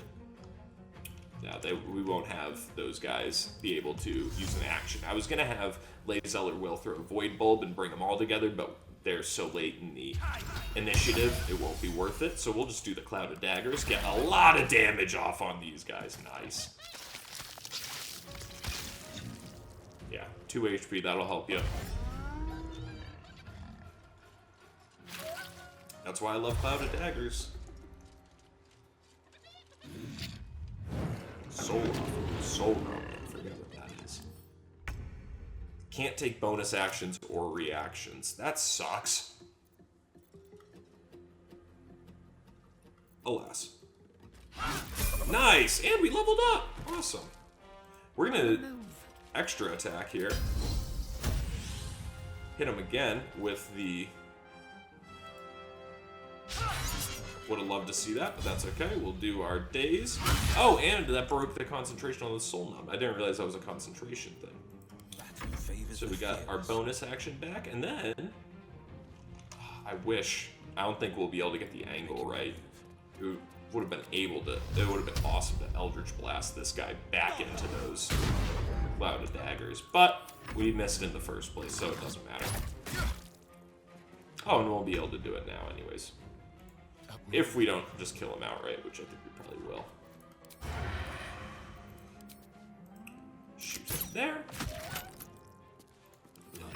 Nice. And we'll just firebolt the Fleshnar. No dice. Why'd those claws make a punching sound? That was funny. Oh, that really stinks. But alas, it's okay. Coming through. And we get to try and hit him again. Let's see. Come on. Oh, I want it so bad. We're going to try and get close to him. We can't get all the way that we want to, but just try and close that distance. I'm really surprised. I think because we got lucky with doing so much damage, that was dumb. A lot of times, too, the enemies just still run straight through the AoE spells, so that's why I think they're really useful. I think I could be... Oh, sorry, I didn't mean to end your turn. I think there's a mod that maybe stops them from doing that. Let me know if that's something you guys are interested in. I'm happy to add that, because it always feels cheap whenever they just run through an obstacle like that on their own volition. But let me know what you think. I'm making up for it with all these misses, so I think maybe it's actually fair. I mean, what am I supposed to do here? It's my turn. Will hit this guy with an Eldritch Blast.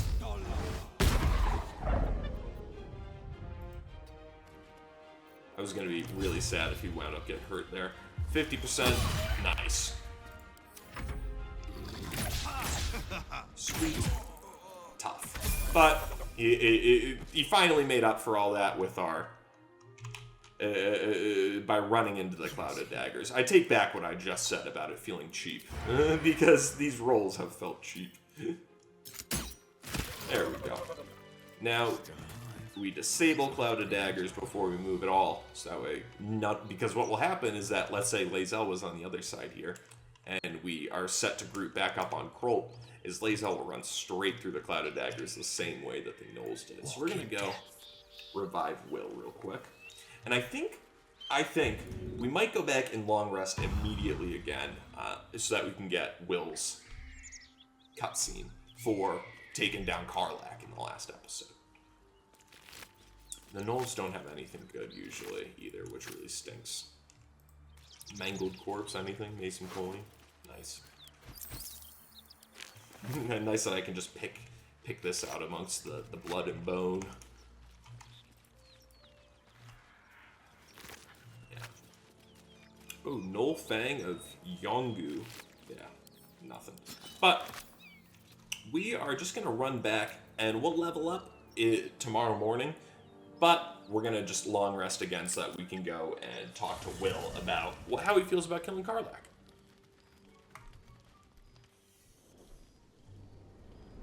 Hellsfire. She's coming.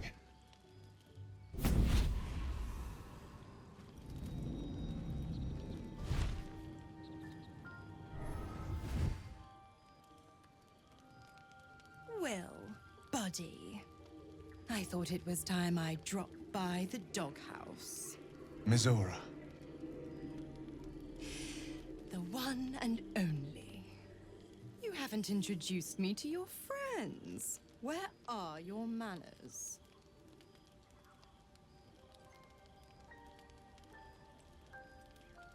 Well, well, aren't you a luscious thing? No, but I think, call me Kroll. Will, you Who are you? absolute stinker. You kept me a secret? Time to let the Hellcat out of the bag. Call me Mizora.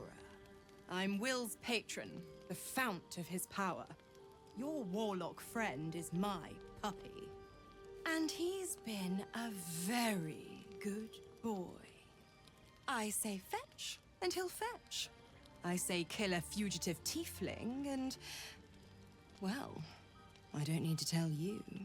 You said devils only. She was a tiefling, not a monster. Clause G, Section 9. Target shall be limited to the infernal, the demonic, the heartless, and the soulless. Cheer up, Buttercup. Karlach had no heart. You did the world a favor. More to the point, you obeyed.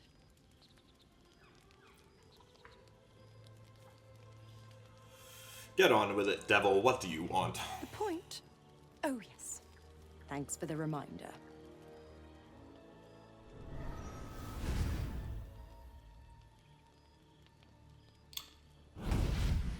Does Will ever get his horns? Does Will stay, like, without horns forever? Sick new drip, dog. Yo, Eddie's on... Okay. Always a pleasure. Shame that tadpole's gone and pissed on your party. But I'll be damned if it goes pissing on mine. Fair enough. I've got some errands to do. But don't you fret much, pup. I'll be back in 3 shakes of your tail. That is... Keep an eye on him, will you? I'll be keeping mine on you. Oh, and Will, don't forget, our pact still stands. Ta-ta. Dude, that's actually, like, those clothes are so sick. We met Will's diabolical patron, Mizora, who was pleased to find that he had slain Karlach. She rewarded him for his obedience and departed, though it seems we'll likely meet her again. An infernal robe. Fire shield. Am I crazy, or is this better for me than it is for Will?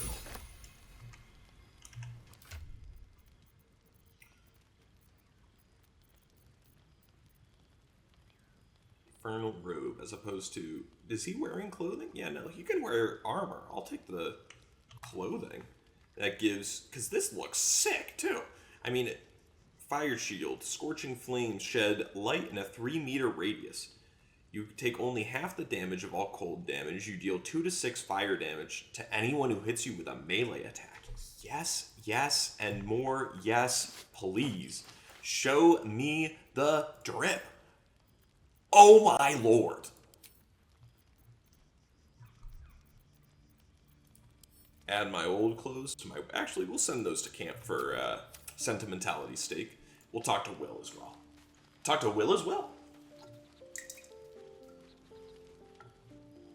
Damn it all. What have I done? I'd be hunting devils and demons, Mizora said. Traitors and hypocrites, heartless evils of all sorts, but not...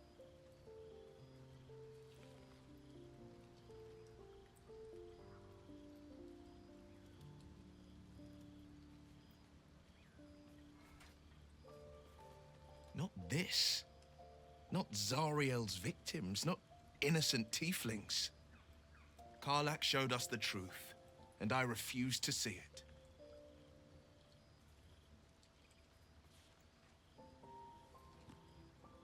You warned me about Raphael, but are pacted to Mizora. The Blade of Frontiers has some explaining to do. What do you expect? She's a devil. What do you expect? She's a devil. You should have known all these years. You'd think it's a lesson I'd have well learned. You'd think. It's Mizora who grants me the power to conjure armor and cast eldritch blasts. Before I was infected, I could even call hell beasts and summon festering clouds. But I promise you, every thrust of my blade and every flame I sparked was for the good of the coast. Or so I thought. Until Karlach.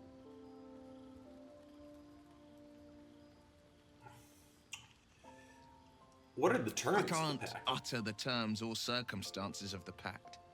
I can tell you most all else, but the pact, I'm forbidden, unless Mizora permits it. But I'll say this.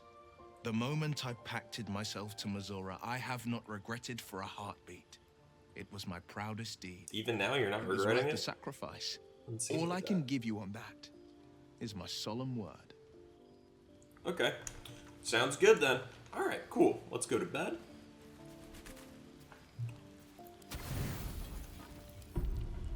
Full rest. Tonight, you can't chase the thoughts of that poor girl you killed from your head.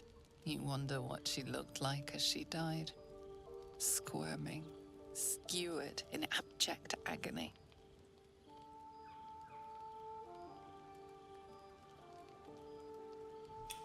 Go for a walk and try and stop yourself from the retching.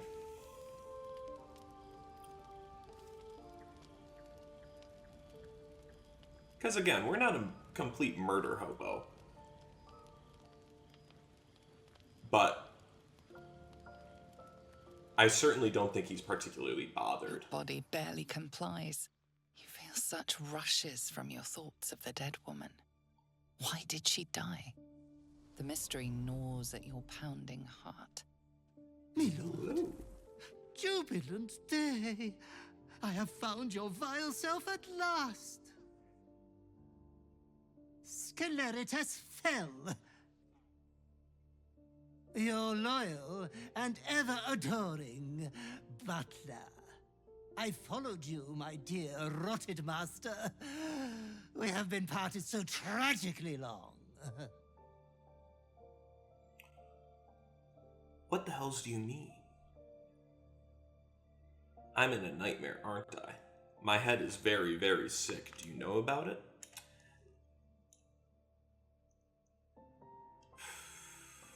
Let's say, what the hells do you mean you're my butler? Because I think that Kroll thinks that this could still be just a hallucination by the parasite. Oh, one hell of a butler. The most unprincipled servant you could hope for. You have always struggled to conduct yourself properly without me. I found you following the stench of that bard. She reeked across the coast like a piece of dog muck on the road.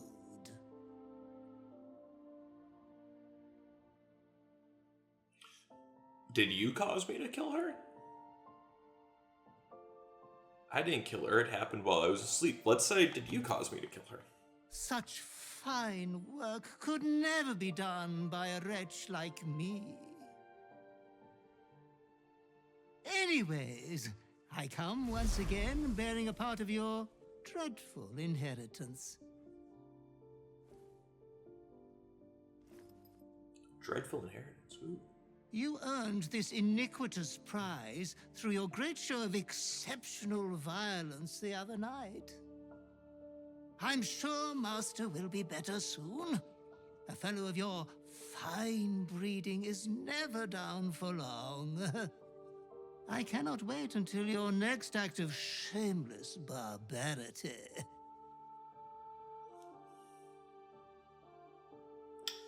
You're going to... Neither can I. You're going to tell me... This prize isn't from my tadpole, is it? That mithering thing? Pay no mind to it. We have been with you always, and always by your side we will remain. Be true to yourself, my lord.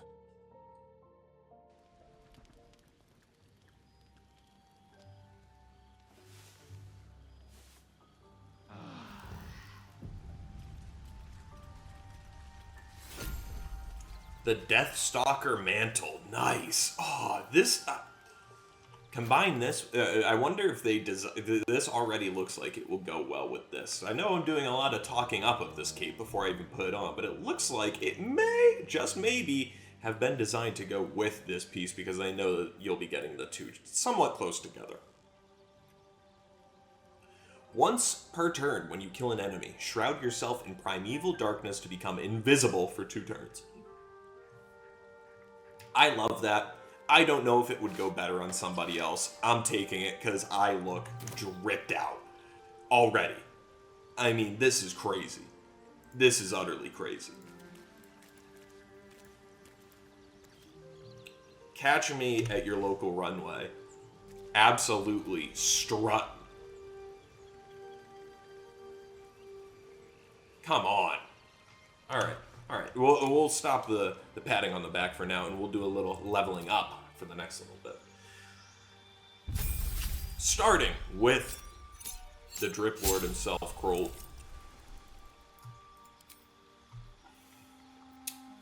Oh, come on, that looks sick. That looks sick.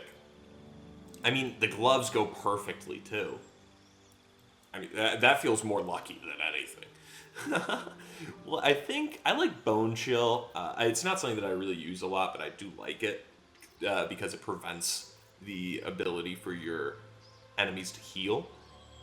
So I think we will do that, yeah, because I don't want Poison Spray or anything else in that regard.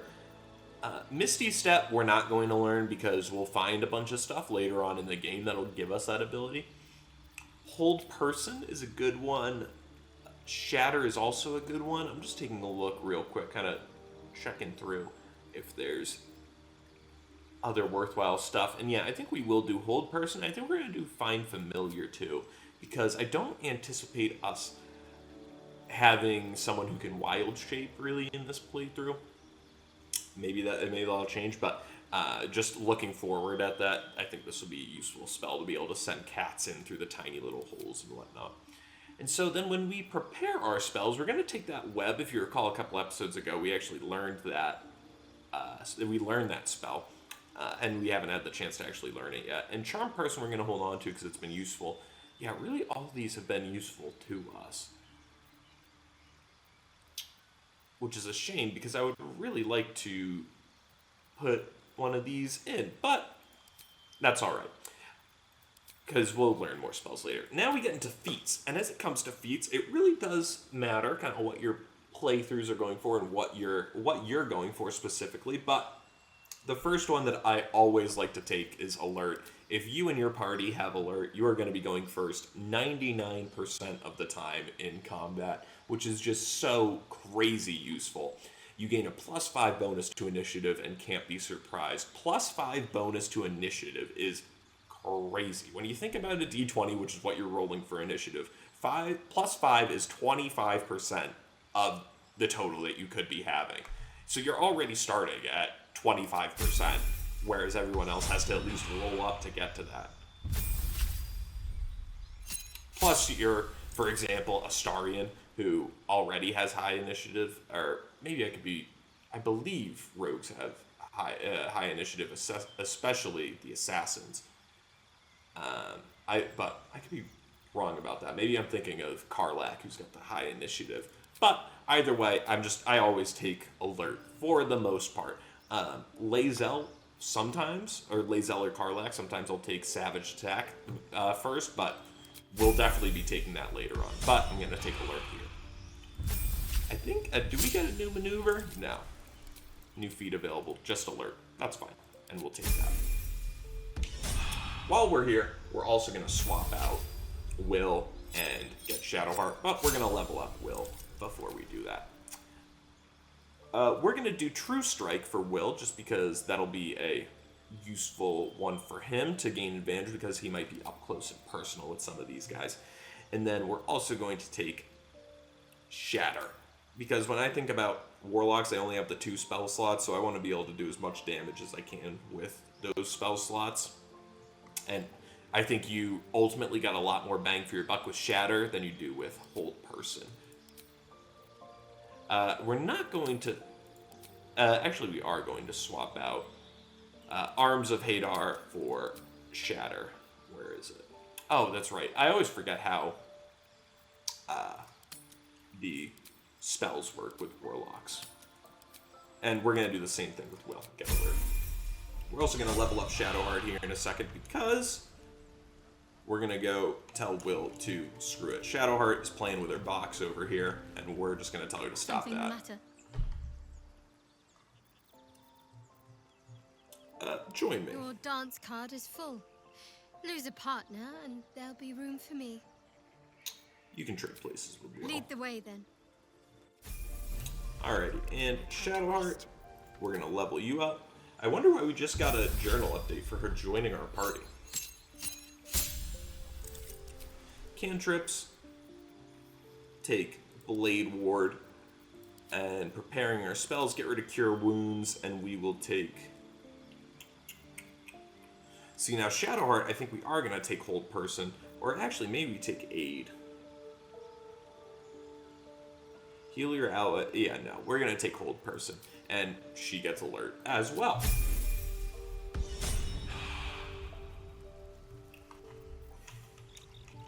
Awesome. Right, what now? Dreaming Red. Let's actually no, we'll keep it moving here. It's been a little bit of a slower episode, so we'll keep it moving here. So, one thing that I do want to check, if we mentioned maybe that didn't come off as high pitched as it sounded, but I feel like that was a very high pitch. We mentioned a couple of episodes ago that if you complete an area by doing... Oh, awesome. Great, well, fine. If you complete an area by doing dialogue as opposed to combat, you can find, you will get the same amount of XP as you do, as if you just killed all the enemies there, as opposed to completing the dialogue checks to get through. What I don't know, and what Katrissa commented, is that if we go back then, and now since we got that XP the first time, and go back and kill these guys, will we get all that XP? Will we get even more XP? And so that's what we're going to go find out. We're going to go head back over to these goblins here in the Blighted Village and take these guys down. We can climb right up onto this roof over here. I didn't realize you can climb up this way. That's cool. And we'll take these guys down. Come on over, gang. Shadowheart and Astarion, you guys are going to head on over to this rooftop. And then while they're doing that, me and Lae'zel are just going to stack up right here, ready to push these guys off. Perfect. Rolled. I'm not expecting him to do this. Ooh, actually, should I just hit both of them with a Thunder Wave? Yeah, I think actually that's what I'm going to do. We'll hit both of them with a Thunder Wave. Meanwhile, Shadowheart. I'm ready. Whatever it takes. And Astarion will just take out these guys. So, Scroll. Let's Thunder Wave it up, brother man. Alright, well, it stinks that we didn't get that guy knocked off. But, Lae'zel, we will... Oh, I thought I just had Lae'zel have the push in her hand, but I didn't realize that I didn't. So, that is fine. Lae'zel will stand right up here. We'll just wait out. All of them. And not really much I can do besides keep it moving this way. I wonder if I can leap from there to there without taking any damage. End our turn. My fucking dumbass. Get these guys in the fight. Nice! Alright, this is great though, because now we'll get advantage on this guy trying to run away. Must have advantage. Path is interrupted, that's why. Must have advantage. How do I not have advantage from being high up? This is another thing that Katrissa commented on that I clearly did not understand as I said I thought I did. How do I disadvantage? Target outside. Aha, that's why. So normally I'd be able to do that, but just because I have disadvantage because of the target outside normal range, I can't. So that's fine. We'll wrap that up there, and these guys will be done before you know it. He can shoot me through there? So that's what makes the missile snaring really useful, is that would have done like 16 damage to me when it was all said and done. I didn't realize I was like perfectly lined up there. So I bet you though Lae'zel can stand here and hit this guy. Yeah, nice. Oh, that stinks. Can she jump through here? I wonder if this is worth the cost. But what we will hit you with, magic missile. Torment. Nice. Oh, and I'm invisible now. But since I took that damage, nah. But that's good to know. It's very cool.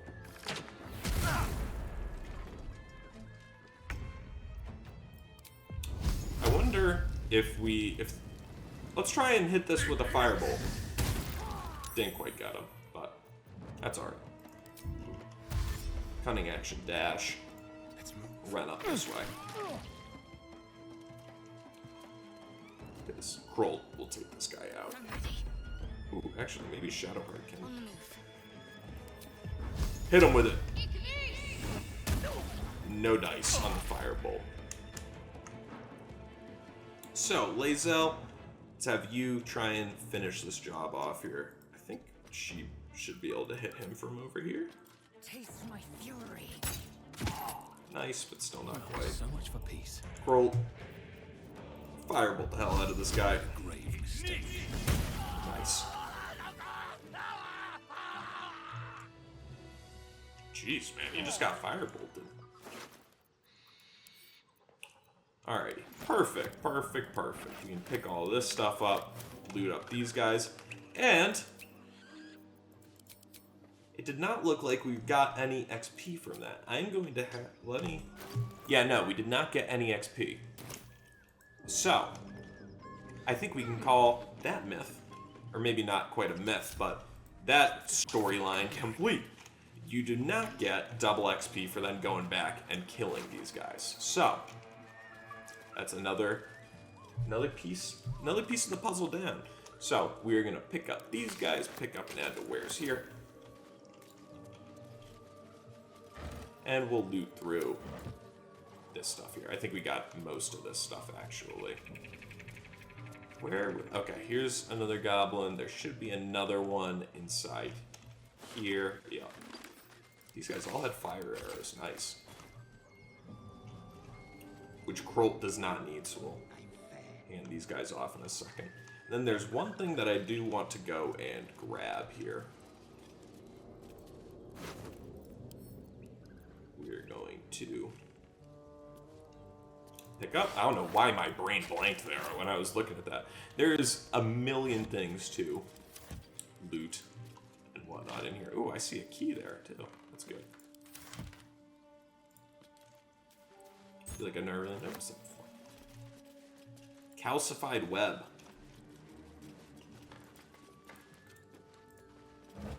That's cool. I wish that one of the goblins was standing on top of that so I could have shot them down into there. I think that there is... I've never actually noticed that, but I think that this is a way down to a certain encounter that we'll do later on, I'm sure. I saw Highcliff's journal. Yeah, if I'm not mistaken, Highcliff is the same guy that we just saw, that we just read from up there. The pupil surpasses the teacher. My master weapons are almost complete. There is just one component left. Samson says his designs are a failure. But what's he know? He can barely see past his own belly. I've stashed the prototypes and blueprints for now, but just you wait, Samson. Your legend is fading, and a new one will rise in its place. Cool. So there's a masterwork weapon around here as well. Let's see what's in this barrel. Nothing. Regarding riders in these strange parts. The date on this letter is faded with time, but the paper alone indicates great age. My fellow citizens, 4 fellow citizens we are, like it or not, I print and post multiple copies of this notice in the region at no small expense to myself, because I feel a growing concern and alarm at the presence of strange riders in these parts of late. Many of you will have seen them trampling through our forests and towns under the guise of patrol. They claim they are guardians sent from Elturel to protect the borders of the great and holy nation of Elturgard. Don't be fooled by shining armor or handsome mounts. I never bent the knee to any Elturgard and never asked any meddled jester to come peering over my garden fence. As you all know, I'm descended direct from the original Selûnite settlers along these banks, and I have half-elven great-uncle who swear to it.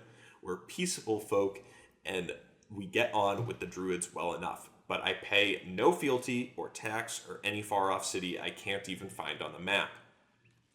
I took no small pleasure in telling these thugs just that, and I urge you to do the same. They call themselves Hell Riders. I call them interlopers. They can bugger off to the hells, them and their city both. With grave concern and serious intent, Damon Briska, proud and free citizen of the Heartlands. So I guess that this region is called the Heartlands, which is something that I never knew. I was actually looking for the word to call it the past couple of episodes, and I just went with wilderness because that's what's listed on the map here. But now I know that this is the Heartlands, so that's very cool. We got a lot of little lore from that letter.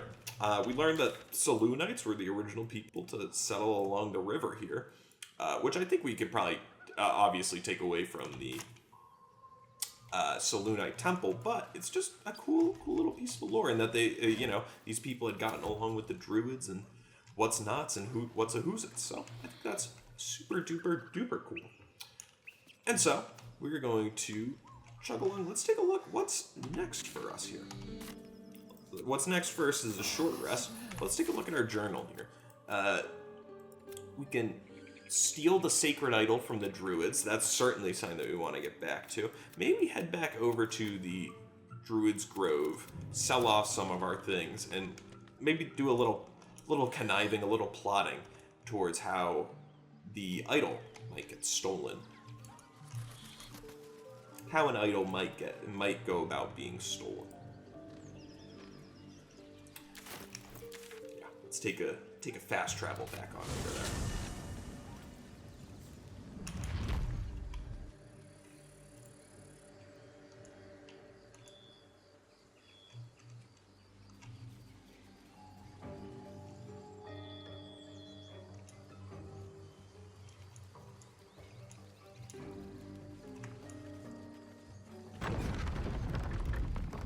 Let me know. I'm very, very curious about you guys' opinions in this regard. About how much so up to this point in the series, it's been pretty much uncut gameplay. Very similar to, honestly, what would be like a live stream VOD. Let me know if you guys want me to continue that, or for example, right, cut that entire section of me walking up to here just to the point where we get the trader. I personally think that in a game like this, you might want to see the whole thing. And that's why it's been very, not uncut and unedited, but for the most part, you've been seeing what I've been seeing as it comes to my gameplay. Let me know if you want that to change. I'm very curious. Need anything else? Of course. But please, remember, you're not the only one in need. Real quick, sell off all my wares. Also get rid of this great sword here, and yeah, that's about it. Sweet. Really don't see still much that we want from Aaron. I do see this scale mail, which actually looks pretty enticing. I also wonder about giving Shadowheart some dark black dye for her for her clothes, but we'll get to that another time. I think we'll keep on moving on. One thing that I do want to do is drink this potion of animal speaking and talk to the strange ox. Ah, you're addressing me, a humble ox. How quaint. There's something strange about this ox. What is it?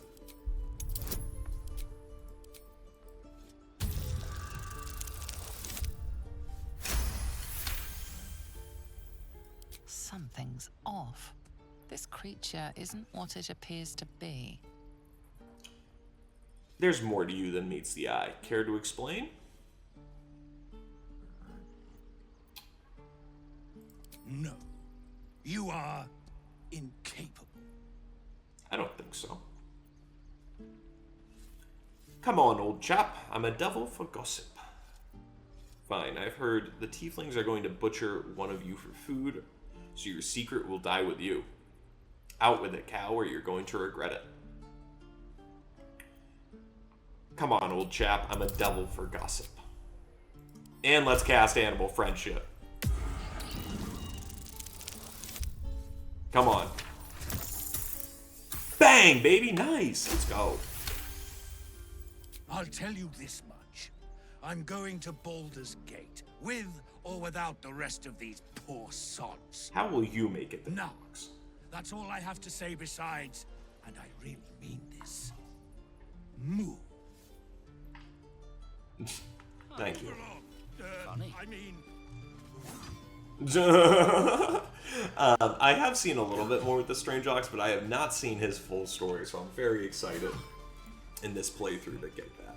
There's one more thing that I want to do with the Blighted Village. I think as it comes to stealing the idol here, all we're really going to have to do is turn invisible and run off with it. I think it should be pretty easy, honestly. So I'm not too concerned about that.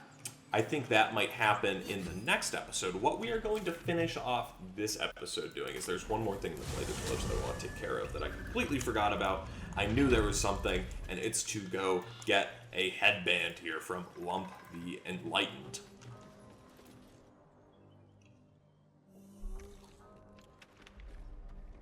Tastes like chicken. No chicken. Tastes like fish.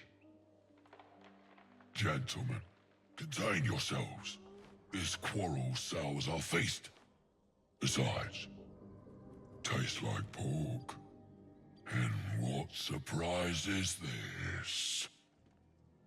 Brothers, look here. I have eyed yet another prize. Fortune favors our bellies. Stranger, be you friend or food, the mark is her measure. Show us the brand of the absolute. This is the first time I've done this with my brand. With the brand of the absolute. This is very interesting. I cannot get over how sick my guide looks. I think Kroll looks unreal. I think we... should we just show him the brand? I came here with the intention of immediately killing these guys, but now the fact that I've got this brand changed things. Let's show him the brand. Let's just see where that takes us. I see it. How regrettable that your meat must go unsavored. Food?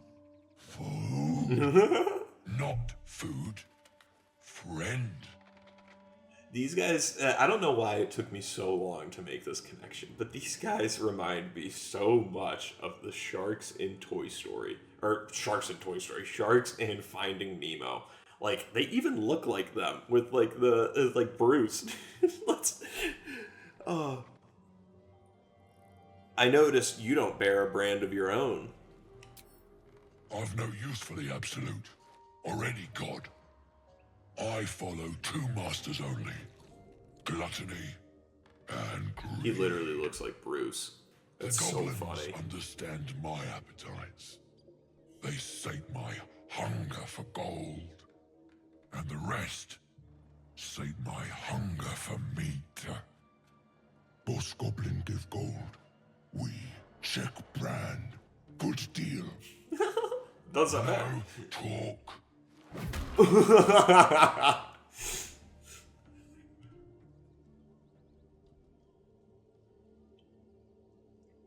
Forget goblins. You should be fighting for me. Well, so the reason that I'm here is because I want the Band of Intellect, which is something that Lump has. I don't really feel like bargaining for it at all. And in my mind, I just want I want the headband. We're here for the headband. Dinner time, boys. Fuck you, Lump the Enlightened. I'm taking your headband. I'm coming up with the RP reason for it is that I saw it on his head, even though he's not wearing it, and I wanted it. And these guys are absolutists anyways. Not the greatest reason, but come on, I want the headband. It's gonna be a good time. These boots have seen everything. No, we can't, which is a shame. But if you guys will notice, we are all four of us are taking our turn before the ogres. Let's try and throw a Void Bulb as a Starian. Send to a Starian. And then, of course, I positioned a Starian perfectly where he can't throw it. We're going to try and group all these guys up in the middle here. It's a real shame. But we're going to try again with Lae'zel.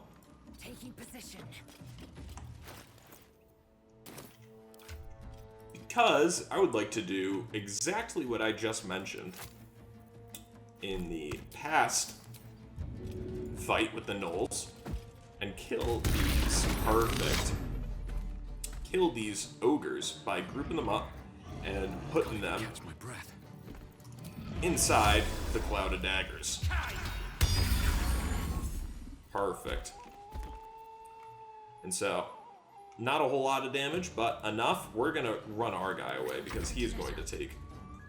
Oh, I saw one thing too that's going to be incredibly useful. Where... I saw it, thank you. Smoke powder, bomb. Throw that right into the crowd as well here. If Shadowheart can aim around it. God, I am so good at putting the pole in between this and my enemies. And we're just gonna drop this right in the middle of these guys. Boom, do a ton of fucking damage, and then drop a spiritual weapon there as well, because you can use this as a bonus action for some reason, which is sick. And then, Astarion, let's just spread us out a little bit.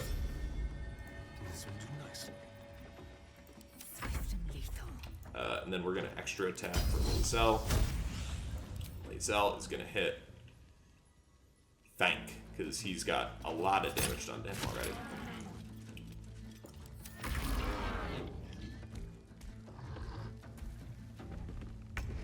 Nice. Do some damage to Chalk here. Of course, miss. Lump takes some damage too, and cast Baldur, which will take... I love Clouded Daggers, man. 15 damage is tough. Astarion was just commenting on the cracked support beam here. Let's try and level 2, though. 18. It always stinks when you upcast that. You really don't do very much damage with it. We'll give Lae'zel some heals here as well. And she gets Blade Ward because of that, which is sick. I wonder, can we have him hide? Everyone's facing away, so yeah, we can have Astarion hide and then sneak attack. Because everyone's facing away, which is nice. And we'll end our there. Again. What do we think? I wondered, should we web these guys up? Oh. Call me Toby Maguire, dog. Nice! Oh wait, did I end? Oh, it's just difficult terrain. I thought they got, like, ensnared. But, whatever. That's okay. Alright, fainting attack now on Chalk. 18. Would have loved to have done the extra 2 damage there, but it's okay. Oh, poor Astarion. Try and do 7. Nice! Everything's going very smoothly so far in this fight. I mean, Astarion's knocked over, but, you know, you kind of expect. These guys do lots of damage. You expect that to a certain degree. Let's see if we can get Shadowheart to finish this off. Perfect. And that frees up Lae'zel to actually use her movement to go and kill Fank. Just brutal. But we can still have her rally, which is nice, and she's right back up at pretty much full HP. Astarion, let's try and have you attack Fank, and you got it. And we're just gonna have you drink that, so that way you can hopefully hold up to another hit from Lump the Enlightened. We're going to... Ooh, I'm already concentrating on a spell, which is, what's it called? Into the bloody fray. Web. So how close? Oh, I can hit him with the concentrated blast. Sick. So I must be concentrating on another spell. If the target was concentrating, you heal as much damage as the damage that was dealt to. So since I'm concentrating and Lump is concentrating, I'm gonna get some HP back. Boom. Again. That was sick. That was cool. Alrighty, spiritual weapon. Let's try. Wow, nice. That's why you fall in love with spiritual weapon in the early game. Mel's acid arrow, no dice. Does this? No, still a lower chance. We'll try. I missed this. Nothing to do besides just start melee attacking. Choice but to keep going. And fuck it, let's have. Oh, now it's only 5 HP. No, I was wondering, should I send it? Let's try and bone chill him. Lae'zel finishes off for us. Nice. Lae'zel wants to speak with us. Why does she want to talk? I have a confession. I was too hasty to judge you. I thought you witless, gutless, unimpressively bland. Huh. I've never gotten this before.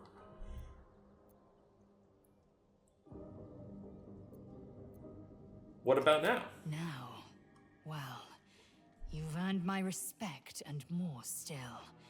You've proven your wits. You are efficient and dominant, in and out of battle. You've proven your courage. I swear you would tear the horns off one dragon to plunge into another. And you're hardly bland. Your scent alone is enough to make my neck sweat and my hairs stand on end. I gotta talk to HR, dog. Stat. If you respect me so much, then why are you such a prickly grouch? Hold on, are you coming to me? The attraction's mutual, Lae'zel. You know you know how to set my heart racing. I'm not really, I'm not super interested in kind of bringing Lae'zel along this path for now, like kind of leading Lae'zel on, because I really don't reel it in a bit. Let's see. Let's just say if you respect If you me. must know, Vlaakith requires everything of her children. I can't count how many bruises I've inflicted. Can't measure how much blood I've drawn in the Undying Queen's name. I know only blood red and death black. My mind is silver, and my body steel. I am what I must be. Say what I must be. To survive every beast I face and every wound I bear. Bah, enough talk. I will be plain. I want to taste you. Perhaps tonight, perhaps later. But I want it all the same. Do you?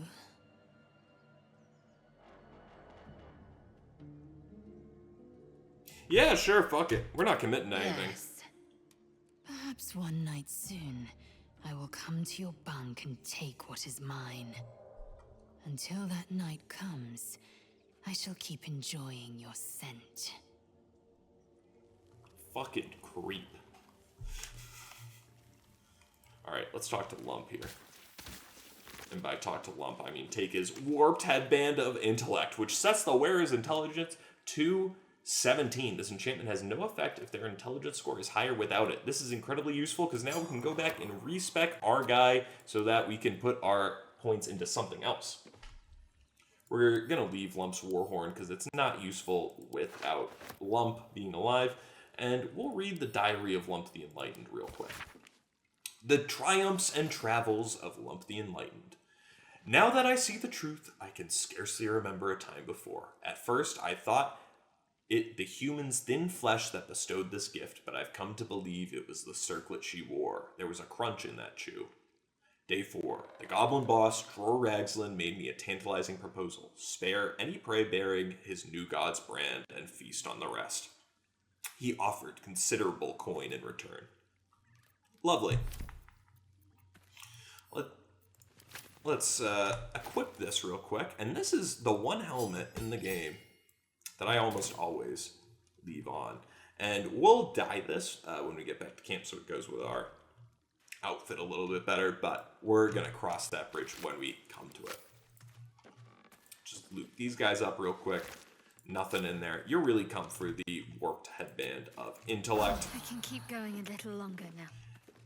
And that is why I wanted to end the episode here, so we could get this warped headband intellect and we can start next episode off with respecking our character. Maybe I'll do that off screen, just getting him back up to speed where he is here, but also dumping some points into some other skills that are useful for him. So with that, we're going to call that the end of this episode. I really appreciate you guys watching. Thank you so much for jumping on this train with me here and carrying it along through all the trials, tribulations, and murders, I guess, in our Baldur's Gate 3 The Dark Urge playthrough. Guys, thank you so much for watching. I really, really appreciate it. I will see you guys in the next one. Peace! Hey guys, what's up? Welcome back, as always, to another episode of our Baldur's Gate 3 playthrough. This is episode 9. We're picking up pretty much right where we left off in episode 8. We'll get to that in a second, but we unfortunately had Alfira meet her demise at our hand, and we got these brand new clothes, thanks to, we got these brand new clothes at Karlach's hand, or maybe rather her head. So both those things happened in the last episode. We're picking up kind of where we left off. I did a little bit off camera for the first time. Number one was I did dye the headband of intellect that we got at the end of the last episode, so now it goes with our nice new clothes a little bit better, as well as I also respect our character so that my skills align better with having the headband set our intelligence to 17. So now, by default, our intelligence is only 10, but that means I was able to put all those points into other skills. For example, now our dexterity is really high. So if we go to our character sheet here, you can see that our strength is 10, but our dexterity is 16, and our intelligence is still 16, along with our charisma and constitution being 15. So our skills are kind of out of this world for a wizard, but if you take the headband off, boom, our intelligence is doing nothing for us. But because we have this headband, and we probably will not be taking it off for a very long time, we have the ability to now have some really high dexterity, constitution, and charisma. And you might be wondering why we're not doing a group intro this episode. That's because I've got something in my inventory that nobody else has, and we're gonna see how this goes. One day I'll catch a break. Now, Mole told us recently she wants this. Does this prevent me from turning invisible? Nope. So, Mole told us she wants this for killing Arabella. I think it'd be fun. I think it's also great to turn the tieflings and start a little chaos here in the Druid's Grove. We've had a distinct lack of chaos so far in this Dark Urge intro. And thus, without further ado, let us take the idol. See, now why did it turn me uninvisible? It's gone! Stolen! The time has come. Remove the outsiders!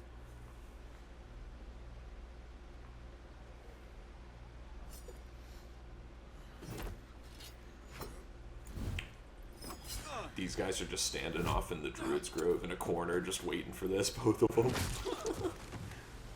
I'm gonna stand here, look at this wall with my knife behind my back. You're gonna stand here, look at this wall with your staff behind your back, and we're just gonna wait.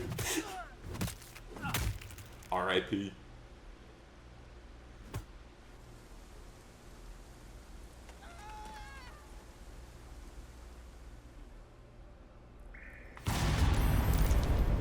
May the fight begin. Still breathing, despite everything. Alright.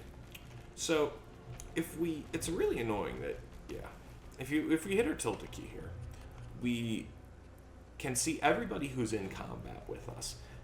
This is very useful in places like later on in the Shadowlands or in the Goblin camp, because sometimes it's just very dark and difficult to see. Right now, these guys are blended in a little bit, so it's very useful to just turn your tilde key on and off and easily see who's who.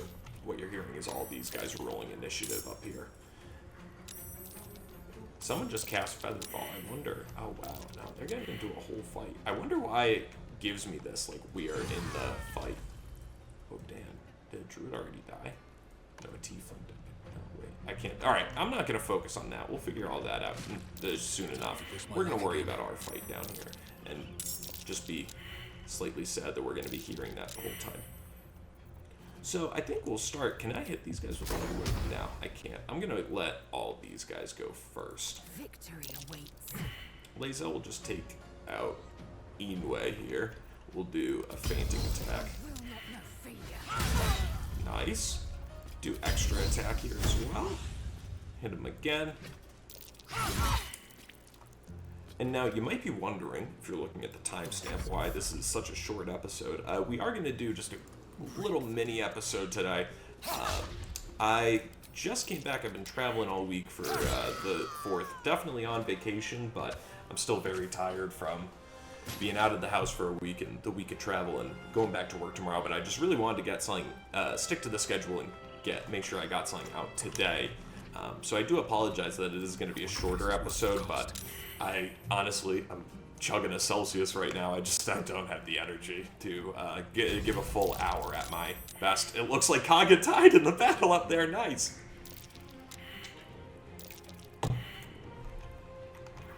Alrighty. We're gonna keep going with Shadowheart. Wow. There's no way I'm supposed to be able to hear that. Alright, perfect. Good job, Shadowheart. We'll do Spiritual Weapon here too, because I think if we can make it difficult for these guys, that would be nice. And yeah, so I think we'll do this little scenario here today. We'll see how long this takes, and we'll move on. We will hit these guys both. Oh, I almost just hit the Spiritual Weapon. That was close. 1, 2, 3. That didn't work well at all.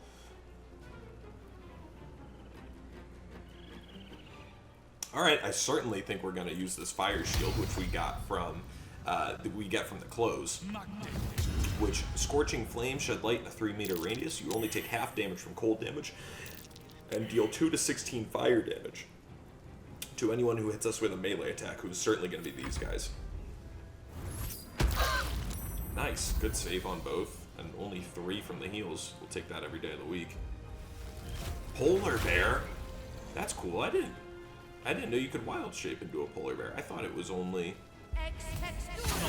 Damn, I got cooked. I thought it was only regular bears. Oh, and this one's a white wolf too? This is kind of fire, guys. I won't lie. I know, like, we're kind of fighting, but... God damn, Moonbeam cooked us.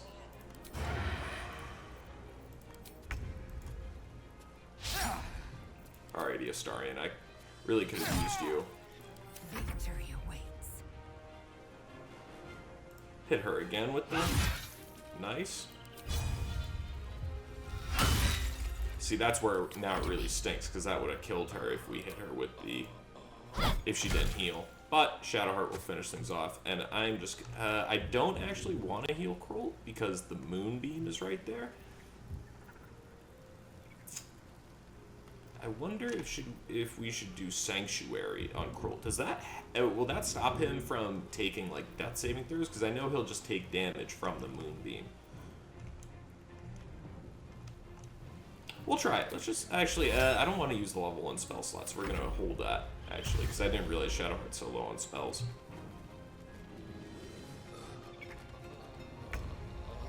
Come on. Oh, God. That really stinks. We're going to try and move over to the other side and just try and prevent him moving as much as we can. Oh, but if you want to stand here and fight us, we'll take that every day of the week.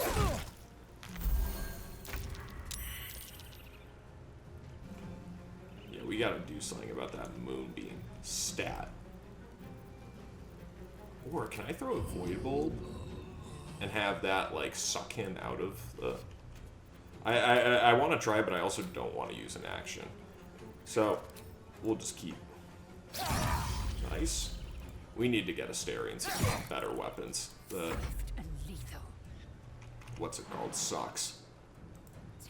Just the standard knives. We're going to have Lae'zel jump over here, because if I recall correctly, yes, she's the one concentrating on the Moonbeam.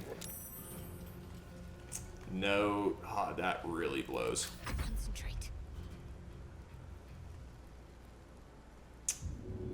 I feel like if I throw a Void Bulb, like, it won't even work. But if I pick Krolt up, I think he should be able to run away out of the Moonbeam. We're gonna try and do that. Everyone alive. Nice. And now he should just be able to run. Once he gets up, yeah. And do I have anything that'll actually... Oh, perfect. I can just heal again. Oh, I didn't even realize I should have taken the one of greater healing, but that's okay. Nice. That went way better than I thought it would. And we'll just have Shadowheart try and bow with no mail. Goading Roar. What does Goading Roar do, I wonder? spiritual weapon really just kicking ass here today. Why is it staring of a green aura? Oh, does he get scared by something? Oh, he's goaded.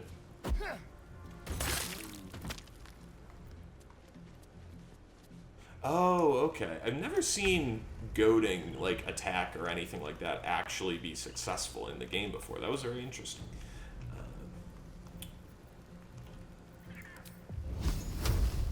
I think I'm gonna do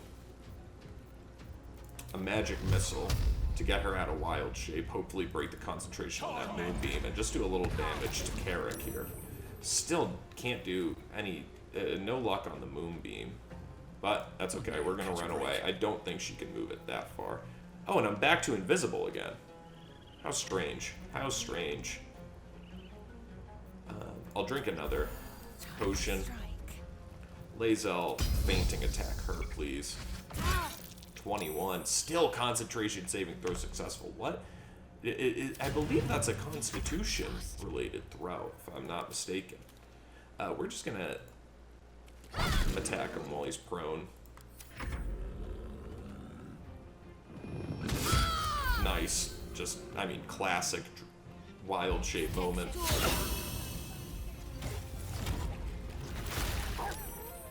Nice. Concentration got broken. Sick.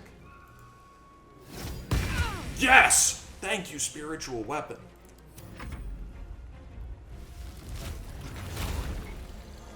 Alright, these guys wild shaping is slightly an issue. I would love to get Astarion onto like the high ground if we can. But we'll just shoot him from here. Make it hurt. Boom! What the hell was that? I can't believe is all that matters. I want to unend Astarion's turn. Because he still has a bonus action, and he can drink one of these. Then we can end our turn. And then, are we gonna Scorching Ray him? I think we're gonna Magic Missile. Actually, we're gonna Ice Knife him. Yeah, Ice Knife. Bang! And I think that, yeah, no, since he's standing in water, it's just water. And then we'll run away. Into the bloody fray. Being invisible is fun as hell. Nice. And then we'll have her do our little rally. Bingo, bango, bongo. We'll save Shadowheart's last spell slot there. I remember when I said that we were going to save it. We still will. She's going to get cooked.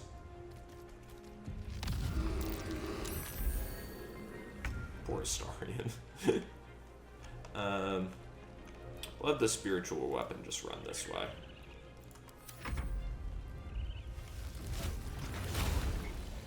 These guys love wild shaping, man.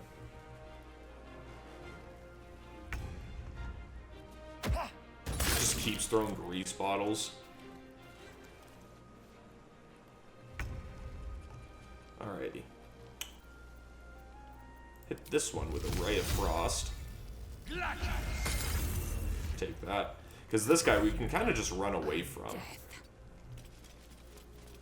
Not really in a ton of danger of this guy killing us, I don't think. Or at least, you know, wiping our party. I don't think we're in danger of losing this fight, really, at this point. As long as, you know, we can hit. Alright, so, like, this time you're gonna actually attack. Nice. Get fucked, stupid bear. End my turn there. Alright, actually attack. Nice! There we go. Thank you. Yeah, I bet you weren't expecting that, huh, Carrick? That didn't go the way you thought it did, huh? Why am I doing that? 1 damage. Sick. Alright, he lays out. Hit him with it. Fucking sick, dog. We're gonna cancel Lae'zel's turn.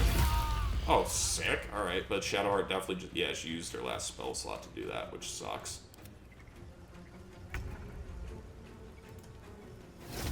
Couldn't stop Lae'zel's turn from ending there. in time.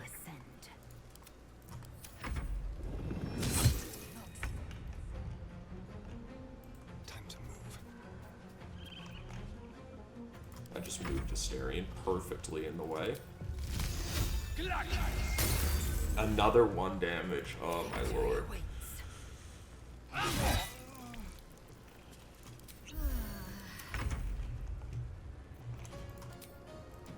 Shoot this guy. Nice.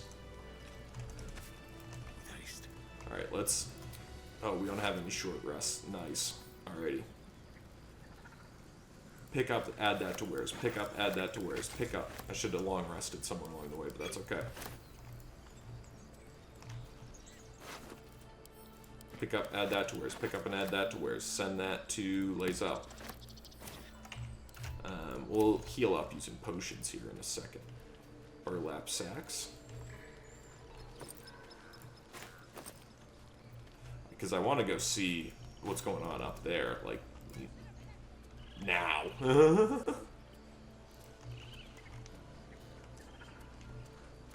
But I also want to grab any healing that we can off of these guys first, because we used a lot of potions during that fight.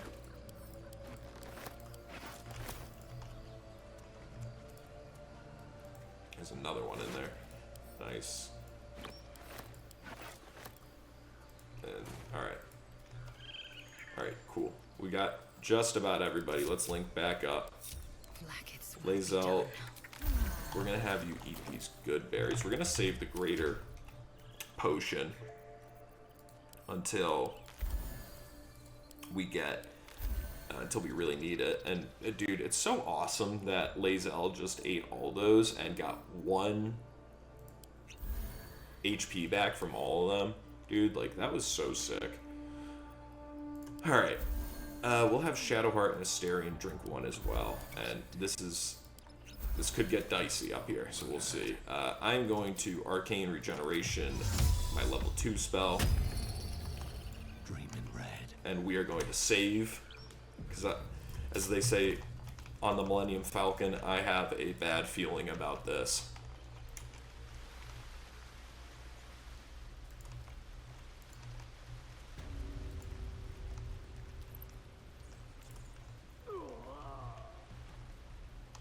Oh, jeez. Aurum. Dead. Apiscus. Dead. I remember she was the rude one with the blue jay. Zoru. Dead. Oh. Wow. This is a bloodbath. Let's just, before we even loot anybody, let's walk around, get a toll of the bodies. Holy shnikes.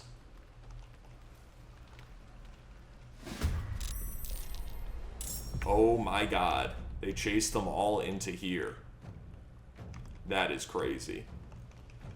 But if we're here to help the tieflings and kill the druids, I can do that.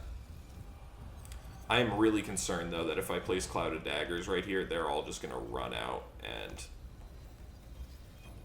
run straight through it. But I'm not going to stop that now, so... I missed this. Can we get Astarion, maybe if you run, like, over here?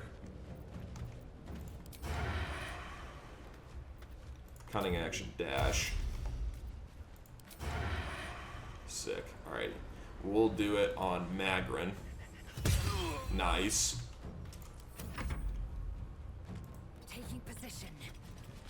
Lazel, we're gonna have you shoot as well from over here. I'm wondering if we should do the jump and have her just jump over.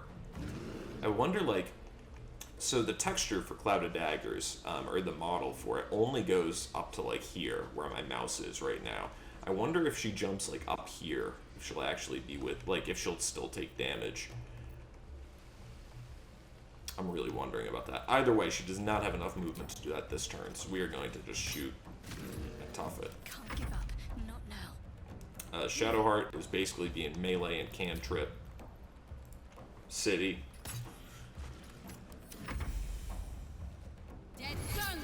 Oh my lord, Kaga is going to slaughter these people.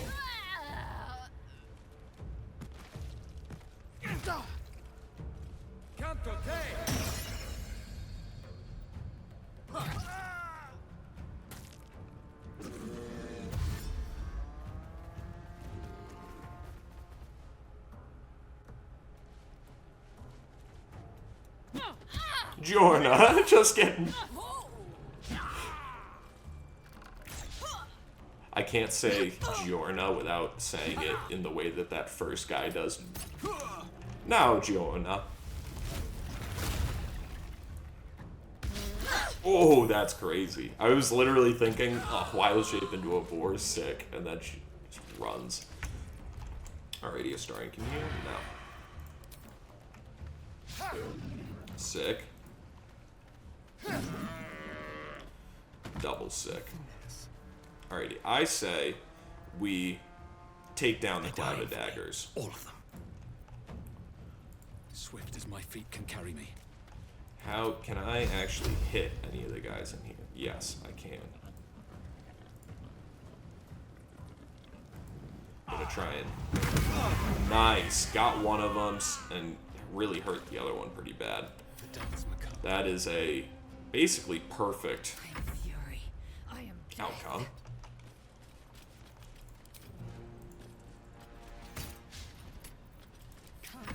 And now we're here really to see the tieflings die, because the tieflings and the druids really die, because the Absolute and Minthara can offer us a lot more power than these guys can. And so we're more than happy to do that for Minthara. Krolt is still invisible. I'm not sure why. Oh, it's because he killed someone. I forgot about that too. It's from the robes. Now I understand. And so we're certainly happy to quote-unquote help the tieflings here, even though we aren't technically allies. We are on the side of the tieflings in this fight, which is why they're yellow and we're red, because the tieflings are neutral and the druids are our enemies in this fight.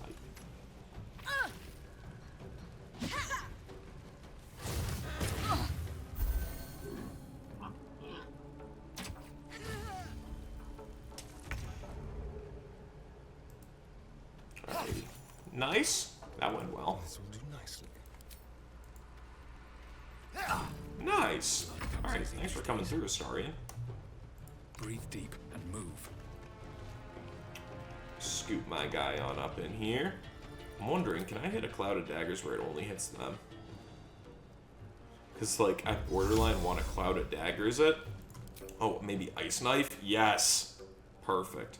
We're gonna do level 2. Hopefully, this shouldn't hit any of them besides Kaga and... yeah, it did. Nice. Kaga and Jorna. Beautiful.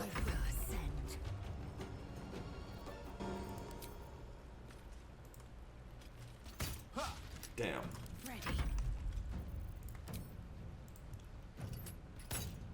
Nice. All right.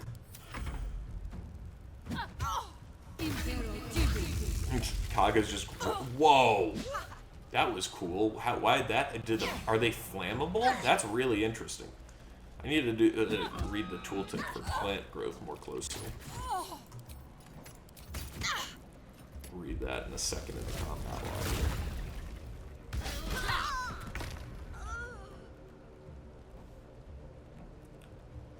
Kaga used plant growth on self. Make weeds burst from the ground and smother the area. Creatures moving through the weeds have their movement speed quartered. So it doesn't say anything about it being flammable, but it'd be very interesting if it is.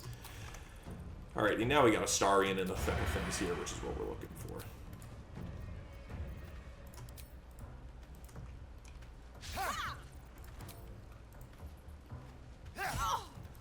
Nice. I'm gonna move up and Thunderwave Kaga. I was really scared I was gonna fall prone on the ice there. Oh, but because what's his name? Arca is a... we're still gonna do damage to her. That's fine. I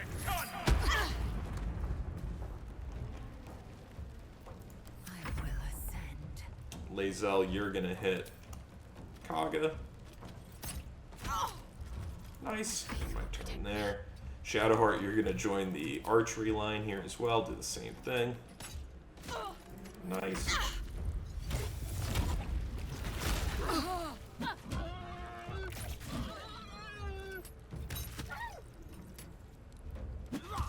Oh, Lacrissa's in here. Lacrissa is one of the only tieflings, or not one of the only, but one of the tieflings that has a storyline all the way into Act 3 if she survives. So I'm very interested if her story continues in a similar fashion if she survives this. Astarion, get your ass in there.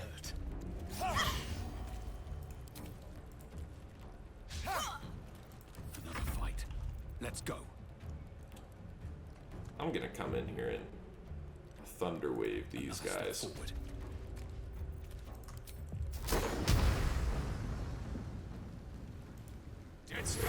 I don't want to hit Octa because she's an old lady and I feel bad because I was already mean to her at the very beginning. I said I was above her food. Alrighty.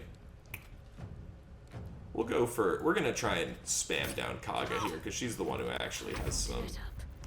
She's the one who's dangerous to us. I don't know why we haven't ran Lae'zel in. That's just kind of me being brain dead.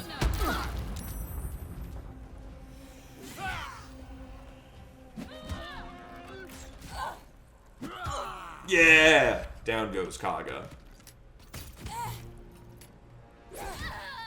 No, Octa.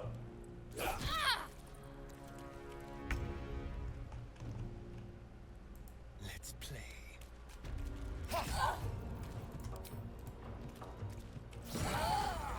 Damn. Okay. I think that's the, like, end of the fight. Damn. Like, before we loot these guys, like, I want to run around and just, like, see what the damage is. Wrath is there. Magrin, Mino. I need to rest. The sunset can't come quickly enough. I'm aware of that. Zevlor. Aramis. Tilly's. Dammon, no. Oh. I mean, not no, but, you know. That's my good playthrough speaking. Let's talk to Lacrissa. I'm so interested to hear what she has to say. You stood by us. I thought you might. Glad I was right. You might even hang around and help us deal with goblins by my reckoning. You sound way too happy about what just happened. When we make it to the city, I'm going to bed with a bottle. I'll have bloody earned it. So will you. Okay. I mean, it does. I guess she thinks that, you know, we helped them. So, I mean, makes sense, but I want to go run up to here, up at the gate and see what went down. Still got this strange ox. Arca's headed back up. Ikaron, Kalani, Rika, and Allegius made it. I imagine that Roland, Cal, and Leah, I believe. If I had to guess, I'd say they made it.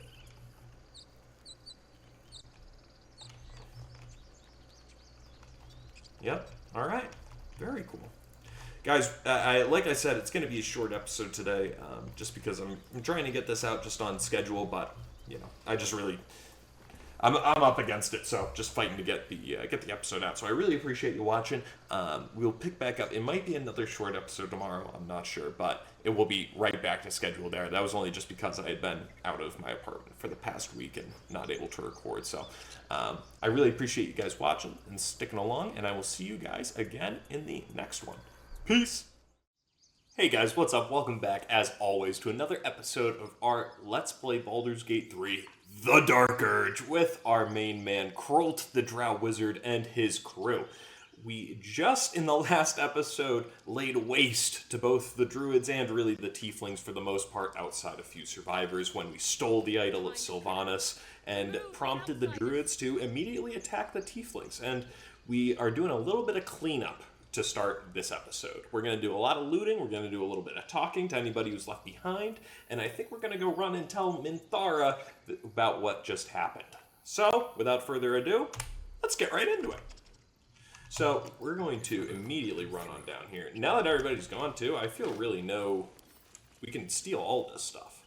which is pretty good. No one's going to stop us. And anybody that does stop us really stands no chance in standing up to us in a fight.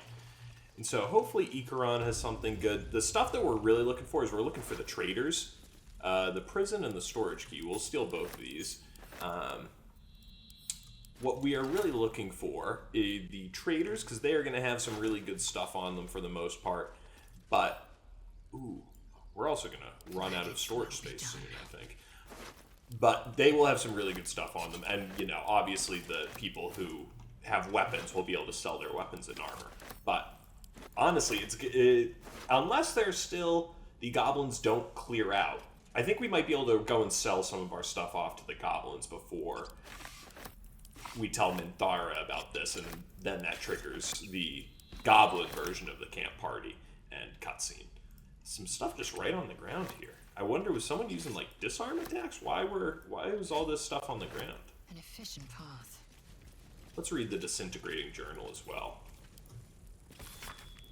The brittle pages of this book have been rendered illegible with age, save for the occasional name written in crimson ink.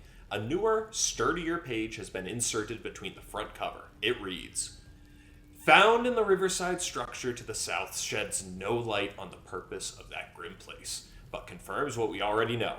It is very old. All else is speculation." So, that was talking about the blighted village, right? Riverside structure. No, never mind. Pardon me. They're talking about the old crypt, which I did notice after we go and talk to Minthara and all that. If we still have time in this episode, we are going to do a little bit of clearing up what we have left to do in the wilderness here. Namely, run down south of the blighted village, see what we got going on down there. Then we got to look for the missing shipment. And one thing, too, for whatever reason, the investigate the sarcophagus didn't trigger when we went in there. So there might be something to do with that as well. So we'll run and do that. I would like to talk to the Strange Ox, see if he thinks anything interesting about this. And then this is perfect, because we can drink this and then talk to Scratch later. Okay, there are some druids that survived. Silver. What path lies before me? Moo. Okay, he's got nothing about what happened here. Let's see what else we got. Go Tigers! We are gonna,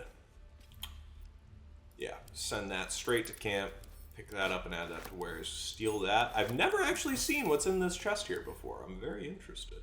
Sorry, I forgot Lae'zel's got to do all the looting.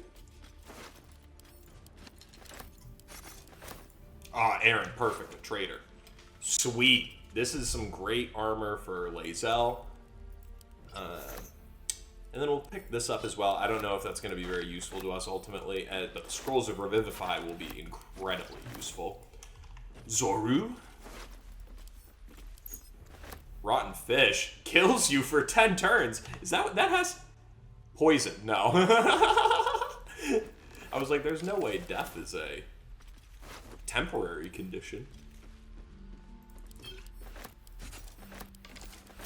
I didn't see, nothing in here, right?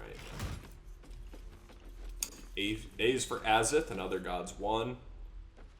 The Illustrated Adventures of Baldur. We're going to take that, but we're going to hold off reading this for quite a while, actually. So we're going to steal that and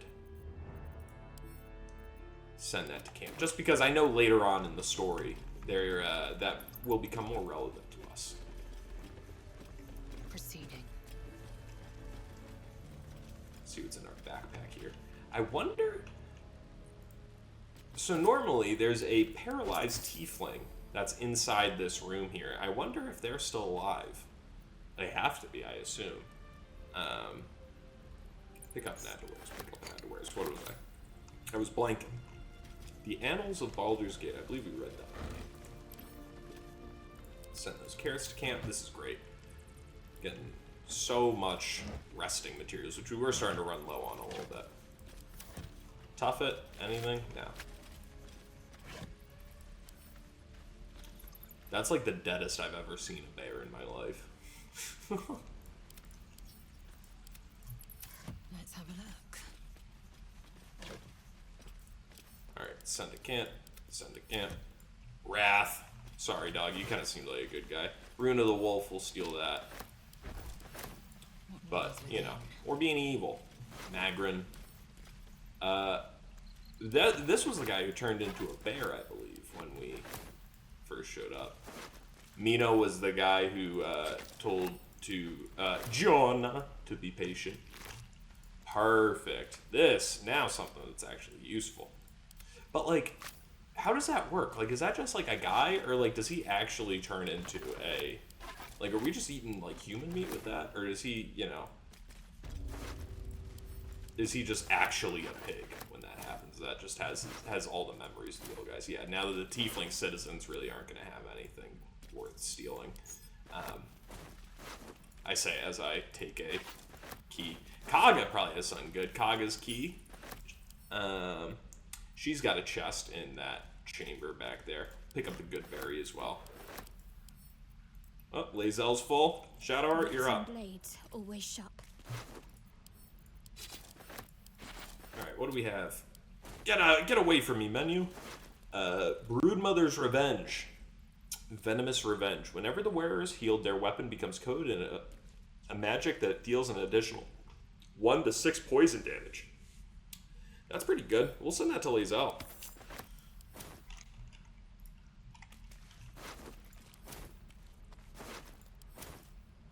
Octa, nope, nothing.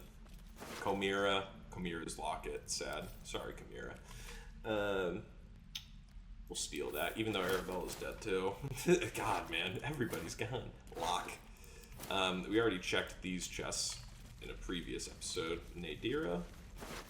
Ooh, the soul coin. Perfect. Steal that. I don't think we have any use for it though without Karlach. It makes a cool sound though. That was cool. How about you, Saza? Find something useful. No dice. Keep going. Cool. Anything in our barrels here? Oh, nice. This silver stuff is really good, yeah, because you can see there's 20 of it, and a lot of times it'll come in chests with more silver stuff, and you know, 40 gold isn't a ton, but really starts to pick up. Perfect, yeah, see, 40, 20, so that's 50 gold already. Pick that up and add that to the wares, and the Starburst Shandy isn't great, but we'll send that to camp regardless. Nice, alrighty, now we head on further down the path. We already stole Zevlor's gauntlets, so I think that... Or actually, before we do that, I want to see if the other tiefling is in here.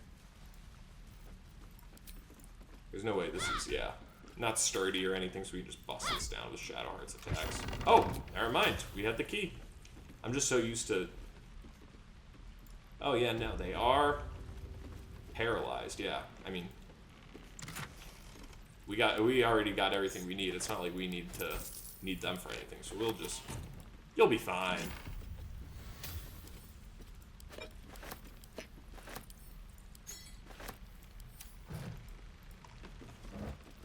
Oh, this is awesome. We are getting so much good loot from this.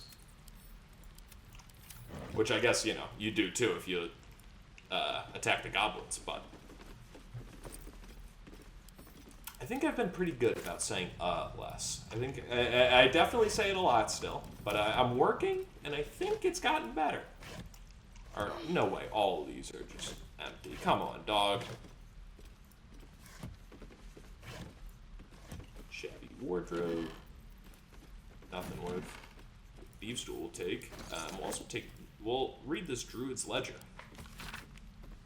Supply log is scrawled and underlined on the inside color. The dirt-stained pages that follow track the storage and use of food and medical supplies. A flurry of entries near the end suggests that reserves are nearly depleted.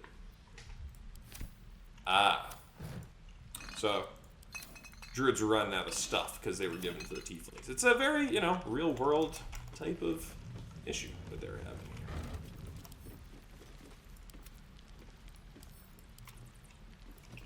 See that pouch out there? Is that pouch of anything good? I want it. Give me the pouch.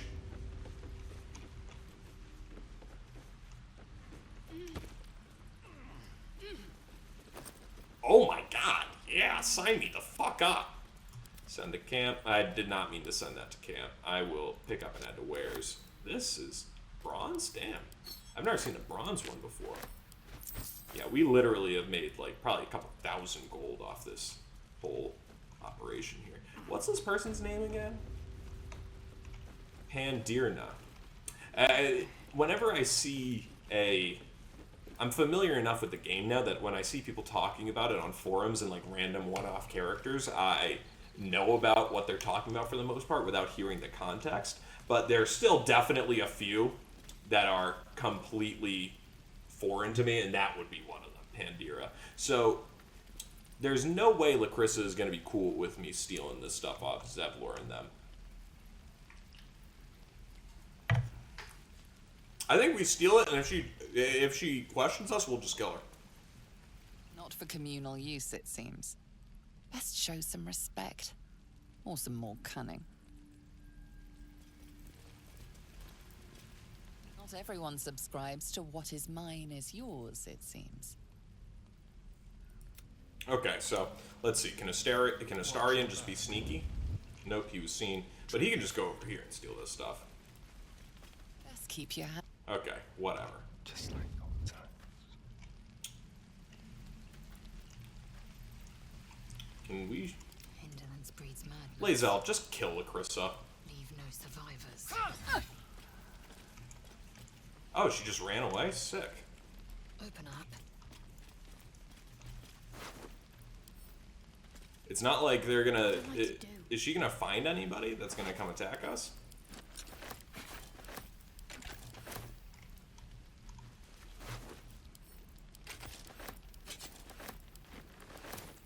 It's not like there's like the two people that are up front. Not for communal use, it seems. Hey, Lacrissa, didn't you go the fuck away? Don't worry. We're still just gonna take this shit. Yeah, good luck, Lacrissa. Everybody's dead. Chainmail, perfect. We are going to steal all of this stuff. I'm not sure really... we'll check if it's worth adding to our wares later on, but for the most part, I really don't expect it to be all of it, but we'll take it and figure it out later. We are going to send a camp. See it. Your light fingers have attracted attention. Oh. It seems an explanation may be in order. This is interesting. This is an interesting little glitch here. Wow. I've never had this. This is 400 hours, first time. This is really cool. I'm kind of just enjoying this for a second here. Very interesting. I'm going to real quick screenshot it. Oh, that's not it. We're going to get a couple screenshots of this. That's very cool. Fuck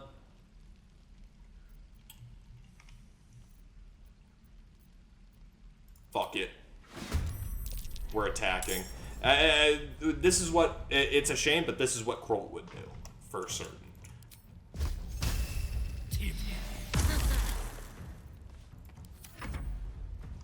If you question Krolt and his crew about whatever they're doing, I remember in episode 1, their penalty is death. I am death. Oh, come on, Lae'zel. We have 0 spell slots between all of us. Yeah, you know what, Krolt? Go melee attack her. Nah. I'll work for the slaughter. Nice. Sorry, Lacrissa, you're the most recent addition to my kill count. Okay. So now we can keep you doing this.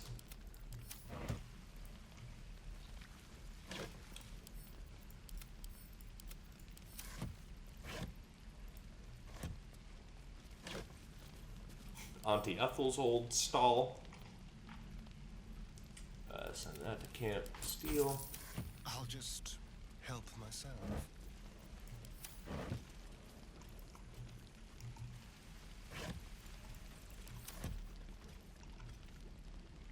What have we here? Let's take the pork shoulders and the hams and the whole chicken. This is nice. Oh, perfect. Potion of healing, elixir of fire resistance, elixir of hill giant strength. We're gonna we're gonna send this to camp, and we'll read that later, just because we have just really just run around, read things, and looted so far. So, want to keep it moving a little bit, but I also want to make sure we get all the stuff that we can in here. Let's see here. Let's see what happened in here. I think they all probably came out, so yeah, nothing. But let's snag our wooden chest here. Battle-worn blade, nothing worth. Potion of Featherfall, we'll definitely take that. On Origins of the Zentrum, we'll come back and read this stuff another time. The Devil You Know, an autobiography, another thing we'll come back and read.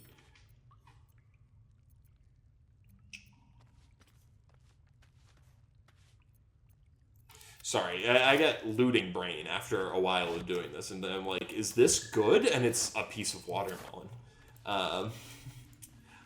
I think what we will do pretty shortly, or not shortly, but in the near future, is we're going to do a little, I'm not sure, like a bonus episode, kind of, where we're really not going to move the story forward much, but we have a lot of loose ends to tie up as it comes to, you know, reading things or doing, like, some character customization, things of that nature. So we're going to, I think we'll definitely have a little mini episode where we spend some time dyeing all the clothes and, you know, all that, managing our inventory a little bit here, all that type of stuff. So that's coming soon. Let me know what you think about that. If it's a resounding no, I'll axe that idea completely. But just let me know what you guys think. Memnos. I have a lot on my mind. Well, in it. Looking for people, buddy? The druids. They're all dead. Up to Kelemvor to judge them now. Ah, it is. We already got these guys. Let's head into Nettie's chamber, because I did not see Nettie anywhere. Silver, what are you doing? Still got the speaker. Master says you're good. Told me to protect you. But one wrong move, and your flesh is mine. Okay. Hey, Nettie. Remember when you tried to kill me earlier? Oh, am I gonna return the favor?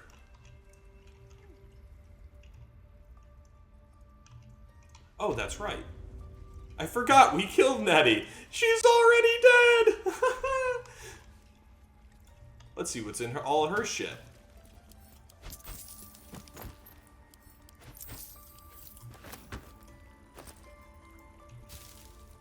Oh, so awesome.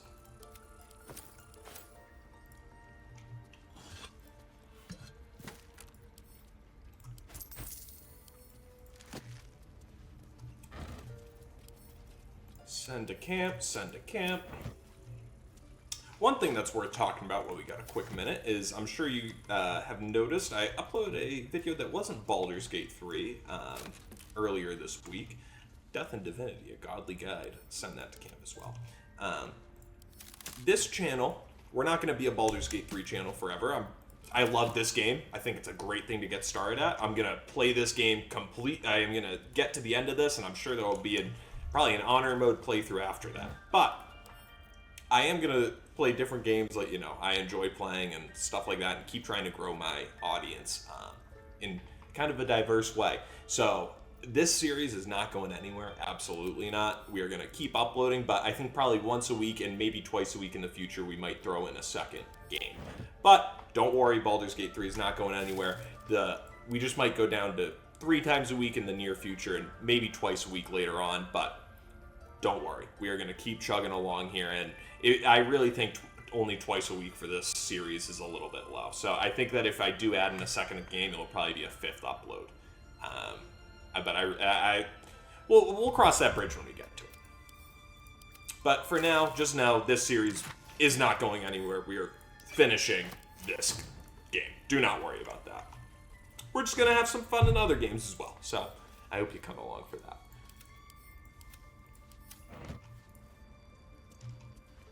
Cauldron of Boiling Variac. On antidotes, I'm sure that's just really useful for... Oh, I'm encumbered. I'm sure that's just useful for right after she poisons you. Drop a couple over to Astarion. And then I just want to hit Kaga's chest back in here, because she does have a chest hidden up behind here, which if you read it at a certain time, it exposes that Kaga is a member of the Shadow Druids, which is very interesting. There's a little note in here that says that. And you can kind of expose her, and that's a really fun kind of like side objective, I guess. And so that's very fun. I have said a lot. And so I think in a good run, that's usually how I do it. It's very fun to expose her in front of everybody, and you have that fight in here, which is very cool. No. So now we are going to, now that we got that done, we're going to do a couple of things. We're going to real quick run down to the ruins down here. Finish up. Oh, lovely. Steal the sacred idol. Finish up the ruins quest that we have. And then we will, pardon me, go tell Minthara about what had happened at the Druid's Grove. Come on, folks.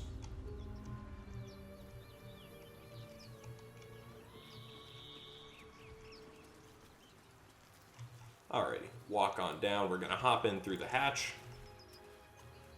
that we came out of last time. And we're just gonna go click that sarcophagus real quick and see if there's anything that comes out of going there.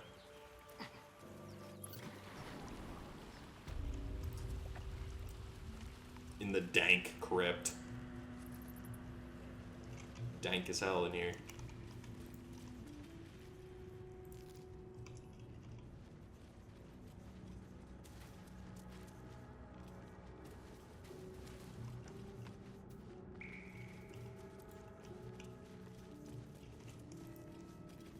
Oh, it's the plaque. Here lies the guardian of tombs. Through knowledge comes atonement. Woohoo! Alrighty, now let's go ahead and long rest. Yes, I would like to long rest.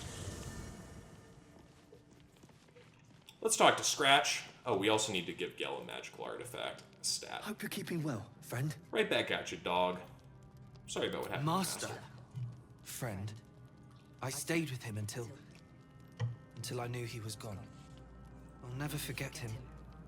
But I'm glad to have met you. Aw, right back at you, pal. Mean to everybody but Scratch.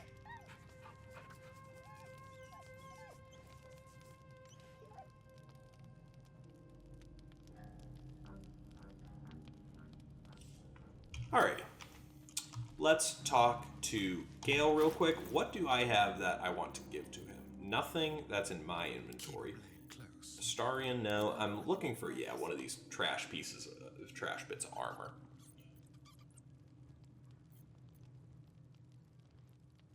Perfect. This is great. We will send this to Krolt. Krolt, do me a favor, go talk to Gale. Oh, actually, I doubt this is actually a magical item. Let's see. What the hell can we give Gale? What's on your mind? Apart from finding me an artifact to consume, which I assume you're pursuing with the appropriate urgency. We're gonna F5 this, because I am kind of scared that I don't have the artifact, the magical item that he needs.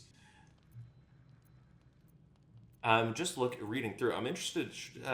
I'm gonna real quick before we do this. I'm gonna say this wasn't my fault. Sure, that will be of small comfort to her.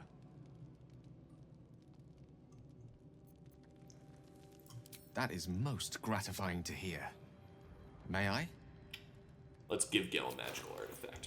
Perfect. Yeah, we can give Lae'zel this trash spear, or pardon me, give Gale the trash spear. Thank you.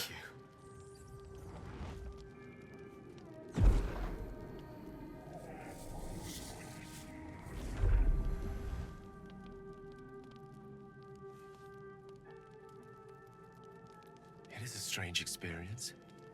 Each time anew. Like a lost soul is spelunking through the darkness that is me, only to be sacrificed on the dread altar of the heart. Somehow the second artifact hasn't had the effect of the first. It's somewhat relieved the discomfort, but I fear my hunger hasn't quite...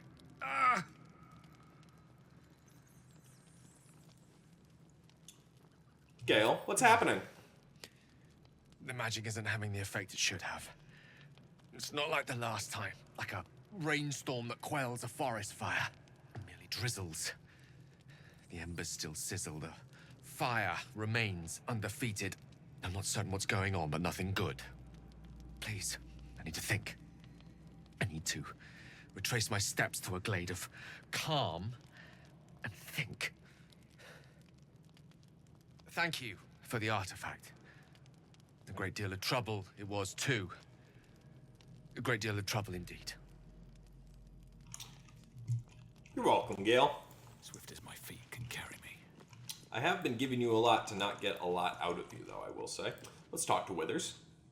Thy wheel of fate turns ever to the dark. Dost thou require a new ally? Or mayhaps a resurrection instead?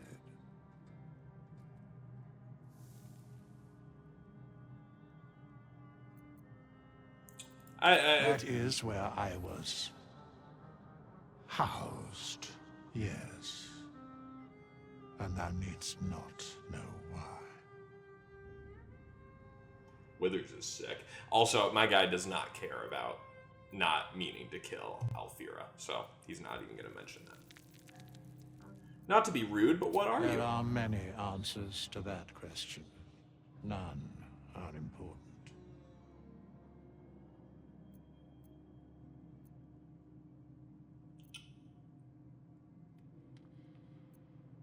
Skeletons aren't supposed to be able to talk. He doesn't care about Withers explaining further. No, he doesn't have time. He just wants Withers' services. Let's talk to... Let's keep it moving here. We'll talk to everybody another time. I don't know why I added the coffee to my wares. You don't sleep well, flitting between dreams and nightmares. Oh, finally. Maybe you wake up because you know something is wrong. Or maybe you just get lucky. Shit. No, it's not what it looks like.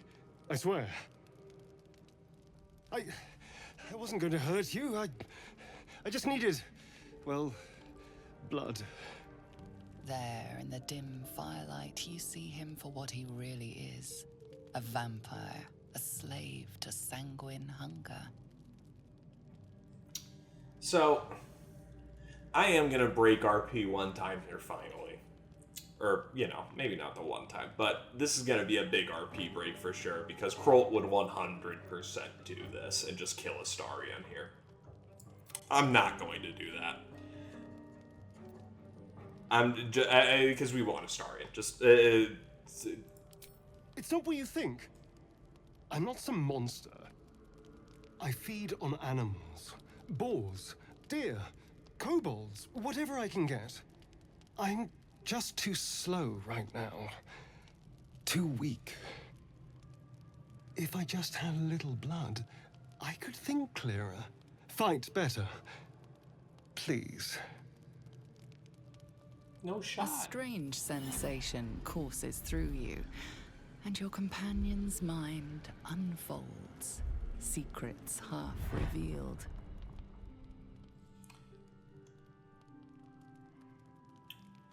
Push into his mind, seeking for the truth. Definitely a 1. Okay, we'll take it, What's this? What's happening? Your mind lurches, reeling suddenly as if bitten.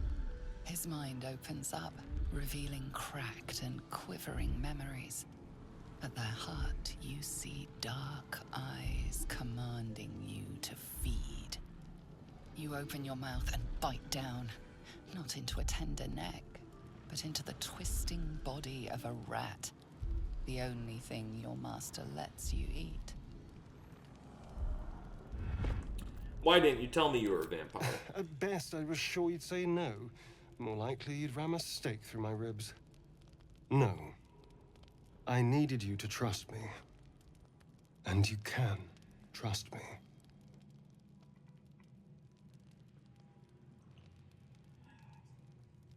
I'm not going to throw a fuss because they obviously all know I killed Alfira. None of them bought that I didn't kill her. So, I'm going to say I believe you. Thank you. Do you think you could trust me just a little further? I only need Yeah, a no taste. shot, dude. I swear. Like, now you're urged on getting smack territory. Are you mad? No. No, of course. Silly of me to even ask. I'll go and find something on 4 legs to eat, I suppose. See you in the morning. See ya. You watch him stalk away, slumped, sulking, and ready to kill.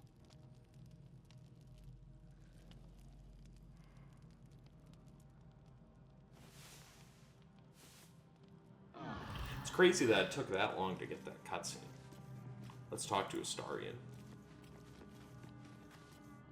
Morning. I hope last night's little unpleasantness hasn't left a bad taste in your...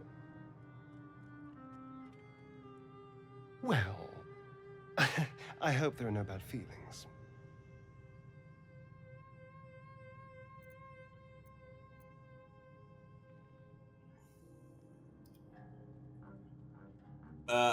I think it's the tadpole that has done this, I'm sure.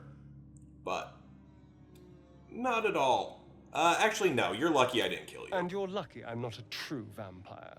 Last night could have gone very differently if I'd magically summoned a pack of wolves. Yeah, but you didn't, and I could have. Alas, I'm just a spawn. All of the hunger, few of the powers.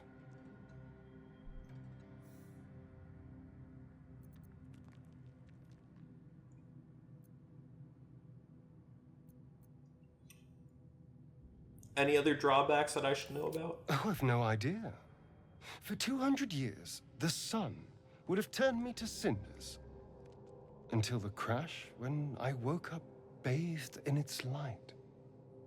Someone, or something, wants me alive. They've changed the rules. Standing in the sun, wading through a river, wandering into homes without an invitation.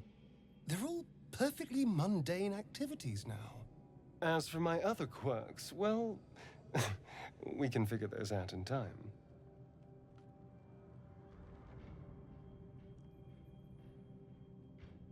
Figure them out quickly. I don't want any more surprises. No more surprises. You have my word. I'm just glad you're being sensible about these revelations. I was worried people might turn up with torches and pitchforks. Although there's still time. A vampire among us? So be it. But should I wake with so much as a drop of blood on my neck, I will end him. I'd just better not wake in the night to find fangs at my throat. Like I did. I trust him. He won't hurt us. Quite the opposite. I'm here in the spirit of openness and honesty to work together as a team. Maybe we could get him to wear a bell. Dissuade any nighttime prowling. There now. We're all friends again. Shall we go? There's a long day ahead of us. Alright, let's do some real quick customization. And by that I just mean let's get our characters their new gear. So, Lae'zel is going to wear the Broodmother's Revenge here, that when the wearer is healed, they deal 1 to 6 extra poison damage. Shadowheart, we're going to Actually, we're going to transmog a couple of things. Actually, no, we're not. We're just going to equip these. We'll do that in the mini episode, or the bonus episode, the transmogging. So we'll just have her wear that for now. And then Astarion, I really don't see anything for you yet, brother man. We got to get you something better than what you have now, because those knives stink. But I don't think he can wear medium armor, if I'm not mistaken. Yeah, not proficient, so that's alright.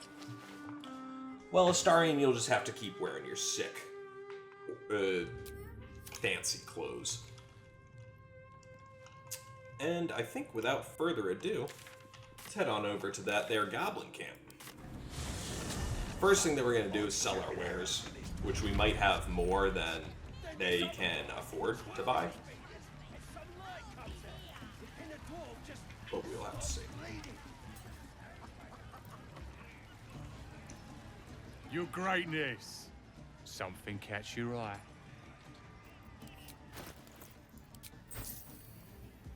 Nice. We were able to sell all our wares off really without much issue. Sell this off. Oh, never mind. He has wow.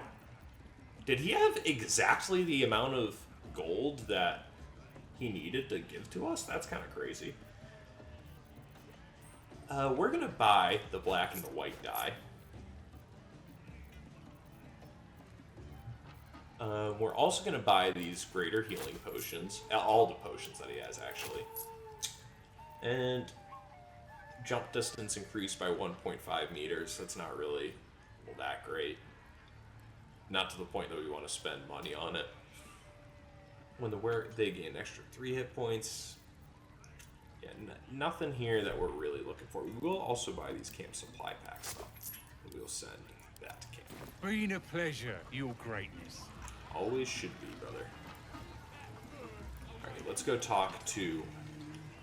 Let's go do something incredibly evil. Let's go rub it in Halsin's face that all the druids are dead. The first real evil thing that we've done.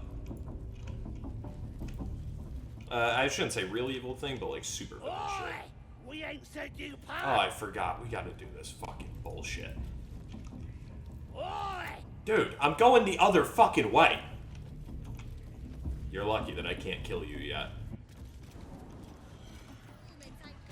I think one more conversation I'll be able to kill you once I talk to Minthara up here.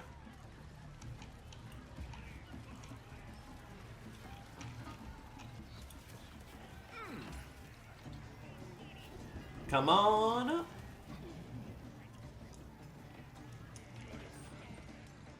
These guys are still passed out. I would also like to talk to the other person that I would like to talk to is Roa Moonglow, who is a merchant in the Goblin Camp, works for the Zentarim, which is a kind of underground group. So we're just going to go talk to her. She's normally stationed up here. She might have left already. We're going to have to see. I know that she does eventually leave, but I don't know if it's... No, perfect. She's still here, because she has some good stuff, if I'm not mistaken. Erna, Ural. That the jingle of coin, I hear?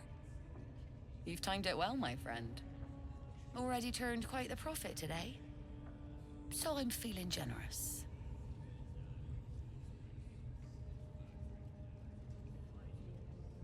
Your insignia, I've seen it before in the Underdark. Aye, so you have. There's one place the Zentarim can trade openly, thank the gods. Folk up here like to quiver over right and wrong, until the coin starts clinking anyway. It's just business. If there was money in being good, the Zentarim would be pure as paladins. Let me see your wares. Perfect. Now this is what I'm talking about. Little scale mail plus. My faith protects me. That's 15 armor class, 15, and +1 bonus to saving throws and checks. Take -1 slashing damage. I definitely like what we have. The Monster Slayer Glaive deals extra damage. We are going to buy this staff, I think, for sure. Yeah, absolutely. Which gives us Firebolt as a cantrip, so we can forget Firebolt and learn a new one. And deals an extra 1d4 fire damage. How much does this cost? 868. God damn, I don't think it's worth that much. 1,000. Wow. So, let's see. What does she have that's really worth it? Monster Slayer. This Blooded Great Axe is definitely worth it. When the wielder has 50% hit points or less, they deal an additional 1 to 4 slashing damage. Definitely worth it. I would also like to buy this Potion of Invincibility. So let's... I don't think we... Yeah. So we get to sell off... Oh, perfect. We can sell this chain shirt. We can sell the Scroll of Blur. As well as the Scroll of Featherfall, because we got the potion. And I know the spell for Grease. So we can do that, and then we'll buy this. Lae'zel. She's got the Sword of Justice, and yeah, these guys can't do anything in terms of that. Let's get the... Do we have... No, we literally have nothing for gold. Oh, I bet you the Sword of Justice, though, is worth... Nope, 46. How about... We'll sell the Soul Coin, because we don't have any use for that. We'll also sell Chimera's Locket. Perfect. And oh, there's a couple pieces of armor here that we don't need. Perfect. And then we can do... Oh, I shouldn't have... Oh, no, Lae'zel's already wearing chainmail armor. Oh, I must have missed something. Now we can buy the dagger for Astarion. Any other dagger that's better? I don't see one. No! Really? 182? Okay, we just need to sell one of these. Alright, perfect. Now, Astarion. Keep your distance, darling. And we can sell that guy off. Beautiful. Pleasure. Now, let's go rub it in Halzin's face.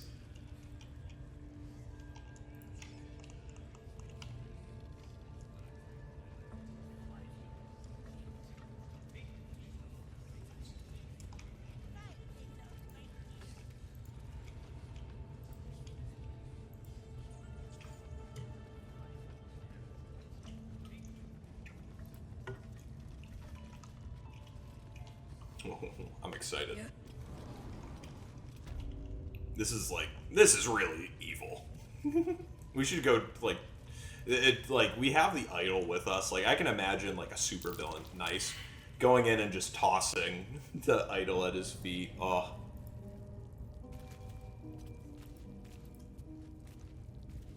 Slip again. Nice. Hey, and those guys saved it. Oh, never mind. Everybody's on the ground. The ringleaders have to die. The very natural order of things is in danger, thanks to them.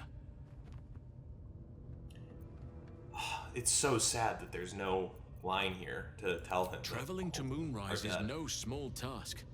Expect dangers like you've never seen before.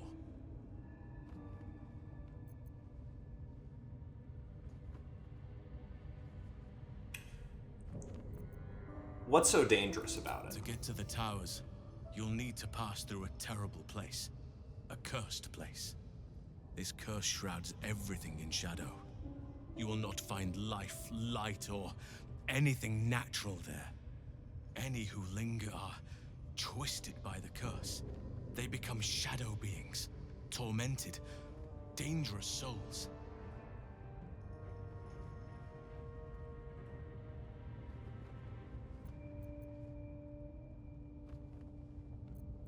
What do you suggest? You could go overland, along the Risen Road or through the mountains. Easier at first, but you'll run into the Shadow Curse eventually. You could also go under. There is a tunnel somewhere in this very Temple of Selûne. It leads to Moonrise Towers, through the Underdark. Long ago, a man called Ketheric Thorm built a secret stronghold deep down there, before rallying a whole army of Dark Justiciars. Shah worshippers. Dark Justiciars. I must see for myself. Aradin and his lot were looking for a way down there. They were promised riches if they retrieved a relic called the Night Song. But I think there's more. From this stronghold, Ketheric's forces could access both the Temple of Selûne and Moonrise Towers. But he was defeated before he could launch an attack. If you can find this place, I'll wager it will reveal a more direct path to Moonrise Towers, and may bypass the worst of the Shadow Curse. The Underdark's my home. Better to take that than Better to take that route than risk this curse. Anything is preferable to risking the Shadow Curse.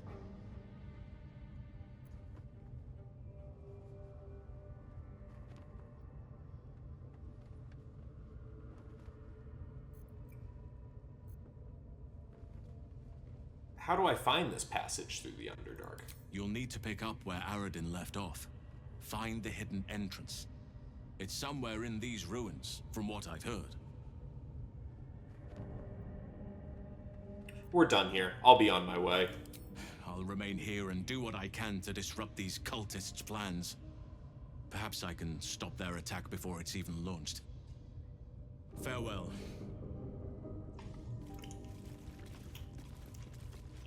It's really disappointing that we couldn't tell Hausen about that. But we will survive. Let's go tell Minthara about it.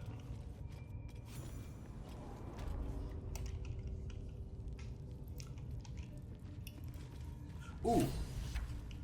I forgot, we do need to do one more thing at the Grove.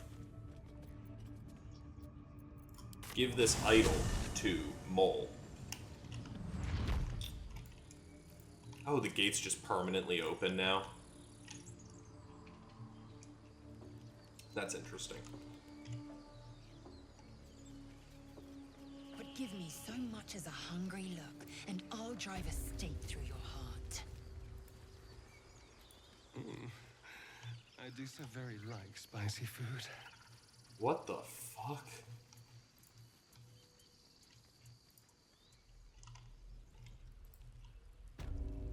Alright. Let's give this over to Mole here.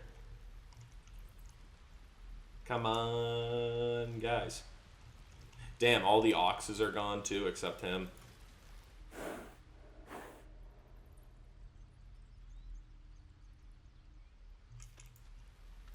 Concealed hatch.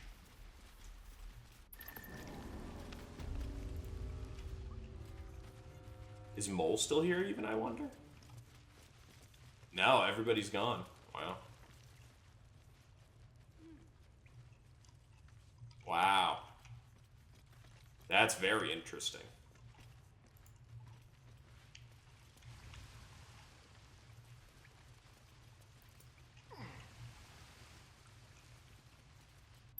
Alright, so we'll just head back to the... Is Memnos even still here? That guy who was down here sulking? Or did he leave too?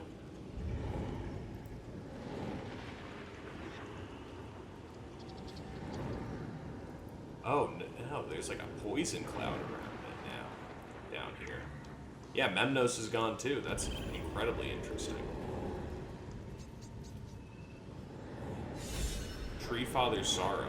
Let's see what that is. Inspiration.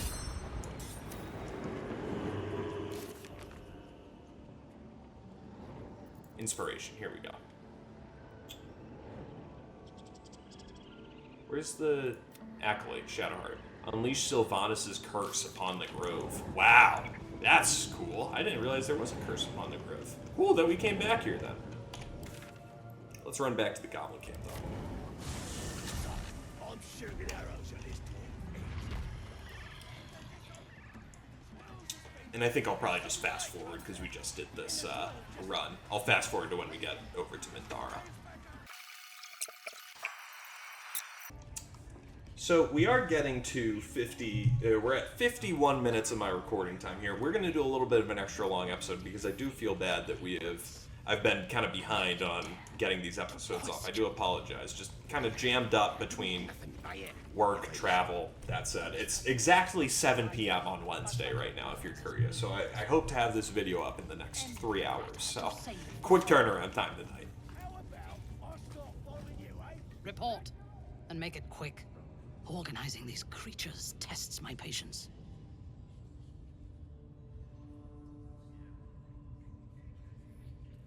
Let me see your map. I'll show you where the grove is. So close. Their fate is sealed, and you will be instrumental in the slaughter. go to their refuge and make your way inside. As a friend. That won't be necessary. Many of the inhabitants are already dead. You started the slaughter without me. How selfish. But we can still fight side by side. Together, we will destroy any who have not died or fled. I will gather my forces. We will reach the Grove by next light. Join me in my warband at the Grove. It will fall. Gather the raiders. It is Yes, time. your leadership. We won't let you down. Alright, so that's interesting. We're gonna go back and see these guys. I would like to get this scrying eye out of here. It sees perfect. And we are going to real quick steal. Nice. Zoom. That was awesome. Alrighty, let's see. Anything else up here that we can steal while we're here? We already got the potions last time. Let's see what these boots have.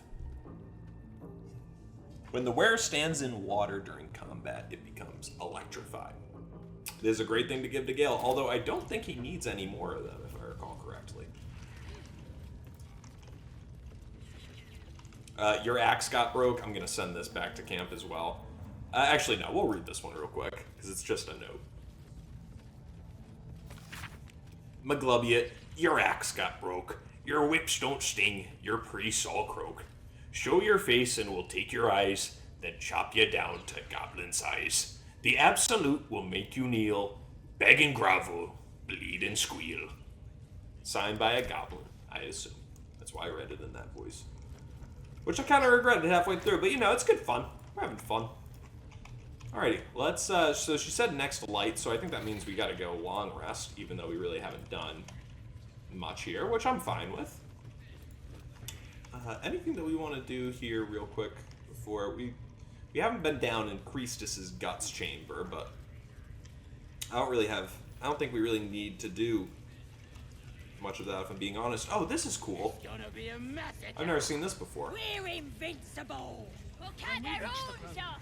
You charge only Nothing on can my stop us. Let's see, are these guys gonna get mad at me now? Cool. Alright, let's do a real quick journal update.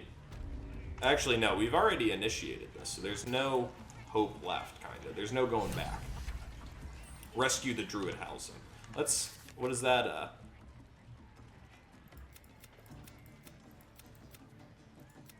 Where is Rescue the Druid housing?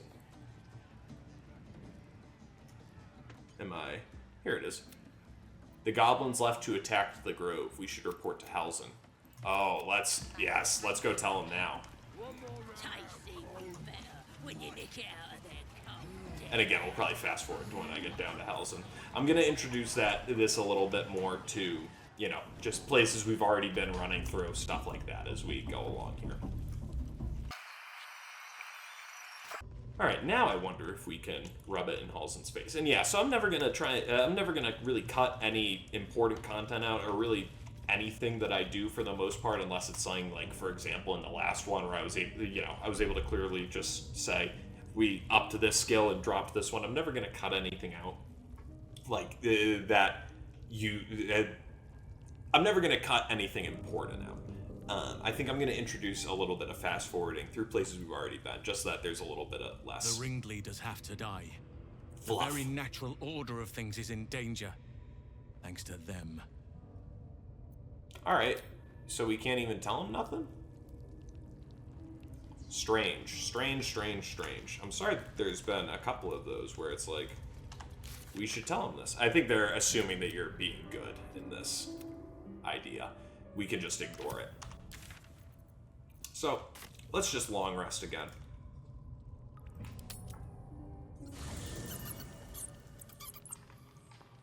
Gale, you need another one, dog? We'll talk to Astarion as well. You'll have to speak slowly.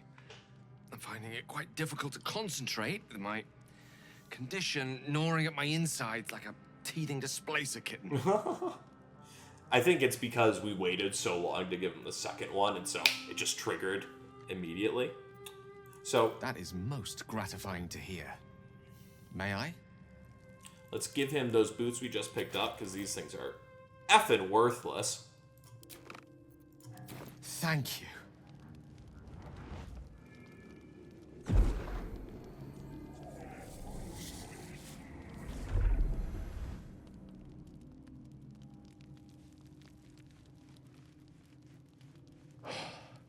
Good gods.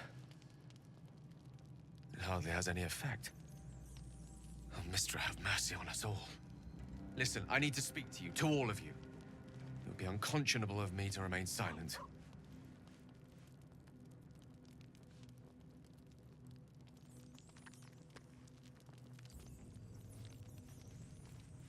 Alright, this is a little bit friendly. I wouldn't call us friends, but since that's the closest, we're gonna go with it. I'd just be about to remedy that. You have to know who I was. You have to know who I really am. What I am is a walking shadow of the promise I once held. I'm what one might call a wizard prodigy. Who from an early age could not only control the weave, but compose it. Much like a musician or a poet. Such was my skill that it earned me the attention of the mother of magic herself. The Lady of Mysteries. The goddess Mistra. She revealed herself to me and she became my teacher. In time, she became my muse. And later, even my lover.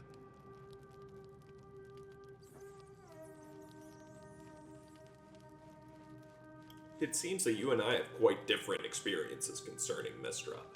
It's fair to say her intimacy is not easily won. Nevertheless, I did. We enjoyed each other's company. Body, mind, and soul.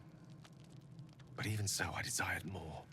You see, no matter how powerful a wizard we mortals can become, we never scratch more than the surface of the weave. Mistra keeps us in check. There are boundaries she doesn't let us cross, yet every time I was with her, I stood on the precipice, gazing into the wonders that lay beyond. I sought to cross her boundaries.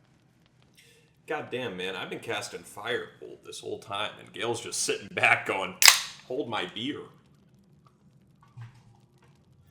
That's as tantamount to hearsay as a wizard can come. Well, obviously, it's not quite... That's not the response we're going for.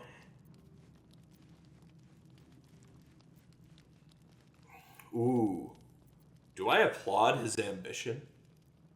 Do I respect that about Gale, that he wanted to upend? Yes, I think I do. I think Krolt does. Though not, I think, my methods. I tried to convince her. I pouted. I pleaded. Swore my ambition was only to serve her better. She only smiled and told me to be contented.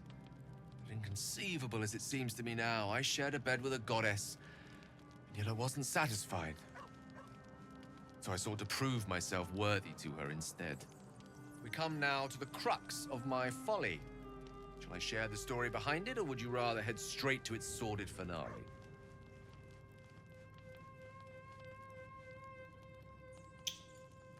I think he's intrigued. Very well. Here goes. Once upon a very long time ago, a mighty lord lived in a tower. A flying tower, to be precise. I'll save his history for another time, but the gist of it is that he sought to usurp the goddess of magic so that he could become a god himself. And he almost managed, but not quite. And his entire empire, Netheril, came crashing down around him as he turned to stone. The magic that was unleashed that day was phenomenal. Roiling like the prime chaos that outdates creation. Even the weave itself could not withstand the onslaught. It fractured, then shattered, and all magic was lost to the mortal realms. Until the day Mistra returned.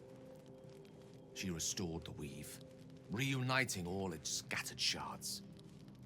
Or so I thought. Until, in the course of my studies, I learned of a book. A Netherese tome in which a piece of the fractured weave had been sealed beyond her reach. What if, I thought, What if, after all this time, I could return this lost part of herself to the goddess? What was the answer to that question? I guess you ruled out flowers. I guess you ruled out flowers and chocolates altogether then. So your grand plan was akin to emptying a cup of water in the sea. Brilliant. No, I don't think that. I think he really respects Gale in this situation. That is a level of ambition I don't think Krolt has even thought of himself as gaining. So I think he really respects the hell out of Gale for this. And so I must admit, that sounds like a tempting proposition. Discredit my reasoning. Alas, that my execution was rather less sound. I was certain that this deed of raw power, draped in romance, would convince Mystra to take me by the hand and welcome me into her hitherto forbidden domains. I was mistaken. I obtained the fabled book and took it into my study. As for what happened next... Here. Place your hand over my heart. Let me show you.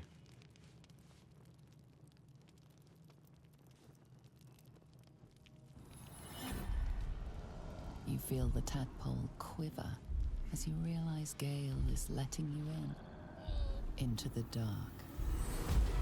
You see through Gale's eyes, staring down the corridors of a dread memory.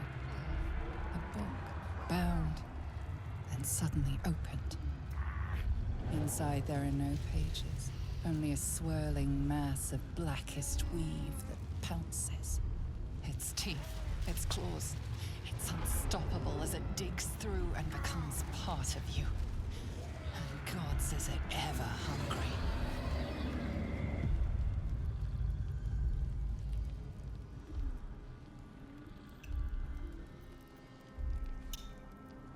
How are you still alive? Thankfully, the moment I absorbed the You are way too calm. It was only the beginning.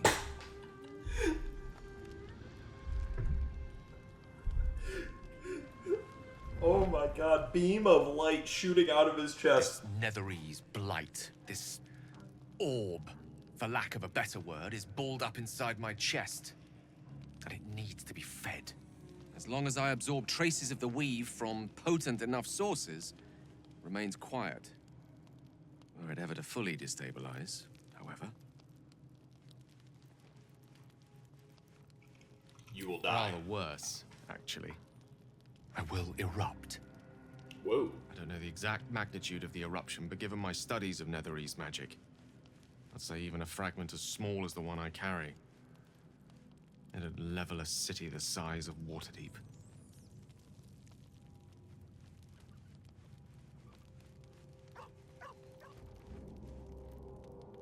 Is there nothing we could do? Chance upon a king's collection of magical artifacts around the corner. We might cross paths with a miracle round the bend. Then again, we might not. All of this, it must feel like a betrayal. Say the word, and we'll part ways. He respects the hell out of Gale for this. No, you are welcome, brother. In fact, you might be joining the party very soon. That is a great relief. Oh, a great relief indeed. You truly are a soul that steals my own. From all my new rallied heart, I thank you. I thank you all. I understand if you stand against me. I'm humbled if you stand with me. Either way, I will do my best not to let you down. I stand at a precipice, but if you do not give up hope, neither shall I. I'll fight. I'll resist as long as I can. Now, even I am tired of the sound of my own voice. Let us venture forth. That was an awesome little bit of dialogue right there. I really loved that. That was cool. I haven't gotten that scene many times. You know, I was just thinking about you. Remembering our little encounter in the night. When you tried to bite me? The very same. It obviously put me off your neck, but now I can't help but wonder how the others taste. Dude, you are gonna get whacked. Not that saying anyone has shit like this. volunteered. It's just an idle fancy.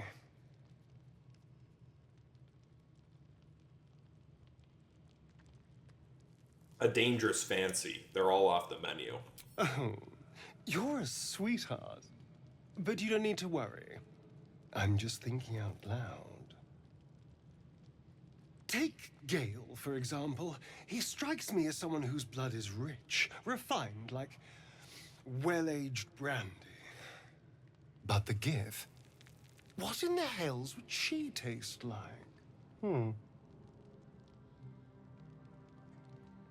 I'd prefer a beer if it's all the same to you. Hell yeah, brother. Yes. Heavens forbid we have an interesting conversation. Still, I am intrigued by We the got scorched. possibilities.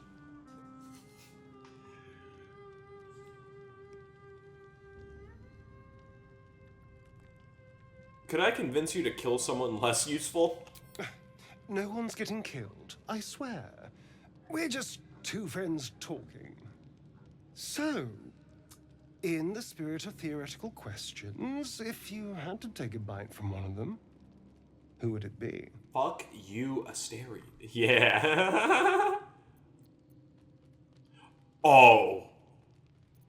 Should I just let it fly real quick right to him? For the first time, just let something out for the dark urge. I much prefer eating flesh to blood. Or should I say you? Oh, no, because he's going to take that as flirting. I much prefer eating flesh to blood. I do appreciate your enthusiasm. But let's try to restrain ourselves a little. I just mean a sip of their blood. No mastication required.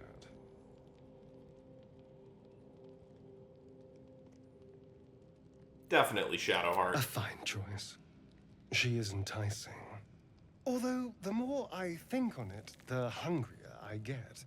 I better go find something I can actually get my teeth into. Anything that keeps you away from our necks. Don't tempt me, darling. Oh, I see why people like this guy, man. He's funny. And obviously, you know, the performance is incredible. That goes without saying, but just in my campaigns earlier, he just hasn't really had a place. So he's always kind of been the odd man out. To sate you and be sated. I lead, you follow. This part definitely can't be on YouTube, but we'll see on the other side. I am ready. So you think. Let's see if you're right.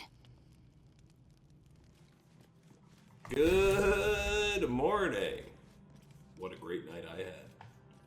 Now we move on to go talk to Minthara outside the grove. Let's see what the Druid Halsin quest just completed with.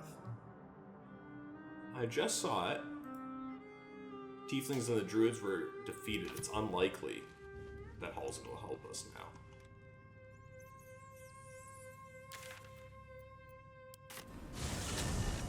Let's head over to the Emerald Grove here.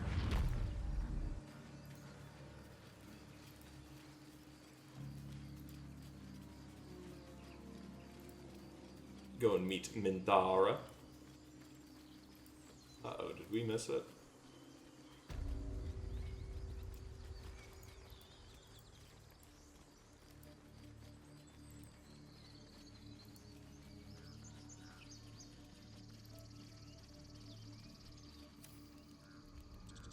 Okay, perfect. So I had to do a little bit of Googling, but it turns out that if you initiate the Idol of Sylvanas fight, Minthara doesn't. You don't actually raid the grove with Minthara in the same way that you do if you just tell Minthara about where the grove is, and you fight with the goblins. Minthara kind of just finishes it off for you because there's only a couple of them left.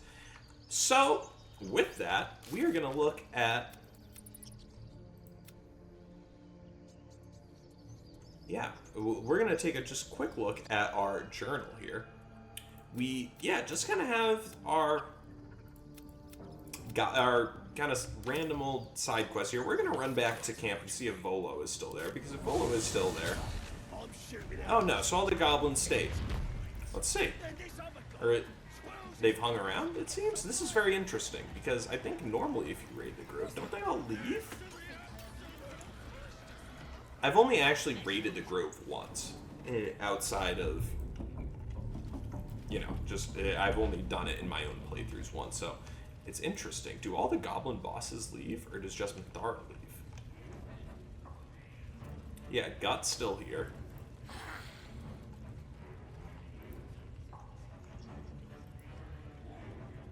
This is so interesting. To me, at least. Whoops, didn't mean to go to Hausen now. Now I wonder if Hausen's still down there. I say we go check for a third time. Yeah, Mindar's gone. Very interesting. It seems like, at least. I think you need to crawl over here and check. Very interesting. So if I'm not mistaken, we will see her again at Moonrise Towers, which is where we'll have the opportunity to recruit her into our party, which is what we are absolutely doing. I've never done that before, and I'm incredibly excited to do such. If I had to guess, I'm just guessing, I'd say that's probably around episode 20, if I had to guess just based on our current pace. Actually, no, probably closer, like 23 to 26 is, that's my gamble. You can put it down.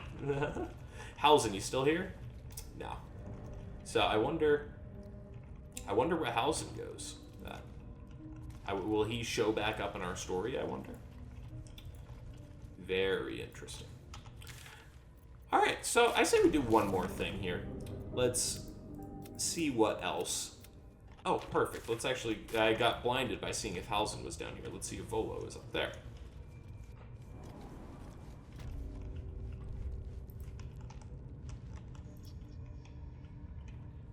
Volo, you in here still? Biggest bloody pigeon I ever saw.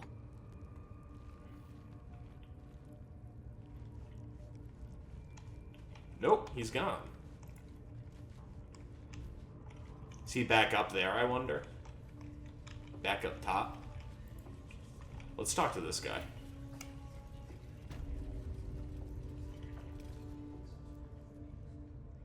This guy's a freak leak.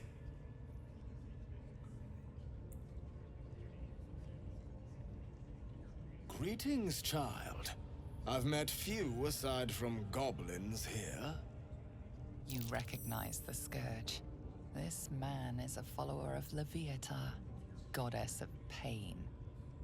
Ah. Are you also here to assist with the prisoner?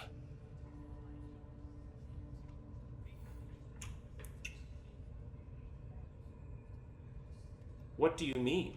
I was invited to teach them That some was of dumb. my Kroll absolutely techniques. knows what he means. I live for pain and its intricacies, you see. But alas, these goblins seem to thrive on the crude and primitive. Pain without purpose is a terrible thing. Wouldn't you agree?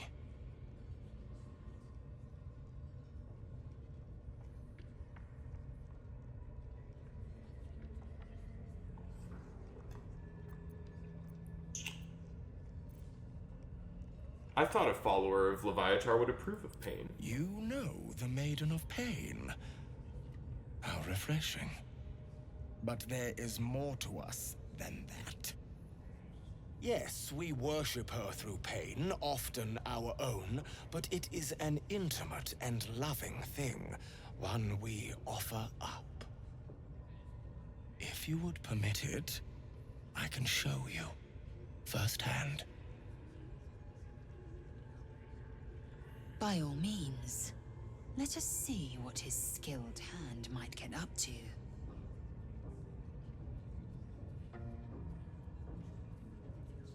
Touch me and you'll lose your hand. Is that a promise? A pity, though. You would have known such sweet relief at my hands. Now, if you'll excuse me, I should return to my own worship. Okay, man, you enjoy that, you flippin' freak, dog. I don't know when I'm gonna be able to do that guy's thing. That is weird as hell. I don't care about that guy who's being tortured over there, really. I wonder, does Zentrum stay here too? This is very, very interesting. Very different from how things normally go. Let's see. Volo's gone. Well, we might as well find the Night Song, head down, maybe go check out this Underdark real quick, which I definitely have no clue where it is.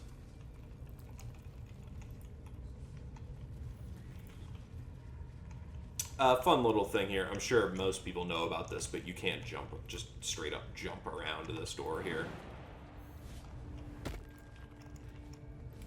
And there's no one here to check you on stealing stuff, so you can do that all day. But we won't worry about that right now. We did a lot of looting to begin the episode. Do we have a key? No. Astarion? Get in there, brother. Simple.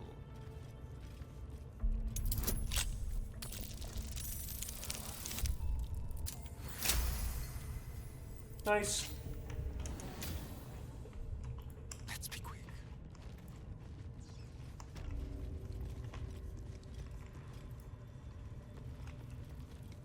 You don't have permission to be here. You're about to be ejected.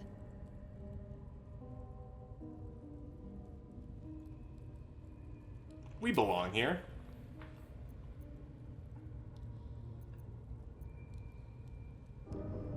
I'm here, aren't I? Doing my Astarion voice. Need a nat 20? No dice, that's fine. We'll just fight. You have outstayed your already flimsy welcome, and... Oh. Okay, we'll just keep going. You've been seen re-entering a forbidden area. Apparently it's becoming rather tiresome. Attack. Alright, Astarion, can we? Yeah, you can. Nice. Go and get hurt. Hit Palma. Ruptured. 1 to 4 piercing damage when moving. Ooh, and now Astarion, since he's outed himself as a vampire, he can bite.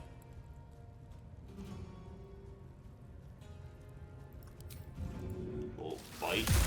Nice. End our turn. Lae'zel, yeah, Lae'zel can't get even close to there. But we'll have her run up and then shoot. Oh, nice. That one. Dull moment. Kroll, I'm coming for you. You are just gonna hit with a actually Scorching Ray. Fuck it. Nice, 17 damage on the Scorching Ray. Got to move. Then Shadowheart, we are gonna have you. Is she wearing like gloves or something that she can't cast spells? Oh, she's not proficient with the armor she's wearing. Understood. Okay, we can swap that out.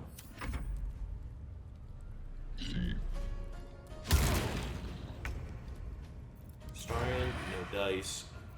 Hit him with the main hand attack. Nice. Hit him again. And then we're gonna move over to here, see if she winds up running back over to somebody else. Lae'zel, fainting attack, please. 10 damage, perfect. Extra attack as well. And disarming attack. Weapon drop, 23 damage. How awesome is that? Then we're just gonna firebolt. Boom, got the last 7. Anything good on you, Palma? We'll take the supply pack, send that to camp.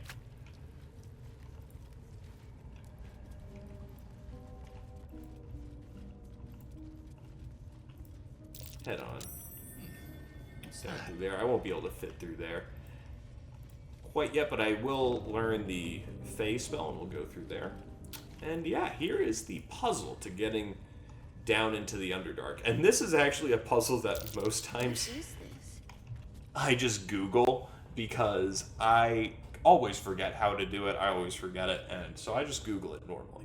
And next time, I am going to figure out how to do it for real. So that's where we're going to start off next episode. We're going to end this one here. Thank you guys so much for watching. I'm sorry again for being late, but I do appreciate you watching it anyways. And if you liked it, please make sure to leave a like, comment, subscribe. I really, really appreciate it as we keep this train rolling on along. So thanks so much, guys, and I will see you again in the next one. Peace! Hey guys, what's up? Welcome back, as always, to another episode of our Let's Play Baldur's Gate 3 The Dark Urge, with our main man Krolt and his crew of companions, which are conveniently located off screen here, where we left Where we left off last episode was we had just spoken to Minthara about the events that had taken place in episode 9, where the druids and the tieflings killed each other, and we conveniently took part in that. So we're picking up right where we left off, headed down into the Underdark. And remember when I said we're headed down into the Underdark? Well, I kind of lied, because when I took a look, we're still level 4 here, and we got a little ways to go before we hit level 5, so I want to spend some time going around and hitting some of the things that we haven't quite yet gotten to in the wilderness. Or, I forget what the name of this place, this region. I know we just discovered it a couple episodes, and I forgot to hit us as grouped together, so that's okay. We'll send everybody over to the Blade Village, and we're gonna head down south. See what we got going on down this way. I also want to explore down this area as well. But I want to gain as much XP as we can, definitely get to level 5 before we head into the Underdark or the Mountain Pass, because that's where those areas really start to open up for you. There's a little, like, section of the map I really don't go in very much. See what's going on this way. Ooh, Hunter stash, interesting. Nothing. Huh. I don't think I'd ever noticed that before. Very interesting. That just leads us back up to the bridge. Walk around this way. Let's see another hunter stash. Wow.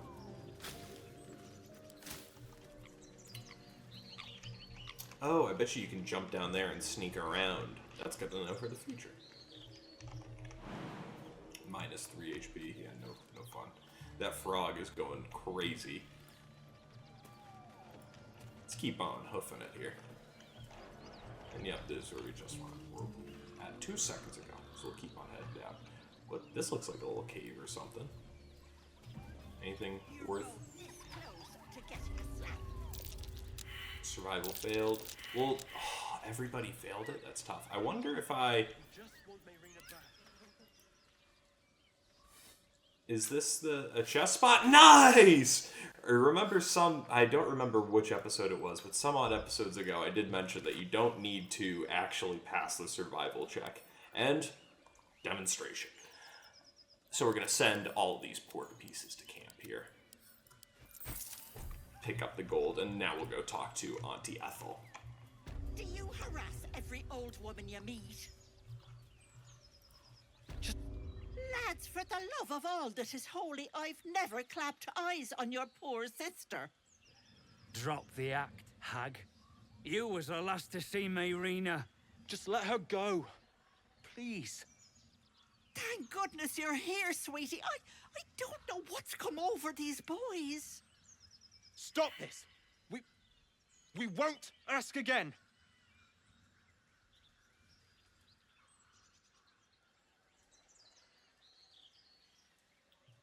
We'll find out what's going on here. Careful! Don't trust a word out of her mouth. Our sister went to the hag, and we ain't seen her since. Hand over heart, I don't know their sister. I will gladly help you all look for her, though. Enough. Where is she?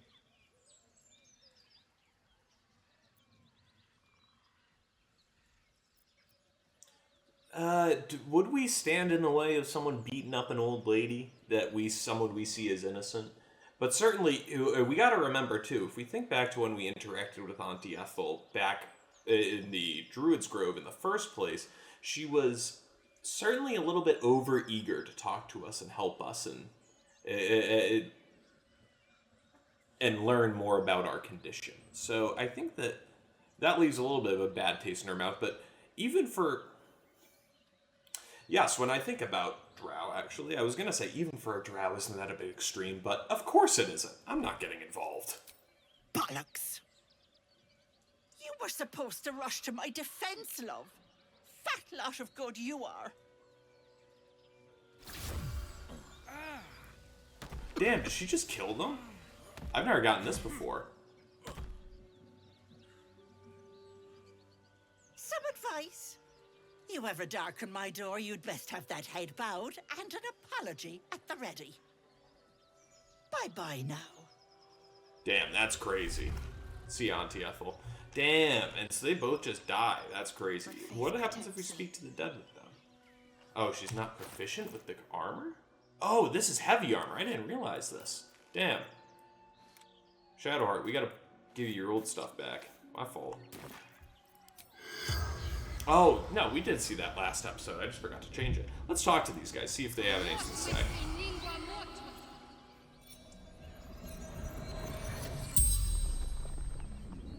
Do you know The anything corpse about this regards hag? you lifelessly.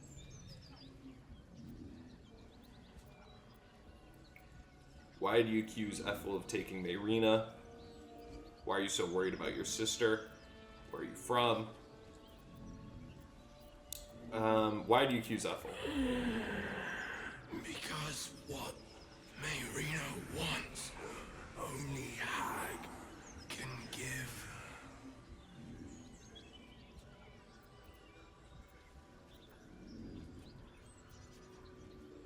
Why are you so worried about your sister? Obviously the hag, but maybe they'll give us a little bit more. Hags play with their food.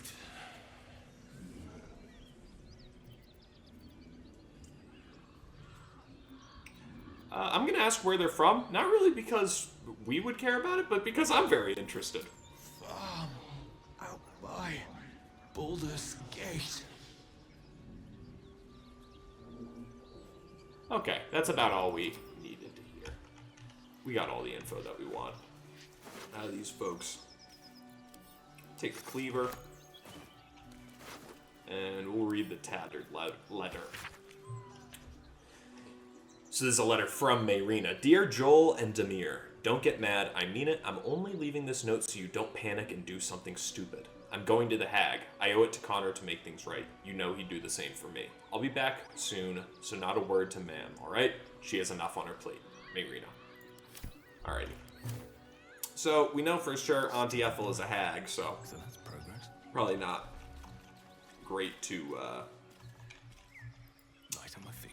Probably not great to go in there with our guns a-blazing.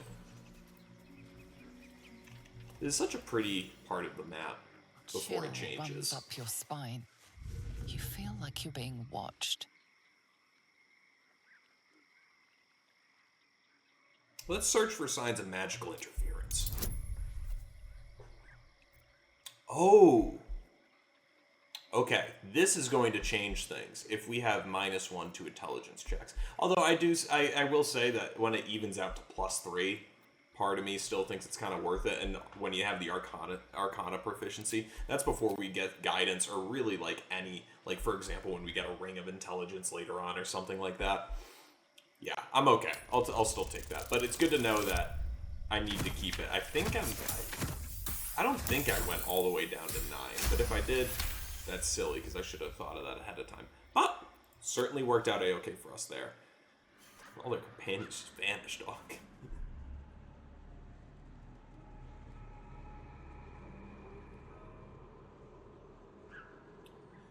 You blink and the wilderness changes. A swamp, stinking and insidious, assaults your senses. Didn't get the narrator line for some reason there. So, I certainly, obviously, it's tough to say that a game has glitches while you're modding it. Obviously, the mods that I'm using are somewhat surface level, but still, it's tough to say that. But I will say, this game has a lot more bugs and glitches in it than the day that it came out.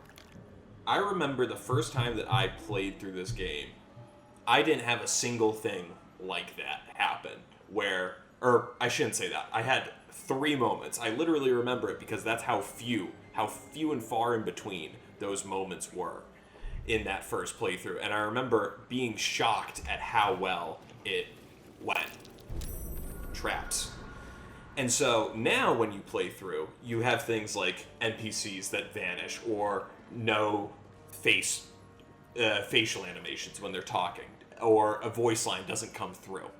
And so that type of stuff definitely is more frequent, I think. I would be shocked if that is not the common opinion. But I don't see very many people talk about it because honestly, it's not that big of a deal. Looks like a trap there. Because it just saw it. Perfect. Barbed bulrush. Oh, nice. Oh, poison apple. No, thank you. And so, I don't see many people talk about it because it's not that big of a deal because it's still so few. But I certainly think that it is much more apparent, to the point that it is apparent because it wasn't my first playthrough, and I think they did a great job in that. But that said, I will say Act 3 is much more stable now than it was when the game first came out. I easily crushed 60 FPS at Act 3, where on launch I was getting 45. A bloodbath. Oh, beautiful. Something made quick work of the place. Traveler's Guide to the Sword Coast, Volume 4, The Risen Road. That's us. We're right on the Risen Road at the moment. The stained, well-thumbed pages filled with traveling advice that seem to be decades out of date.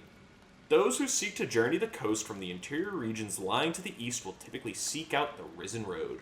Running parallel to the River Chayanathar, the Risen Road provides an overland route all the way from Elturel to Baldur's Gate and has proven tempting to travelers seeking an alternate to the river barges that sail the Chayanathar.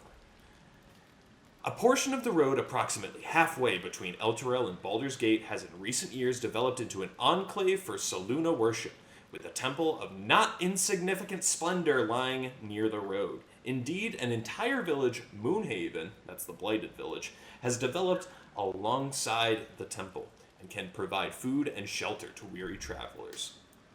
Farthest east lies the citadel of Moonrise Towers, where a toll is required for onward passage of goods and folk alike. Some are tempted to go off-road in order to avoid the toll. However, bandits and other dangers may cause them to pay a much steeper price. Trails off. So that's a very interesting book. That's might be the biggest lore relevant lore dump that you get in Act 1 from just a book. Don't quote me on that, but I certainly think that you get a lot of interesting pieces there. Scroll of Ice Knife, we'll take that. We'll add that to our wares because I just don't really use that spell. The Ice Knife one we're also going to add to our wares.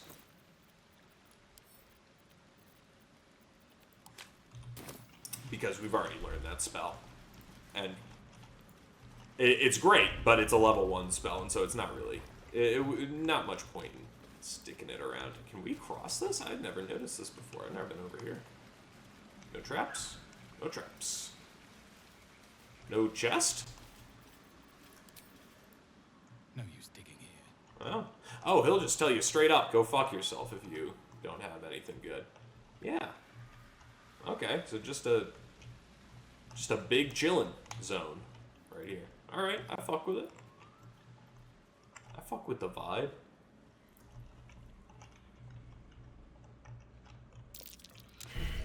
Oh no, this is brutal. These traps are so annoying. I remember my first playthrough, literally, dealing with these. Because, you get the, rotting flesh debuff or whatever that is just so hard to get rid of. So let's see how... So we'll get rid of the bleeding. Now we got open wound. I wonder, can we just short rest and get rid of this? Nice. Some rest's better than none. We'll take that for sure. We'll talk to the red caps over here. Anything on the animal carcass? No.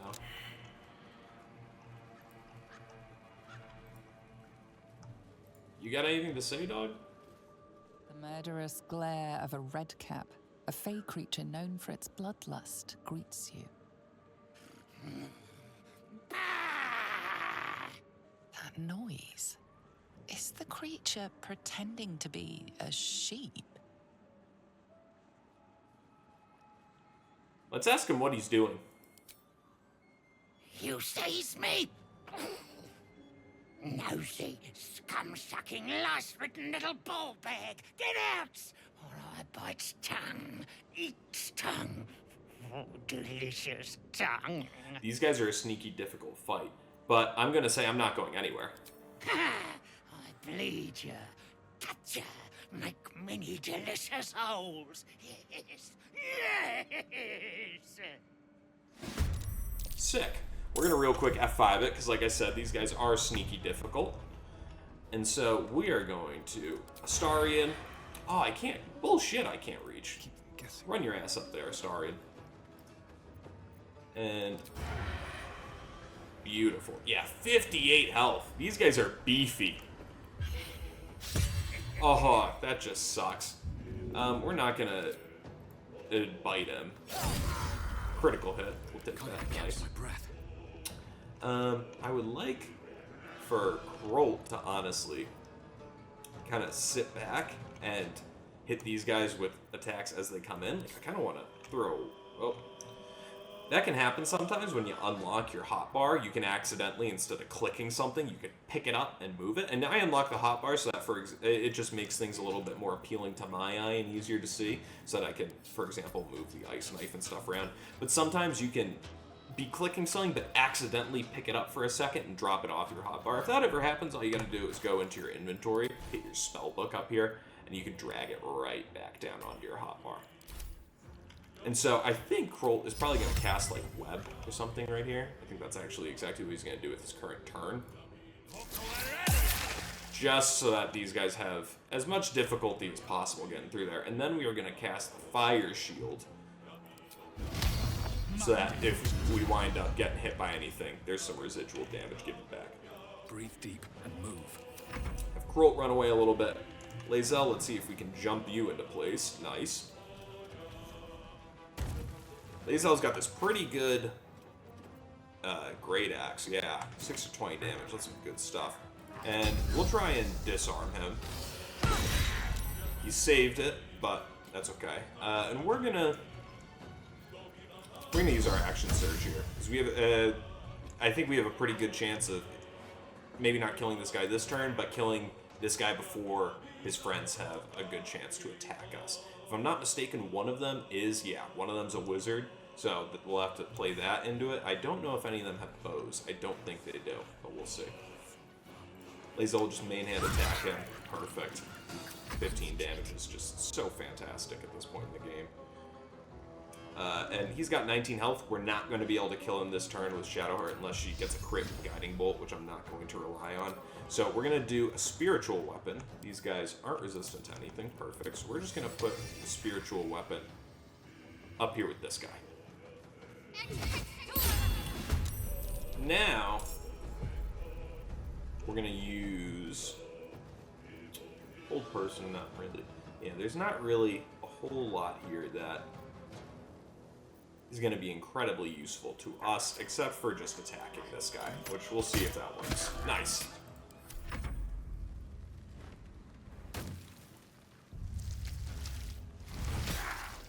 He's leaping away, that's fine. I'm fine with these guys. Perfect, yeah. You can come up here and fight this guy all day long.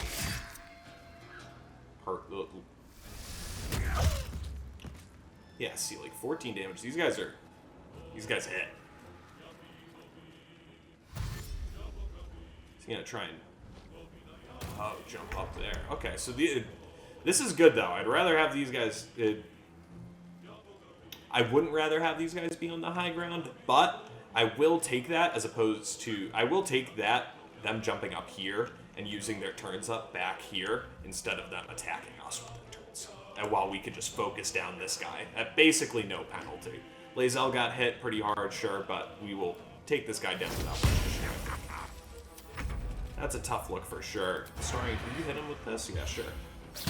Boom. Yeah, exactly. What'd I just say? We'll also have Astarion jump up here if you can. Don't get webbed. Nice. And this might have been a mistake having Astarion jump up here because I don't think we're going to be able to get Lae'zel up there. I do think we can get... Yup! I kind of don't want to use the level 2 spell slot, but we will anyways. Get fucked. Alright, Lae'zel. Yeah, not enough move. Oh, no, perfect. And we're not actually going to be able to get her close enough. Do we have a pushing attack? That's what I need to take next, is a pushing attack for her maneuvers. Shadowheart, you're gonna keep chilling. Oh, you can just run up from this side. Yeah, we'll have you dash and just run on up here. And then we'll hit Lae'zel with Cure Wounds. It's level 1. Beautiful. And now she's dipped in poison. Okay, bad. Is that, though, her bow? Because that's what she was holding? Or is that all of that?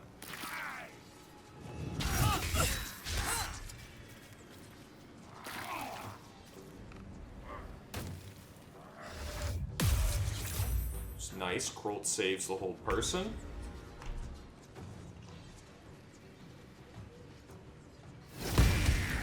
Nice job running through the cloud of daggers. Starian doesn't need any HP, so we'll just melee this guy again. With dice, we'll try and bite him. Oh, perfect. Bite's 100%. Wow. It's good to know. Alrighty. Krolt, you are... Ooh, concentrated blast. Perfect. We're going to concentrated blast this blood sage here. And that's fine. I'm fine to have the concentration get broken up there because we really don't need that anymore. Now Lae'zel will fainting attack this guy. Oh, 1 HP is brutal. But Shadowheart, can you get up here and hit this guy? Just give it a go, Shadowheart, I believe. Nice! Alright, now we just got this hole, really. Oh, they're having trouble with their whole persons. Oh my god, these guys are getting unlucky.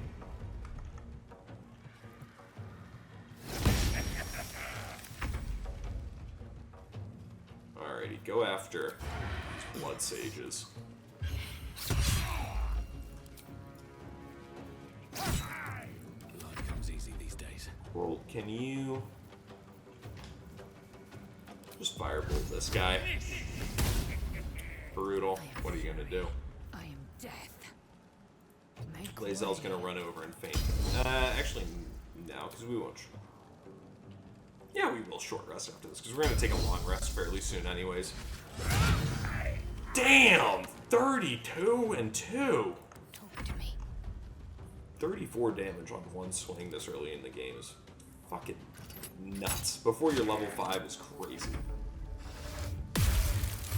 Wow, bro. I am like, actually, I borderline feel bad. I don't, because we're evil, but... A better position.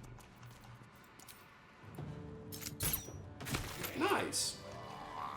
Sweet, sweet.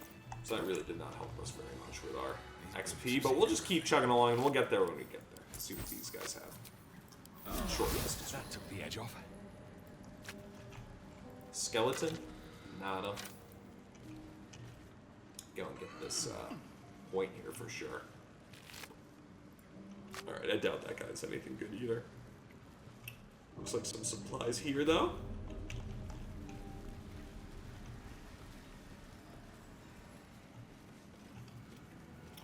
Alrighty, we're gonna go loot that chest real quick before we head up to the tea house. We're just gonna explore this beach as well. I'm talking about a trunk over here, not quite a chest, but... Oh. Everybody failed a survival check. Wow, guys, we are great at this. How useful is that? So, I mean, I would never have all, like, my whole party, I feel like, in prior playthroughs. I mean, it's happened before, obviously, but twice in the span of 30 minutes is crazy. And so we'll keep it moving right along here. See what's going on in this big-ass canoe. Not a canoe, but looks like a big canoe with a sail. And we'll send the wine back to camp. And nice. Cool. Alrighty, let's head up to the tea house here. Oh, we got hit with the open wound again? No. Come on, guys. Steer clear.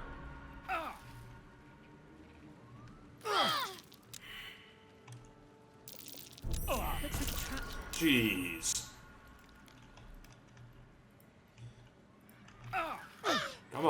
Everybody up. Oh, a well. I wonder, does that go down to the Underdark? Like, can you go down that way? Guys, everybody chill. Alrighty, let's just head in.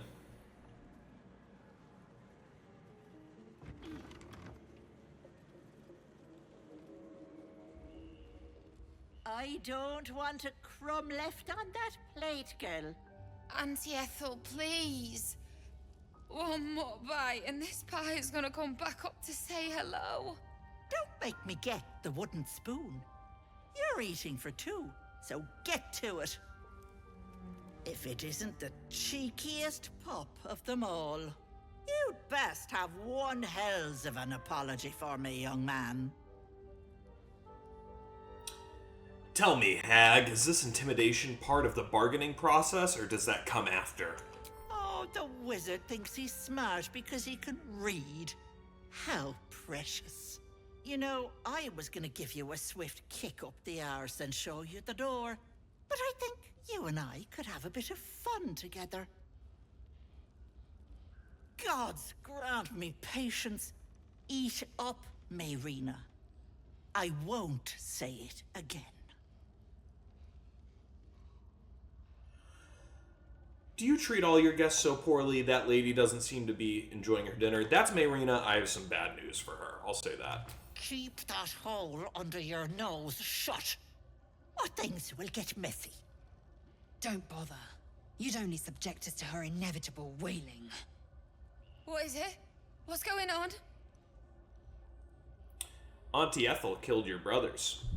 Yeah, let's have some fun. Let's spark up the chaos tree. That can't be true. Auntie Ethel. They were being rude, and I detest rudeness. You monster! The deal is off! Enough! Away with you! See ya. Blessed silence at last. Some time in the cage should do her good. And you'll regret sticking your nose in my business.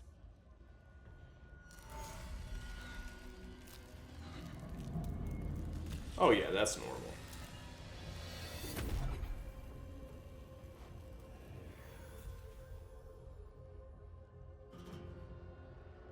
You look nice. Oh shit! We're just fighting her here? What? What? Oh, we're gonna get fucked up. Okay, it's time. Let's. Alright, it's time to put my thinking cap on. This is gonna be difficult. This is out of my skill level for this game. Alrighty, let's see what we got here at our disposal. I think we give Lae'zel the hill giant strength thing here. Let's send that to Lae'zel because she is going to become a baller once we give her this. Where's Lae'zel's inventory? Give me Lae'zel. Increase your strength to 21. This elixir can be thrown at a target to apply its effects. Should we throw it on the ground then? So that me and Astarion can both get it?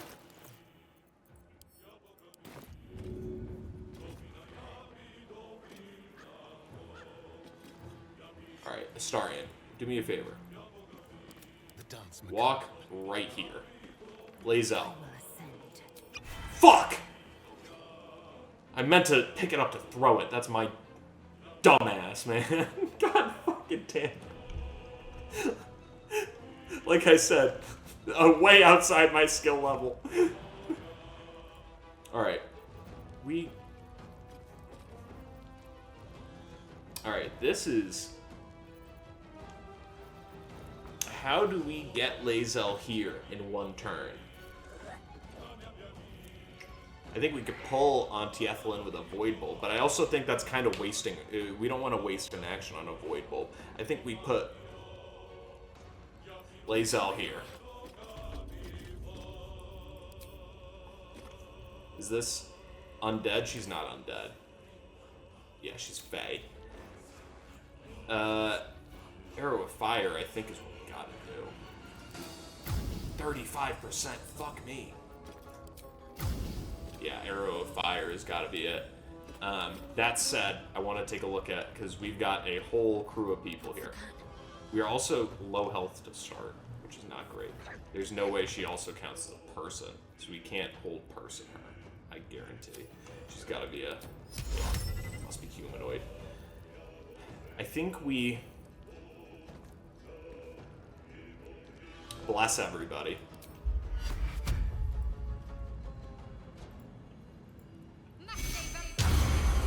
We'll take that. And then we're going to throw in a spiritual weapon right in between.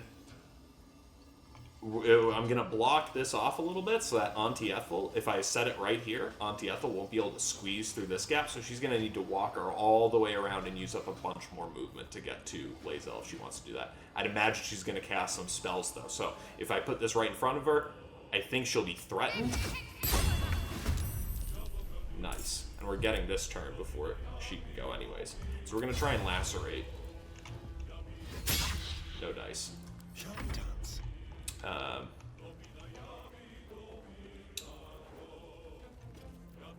Astarion, I think I might have him dash. Yeah, we're going to have him cunning action dash. And he's going to run up to over here. And then he's going to first strike. Nice. We'll take that. And remind me what Ruptured is. 1 to 4 piercing damage each time she moves. Another fight. Let's go. Oh, I don't have any level 2 spells. That really fucking blows.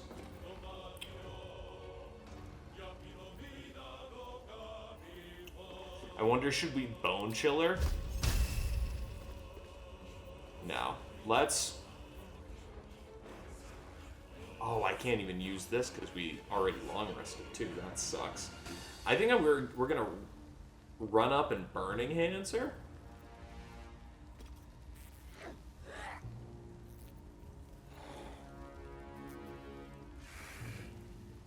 Yeah, I'm gonna drink this Elixir of Poison Resistance, and then I'm gonna Burning Hands her.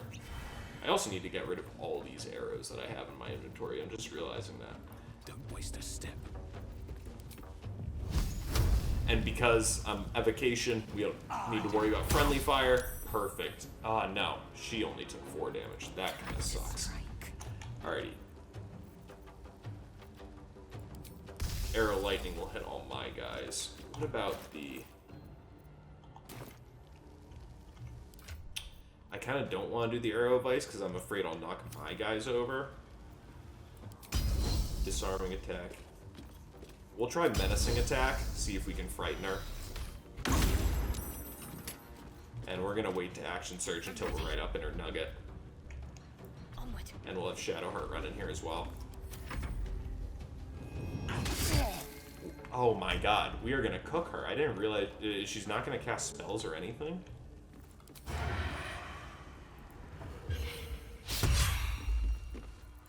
Alright, now we're gonna have Astarion bite. Get some whatchamacallits back. Alright. Kroll, you can kind of hang out again. Oh, I bet you I could have done Arcane Recovery too while we were outside combat. I didn't think we were going to get into combat here. We're going to Burning Hands again. Perfect. Now Lae'zel is here. We're going to... Oh, I wish we could prepare, but whatever. Get a Fainting Attack, 91%. Beautiful. Do our Action Surge. Hit her again with a Menacing Strike. Boom, and she's frightened, so now I don't think she can move. Yep, she can't move, and she has disadvantage. Let's end this. Folks, you can call this one wraps.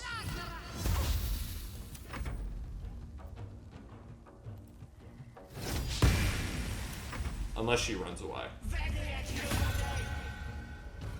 Yep. Bye-bye, Lovelace.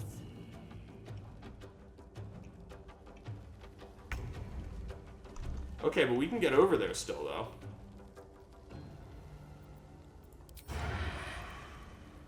Alrighty, Astarion, go get in there.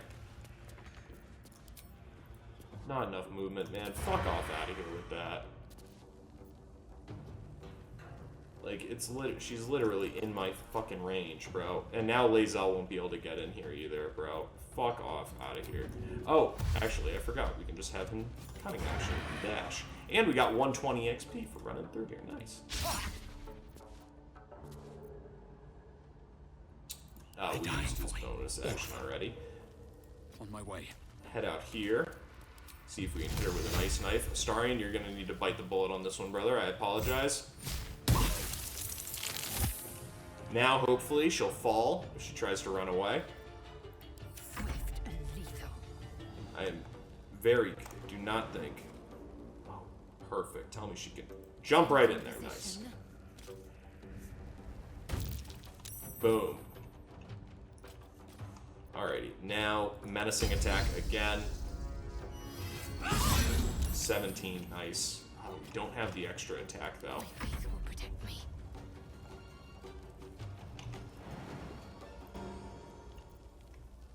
Really wish we had Misty Step.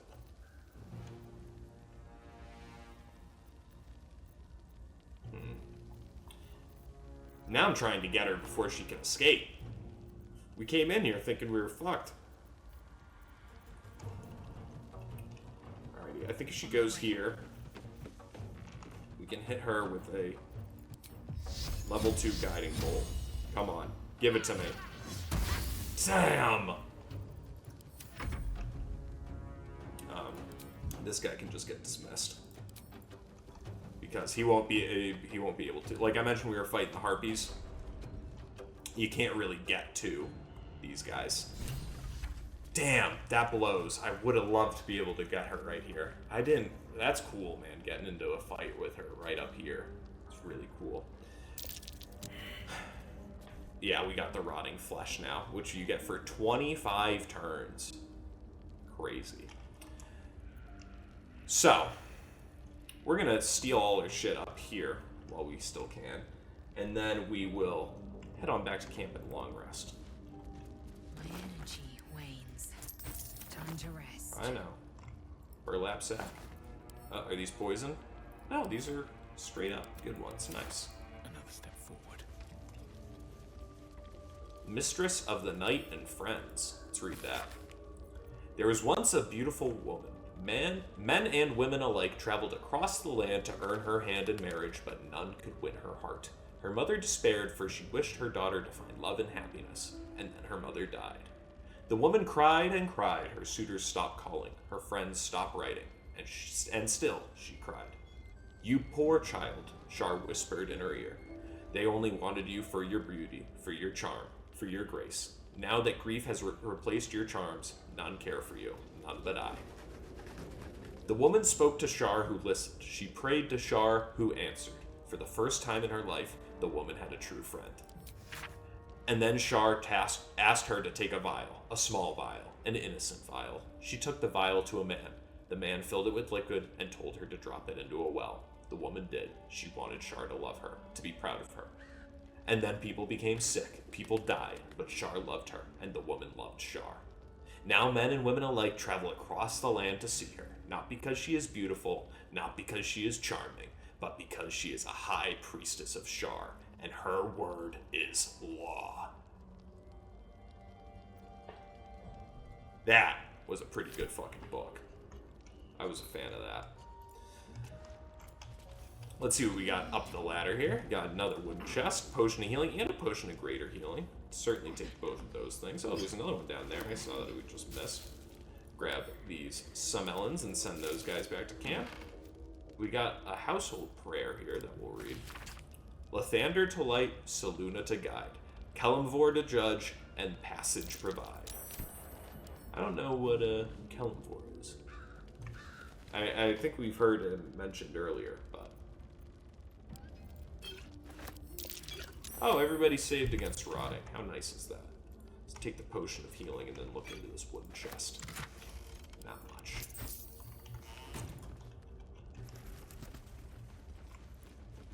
Butter bun, butter bun, butter bun. Potion of mind reeling, potions, more potions. Potion of animal speaking, certainly take that. Shabby wardrobe, take this. And the healing potion, and take all the butter buns that we can.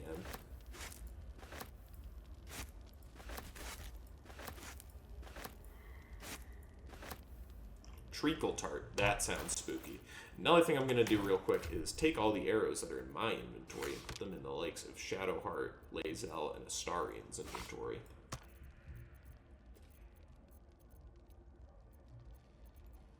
Drop those guys over, and boom, we'll move on. Let's snag that last potion of greater healing that I saw down there. It looks like we might have a little bit more going on up in here as well. Oh, another one up there.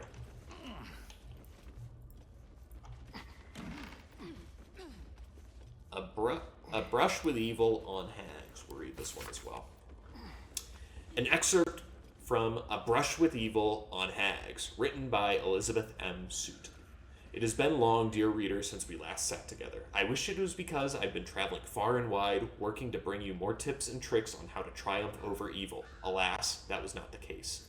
For I fell prey to a green hag.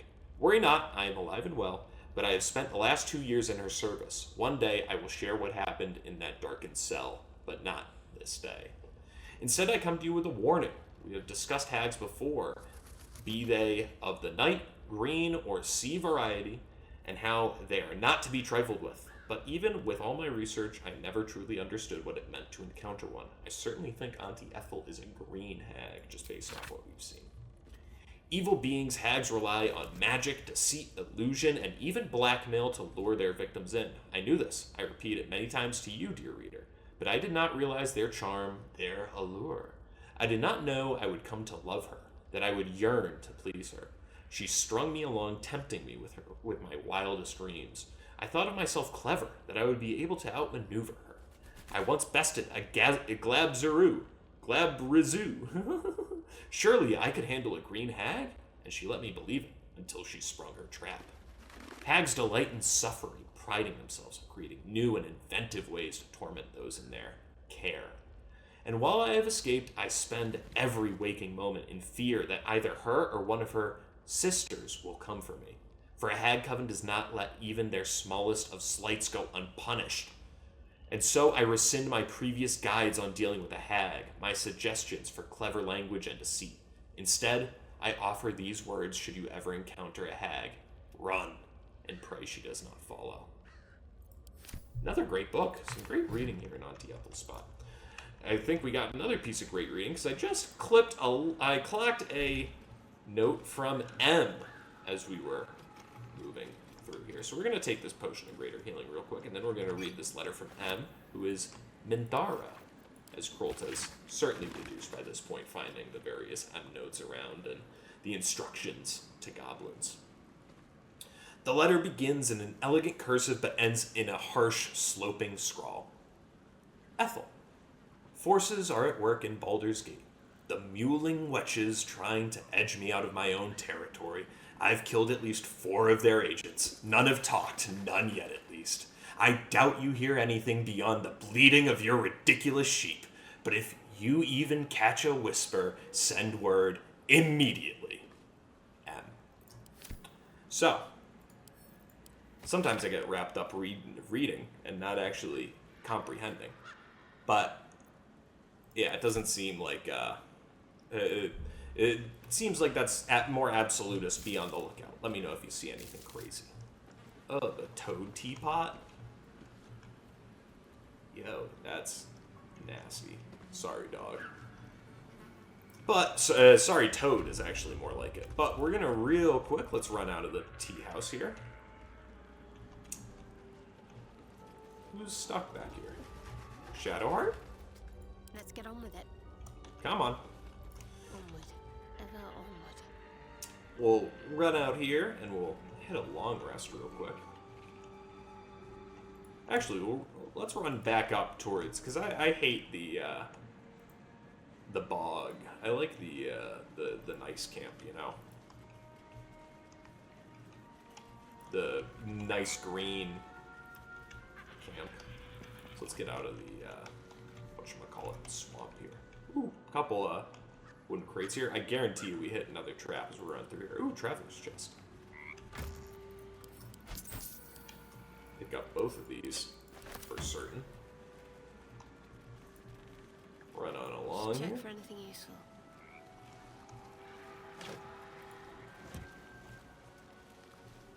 No dice. Alrighty, let's keep her moving. You can hop up this way, that's cool. Oh my good lord! Hey, we're all back. Nice. Chevron, potato, carrots. This guy's still got the crazy energy from us hitting with the, whatchamacallit, hitting him with the speak with dead. Come on, everybody out. Everybody get up here and then we can go in long rest.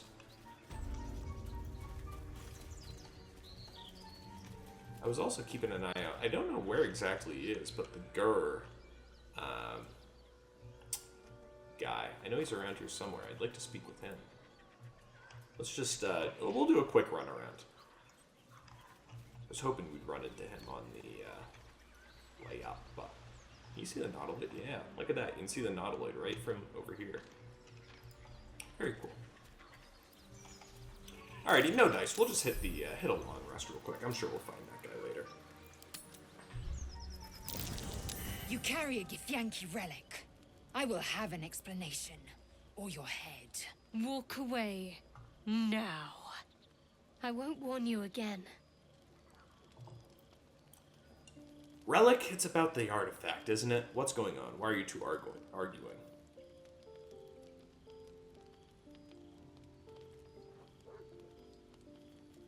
We'll watch the argument unfold. You have something precious to my kin. An heirloom. I will have it back. Heirloom? Plunder from some conquered realm, more like. This artifact is the only thing keeping us from becoming slaves to our parasites. Be glad I have it. I do not wish to spill blood here.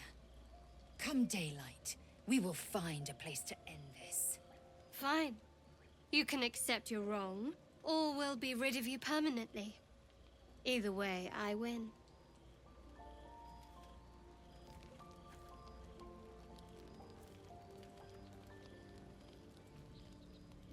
You had every chance to look the other way, but here we are.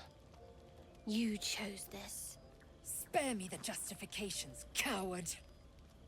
If anyone asks, I'll say you were transforming. Don't expect to be mourned. I've made a good habit of waking up at the exact right moments. I'm going to... Shadowheart, stop. You don't have to do this, because we can't have people killing each other. That's good, you know, once you got a well-established group, but we got a handful of guys here. We need the whole handful of guys. Okay. Boom. Okay. Oh. 8 Tizine. She's a liability. It's the artifact we need, not her. She's been pretty useful. And I'll show you. We need her, Shadowheart. Give her a chance. Can I do that, Lae'zel? Can I turn my back on you? Never. Thieves aren't afforded such luxury. Loosen the grip on your pride for one blasted moment, won't you? Yeah. We needn't be enemies. There's plenty of those to go around already. What would you have? That we be friends? Let's not get ahead of ourselves.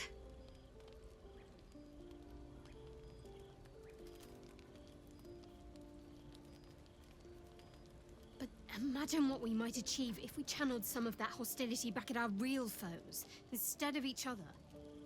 They wouldn't stand a chance.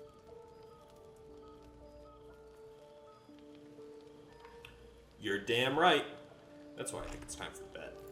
Betty, bye. No dream visit, maybe? No. Just nighttime. Daytime! Oh, Scratch has got something for me.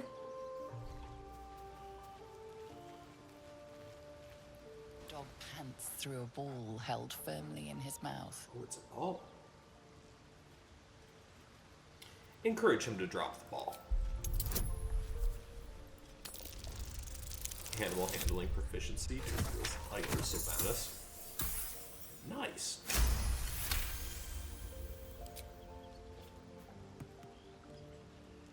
Thanks, Scratch. He relinquishes the ball. It is well chewed and slick with drool. His eyes track the ball avidly. He shuffles on his paws, ready to chase after it. We're gonna pet you, and then we're gonna toss this right over to the next episode. Lolls out happily, his tail wagging even faster.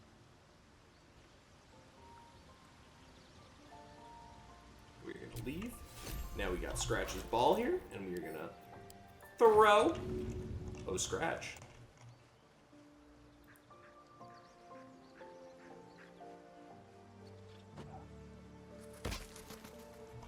Oh yeah!